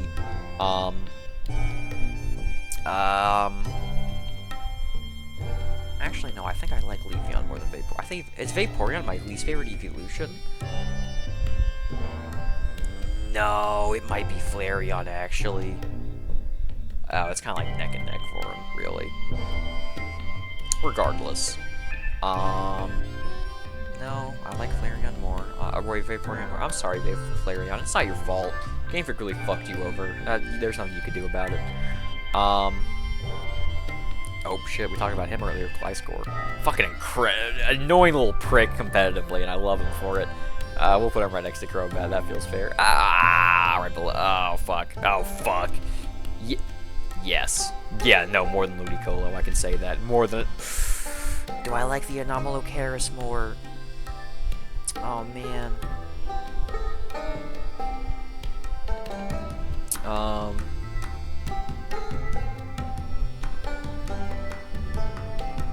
Yeah. Yeah, that feels fair. Anyways. Oh god damn it, we have another. Oh, we'll get back. We'll get to you, Mammoth One. But yeah, anyways, sorry. I named that first Magnemite PAL 9001. And 9001, it's over 9000. I grew up on the late 2000s, early 2010s internet. Listen, at the end of the day, I'm gonna enjoy it. And also, I grew up with Dragon Ball Z. I'm gonna enjoy it's an over 9000 meme. So that's what it was. It was just, that was the naming convention, and over 9000. And let me tell you, that man was so fucking goated. That thing was so fucking goated. It was incredible. It put in so much fucking work. He was hyped up to be every single bit as useful in that playthrough as the video promised he would be. And from that moment on, I fucking fell in love with Magnezone. He just became... He was a legend in my mind now. That wasn't just Magnezone, that's PAL. That's PAL, and he's always going to put in work, and he's always going to be goated, no matter when and where he is. Shit, he's good competitively as well. And, like, Gen 5, like, he's, like, part of, like, an entire strategy called Dragmag. Because in Gen 5, dragons were fucking broken. There was, like, barely anything that resisted them. And the only thing that did resist them were steel types, and, like, maybe one or two other things. Basically, just steel types.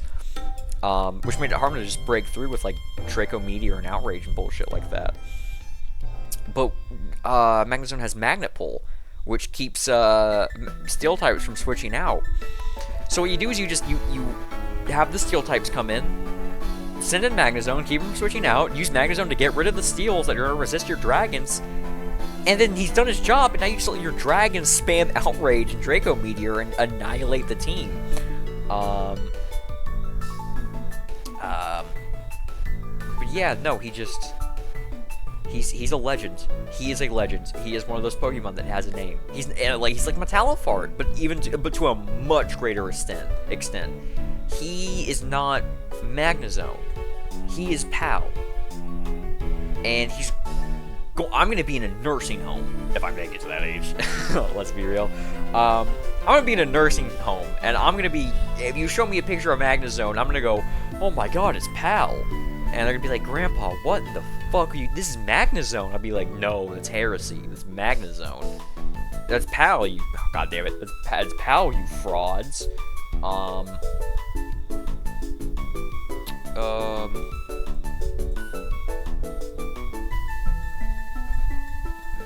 Yeah, that looks appropriate for Frostlass. I guess we can move on to Wumbo now. So Wumbo's it's crazy how Gen 4 had like basically two of the exact same mon for me.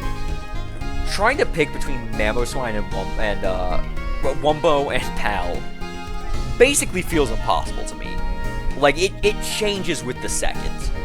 Like I wish the tier maker could let me like have these two exist in the same like token. I could probably do something about that, but I'm too lazy.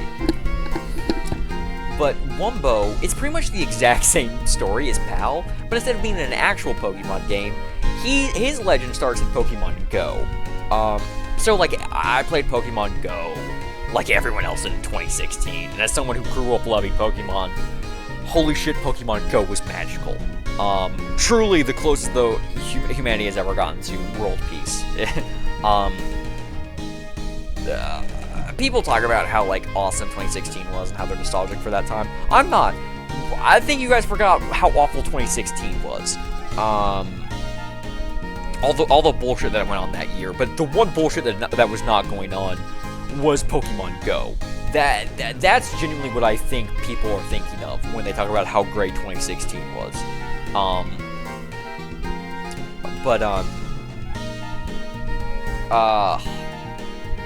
I played it for a while, and then eventually I stopped, like most people did. But eventually, a while later, my ex, turns out she had kept playing Pokemon Go, even like throughout, like even after everyone else stopped, pretty much. And so when we got together, I'm like, oh, well, I'll start playing Pokemon Go with you too. And so I re-downloaded it, and I started like, messing around. And eventually I caught a Swinub. And I'm like, oh, you know what would be really cool? Having a Mamoswine would be really cool. And so I had like that Swinub as my friend for a while. I kept getting it was like Swinub event day. So there was like a grilling of them. Like, oh, I'm gonna catch a shit ton. And, like I was able to catch enough and like get enough berries where I'm like, or candies where I'm like, shit, I might be able to get like a Mamoswine. And eventually I did. And not only did I get a Mamoswine, I had so many fucking candies that I was also able to power that thing up. And so, like, I don't know if he still is. He might be. I think I actually have a Tyranitar now. I got rid of Pokemon Go. It was taking up way too much fucking space on my phone. But basically, I had a Mamoswine, and I named him Wumbo. SpongeBob reference. And that dude kicked so much fucking ass. I would take over every single gym I came across with Wumbo. He would slaughter all opposition in his path. And he's in the same, air as, oh, you know what? He's in the same air as Magnezone, where it's like, no, Magnezone does not exist. Mamoswine does not exist. Those aren't Pokemon. That's Pal, and that's Wumbo. These are singular entities that exist throughout like other like Pokemon worlds. Oh my god, Hey y'all, it's me, Heatran. none of y'all will get that. There is one human being on this earth who will get that reference, and I don't even know if I want them to watch this. They're definitely not this far in. Anyways. God, we want to talk about another Pokemon that's like a fucking very recently developed a love and appreciation for. I fucking love Heatran. Heatran's rights. Am I right? Am I right or am I right, lads? But yeah, no, they are legends. They are icons of the game. You know, legends in their own right. If I could elevate 2 Pokemon to legendary status, one of them would probably be Nidoking. But, but you know, as icons of the game, Hall of Famers, truly. If anyone deserves gold jackets, it's probably Magnezone and Wumbo. They're my goats.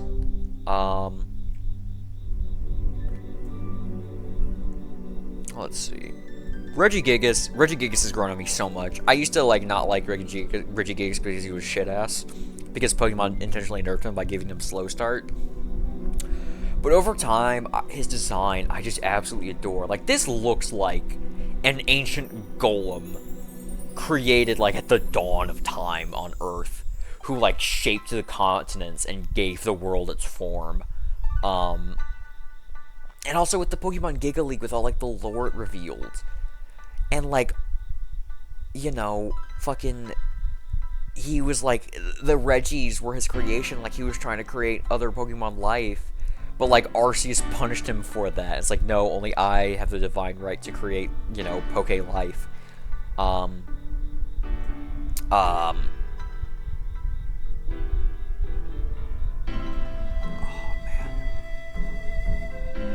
Ooh. So, okay, see, because I don't know where to put Giratina, because, you know, he's the devil. Hey, Shadow, it's me, the devil, from the Bible. But, you know, and that's why the Regis were sealed away in Hoenn, was as a punishment to Regigigas. I really like that. I really like that. Almost kind of mimics, the creation of, the dwarves and the Tolkien verse. But, you know, oh man, dude, that Pokemon Giga League had so much cool lore. I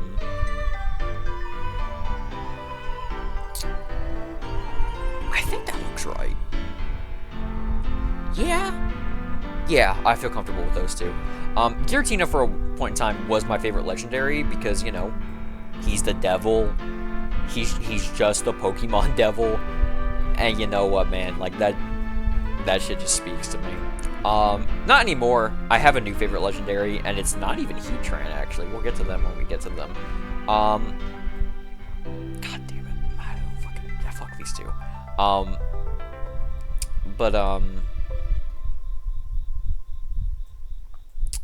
Yeah. No, Giratina, he used to be my favorite legendary. He's not anymore. I've got at least, you know, 2, 4 I like more now.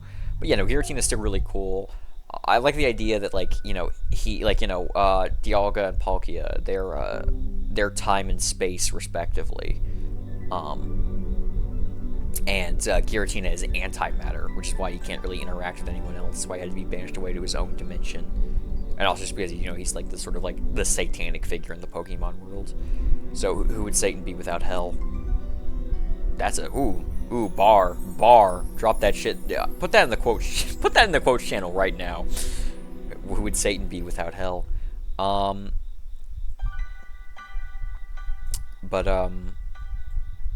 Speaking of Satan and God, I really like. It feels corny for me to be oh yeah, dude, I really like the God Pokemon, but I do. Arceus is really cool. I think they did Arceus. At no point do I feel like Arceus is underwhelming as a design. This is supposed to be the Pokemon God. You know, maybe you might feel like they jumped the gun a little bit doing that only 4 generations in, but God, no, they kind of nailed it, man. They kind of nailed it. And honestly, I liked the beta, alpha design for Arceus more, because I like the idea of Arceus being sort of this amorphous, shapeless being. Because it's literally God. It's the progenitor of everything. It is existence. So it makes sense that it doesn't have a rigid, solid form, or even if it did, maybe our minds wouldn't be able to comprehend it. It is something so... it's like an eldritch, and it's otherworldliness and like totality that we can only see it as like this like gas cloud. I don't know. I really fuck with like the alpha Arceus design. I kind of wish they stuck with it, but dude, fucking the goat, the little the divine goat thing they went for with Arceus. God damn, dude, they nailed that shit. No, they did such a good job. And also Arceus is every bit as fucking powerful as God Pokemon can be. People talk about Mega Rayquaza getting banned to Anything Goes in Gen 6. And yes, technically, I believe Anything Goes was created for Rayquaza, Mega Rayquaza, but people forget. People don't know because it happened after it was the meta, after it stopped being current gen. But Arceus was also banned to Anything Goes in Gen 4. It was too good for Ubers. Also, fuck Tepig. Fuck Tepig. Sorry, man. Tepig sucks. He's a little shitter. Yeah, he's the third fucking fire starter in the row. Is that his fault? No. Am I gonna dislike him any less because of it? No. Okay, Embor's growing on me, though. Embor is kind of him. Embor's kind of him. He also has, like, one of the sickest shinies ever. But I don't know. Also, it's kind of nice to, like, group all, like, the firefighting starters together. You know, like, you know, sure, why not?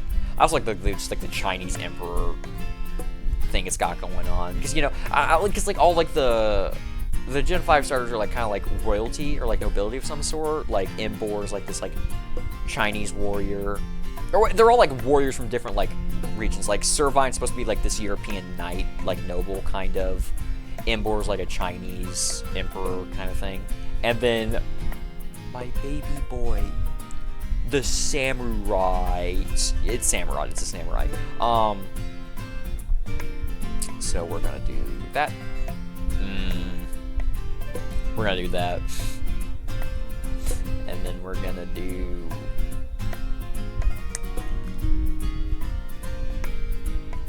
that.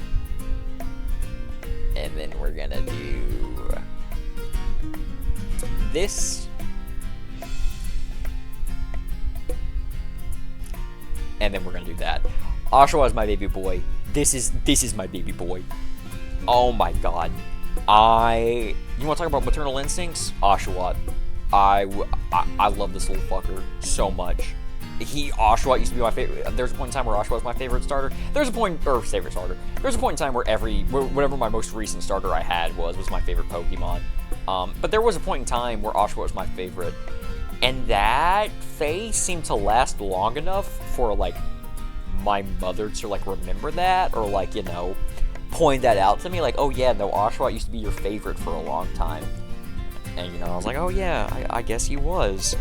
Because, you know, when Gen 6 came out, then all of a sudden Greninja was my favorite Pokemon. You know, fucking bandwagon fake fan child over here. Hey y'all, Scott here. Yeah, no, Oshawott I fucking loved, and I apparently loved him long enough for, like, my mother to be like, yeah, no, you really fucked with Oshawott. You really liked Oshawott. And so, there's that, I suppose. But yeah, no, peak design, peak starter. This is the quintessential starter, in every shape and form. You have the most scrunkly, adorable, cute little starter ever. You have a middle stage that still retains some of the cuteness of its first stage, but you can clearly see where it's going and how it's going to become this badass final evolution. And people shout on Samurai. You're wrong. You're wrong. He's so sick. He's so fucking sick. You're just jealous. He's so fucking cool. He's this fucking he's a fucking samurai, dude. You're gonna tell me the samurai isn't cool? Well, I don't like he's quadrupedal. Suck my dick. Suck my fucking dick and balls. No, Samurot's so cool. His little shells become fucking, like, arm pauldrons that you can also pull off to turn into swords. He's got this fucking, like, sick samurai helmet. He's got this beautiful, flowing beard and mustache. Oh my god, he's so cool. And then Hisuian Samurott is just Samurott, but perfect. Just perfect.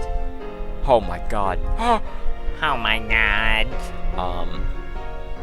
Oh god, yeah, that's my go right there. That is my fucking goat. That's my top 3. That's definitive. That is my top 3 right there. No ifs, ands, or buts. I don't believe that will ever change for as long until like the heat death of the universe. Oh, grabbed the wrong guy. Okay. Now, thankfully, after this point, Pokédexes, yeah, they're getting a lot smaller. So, only being at Gen 5 out of 9, we're more than halfway through.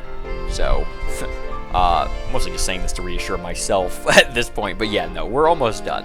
We're closer to the ends than you might think. And also after Gen 5, I'm not gonna have a lot to say, and I might stop bothering to order the tiers. You know, I might make an update video where I actually rank everything. It's 7 a.m. I can't be up too much later. But you know, we'll see. Liepard's such a disappointment to me. But you know what the main thing is? It's the yellow. I don't like the yellow in its color scheme. It makes it look gross and ugly. It makes it just, ugh. It's just, I don't know. Because like with me, Purloin, it's not necessarily, it's like a white. It's like an off-white tan kind of thing. You know, it's maybe white with a tiny little bit, a hint of yellow. And this becomes like piss yellow. Well, no, your piss shouldn't be that color, actually. I lied. This is piss if your diet consists solely off of, you know, literally only consuming soda as your only liquid, which I would know nothing about. This is just, ugh. It's the gross-ass yellow. The monkeys. They're okay. Well, okay, I'll do this. The first stage for the monkeys. They're alright. They're alright. I don't like their evolutions, though. Pan stage is alright, but he's still kind of whatever. I don't really fuck with that monkey. I do not funky with this monkey. Semi-seer, or semi-sage, semi-seer, and then semi-poor. And like they're supposed to like reflect like the 3 like Chinese monkeys, or like see no evil, do no hear, see no evil, hear no evil, do no evil. But like, man, I don't give a fuck. I think Simisear is actually, like, at one point in time, he was, like, the least popular Pokemon. He was still somebody's favorite, but he was the least amount of people's favorite. So I guess that's something interesting about Simisear, but that's about it for him, honestly. And the Semi-Poor is, like, also whatever. Very nothing burger. Oh, fuck that. We got another nothing burger. Man, I don't know, man. I don't really like this thing, actually. I'm not gonna put it in but I don't really care for it.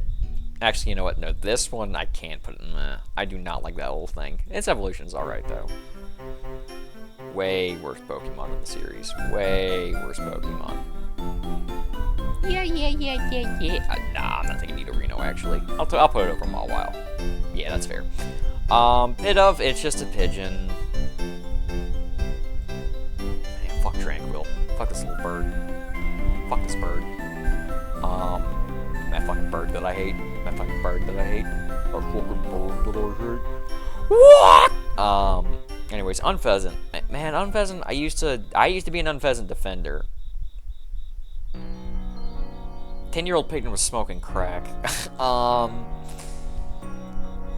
no. I'll put him next to Dodrio. Yeah, that's a perfect placement for him. Blitzel. Yeah, he exists. Zebstreak is a little cooler, but still, he's nothing to write home about. Hey, Mom, I got a Zebstreaka.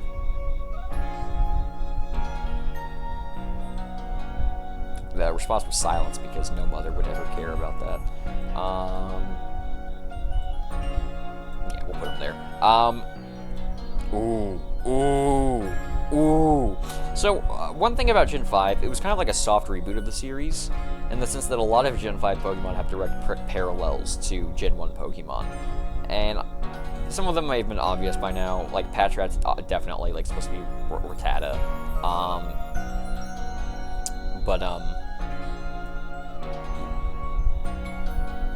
Yeah. The Rock and Roll line is definitely supposed to be a parallel of Geodude, and I think it's just a flat upgrade from Geodude. Just at every step, man. Even Bulldor, who's kind of whatever, I definitely like more than Graveler. Dude, you want to talk about a 3-stage rock type? This is how you stick the landing.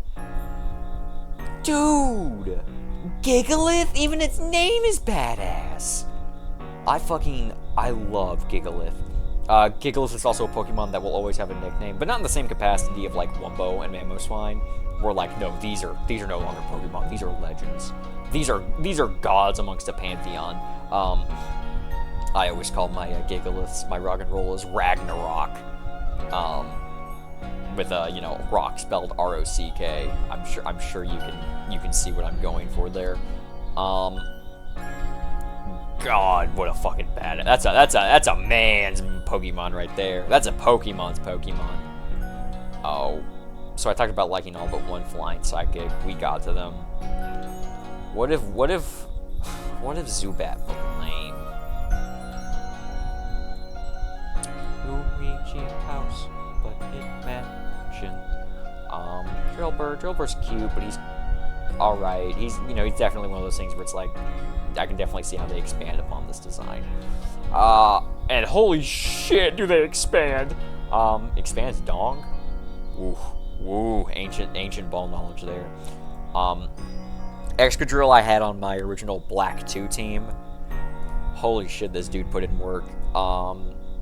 Another Mon that got bans to Ubers. An OU Mon that got bans to Ubers because he was kicking everyone's ass too hard. Yeah, there we go. Ground Steel, badass typing. And he was too good. He kicked too much ass. He kicked so much ass that everyone fucking threw a temper tantrum and says, "No, you can't play with us anymore. You gotta go play with the big kids." And he still played with the big kids. Now he wasn't whipping the big kids' ass, but he was keeping up with them. God damn it, that's just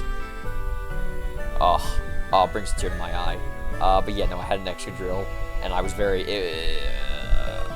what's the word I'm looking for? Vindicated when I found out that my Mon, who was kicking ass in my Black 2 playthrough, was also like, oh yeah, no, he also kicks ass competitively. That always makes me feel good. That always makes me feel really good.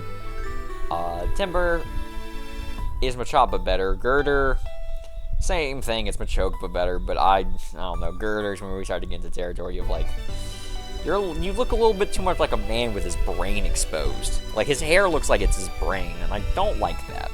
Although just carrying around a fucking I-beam is pretty fucking badass. But if we're talking about badass, dude, this is another man's man. Conkeldurr? Dude, Gen 5, stop being peak. Stop having peak fucking final evolutions. Conkeldurr's so sick, man. He just walks around with 2 fucking concrete pillars as like both walking canes and weapons to beat your fucking ass with. Now, Temple. Oh god. Yeah, he's just Poliwag, but I like less. God, this dude. Poliwhirl, but way worse. Oh man, I don't fucking.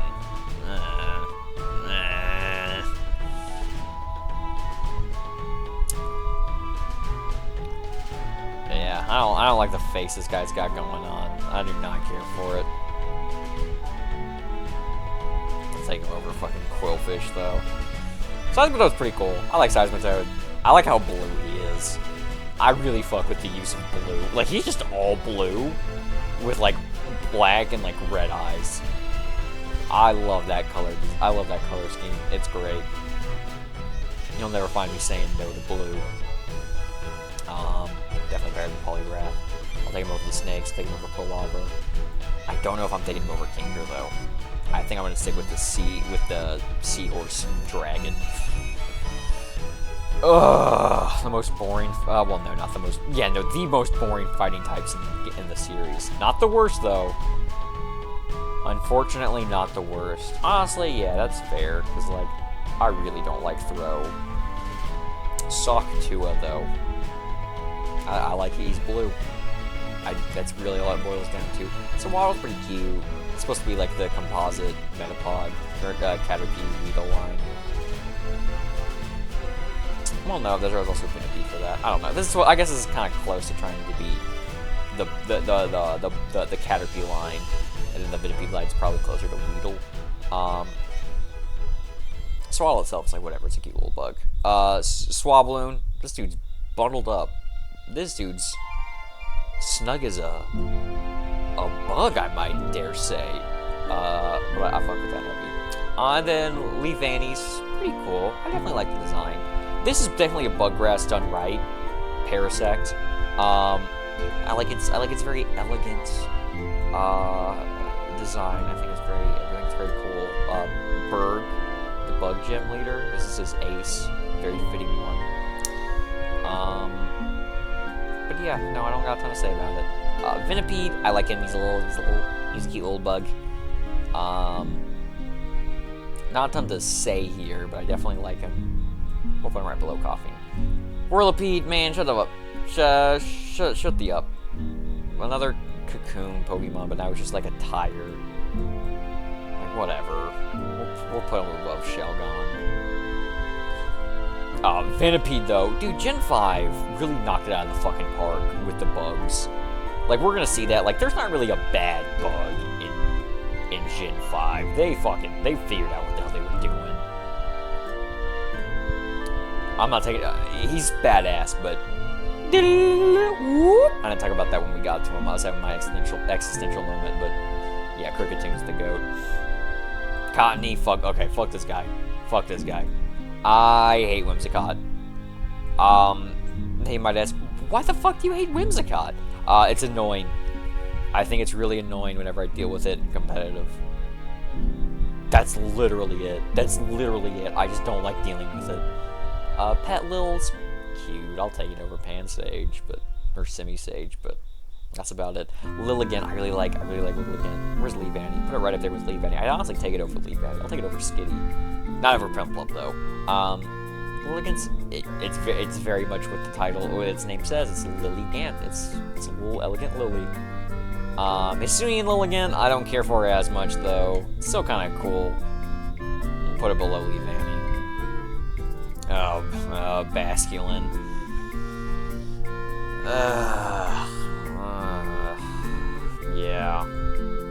Yeah.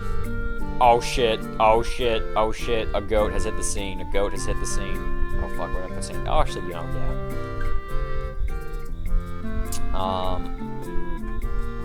A Crocorock. I mean, I don't know. He's an inoffensive middle stage. He's not doing enough, but he's also not fucking it up, which, you know, honestly, for a middle stage is a lot of times the best you can say. Put him underneath Bastiodon. Fucking Crocodile. Radigator. That's always my name for him. Radigator. Yeah, no, this dude's goated. This dude's fucking goated. Dark Grounds, sick as fuck. I had a Crocodile on my very original white team. My white team was a Samurott, a Crocodile, a Scraggy, believe an Unpheasant. Not important. Regardless, I had a Crocodile. He put in. Oh, I think I had a Golurk and a Drotagon. I think those were my other two. Golurk and a Drotagon, I believe. You know, that motherfucker put in work. But yeah, no, Radigator, a shout out to him. I fucking love him. Ash had a fucking Crocodile. He was every bit as rad as he should be. What the fuck's this thing's name? I don't know. I don't care. Darmanitan, though. Sergeant Bash. Put fucking Shofu on Fraud Watch. Or Sergeant Bash put Shofu on Fraud Watch. This one is Shofu. This is Shofu's fucking profile picture. Fucking Blunder. Fucking put Blunder on fucking Fraud Watch. Whole team got fucking 6-0'd. Or the fucking Galarian Darmanitan fucking beat his entire team. Fraud. Maractus. Man, fuck off, Maractus. Ain't nobody invite you. Dwebble. I really like Dwebble. I like it's a cute little hermit crab, and I like that it made its shell just a big ass rock. I love that. That's pretty cute. I really like Dwebble as a kid. I still like him, but nowhere near as much as that. Crustle's pretty fucking sick. You know, It's the same thing, but instead of just a little rocket, like, oh, just a chunk of the earth. Yeah, that's my shell now. So Scrafty and Scraggy are, like I said, they used to be on my original, they were on my original white team. I'm definitely, I don't know. I used to really like them. Now, like, Scraggy, he's alright. I'm not taking him over Salamence. Who the fuck am I kidding? Sigilith, another good flying psychic type. I really like Sigilith.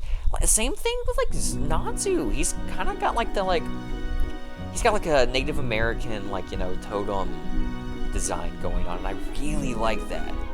I really like Sigilith. And honestly, Unova doesn't give you a bunch of great options for flying types, but Sigilith is pretty good, and I really fuck with him. Yeah, I fuck with Sigilith heavy. Yamask. Yamask himself is whatever, he's alright. Galarian Yamask, it's the same thing. He's got purple in his design, so I'll take it. Cofagrigus has a slur in its name. But besides that, he's pretty cool. I really like him. I really like the, like, mummy sarcophagus. Haunted by the mummy, or the ghost inside of it. Yeah, the sun's up. I fucked up. I really should have recorded this over the span of the month. Teehee. Cofagrigus is really cool. Really nice Pokemon. Ooh, the fossils. Tortuga, I think is its name. I kind of forget this guy's name, actually. But I like him. Water Rock, he's a cool turtle. I really like him. I love this color scheme. He's blue. Dabba-dee-babba-die. I really like his fossils. Fossils are really badass. Yeah, I'll take him over Exploud. Right there is about fine. I definitely don't like him as much as I used to. Archon, so this guy, color scheme, little whatever, little all over the place. Also, what am I doing? Castform, get your ass down there. Get your ass banned. Archeops. So Archeops, like, I get what they were going for with him. I don't like it though. He has like ridiculous stats, but whenever he like gets, he has the ability to feedest. So when he gets his health gets too low, like his like attack and speed like half, or I think like some of his stats drop, and that's stupid, and I don't like that. And I get what they were doing, but like I don't like the idea of that Pokemon. It's just a stupid concept. Trubbish, I like Trubbish. I like the trash bag come to life. I think that's cute. Garbodor, same thing. I love that the trash bag that's come to life evolves into like a fucking heaping pile of garbage. People shit on this when he came out. People are fucking stupid. You don't like having fun. Garbodor is great. I fucking love Garbodor. Yeah, that's good. Zorua. Ooh, love me some dark types. Love me some dark types. My original Black 2 team, I had a Zoroark on it. I got the Zoroark that technically used to belong to N. Harmonious, fucking whatever N's full name is. Natural Harmonious Gropius or something like that. Something fucking stupid. And they're fucking Hisuian variants. I remember when, because every generation they usually, I don't know if they still do, I don't care if they still do, but for a while they would release like a movie for like a generation right before it came out to like build up hype and shit. And so for Gen 5, the Mon that they based a movie around to like build up hype for was Zorua and Zoroark. But brother, let me tell you, that shit works. I saw that movie, they streamed it on, not streamed it, but it broadcasted it on Cartoon Network. I was fucking hooked. I thought Zoroark was the most badass thing ever. I thought he was going to be the biggest deal ever. Shit, when Zoroark was first announced, and what his ability was, competitive players lost their fucking minds. Because Illusion, because before Gen 5, Team Preview didn't exist. So, like, not being able to even know if the Pokemon you're fighting is actually the Pokemon you're fighting, that's fucking terrifying. That's horrifying. It's just, it would make every fight ever terrifying. But then Team Preview came out, and so you're pretty able to easily deduce who the Zoroark was and wasn't. Which, you know, kind of made it a very underwhelming Pokemon. But you know what? It's still a sick design. It was still very useful for me in my casual playthrough. So he's got that going for him. Gothita, I think is this thing's name is. I think this is his name is. What? Oh my god, I'm losing it. Gothiel, I think is this one. This one's a little better. This is a more fleshed out design. Yeah, we'll put it there. And then Gothitelle. Parish Trap, am I right? Speaking of Wolfie VGC from fucking like 4 hours ago, 5 hours ago. Yeah, no, I definitely have an appreciation for Gothitelle, seeing how fucking Wolfie uses it to just, you know, Parish Trap everyone into oblivion. Definitely a cool design.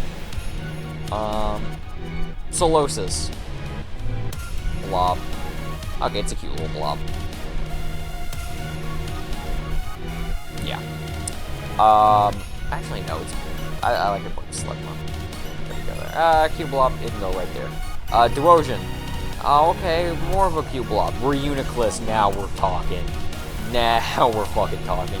The Gen 5's Alakazam, which I like even more. I also like how Uniclus is kind of slower. He's not super fast, hard hitter. He's a little bit slower. Slightly bulkier, but holy shit, does he still hit just as fucking hard, if not probably harder than Alakazam. I feel like Reuniclus might have a higher special attack, but it's slower, and it doesn't have enough bulk to make up for that. But, you know, Reuniclus still fucking... He packs a punch! I love Reuniclus. I love him. I love the cute little, like, alien baby inside, like beneath the little gel. I don't know, he's cute. Swanna, or Ducklet. So I kind of like Ducklet, because when my youngest sister was younger, she really liked ducks. And you know, like I mentioned before, I wanted to know what Pokemon my family liked, just because I wanted them to like Pokemon too. And my youngest sister really liked Ducklet because it was a duck. So I like Ducklet. I do not like Swanna though. Swanna's lame. Vanillish. What do you mean? People fucking shit on the ice cream Pokemon. Dude, this is cute. This is fine. Have some fucking whimsy and joy in your heart, dickhead.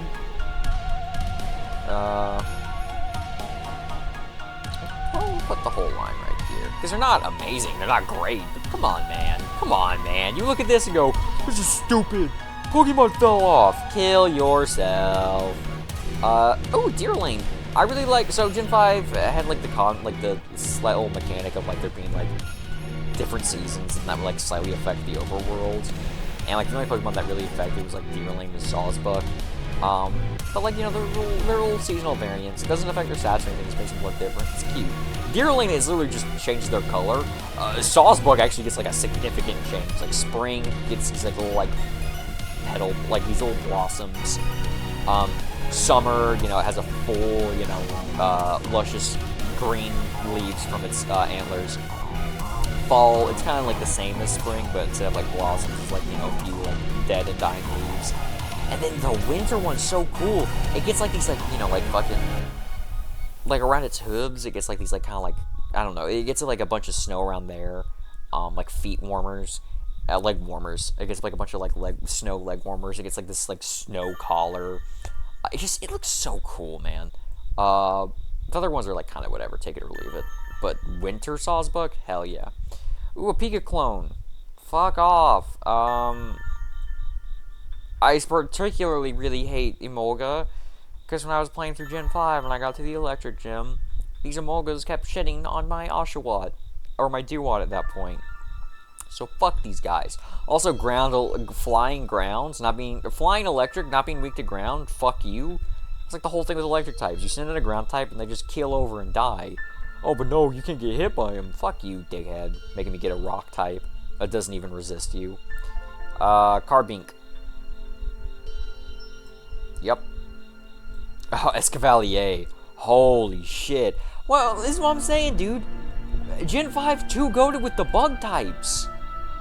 You know, like, what? Come on, man. Save some fucking bug swag for the rest of the games.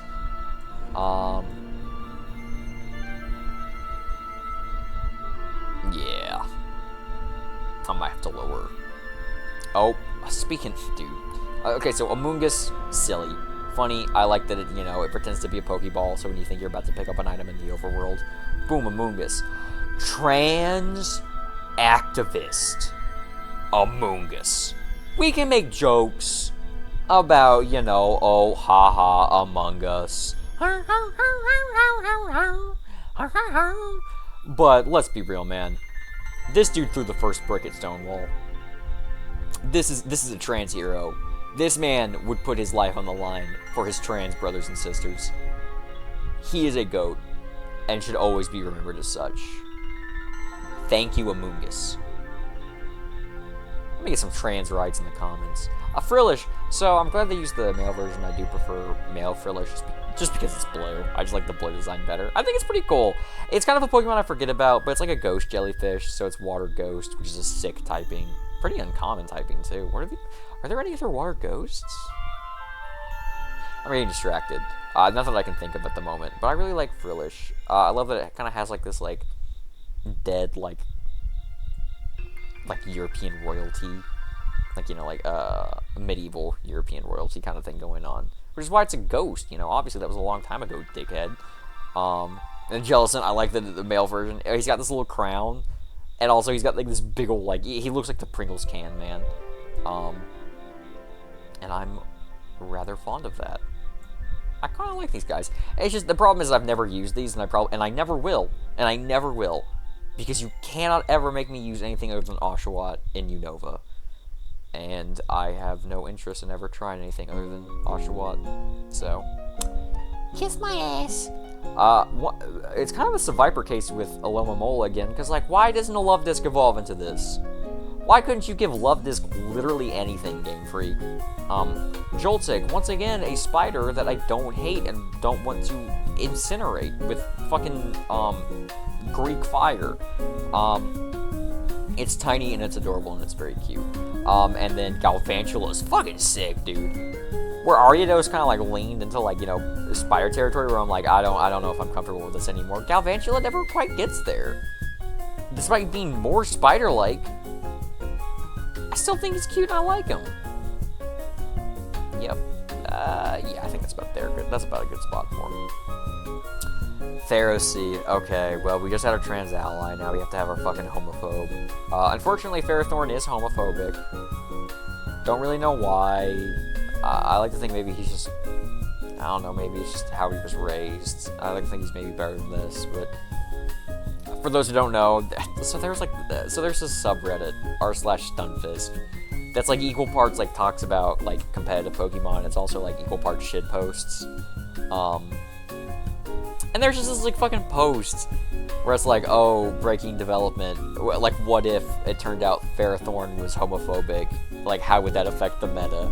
You know, just like it's like a fucking shit post like that. And but like, you know, unfortunately, Ferrothorn is homophobic now.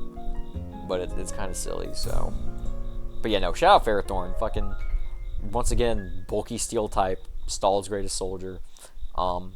You can also use Ferrothorn not as a Stallmon. You can make his like he can have some fucking physical investment, and you can like send in a Ferrothorn and be like, okay, whatever, it's a Stall team, and then your Ferrothorn fucking wipes your opponent off the face of the fucking earth, and all of a sudden they're like, this isn't a Stall team. Oh god, this isn't a Stall team. Clink, clink, clink, clink. Yes, those are their names. They're singing out this tune to Lavender Town. Clink, clink, clink, clink. Yep. I don't got shit to say about these guys. Tynamo, this fucking sperm cell looking shit. I don't know. Electros. This dude's ugly as shit. I can't remember exactly his name. I think Electros is its evolution.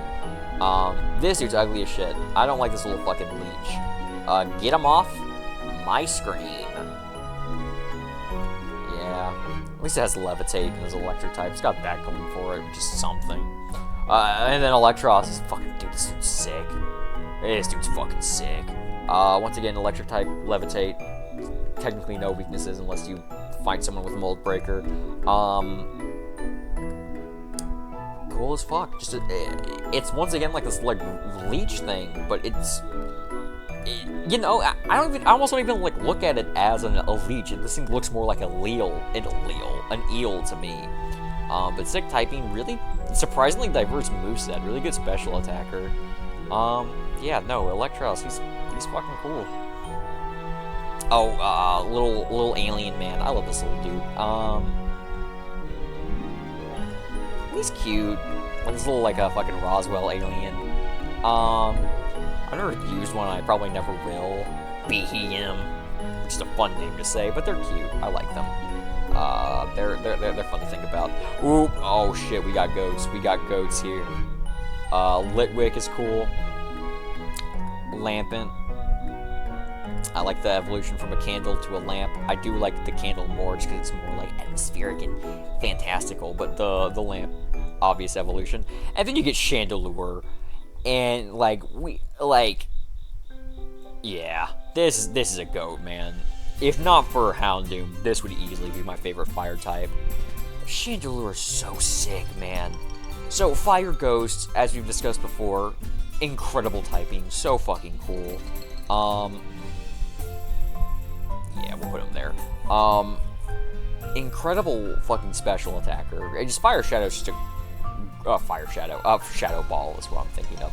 Fire Ghost is an incredible offensive typing. He has just a fucking sick, just an incredible special attack. So he's fucking hitting like a truck, especially with stab. And I used on that second playthrough through Black 2, I had a Chandelure on my team named Grim, and he kicked ass. Speaking of kicking axe, there we go. Yeah, Haxorus, because like look at this thing, man. What do you want me to say? What do you want me to say? I don't need to say anything. I don't have a lot of personal experience with Haxorus, so he doesn't go too high, but bro, it speaks for itself. Oh, Cubchoo, another bear Pokemon based. A lot of people were off-put by the fact that Cubchoo has a big old fucking snot leaking out. I still think it's really cute. I still think he's really cute, so I don't care.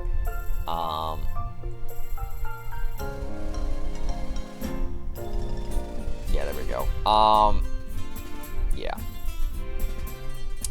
Beartic, polar bear, big-ass polar bear with an ice beard? Yeah, sir, Peak has just hit the Pentagon. Okay, he's not a buddy. Not quite that, but he's fucking sick. Yeah, we'll put him next to Blastoise. Just a couple of dudes. Big bodies over here. Cryogonal.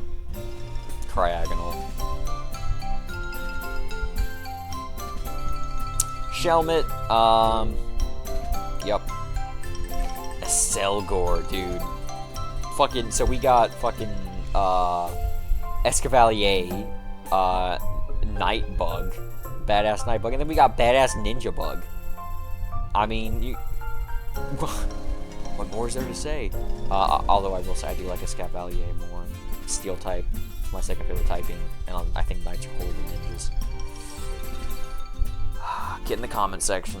Knights versus Ninjas. Stunfisk. Like I just said, r/Stunfisk. Stunfisk sits firmly within shitter tier, but it's funny. He's not too much of a shitter to where it's like, you know, embarrassing, but he's still a shitter in a fun way. And then Galarian. He's the same thing, but now he's like more effective. He's like a bear trap. And like he lures people in by pretending to be like an item out in the wild. That's evil. I like it. Also, Electric Ground. Weird ass typing for Stunfisk. Mienfoo, he's okay. He's okay. He's a little guy. He's just a little guy. And that's Xianpao, I think, and this is Mienfoo. It's pretty cool. Yeah. Druddigon. There was a very brief moment where Druddigon was my favorite Pokemon, just because he's a dragon. Like, he was like the first dragon Pokemon I ever caught, actually, as a kid. And so he had that going for him. Now, I think he's a pretty basic, boring dragon. Doesn't have a ton going for him, but I do have that attachment with him. There was a brief moment where I thought Druddigon was the coolest thing ever, and he is kind of cool. You can definitely see why a kid would see that and go, he's so cool! Oh, Golett, I think is this thing's name. 99% sure. He's pretty cool. Right there. Golurk's fucking sick. Golurk's badass. Yeah, no, just fucking this Iron Giant motherfucker. Super cool. He can fly. Like, he fucking, it's like legs will, like, pull into his body and, like, fucking, it's like a rocket. I don't know. Golurk's super fucking cool. More goats. Steel Dark type, my two favorite types, and the only Steel Dark type line in the entire game. And holy shit, do they do it justice. Bisharp and Pawniard are fucking incredible. Yeah. Yeah. Ooh.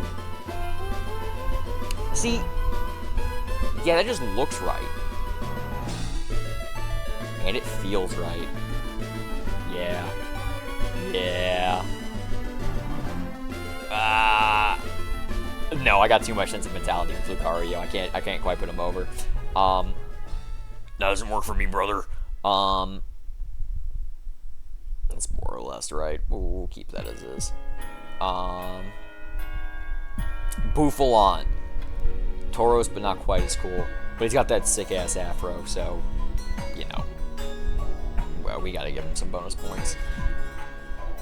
Rufflet. Rufflet's really cute. Even if, you know, you're potentially stuck with him for, like, way too many levels. But, look, man. I'm not a patriotic man. Fucking Braviary, though. Like, are you kidding me? Like, let's be serious. Braviary's fucking every bit. Braviary makes me want to fucking sign up for the army. And he was not. He wasn't even one of, like, because, like, you know, Unova based on America, based on New York specifically, but New York City. But they were like an American for the first time ever. American designed some Pokemon. And it wasn't even Braviary. This wasn't even the American Pokemon. A Japanese man came up with that. Be the American the Japanese think you are. And then Hisuian. Yeah, no, he kind of doesn't do anything for me. He's got a sick shiny. This doesn't do anything for me. Granted, I never got far enough in Legends Arceus to really interact with one, but just based off this, not doing anything. Volby, it's wearing a diaper, bro. Come on, man. Grow up. I ain't some baby. I ain't some baby. Give me adult Pokemon, man. What do you think? I'm a toddler? Oh, okay. Mandibuzz is pretty cool. Mandibuzz has definitely grown on me. I used to always be upset because Braviary's a white exclusive, so when I had black too, I couldn't get him anymore without trading him. And I was disappointed by getting Mandibuzz, but Mandibuzz is pretty cool. I was hating. Mandibuzz is cool. It's also a dark type, which is always a benefit. Oh, Heatmore. That's a, yeah. Okay, this is a mon I forget exists. Kinda lame. I'll do that at least. At least it gets like Fire Lash, which is a cool move.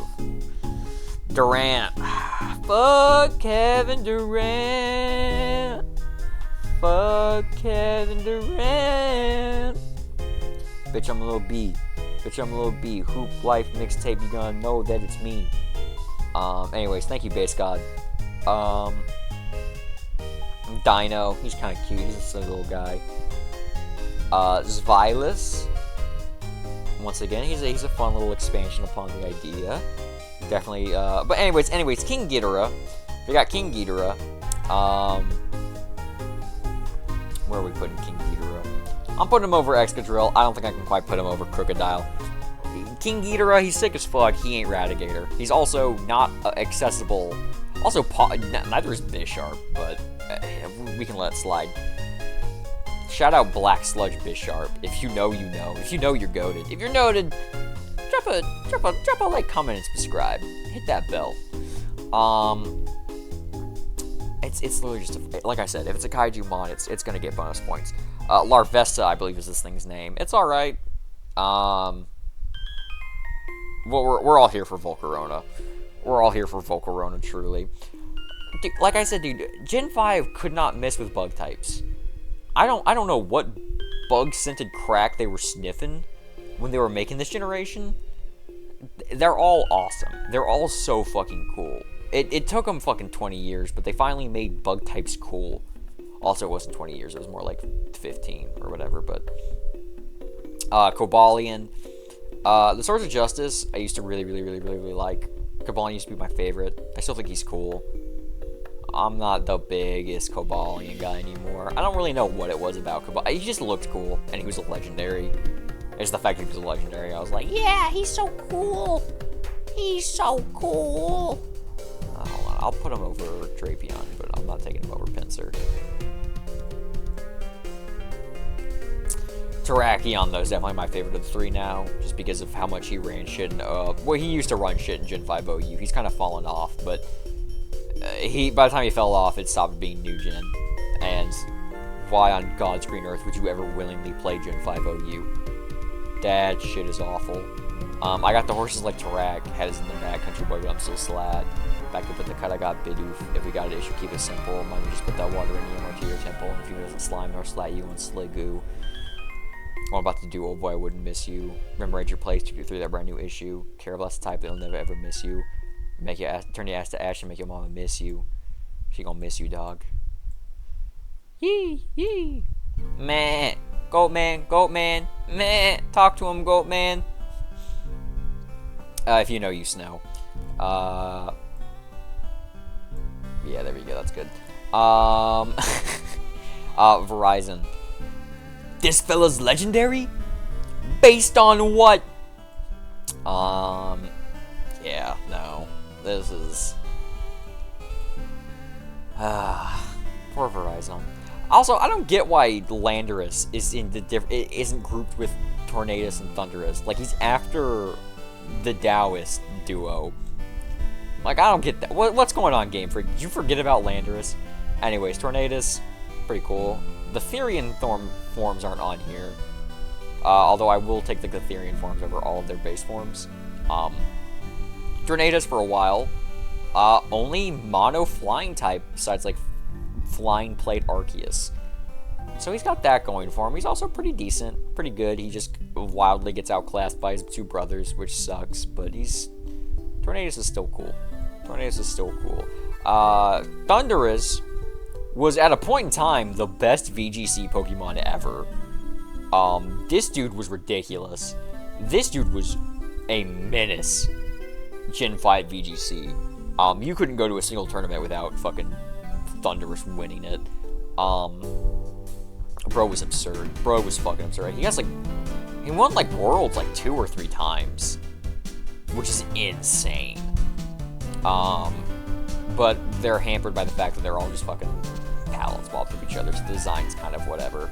Reshiram. Reshiram's pretty cool. I was never that big into Reshiram. I definitely prefer Zekrom, but Reshiram's cool. Dragon Fire. He is what it's what Charizard wishes he was. Still pretty cool. Blue Flare is like a really sick signature move, and it's got a signature move. Granted, most legendaries do, but not all do. But still got that going for it. Yeah, I'll take it over Victini actually. Yeah. Nah, I'll take it over Ho-Oh, but that's where it stops. Zekrom, though. Yeah, I really fuck with Zekrom. Where do I begin? Electric type. I love electricity. Like, if lightning's ever, like, a core element option in something, I'm probably gonna pick it. I love lightning. I love thunderstorms. Fucking love thunderstorms. He's like all black with like blue and red highlights. Just a badass, imposing, sick design. Cool ass fucking name, Zekrom. Yeah, that feels like a dragon that's gonna fuck you up. Listen, man, Zekrom's just the most badass legendary, and at the moment, he's my favorite legendary. Mostly what sparked my love for Zekrom, especially. I was playing Pixelmon with some friends, and we were like at a point now, it was like, oh, let's all get some legendaries. And I really wanted Zekrom was like the perfect balance between a legendary I really liked and not one that was a complete pain in the ass to try and get. And so I ended up getting a Zekrom, and I just felt super cool and badass having a Zekrom. Also, you know, I got white and black too. I picked Zekrom twice in Gen 5. Kyurem has a fucking incredible lore that I love so much. I'll put him next to Lando. Shout out Lando T. Whereas Thunderous ran VGC, Lando T only very recently stopped being an absolute like menace and overused. Like Gen 5 through Gen 8 overused. Lando T is him. He is that guy. But Kyurem, I love the lore of the dragons. I love that, you know, when truths and ideals, when truths and ideals were needlessly, like, you know, pitted against each other and could no longer exist in this one and the same, the dragons split apart. The true dragons split apart, and then we got Zekrom and Reshiram. But when they split, they didn't split evenly. There was a little bit of like gray area left over, and that gray area is Kyurem. I love his lore. I love his lore. That's super cool. Keldeo, My Little Pony looking ass guy. He's okay. He's a dude. I'm not really gonna give this one too much thought. Yeah, sure. Miku, but with green hair. Yup. Genesect. Really cool. I like Genesect. Absolute fucking menace competitively as well. I don't... fucking... he was like allowed an OU for like one day, and they quickly realized, holy fucking shit, that was a mistake, and then they quick banned him. And then first day of Gen 6, it's like, maybe we should try Genesect and OU again. And immediately they were like, nope, yeah, no, he's still the exact same guy. We cannot let this fucker in OU. Chespin. People shit on Chespin. They're wrong to do so. Chespin is great. I love the I love the theme for Gen 3's, or Gen 6's starters, where they're all like classes and like an RPG. Chespin's the knight, Finnegan's the mage, and Greninja's like the thief, ninja, rogue thing. I think Chespin's really cute. I love him. Enough has been said about this design. Chestnut, I fucking love. People shit on Chestnut. They're stupid and wrong and dumb. I love Chestnut. Matter of fact, I think Chestnut's probably my favorite out of the three now. Shout out Mega Chestnut, and the fact that I'm not going to be able to use him in my Legend ZA playthrough, but it's whatever. Yeah, no, Chestnut's great. Let's bring Butterfree down a peg. Actually,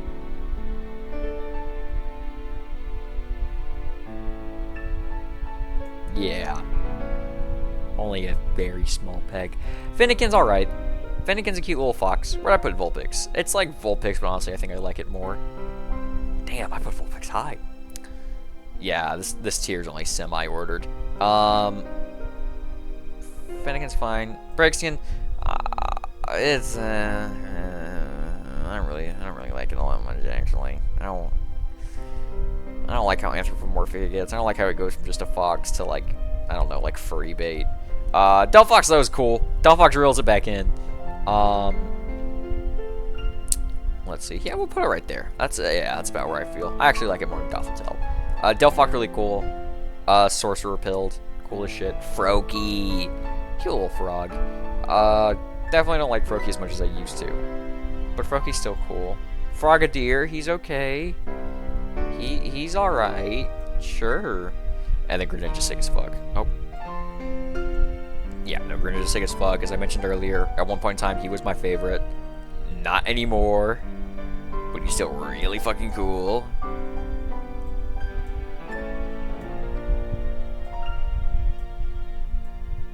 Yeah. Yeah. Yeah. Oh, we're gonna have to fucking...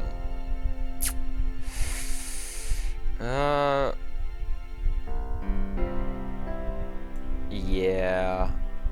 Yeah, there we go. Damn, quite the drop. Oh, Bunnelby. Bunnelby's cute. I kind of like him. Where did I put Baniri? Oh, it's gonna take a second to find Baniri.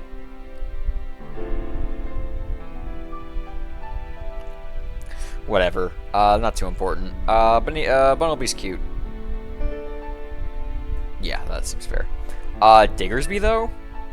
Earthquake hidden below? I let my enemies know? See me on Victory Road? Well, not proof that's a Venipedro? Shout out CTC.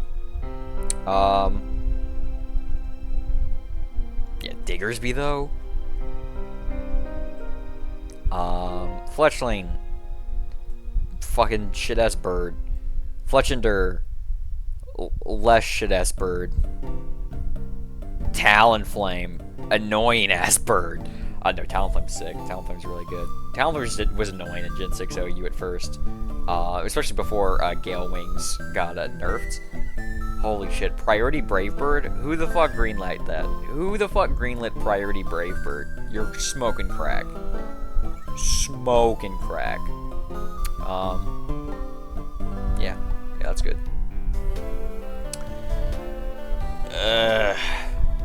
Spupa's one of the only good cocoons, especially because of its appearance in Smash Bros. Pavilion. Pavilion's really nice. So this is Pokemon 666. This is the Satan Pokemon. Giratina, you wish. This is actually the devil. But Pavilion has the really nice little gimmick where, depending on which region your game is, like what part of the world you're from, Pavilion will have a different pattern on its wings, which is really neat. But that's about it. Litleo. He's a cute little lion. That's about it. Yeah, unfortunately, Pyroar kind of sucks shit. Hopefully, the Mega they'll get in ZA, if the leaks are true, will do something for it. I had a Pyroar on my first X and Y team, and like I don't know. It just doesn't do all that much. He's neat, but he doesn't do a lot. Flabébés, whatever. Why is this line not Grass Fairy? Why did they make that decision? Like, how are these not grass types? They're literal flowers. It just, I don't know. There are definitely some design choices in Gen 3 or in Gen 6 that are a little confusing. Oh, one of the balls on my septum nearly came undone again. It's a good thing I actually have backups this time. Or is this one just loose? Oh. Alright, whatever. Alright, yeah, I had to pause the recording to put my fucking septum back on. Anyways, Skidoo, cute little goat guy. Oh, little goat. I love goats. Goats are like a top 5 animal for me. Animal tier list win? I don't know. Just kidding. I don't know if I'm ever gonna do another one of these. Yeah. Nah, I like Skiddo. Skiddo's cute. I do have a shiny, I caught a shiny Skiddo, in Violet. And I was a shiny Go-Goat. Riding around town. On the goat. Go-Goat. Because I'm the goat. Meh. Meh. Goat man. Talk to him. Meh. Meh.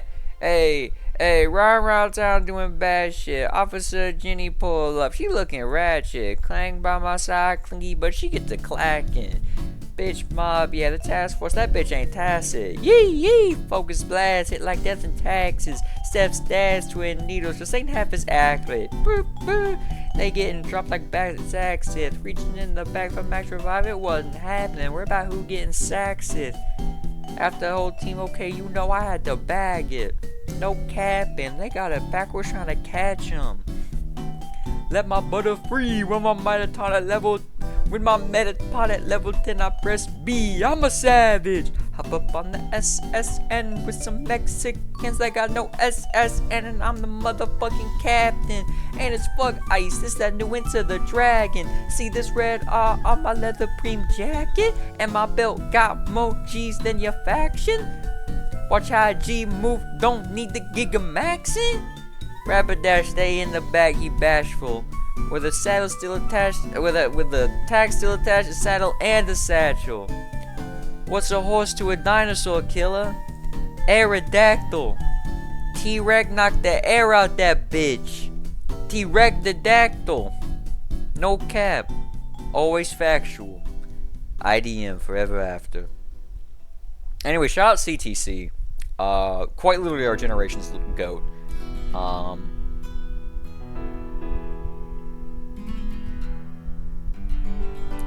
Anyways, Pangoro's sick as fuck. He's a panda, which is a bear, which gets some major bonus points. Dark fighting, sick as fuck. I also love how it evolves. Pangoro, if you just have a Pancham in your party, if you have a Dark type in your party, that's how Pangoro evolves, which is neat. Furfur is a Pokemon that exists. Yeah, I got nothing to say about that one. As per this thing, it has both seen Vietnam and will make you see night terrors worse than any potential warscape. What the fuck is wrong with this thing? Why is it looking at me like that? Meowscarada, I think? No, that's Gen 9. Whatever this thing's fucking called. I can't remember the name. Yeah, this is a Pokemon that exists, man. Honedge. I cannot believe it took Pokemon, Game Freak, until Gen 6 to make a fucking sword Pokemon. You're telling me you have all these inanimate objects and it took you until fucking, like, 2013 before you're like, oh, what if we make a sword? And guess what? It's just as fucking cool as you think it is. Aegislash is fucking goated, bro. He ain't the wall, though. He's goated, he ain't the wall.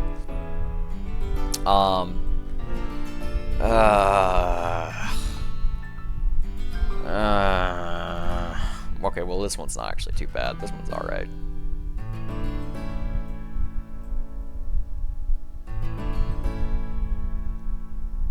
Yeah, right there's good. Inkay, oh my god. So, Inkay's really cute. I like Inkay. I like the little squid design. Malamar, sick as fuck. Mega Malamar. He's definitely grown on me. He's definitely grown on me. At first I thought it was a little weird just how skinny it was, but I don't know. It doesn't bother me anymore. I definitely like how it looks now. But Malamar, dude, this is sick. This guy is sick. Oh, he's so cool. Psychic Dark is such a sick typing.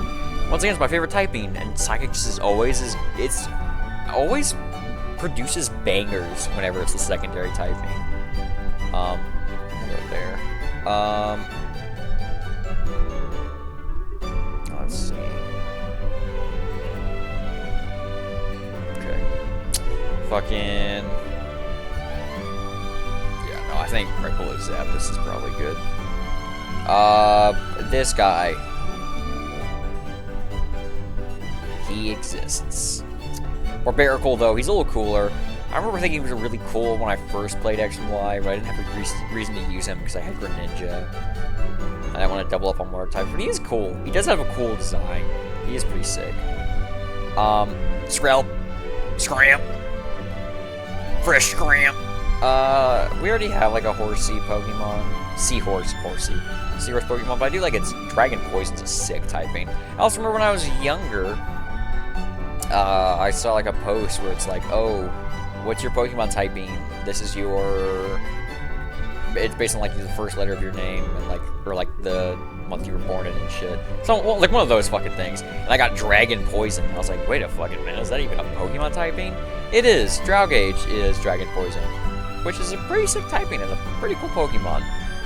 And I definitely started liking it a lot more after I saw fucking like, you know, as like a 6th grader, like saw a Reddit post where it's like, what Pokemon type were you? Lobster. Cute little blue Lobster.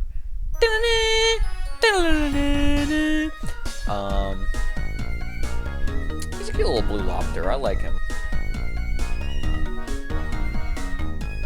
I'm not taking him over Sammy though. Klotzer. Okay, yeah, now we're talking. Crustacean pilled. Not quite crab pilled, but crustacean pilled nonetheless. Oh god, yeah, these are guys that exist. Yeah, whatever. Okay. Oh, shit. So we've gotten to my Gen 6 goats. Listen, I don't care if I'm boring. The Tyrannosaurus Rex was the coolest dinosaur. I don't give a shit. Talk to a wall. Oh, it's basic. It's boring. What are you saying? Shut the fuck up. I'm right and you know it to be true. I'm right and you know it.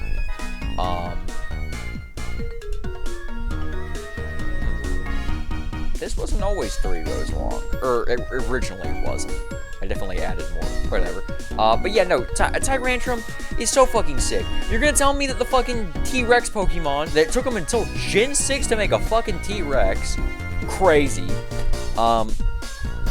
You're gonna look me in the eyes and tell me that T-Rex isn't the sickest fucking thing you've seen in your life? Kiss my ass if you say no.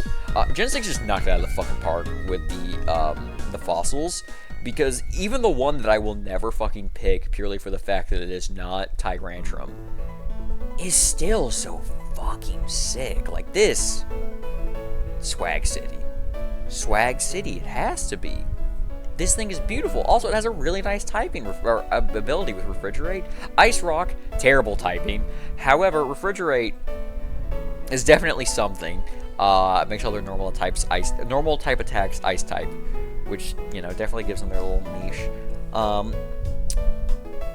Yeah, no, Gen 6, they fucking knocked it out of the park. Halucha, once again, shout out Hispanic Heritage Month. Dude, Mega Halucha. Oh my god. Oh my god. Anytime if you think, you know, Pokemon has lost it, they've lost the plot, they don't know how to make good designs anymore, they always load the chamber with a banger and reel you back in. And you're like, god damn it. Yeah, no, they still got it. They still got it, you know, they still got that right hook. Halucha's great. Yup. Yeah. Yeah. Pika Clone, get it out of here. This thing. Carbink. That's alright. I kinda like it. Rock Fairy's a nice typing. Yeah. Gumi.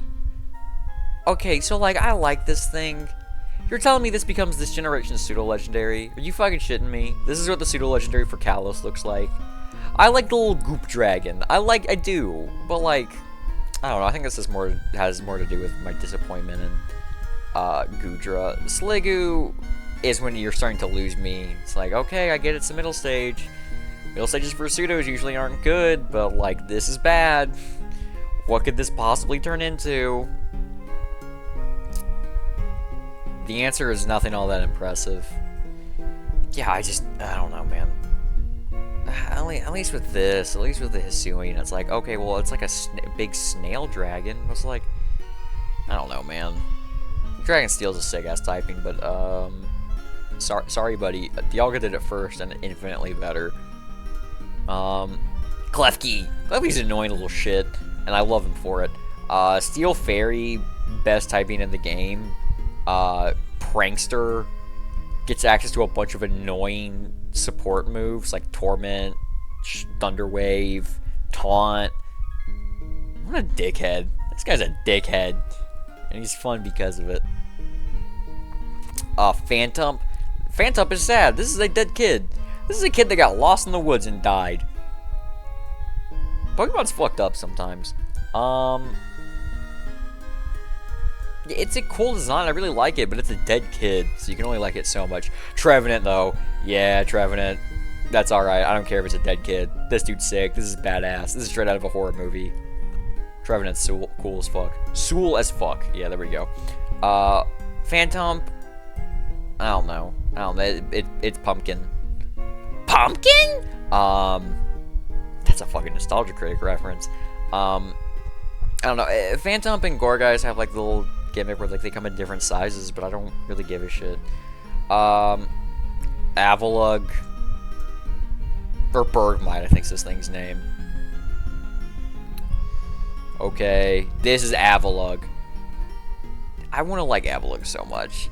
Because it's supposed to be based on like it's like a glacier and like an aircraft carrier. But it wants to be a bulky ice type. Which is like, I don't know, man. You just can't do it. You literally cannot do it. The ice type is, it's impossible to make an ice type defensive. And that really hampers him. It really hampers him. It's a cool design, but goddamn it. And they made him Ice Rock? They made him a worse defensive typing. He's got 2 4 times weaknesses. Yeah, he's got He's got 2 4-types weaknesses. Steel, fighting. He's weak to ground, grass, water. Too many. Too many. You wanted to make a physical wall and gave him 1,800 weaknesses. You made him weak to half the roster. Noibat, cute. Noibat's really cute. I think alongside everyone, thought Noivern was going to be the pseudo for this generation when he first got leaked.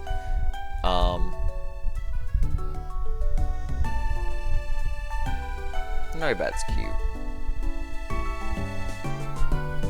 Thrilling commentary, I know. Yeah, that's a good spot for him. Noivern's sick. Dragon Flying is a lame typing, but he's still a dragon. Ash had a Noivern. I stopped watching by the time they got to Kalos, but hey, he had one. If it's good enough for Ash, that says something. Actually, it says nothing. Ash is a punk. Yeah, Noivern's cool as hell. Never used one, but it's cool as hell. Xerneas, I hate this thing. I hate this thing. I hate this thing. Peyton, why do you hate it? It's a fairy type, and fairy types were annoying to deal with in Gen 6. And this thing is just a really fucking powerful fairy that could give itself like +2 to like all of its stats. Not all of its stats, but Geomancy sucked and it was annoying. Just slap a white herb on it, give it Geomancy, and it's like, oh boom, now it's like got +2 and like 3 stats. Fucking hate that thing. Fucking deer that I hate. Yveltal is sick as fuck though. They were somehow trying to gave a Pokemon that was like a silhouette of a Y and didn't make it lame or even the slightest bit goofy. Dark type, it's the Pokemon Grim Reaper. It's sick as fuck. Sick as fuck.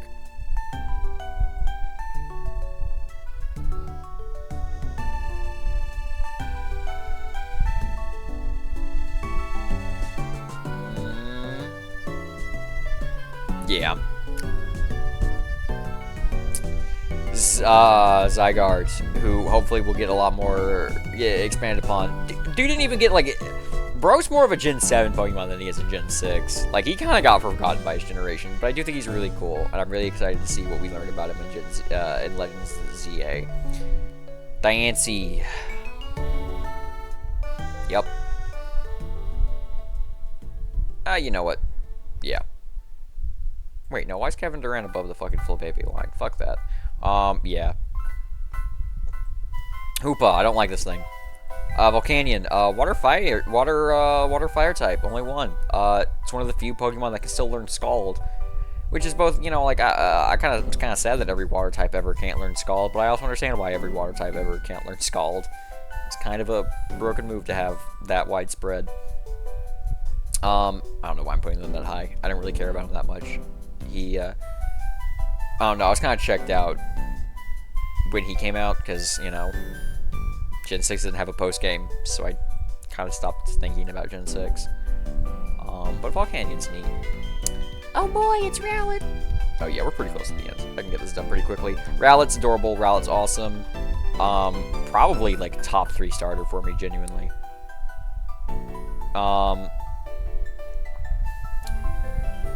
So Rowlet himself, I'm taking over Natsu. I'll do that. I'll take him over Luxray. I'll take him over him.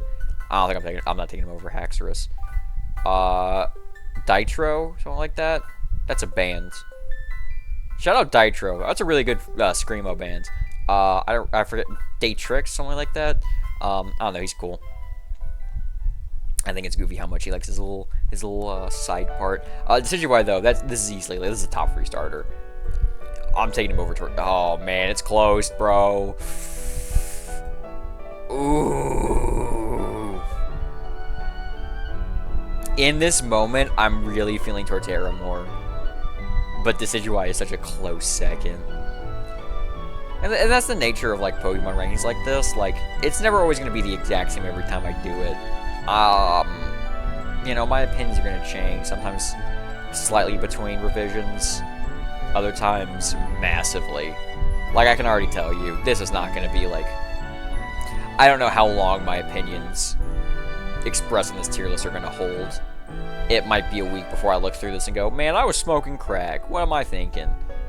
Or it might be a year from now, and I'm going to be like, actually, no, this tier list is incredibly based and accurate. Litten, hey, he's just a cat, but goddamn it, it's just a cat. I love little kitty cats. Torkoal, or no, Torcat, I mean, yeah, he's kind of leaving the territory where Litten's like a little kitten. And he's got the cuteness, and he's like, okay, well, now you're getting a little big, now you're on that awkward stage. Ooh, and, like, this is when everyone was worried he was going to become a firefighting. And by all means, he did.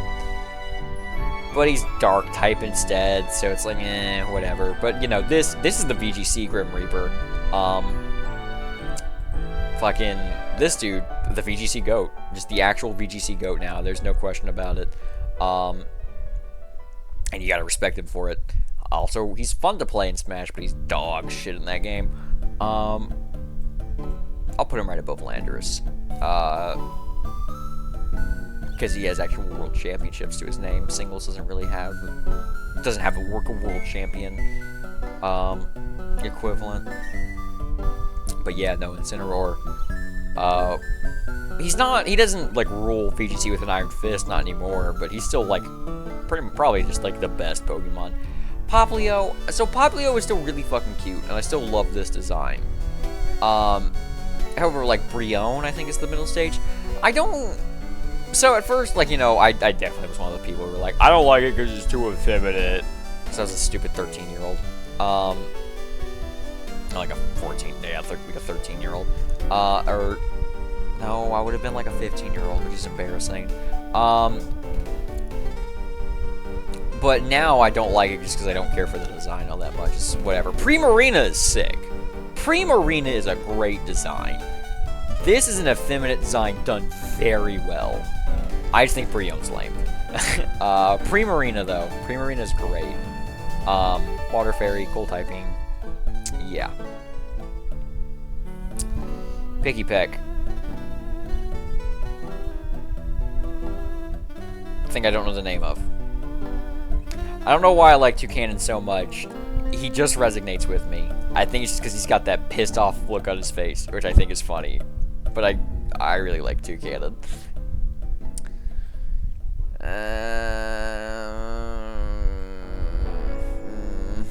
Grubbin, cute name, cute little bug. Kind of a basic design, but can't hate on it too much. Charge-a-Bug, I fucking love this. I love Charge-a-Bug. He is so stupid. And then Vikavolt, like, holy shit, man. This feels like a Gen 5 bug, man. This is a level of badass bug that only Gen 5 was cooking. Holy shit, man.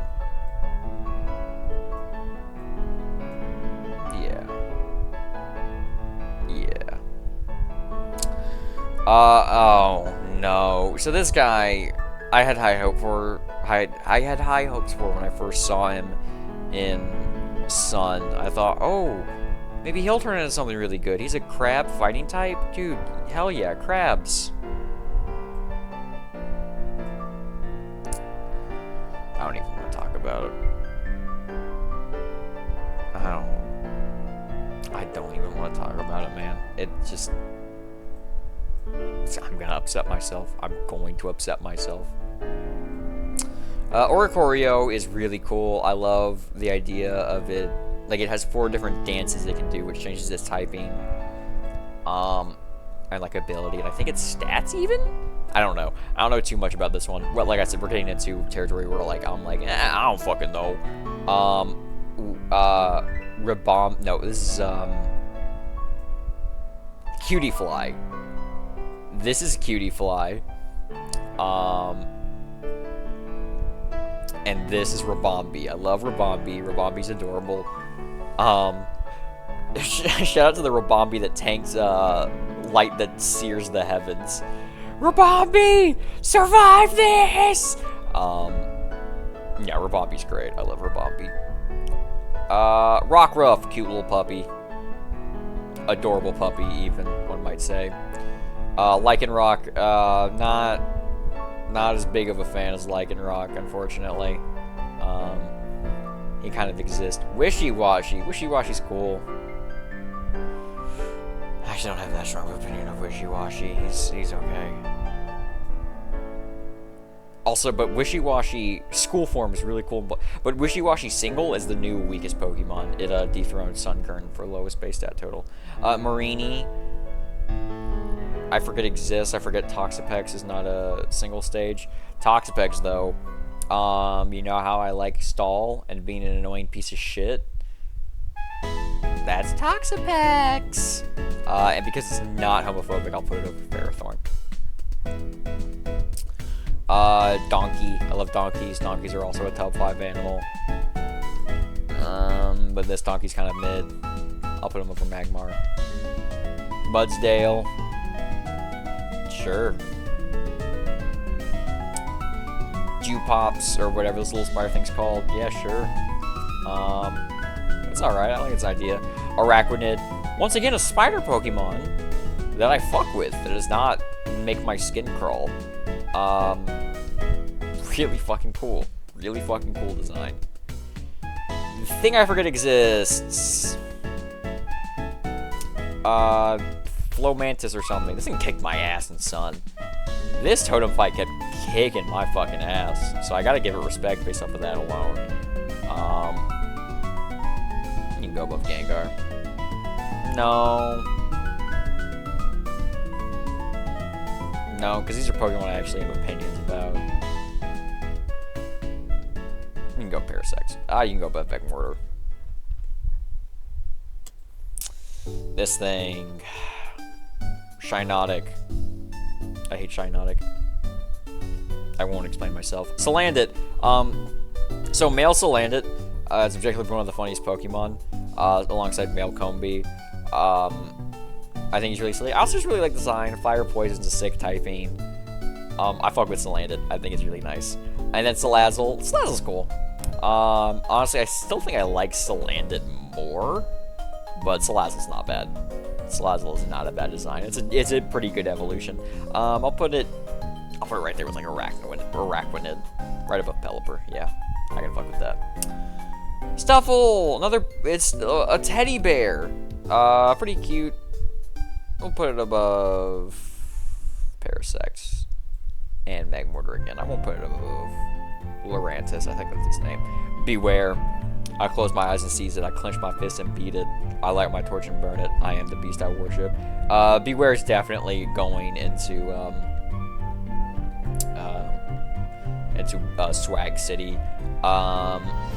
I love how in the anime it's just all about that. It's constantly trying. It's looking for a fight. It's itching for a fucking fight. It just wants something just to beat something's ass, and I love it and I respect it. Also, this doesn't even look like a 2D sprite. This looks like it's 3D model. That does not. No, that's a sprite. It's just kind of like cell shaded. Bounce Sweet. Whatever, man. This thing. Serena. Why did they give Pokemon fucking luscious legs? I don't know. Comfey. Yeah. Orangoro. Oh, I love this little orangutan fucker. I'll put him above Goodbite. He's not quite Onyx. Passimian. You ready for some football? Shout out football. I like football, actually. He's like he's more like a rugby player, but yeah, he kind of looks like he's about to snap. He looks like a center about to snap his ball. Jason Kelsey and this bitch. Another horseshoe crab, Golespot, I think's its name, or I don't remember its name. Like I said, I'm reaching chopped unk status. It's a little horseshoe crab. It's neat. Once again, a banger of a bug type. What the fuck? Yeah, put him up there with the big bodies. Yeah, I'll take him over Golor. I'll select Rhyperior, but yeah, no, that's a sick fucking bug type. Palisand, or whatever. I think its evolution's Palisand. That's cute. It's a neat idea. Palisand's cool. Ground Ghost, cool typing because Pokemon refuses to make a Rock Ghost type. It's like a haunted sandcastle. That's a really cool idea. I really like that. Pyukumuku. Wow, whatever. Pyukumuku exists. Yeah. I used to think Pyukumuku's really funny. Now a Pokemon that exists. there. Sil Valley. Man, fuck off. I'm sorry, type null, fuck off. Sil Valley, Arceus, but shit. Shit Valley. Cutting commentary. Meteor, yup. Oh, little koala guy, he's cute, I like him. Turtonator, he had that Akuma pose, which, you know, that's definitely doing him a lot of favors. And just being a dragon type will help you as well. I'll take him over Salazzle, but not Araquanid. Pika clone. The only good Pika clone. The only one.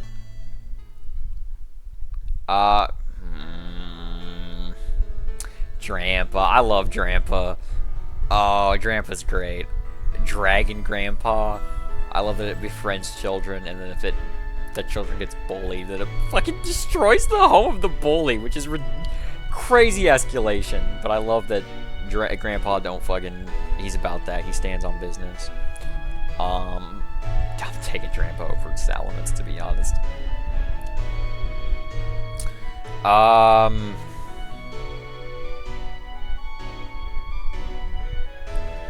don't remember its name. I don't remember this thing's name either, but it's like, okay, sure, now we're fucking talking. Dragon fighting is a sick, just so fucking cool. It's like they tried to make it, like that, dragon fighting and Steel Dark are like typings where it's like, no, Game Freaker's trying to appeal to me specifically. Komodo is so fucking sick. Oh, Komodo is so fucking cool. I don't care about the 4x fairy weakness, man. He's so fucking cool. The Tapus, man, I do not give a shit. We can put him at the top of Pokemon that exist, though. I don't care. I don't care. We really are at once we get to Gen 7, guys, I'm sorry. We firmly reached don't know, don't care tier. I don't know, Tapu Buli's my favorite, though. Yeah, that's how I'd rank him. Cosmog. Sure. It's a cute little idea. I like the little nebulous gas cloud. Cosmoem. I like that it weighs like a gorillion pounds. I think that's silly. Solgaleo. He's cool. Steel Psychic is a pretty cool typing. But I mean, I don't know. I remember when I got the Solgaleo and I played Sun, I didn't give a shit. I have been converted though. Lunala. This is raw. This is fucking raw. I'm not gonna put it over Zygarde actually, but yeah, that's sick design. Neolego. So I'm pretty indifferent towards the Ultra Beast as a whole. I don't really care for him. Buzzwole's cool. Buzzwole's silly. Buzzwole's area has a really silly song. Pheromosa, I don't like. Xurkitree, I like. I do like Xurkitree. Quite a bit, actually. One of my favorite Ultra Beasts. Yeah, it looks like a good spot for him. Celesteela, yeah. Yeah, sure. Kartana's pretty cool. Kartana's also one of the better ones. Well, okay, well, here's the problem. With the Ultra Beasts are very hit or miss. I either really like them or I could not give less of a shit.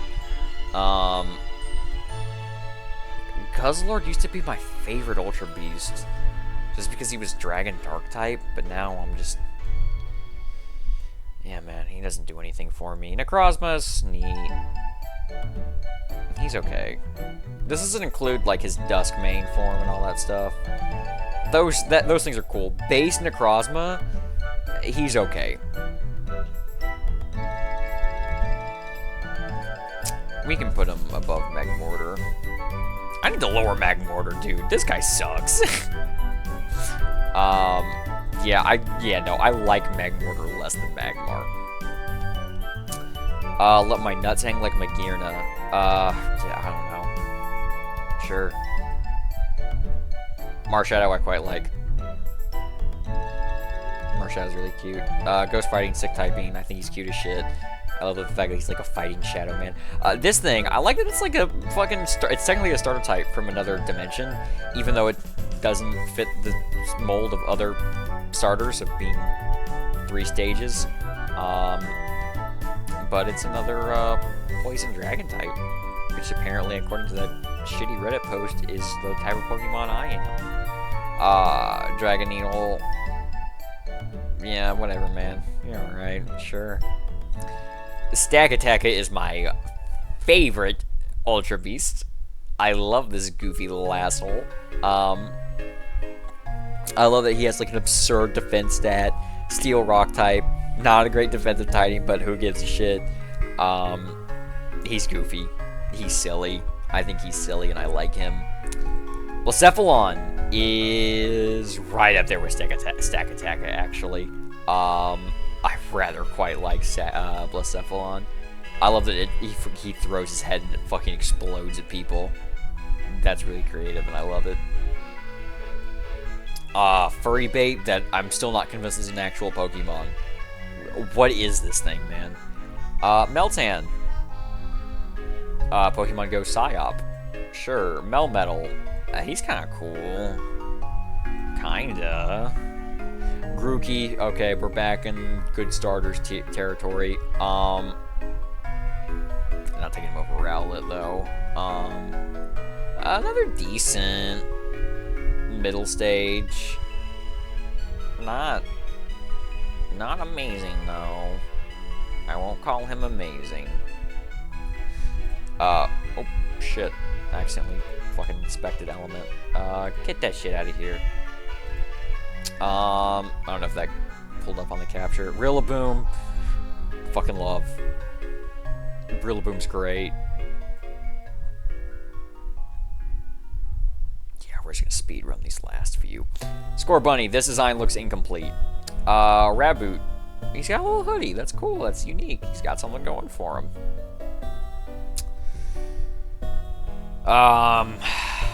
This guy. Cinderace.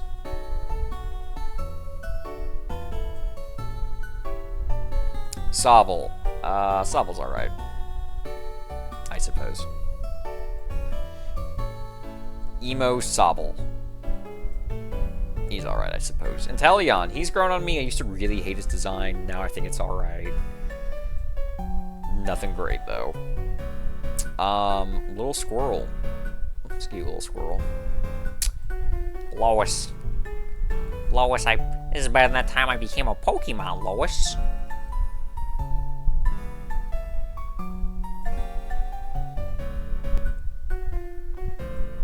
Rookidee, another... he gets to get going... They get to go in this tier for finally being regional birds that are just flying type. And then Corviknight is... unbelievably badass. Yeah, Corviknight's so fucking cool, man.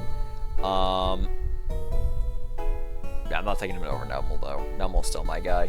But Corviknight's so cool. The Bog...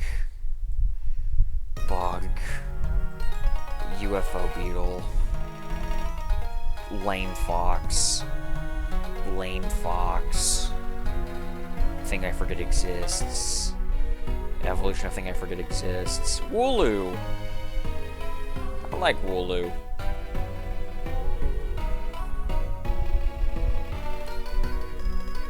And then once again, it's just, I like Wooloo, I like its evolution. This guy, Dreadnought, man, I don't know. I couldn't give less of a rat's at. A little cute corgi Pokemon. Yeah, he gets invited. And we'll increase its, we'll invite its evolution too. I don't like it quite as much as the Yamper, but it's Bolton's, I think is its name. So cool. Roly-Poly. Yep. This thing. Yep. He's kind of cool.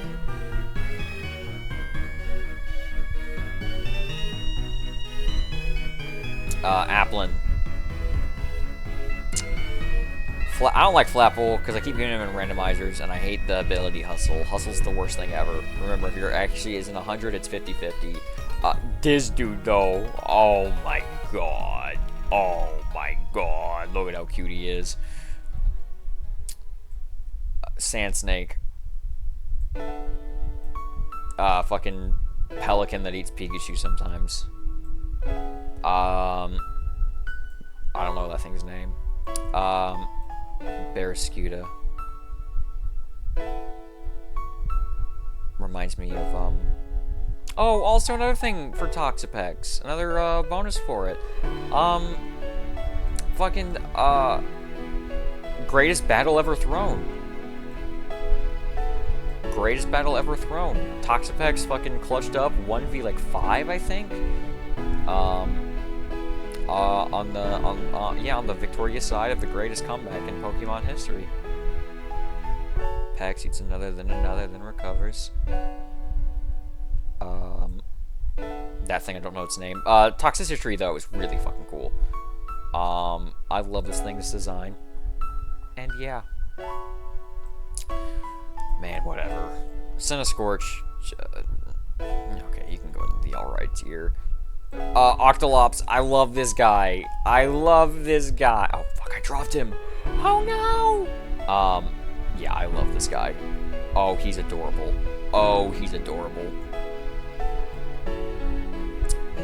His evolution graph locked. I used to not care for, but I think he's grown on me. He can be invited with Octolops. It's a teacup. Yeah, fuck off. Sure, whatever. I have no opinions. I don't really have any opinions towards most Gen 8 mons. Hatterene's alright. That's neat. We already have a 3-stage Psychic Fairy type, though. Impidimp? Okay. Probably... Definitely my favorite Gen 8 Pokemon. Not necessarily Impidimp, but the whole line. I love these mischievous little fucks. I love this little emo boy over here. Grimmsnarl is incredible. Fuck, I dropped him again. Grimmsnarl is incredible. I love Grimmsnarl. Probably my favorite Gen 8 Pokemon, if I'm being honest. And I mean, that's kind of the whole point. Why would I lie about why would I lie about which Pokemon I like? Yeah, it looks good for Grimmsnarl. I really like it. Obstagoon. He's a what? A gooner. I love Berserker. Steel type, so that does a lot. That definitely helps it a lot. Let's see. I honestly don't know about Berserker. I just know its design and its name and its typing, and I think it's really cool. So he can go right below Miltank. Cursola, it's like, I appreciate they try to do something with Cursola to make me, I don't know, it's still kind of the same thing, man. I don't like it. Sirfetch'd, goated, definitely second place. I do, listen, part of Farfetch'd's appeal is that he's the patron saint of shit asses who can't do anything. But letting the shit ass be able to do something, I definitely appreciate that. It's definitely nice. We'll take him right. Yeah. Better than Corviknight. Mr. Rhyme! I fuck with Mr. Rhyme.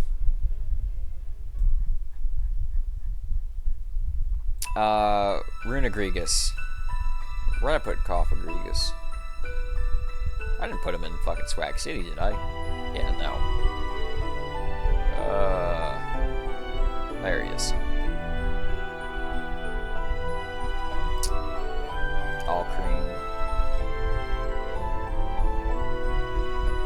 Yeah. I like Phalanx. Phalanx is cute. I love its concept. Yep. Something like that. Pink Colonel for shit. Snom's cute. And Frostmoth's a really nice moth design. I'm not gonna bother to fucking put these anywhere. This thing. Ice-Q, I love Ice-Q. I actually really like Ice-Q. I think he's stupid and silly and goofy. this thing shows up a lot in VGC, I know that. Pika clone. Cute little elephant. That's kind of, it's really orange. Kind of an ugly design. Copper though, I fucking love. Ooh, I fuck with Copper.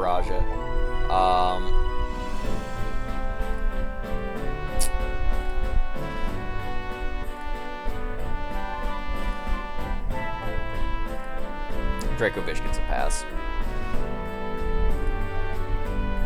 Mr. Fish gets a pass.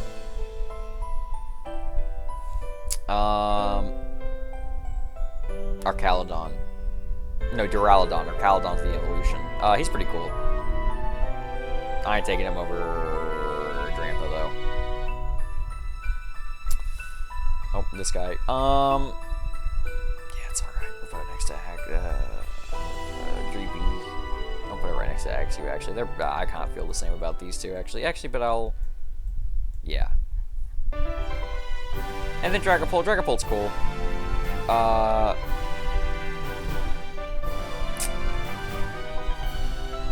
Yeah, I do like it more than Dragonite. Yeah, that feels right.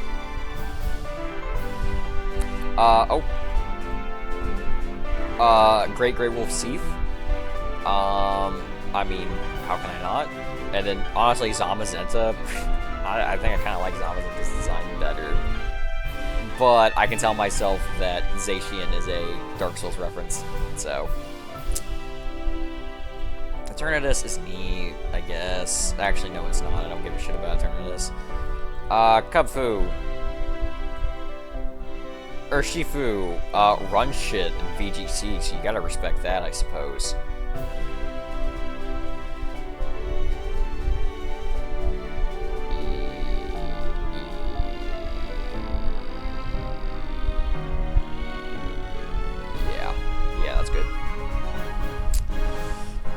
Zarude exists in like the exact same space as like Zeraora for me. I'm not convinced this is a Pokemon.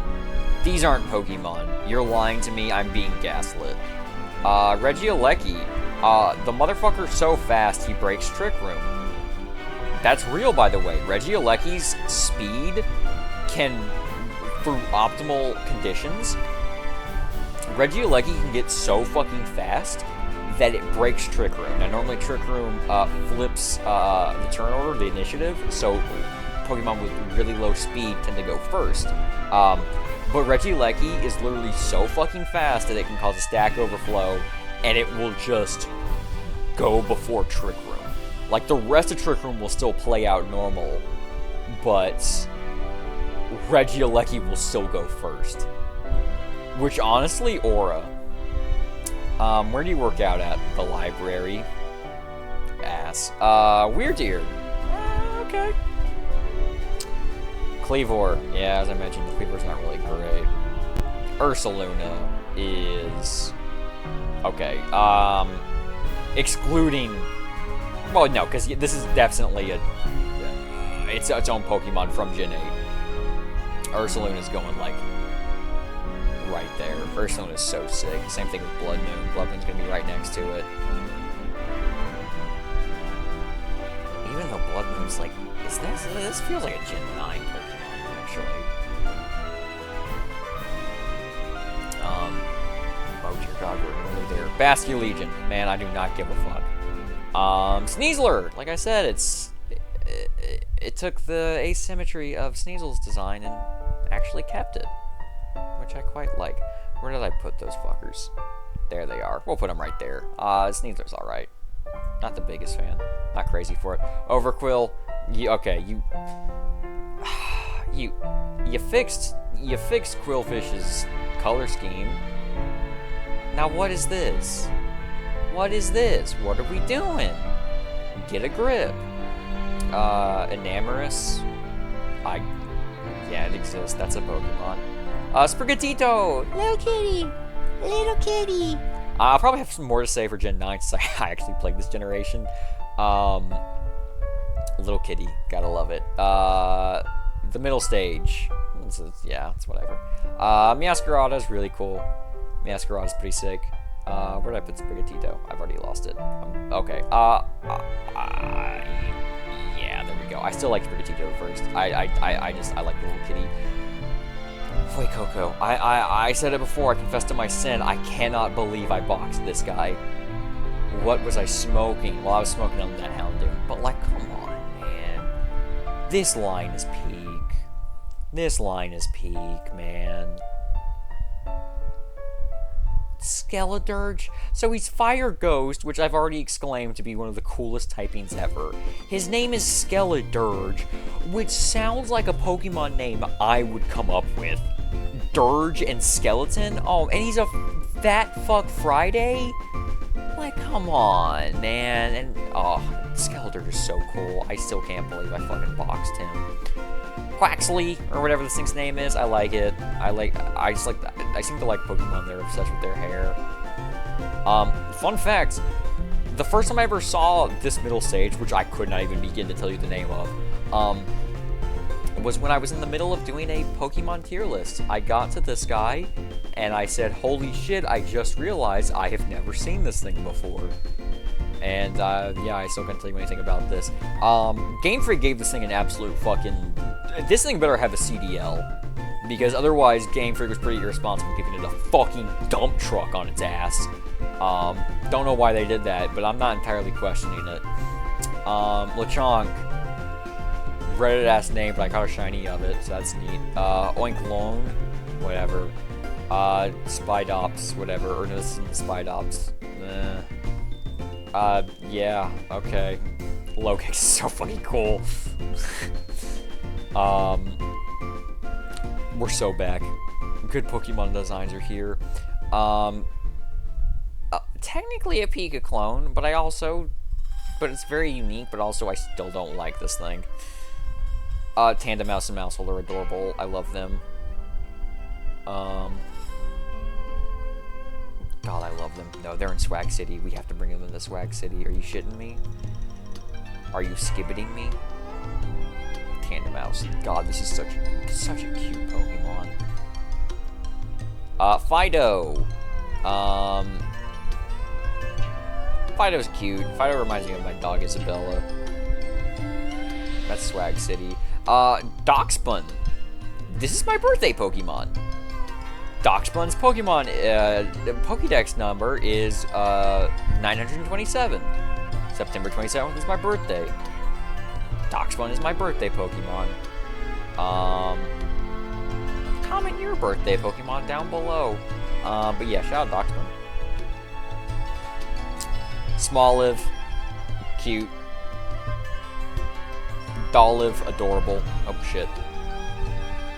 I don't know why I just reordered. I don't really give a shit. I can't remember how to say anything's name. It's neat. It's cool. Squawk ability. Whatever. Knackley. Yeah, sure. It looks like a Mario mushroom. Fuck, I forget this thing's name. Knackley something, and then Garganacle's pretty cool.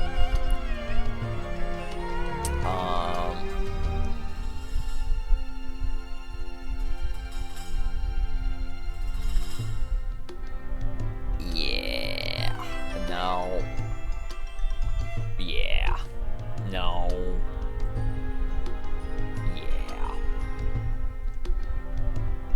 Yeah. This thing. Armarouge is pretty cool. I like Armarouge. However, come on, man. You kidding me? You fucking kidding me? Look at this thing. Yeah, fuck off. Shut up. I like Wattrel. I think it's cute. I thought it was cute. Kilowattrel, whatever. I don't really have an opinion on that one though. What is this? I can't remember this thing's name.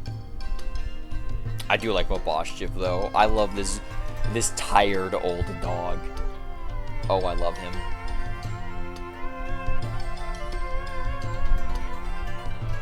Yep. Grafaiai, first normal poison type. It's kind of like Smeargle, but worse. This thing. Then Bramblegast. This thing's cool. I like how you evolve him. It gets Revival Blessing. It's neat. Cool design, I guess.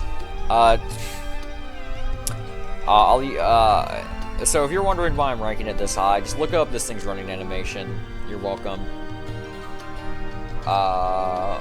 Mycelium Mites. Where's Tentacruel? Because I definitely don't like it as much as Kanto Tentacruel. Oh, no, Tentacruel's in Swag City. He has to be. Yeah. Yeah, he can just... No, you're not in Swag City. Who the fuck am I thinking?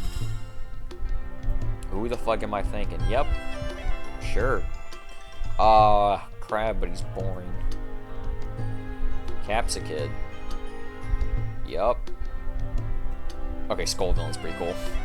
Skull Villain's a sick design. Grass Fire type too. That's a cool typing. Nah, he's not better than Crustle. Or Chansey. Or half of these fuckers, actually. Hold on. No. Yes. Yes. Yes. Dung Beetle. Yeah, sure, he's rolling around poop. That's funny. And then he reaches Nirvana. God bless him.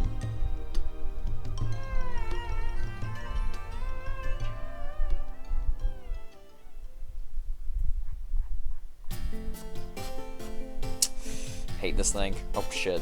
This thing's really annoying because it's super small, and I constantly ran into it by accident when I was playing. Fucking CEO looking ass. I don't care for it. Tank. This one. And then Tinkaton, who fucking hunt Corviknight for sport, which is crazy. Got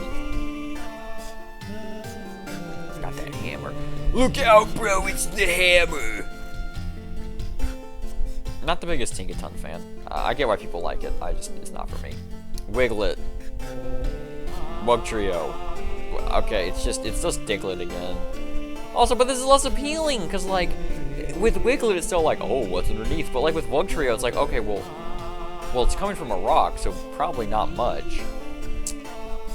Bombardier, I think is this thing's name. What if the stork, but evil? It's kind of silly, but whatever. Palafin. But then 0 to Hero. This guy's sick. This guy's cool. I have the one Pokemon card where he has, like, really ominous, badass art. Right, there's that. Car. What a Pokemon, but a car. I don't like the implications of the car Pokemon, by the way. Cyclizar. Oh, wow. Whatever. O-Worm. Oh, yes. I like O-Worm. It's really silly. Glimmet, whatever. I caught a shiny one of those in my casual playthrough, so he's on my Violet Hall of Fame team. Also, it's just a really cool Pokemon I actually really like. Glimmer is pretty cool and has a very nice shiny. I caught that shiny by accident, by the way. I was trying to fill up my Pokédex, and the first Glimmer I actually caught was fucking shiny. Because Scarlet and Violet really made shinies a lot less impactful, just how many Pokemon spawn in.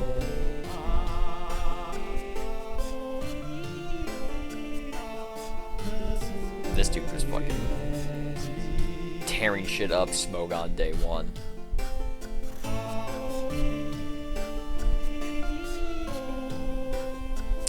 They're ice type that wants to try and be bulky, but listen, buddy, it's never gonna happen.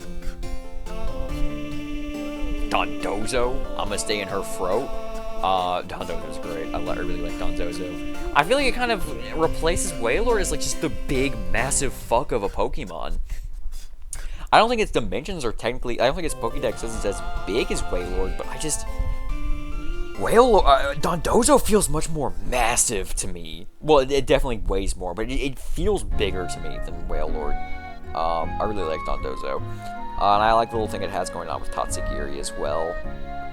Especially with, like, double battles. But Tatsugiri's alright. He's whatever. I really like Annihilate. I love the idea of him being so angry he refuses to die. Like, quite literally, that is verbatim what is going on with him. I respect it. Clodsire.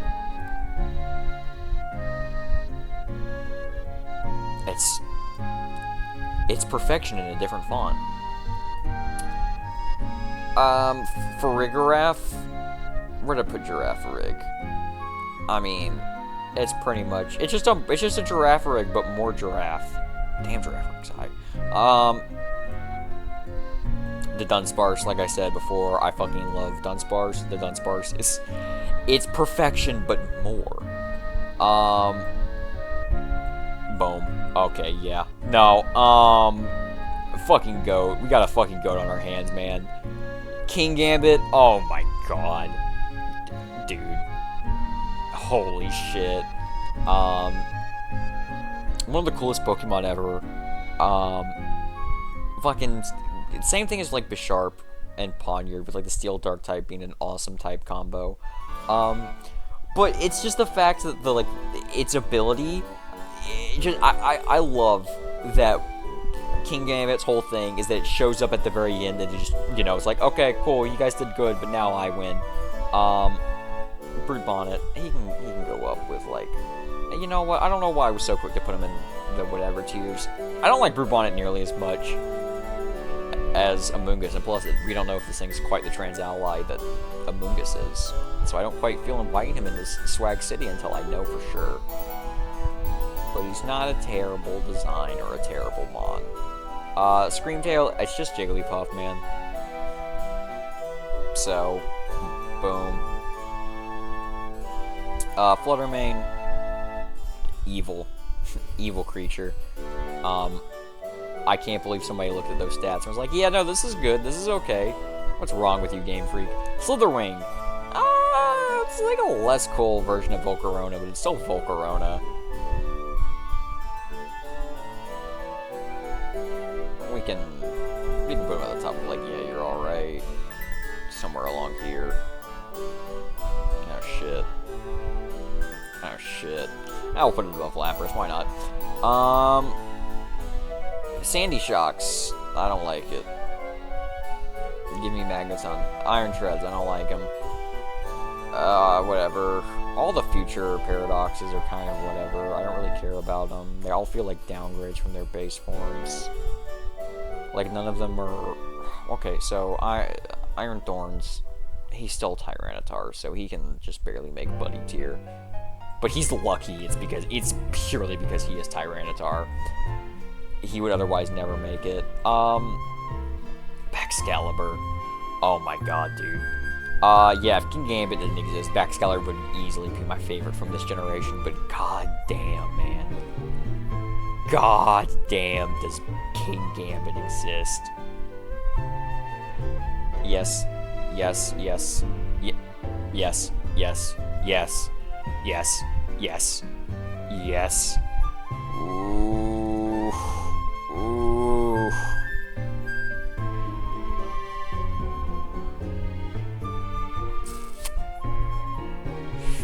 Yes. Yes. Yes. Because it's just Godzilla. That's just Godzilla, man. If you think Tyranitar is just Godzilla, Baxcalibur might even be more just Godzilla. I can't put him over Arcanine. I can't do that. I can't go that far. Gimme Ghoul. Gabagool. Golden Go. Pokemon number 1000.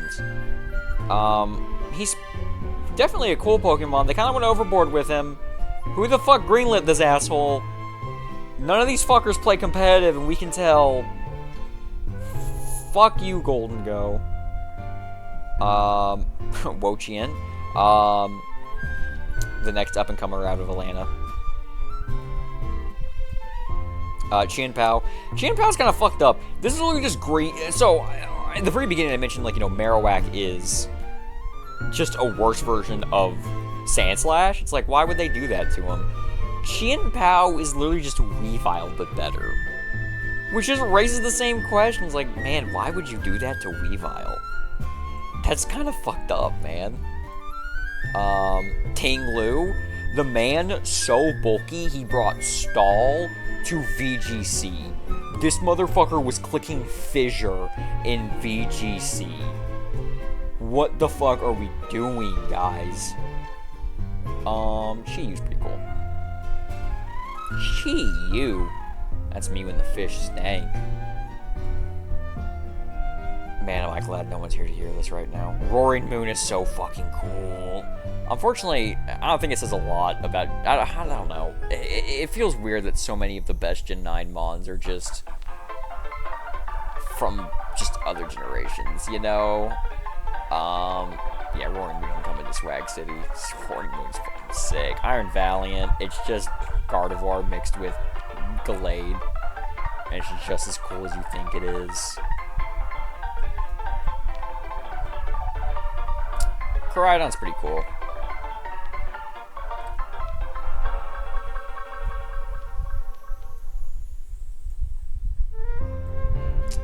Same thing with Miraidon. He's pretty cool, but I have pretty equal sentiment with them both. Walking Wake's pretty cool. It's pretty neat. I don't think I'd prefer him over regular Suicune, but he's definitely cool. Yeah, he's aight. You aight, white boy. Same thing, man. Who invited this fella? Diplin? Yeah, whatever. The matcha Pokemon? Bro, fuck off. The fucking... I don't know, man. I don't know. I don't care. I really don't care. I kind of like the monkey one, though. I kind of like the monkey. Ogerpon's cute. Ogerpon's adorable. I like Ogerpon.